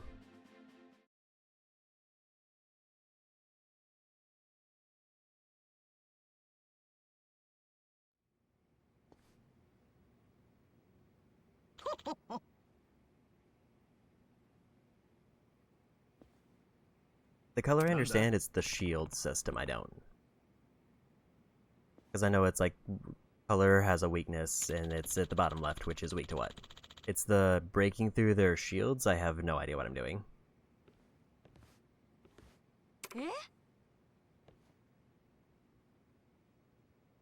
Like every other mechanic for the shareholder minigame I understand, I just don't understand what I'm supposed to be doing properly to break through those 3 shields.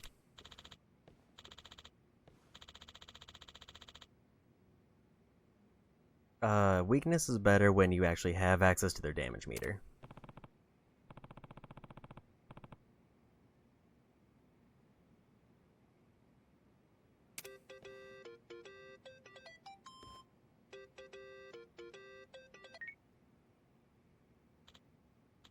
So I guess it just kind of comes down to which is more cost effective for breaking through shields. Which weakness might be it, but I think it depends on the characters.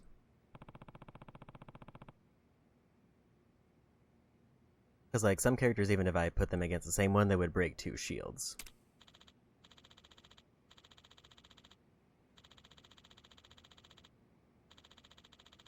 I will say the shareholder is definitely probably the easier part of the minigame. It's just setting up the property seems like a whole thing.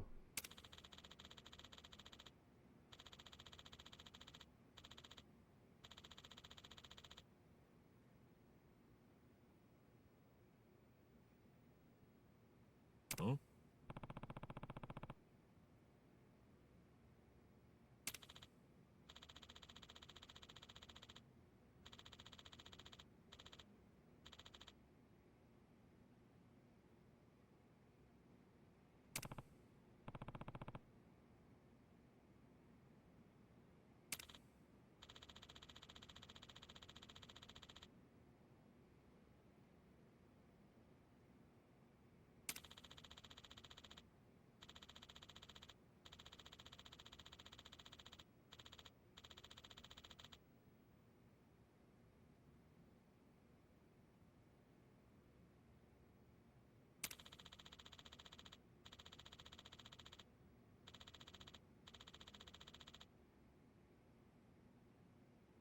Oh.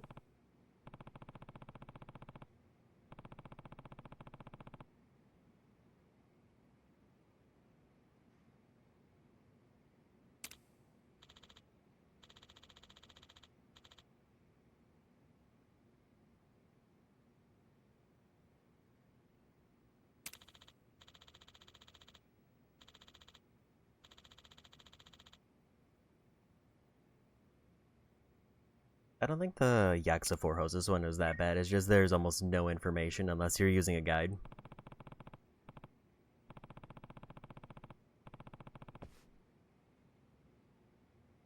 Because you have to, like, interpret how this vague description of an outfit is gonna affect their stats.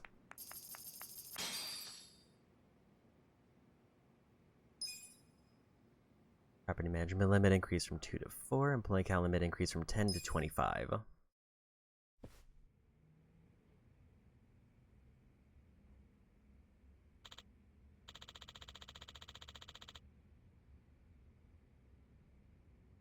Oh.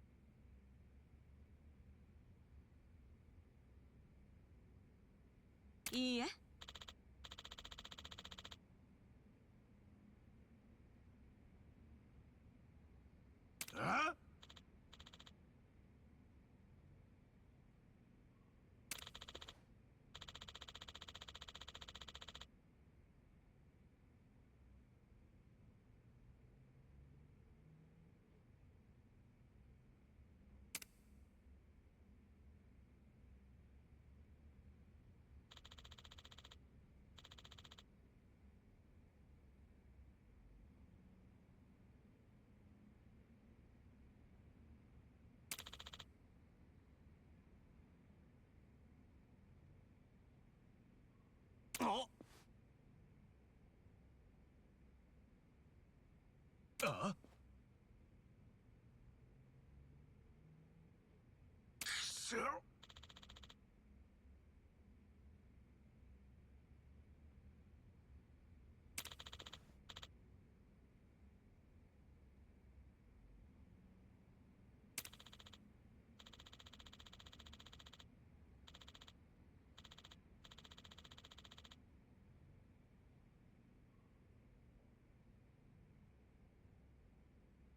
はい。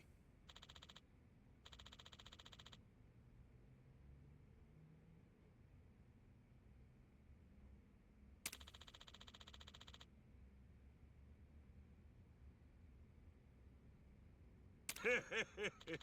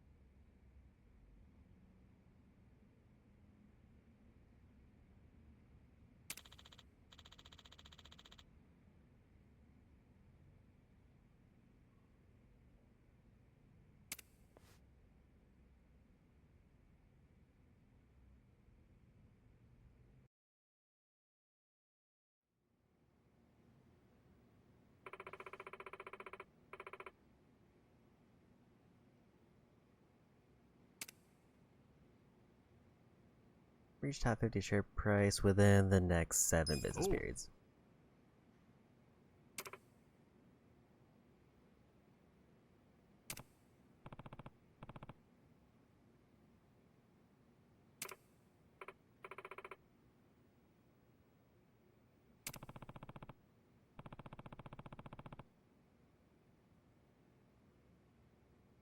Na.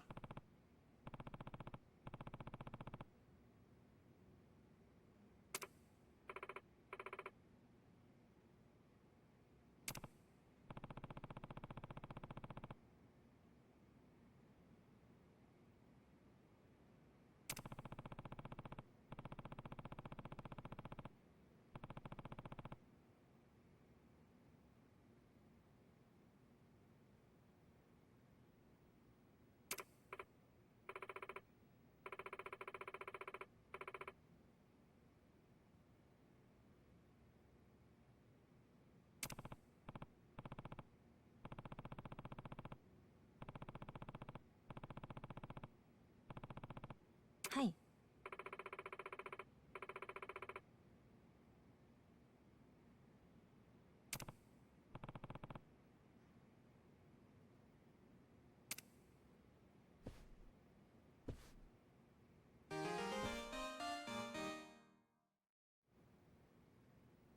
Now use the skill stack slap. Yeah, I think we're gonna do that, do a little bit more story, and then probably call it night.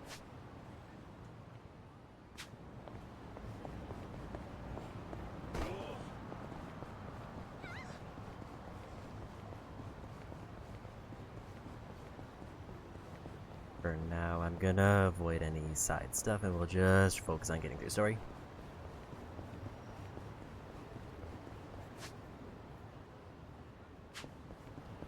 I'm guessing that sub-story that spawned in there can only be done during the day because I did not see it until now.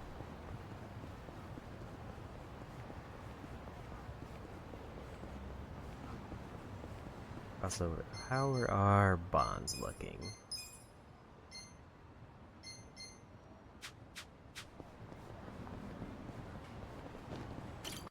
$15 points for Psycho till the next one.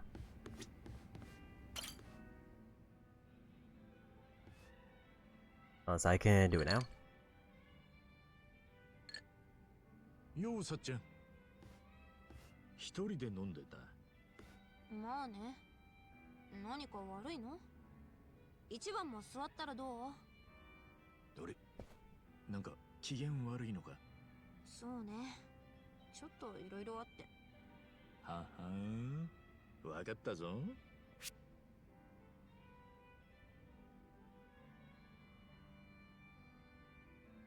さっちゃんがママをやってるキャバクラでトラブルがあったんじゃねえのか？あら、店の女の子たちは私が完璧に教育してるって言ったでしょ。トラブルなんて無縁よ。そうは言っても経営者だった野々宮さんが亡くなって雇われのさっちゃんが舵を取らなきゃいけねえ状況だ。トラブルと無縁ってわけにはいかねえだろう。あんたって察しがいいのね。確かにお店の方は細々としたトラブルが続いてるわ。でもどれも私が火消しできる範囲のことよ。じゃあ機嫌が悪かったのは？妹の菜の葉のことよ。菜の葉がどうかしたのかよ。なんかあったのか？うちの家族のことどこまで話したっけ。私結構ベラベラ喋っちゃったよね。菜の葉と親父さんに口出ししすぎて喧嘩別れした。7、8年前に。何が喧嘩の原因だったかは話した？なあ、確かさっちゃんが菜の葉に悪い男と別れろっつったからだ。コンサル会社やってるって彼氏だったよな。そう。そいつは桂川ってやつなんだけど、どうやら今も菜の葉といるらしいの。へえ。じゃあもう長い付き合いじゃねえか。まっとうな相手なら口出さないんだけどね。桂川は清流会にも出入りする半グレでさ、いつもそばに用心棒を連れてるような結構ヤバいやつみたい。元暴走族上がり。私も家出をして少し経ってから噂で聞いただけなんだけど。菜の葉にとっちゃやっぱり悪い虫だったわけか。さっちゃんの予想した通り。どうかな。今うちの店の女の子たちに実際の桂川がどういう男か確かめてもらってるとこ。落ち着かないけどその報告を待つしかない。だから今日は機嫌が悪かったってことか。なるほどな。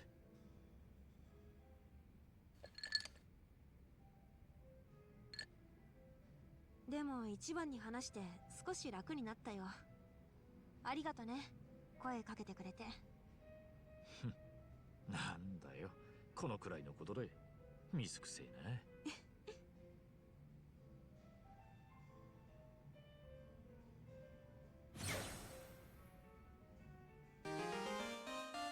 Got their bond leveled up.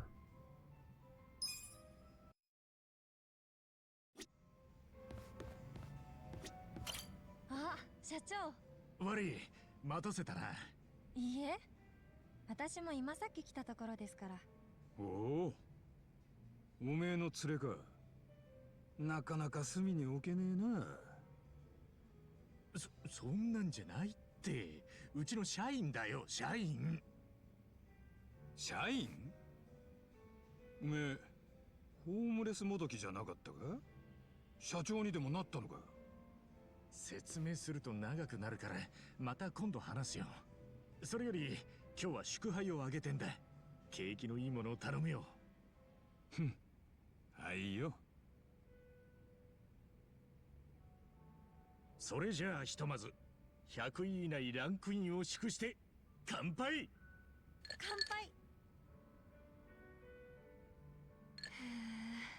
おいしい。しかしいろいろとサポートしてくれてありがとな。俺なんかがなんとか社長やれてるのもエリちゃんのサポートのおかげだぜ。何言ってるんですか。感謝するのはこっちですよ。もともと私がボンクラだったことが全ての原因なんですから。春日さんは私と違って判断力も決断力もあるし、何より変な連中にもあまり騙されません。春日さんに来てもらって本当に良かったです。そういえば言ってたよな。悪い奴に騙されて事業を奪われたって。どんな奴なんだいそりゃ。実は横浜のすごく大きな企業の社長なんです。え、そんな奴に騙されたのか？はい。社会的地位もある方ですから、私も信用しきってしまって。そもそも私も会社を継いで間もなくて、右も左もわからなくて、誰かを頼りたいと思っていた時期だったんですね。そんな時に大企業の社長に甘い声をかけてもらえたので、ほいほい信用してしまって。結果身ぐるみ剥がされたと。はい。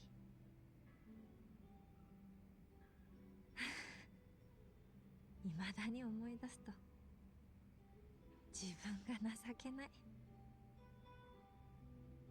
まあでもそれじゃ仕方ないと思うぜ。俺も同じ状況に置かれたら信じちまうかもしれねえし。そうですかね。ああ、それによ、忘れちゃいけねえのは、悪いのは騙される側じゃねえ、騙す側だってことだ。反省するところはあるかもしれねえけど、あんまり自分を責めない方がいいぜ。春日さん、ありがとうございます。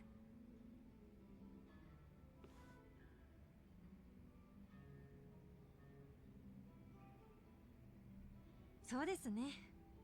過ぎたことをいつまでも引きずっても仕方ないし。なあ、大企業だかなんだか知らねえけど、そんなクソ社長は許しちゃおけねえ。俺たちが這い上がって成り上がってよ、そんな会社追い抜いちまおうぜ。そうですね。いっそ買収しちゃうくらいになりたいもんですね。奪われた事業も全部取り返して大企業ホールディングスにするんです。いいじゃねえか、その意気だ。俺たちならできるさ。だから明るく楽しく行こうぜな。はい。笑顔が戻ってくれてよかったぜ。実はなんだか悩んでるような顔してたから気になってたんだよ。あ、気づいてました。すいません。何か悩みでもあるのか？俺でよければ相談に乗るぜ。いえ、悩みというわけではないんですが、父のことを思い出してしまって。親父さんのことを？はい。父が春日さんにとても似ていたので、喜ぶ春日さんを見て父を重ねてしまって、それでなんだか一瞬感慨深い気持ちになってしまったんです。だから悩みとかじゃないですよ。心配かけてすみません。なあ、っていうかエリちゃんの親父さん俺に似てるって、もしかして俺みたいに。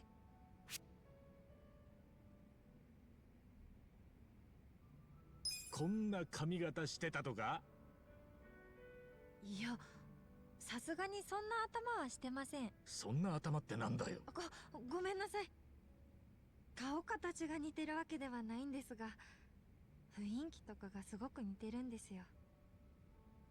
明るくて豪快で愛嬌があって、周りを自然と笑顔にさせられるとことか。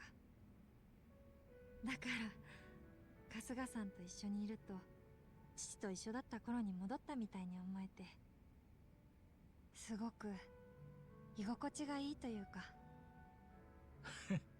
そっか。もし親父さんがまだ生きてたらいいダチになれたかもしれねえな。そうかもしれませんね。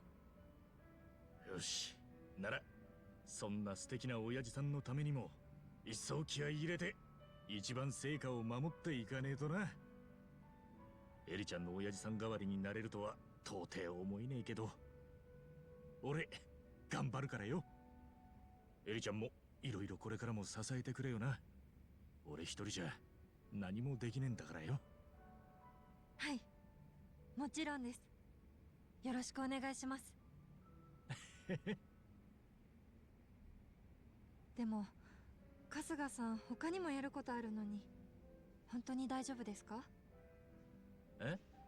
まあちょっと大変かもしれねえけど、仲間もいるしなんとかなるだろう。仲間？なあ、一人じゃ無理だけどよ、俺には信頼できる仲間がいるんだ。だからきっとなんとかなる。そんな気がしてんだよ。何無責任なこと言ってんだって怒られるかもしれねえけどな。そうか、仲間か。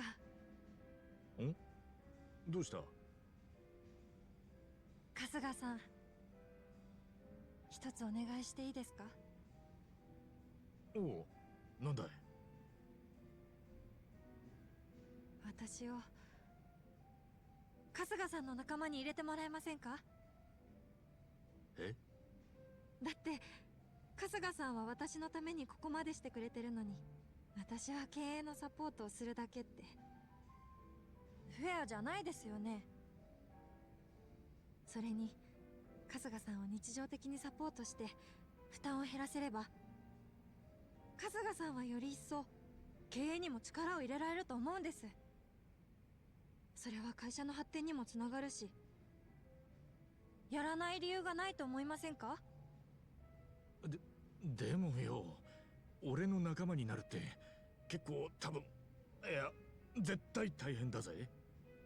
危険もかなり、いや相当伴うし。覚悟の上です。なるべく皆さんの邪魔にならないようにしますから。もちろんエリちゃんが参加してくれるのは嬉しいけどよ。お願いします。私借りっぱなしって嫌いなんです。もし春日さんがノーと言っても意地でもついていくつもりですから。仕方ねえな。分かったよ。何があっても責任取らねえからな。上等です。それじゃ新しい仲間ができた記念に、ようこそ俺らのパーティーへ。乾杯！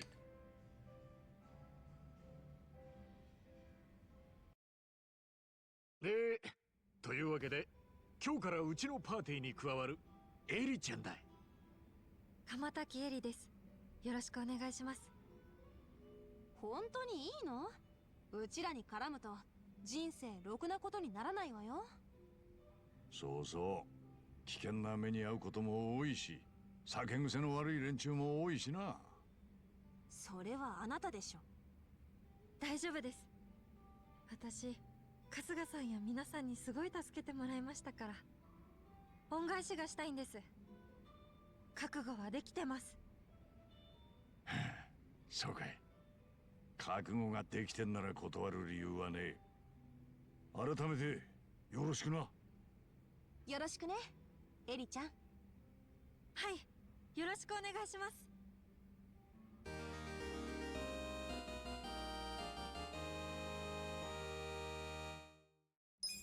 And the party member. I think I did hear that her bond level is entirely influenced by the minigame. Like there's a party member's Aries bond level increases as you grow your business. Increasing your bond has many benefits, such as giving you access to new jobs and skills, keep your business skill sharp, and deepen your bond. Natural aversion to sleep and rage.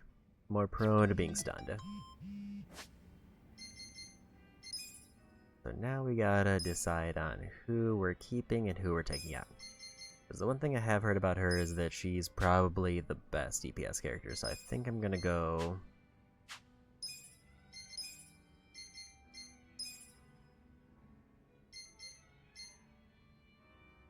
I think Dealer is considered one of her best.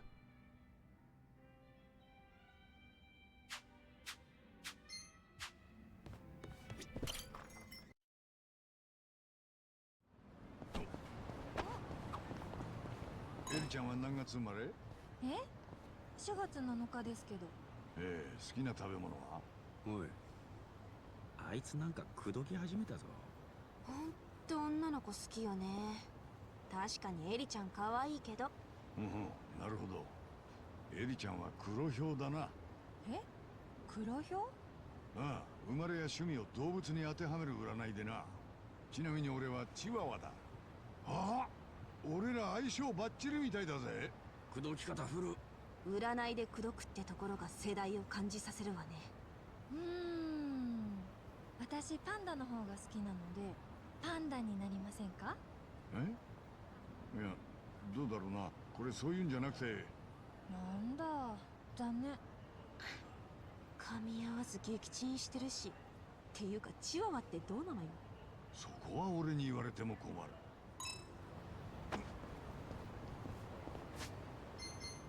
Because I need to do this for obvious reasons.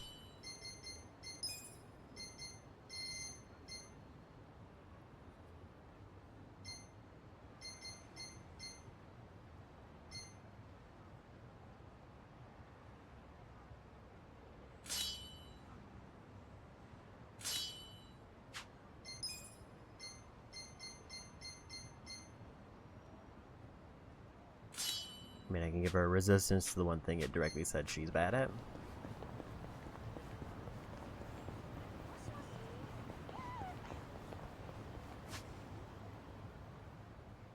I think the move now is just to try to see the story.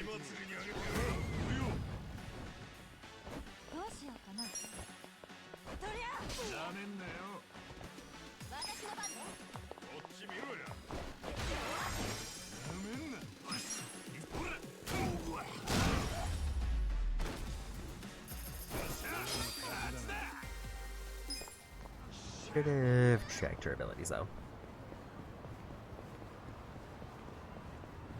Yeah, the one thing I know about Eri as a party member is that apparently her ability with darts is one of the strongest in the game. That's pretty much all I know.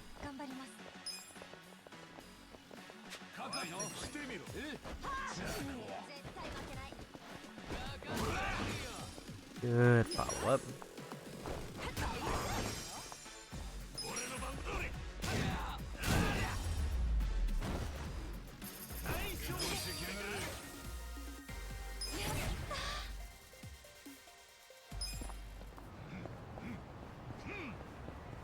The thing to move is I need to get her like one level and then immediately go to that one job. ブランコ見るとほっこりするな。子供の頃好きだったんだよね。お父さんや妹とよく公園で遊んだな。そうか。俺もいつか家族ってやつを持ったら休みの日は遊んでやりてえな。足立さんが親父っていまいち想像つかねえな。いやいや、そこはちゃんと家族サービスするつもりだぜ。あれだよ、パパ活ってやつだろ。いや、それ全然意味違うからよそで言わないでよね。おう、なんかすまん。いい話になりそうだったのに。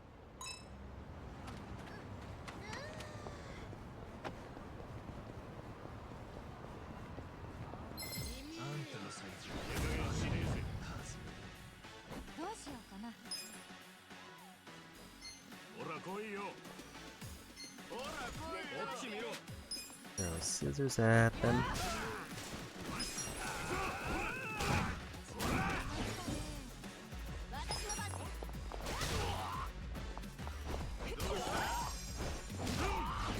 Good follow-up.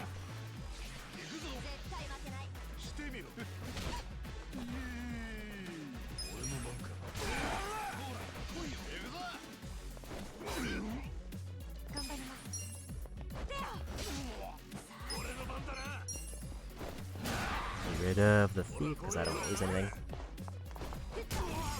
And we won.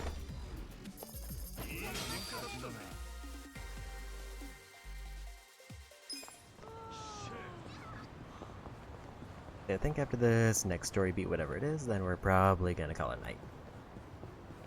Because it looks like this is the very end of the chapter at a glance.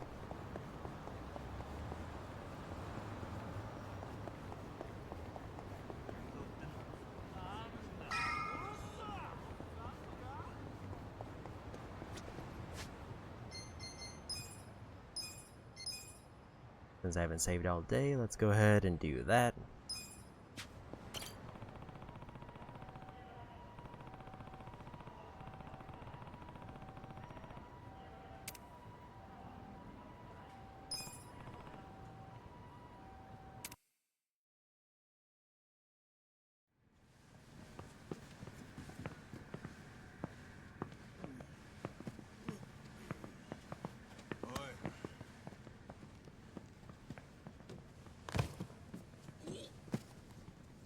なにモテねえって。もう1個が2個にしてくれよ。甘えたこと言ってんじゃねえぞ。ほらしっかり持て。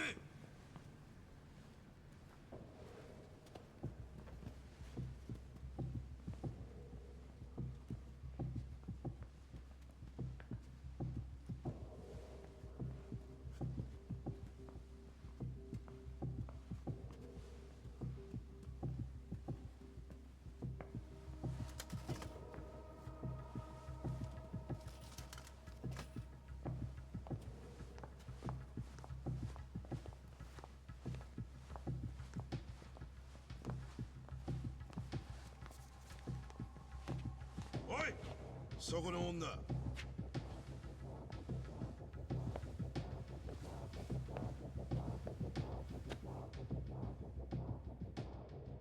ここの作業には慣れたか？はい。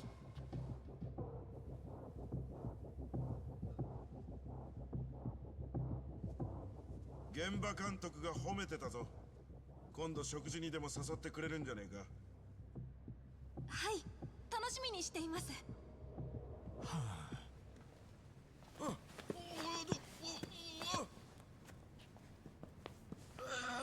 ちょっとこれもう無理。すまねえ。バカ野郎、何をやってる？すみません、すぐに片付けます。やばい、どこ行った？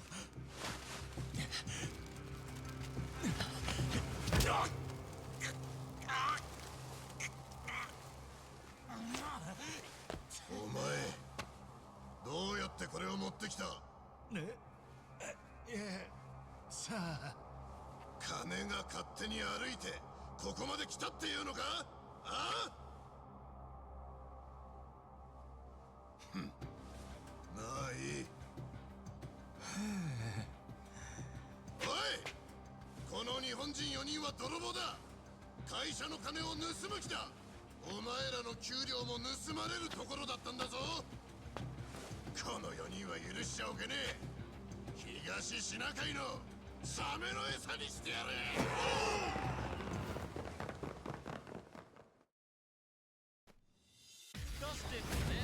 容赦しねえぞ。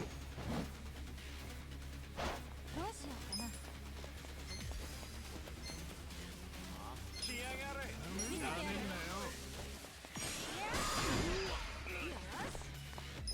舐めると痛いもん。こっち来い。見てなさい。はい、じゃあどうぞ。 Nice one shot there. Perks of having characters who are way over leveled.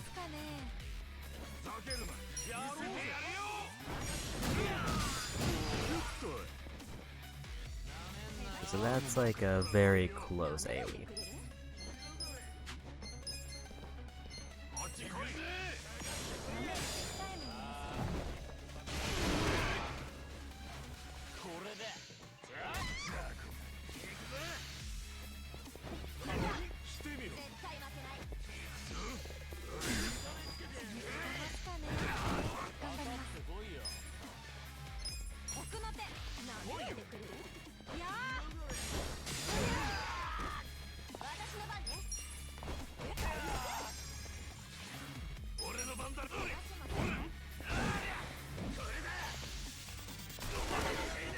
Was there ready for the block there?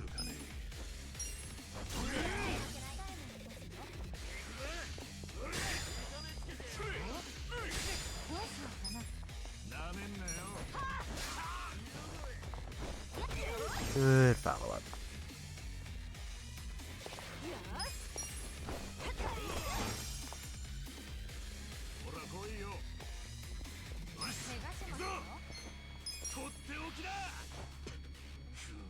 I forgot that was a 2-charge. We'll win before that attack goes off.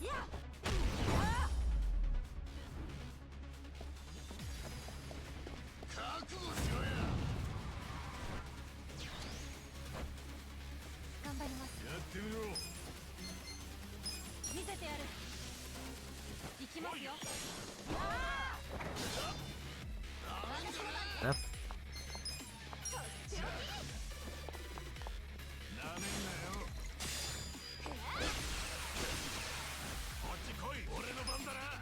私に勝てますかね。やろうぜ。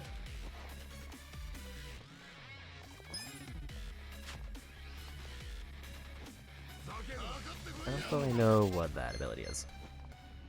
舐めると痛い目見る。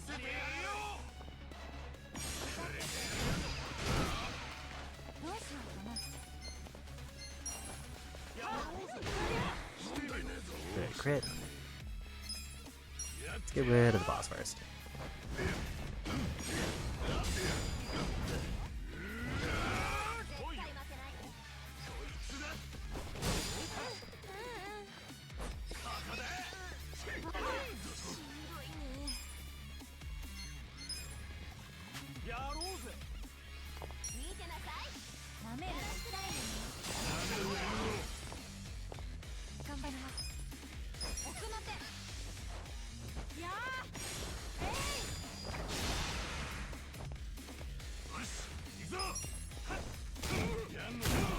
And there's one.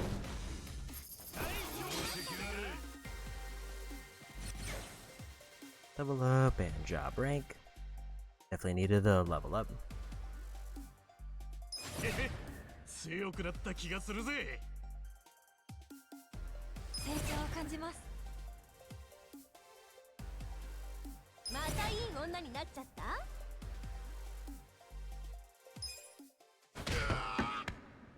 くそ！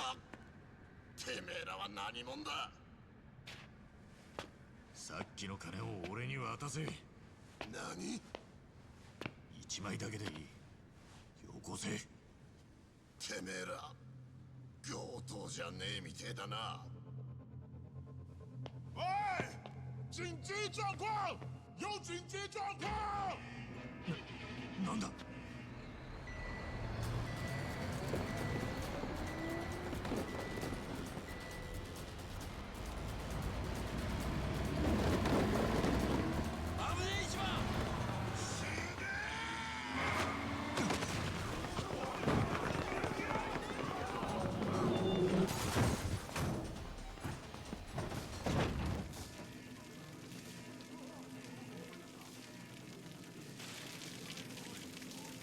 逃げろ！爆発するぞ！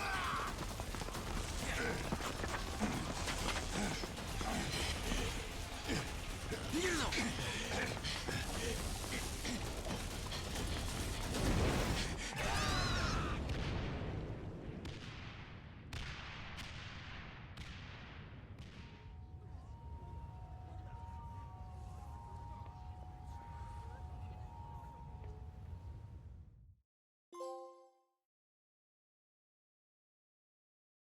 And there's trophy.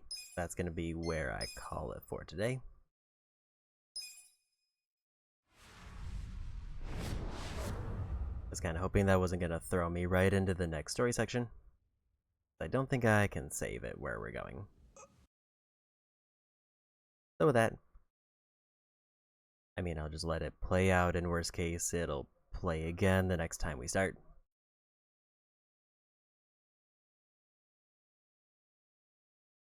Actually, maybe I'll just bank on it, saving it at that exact spot.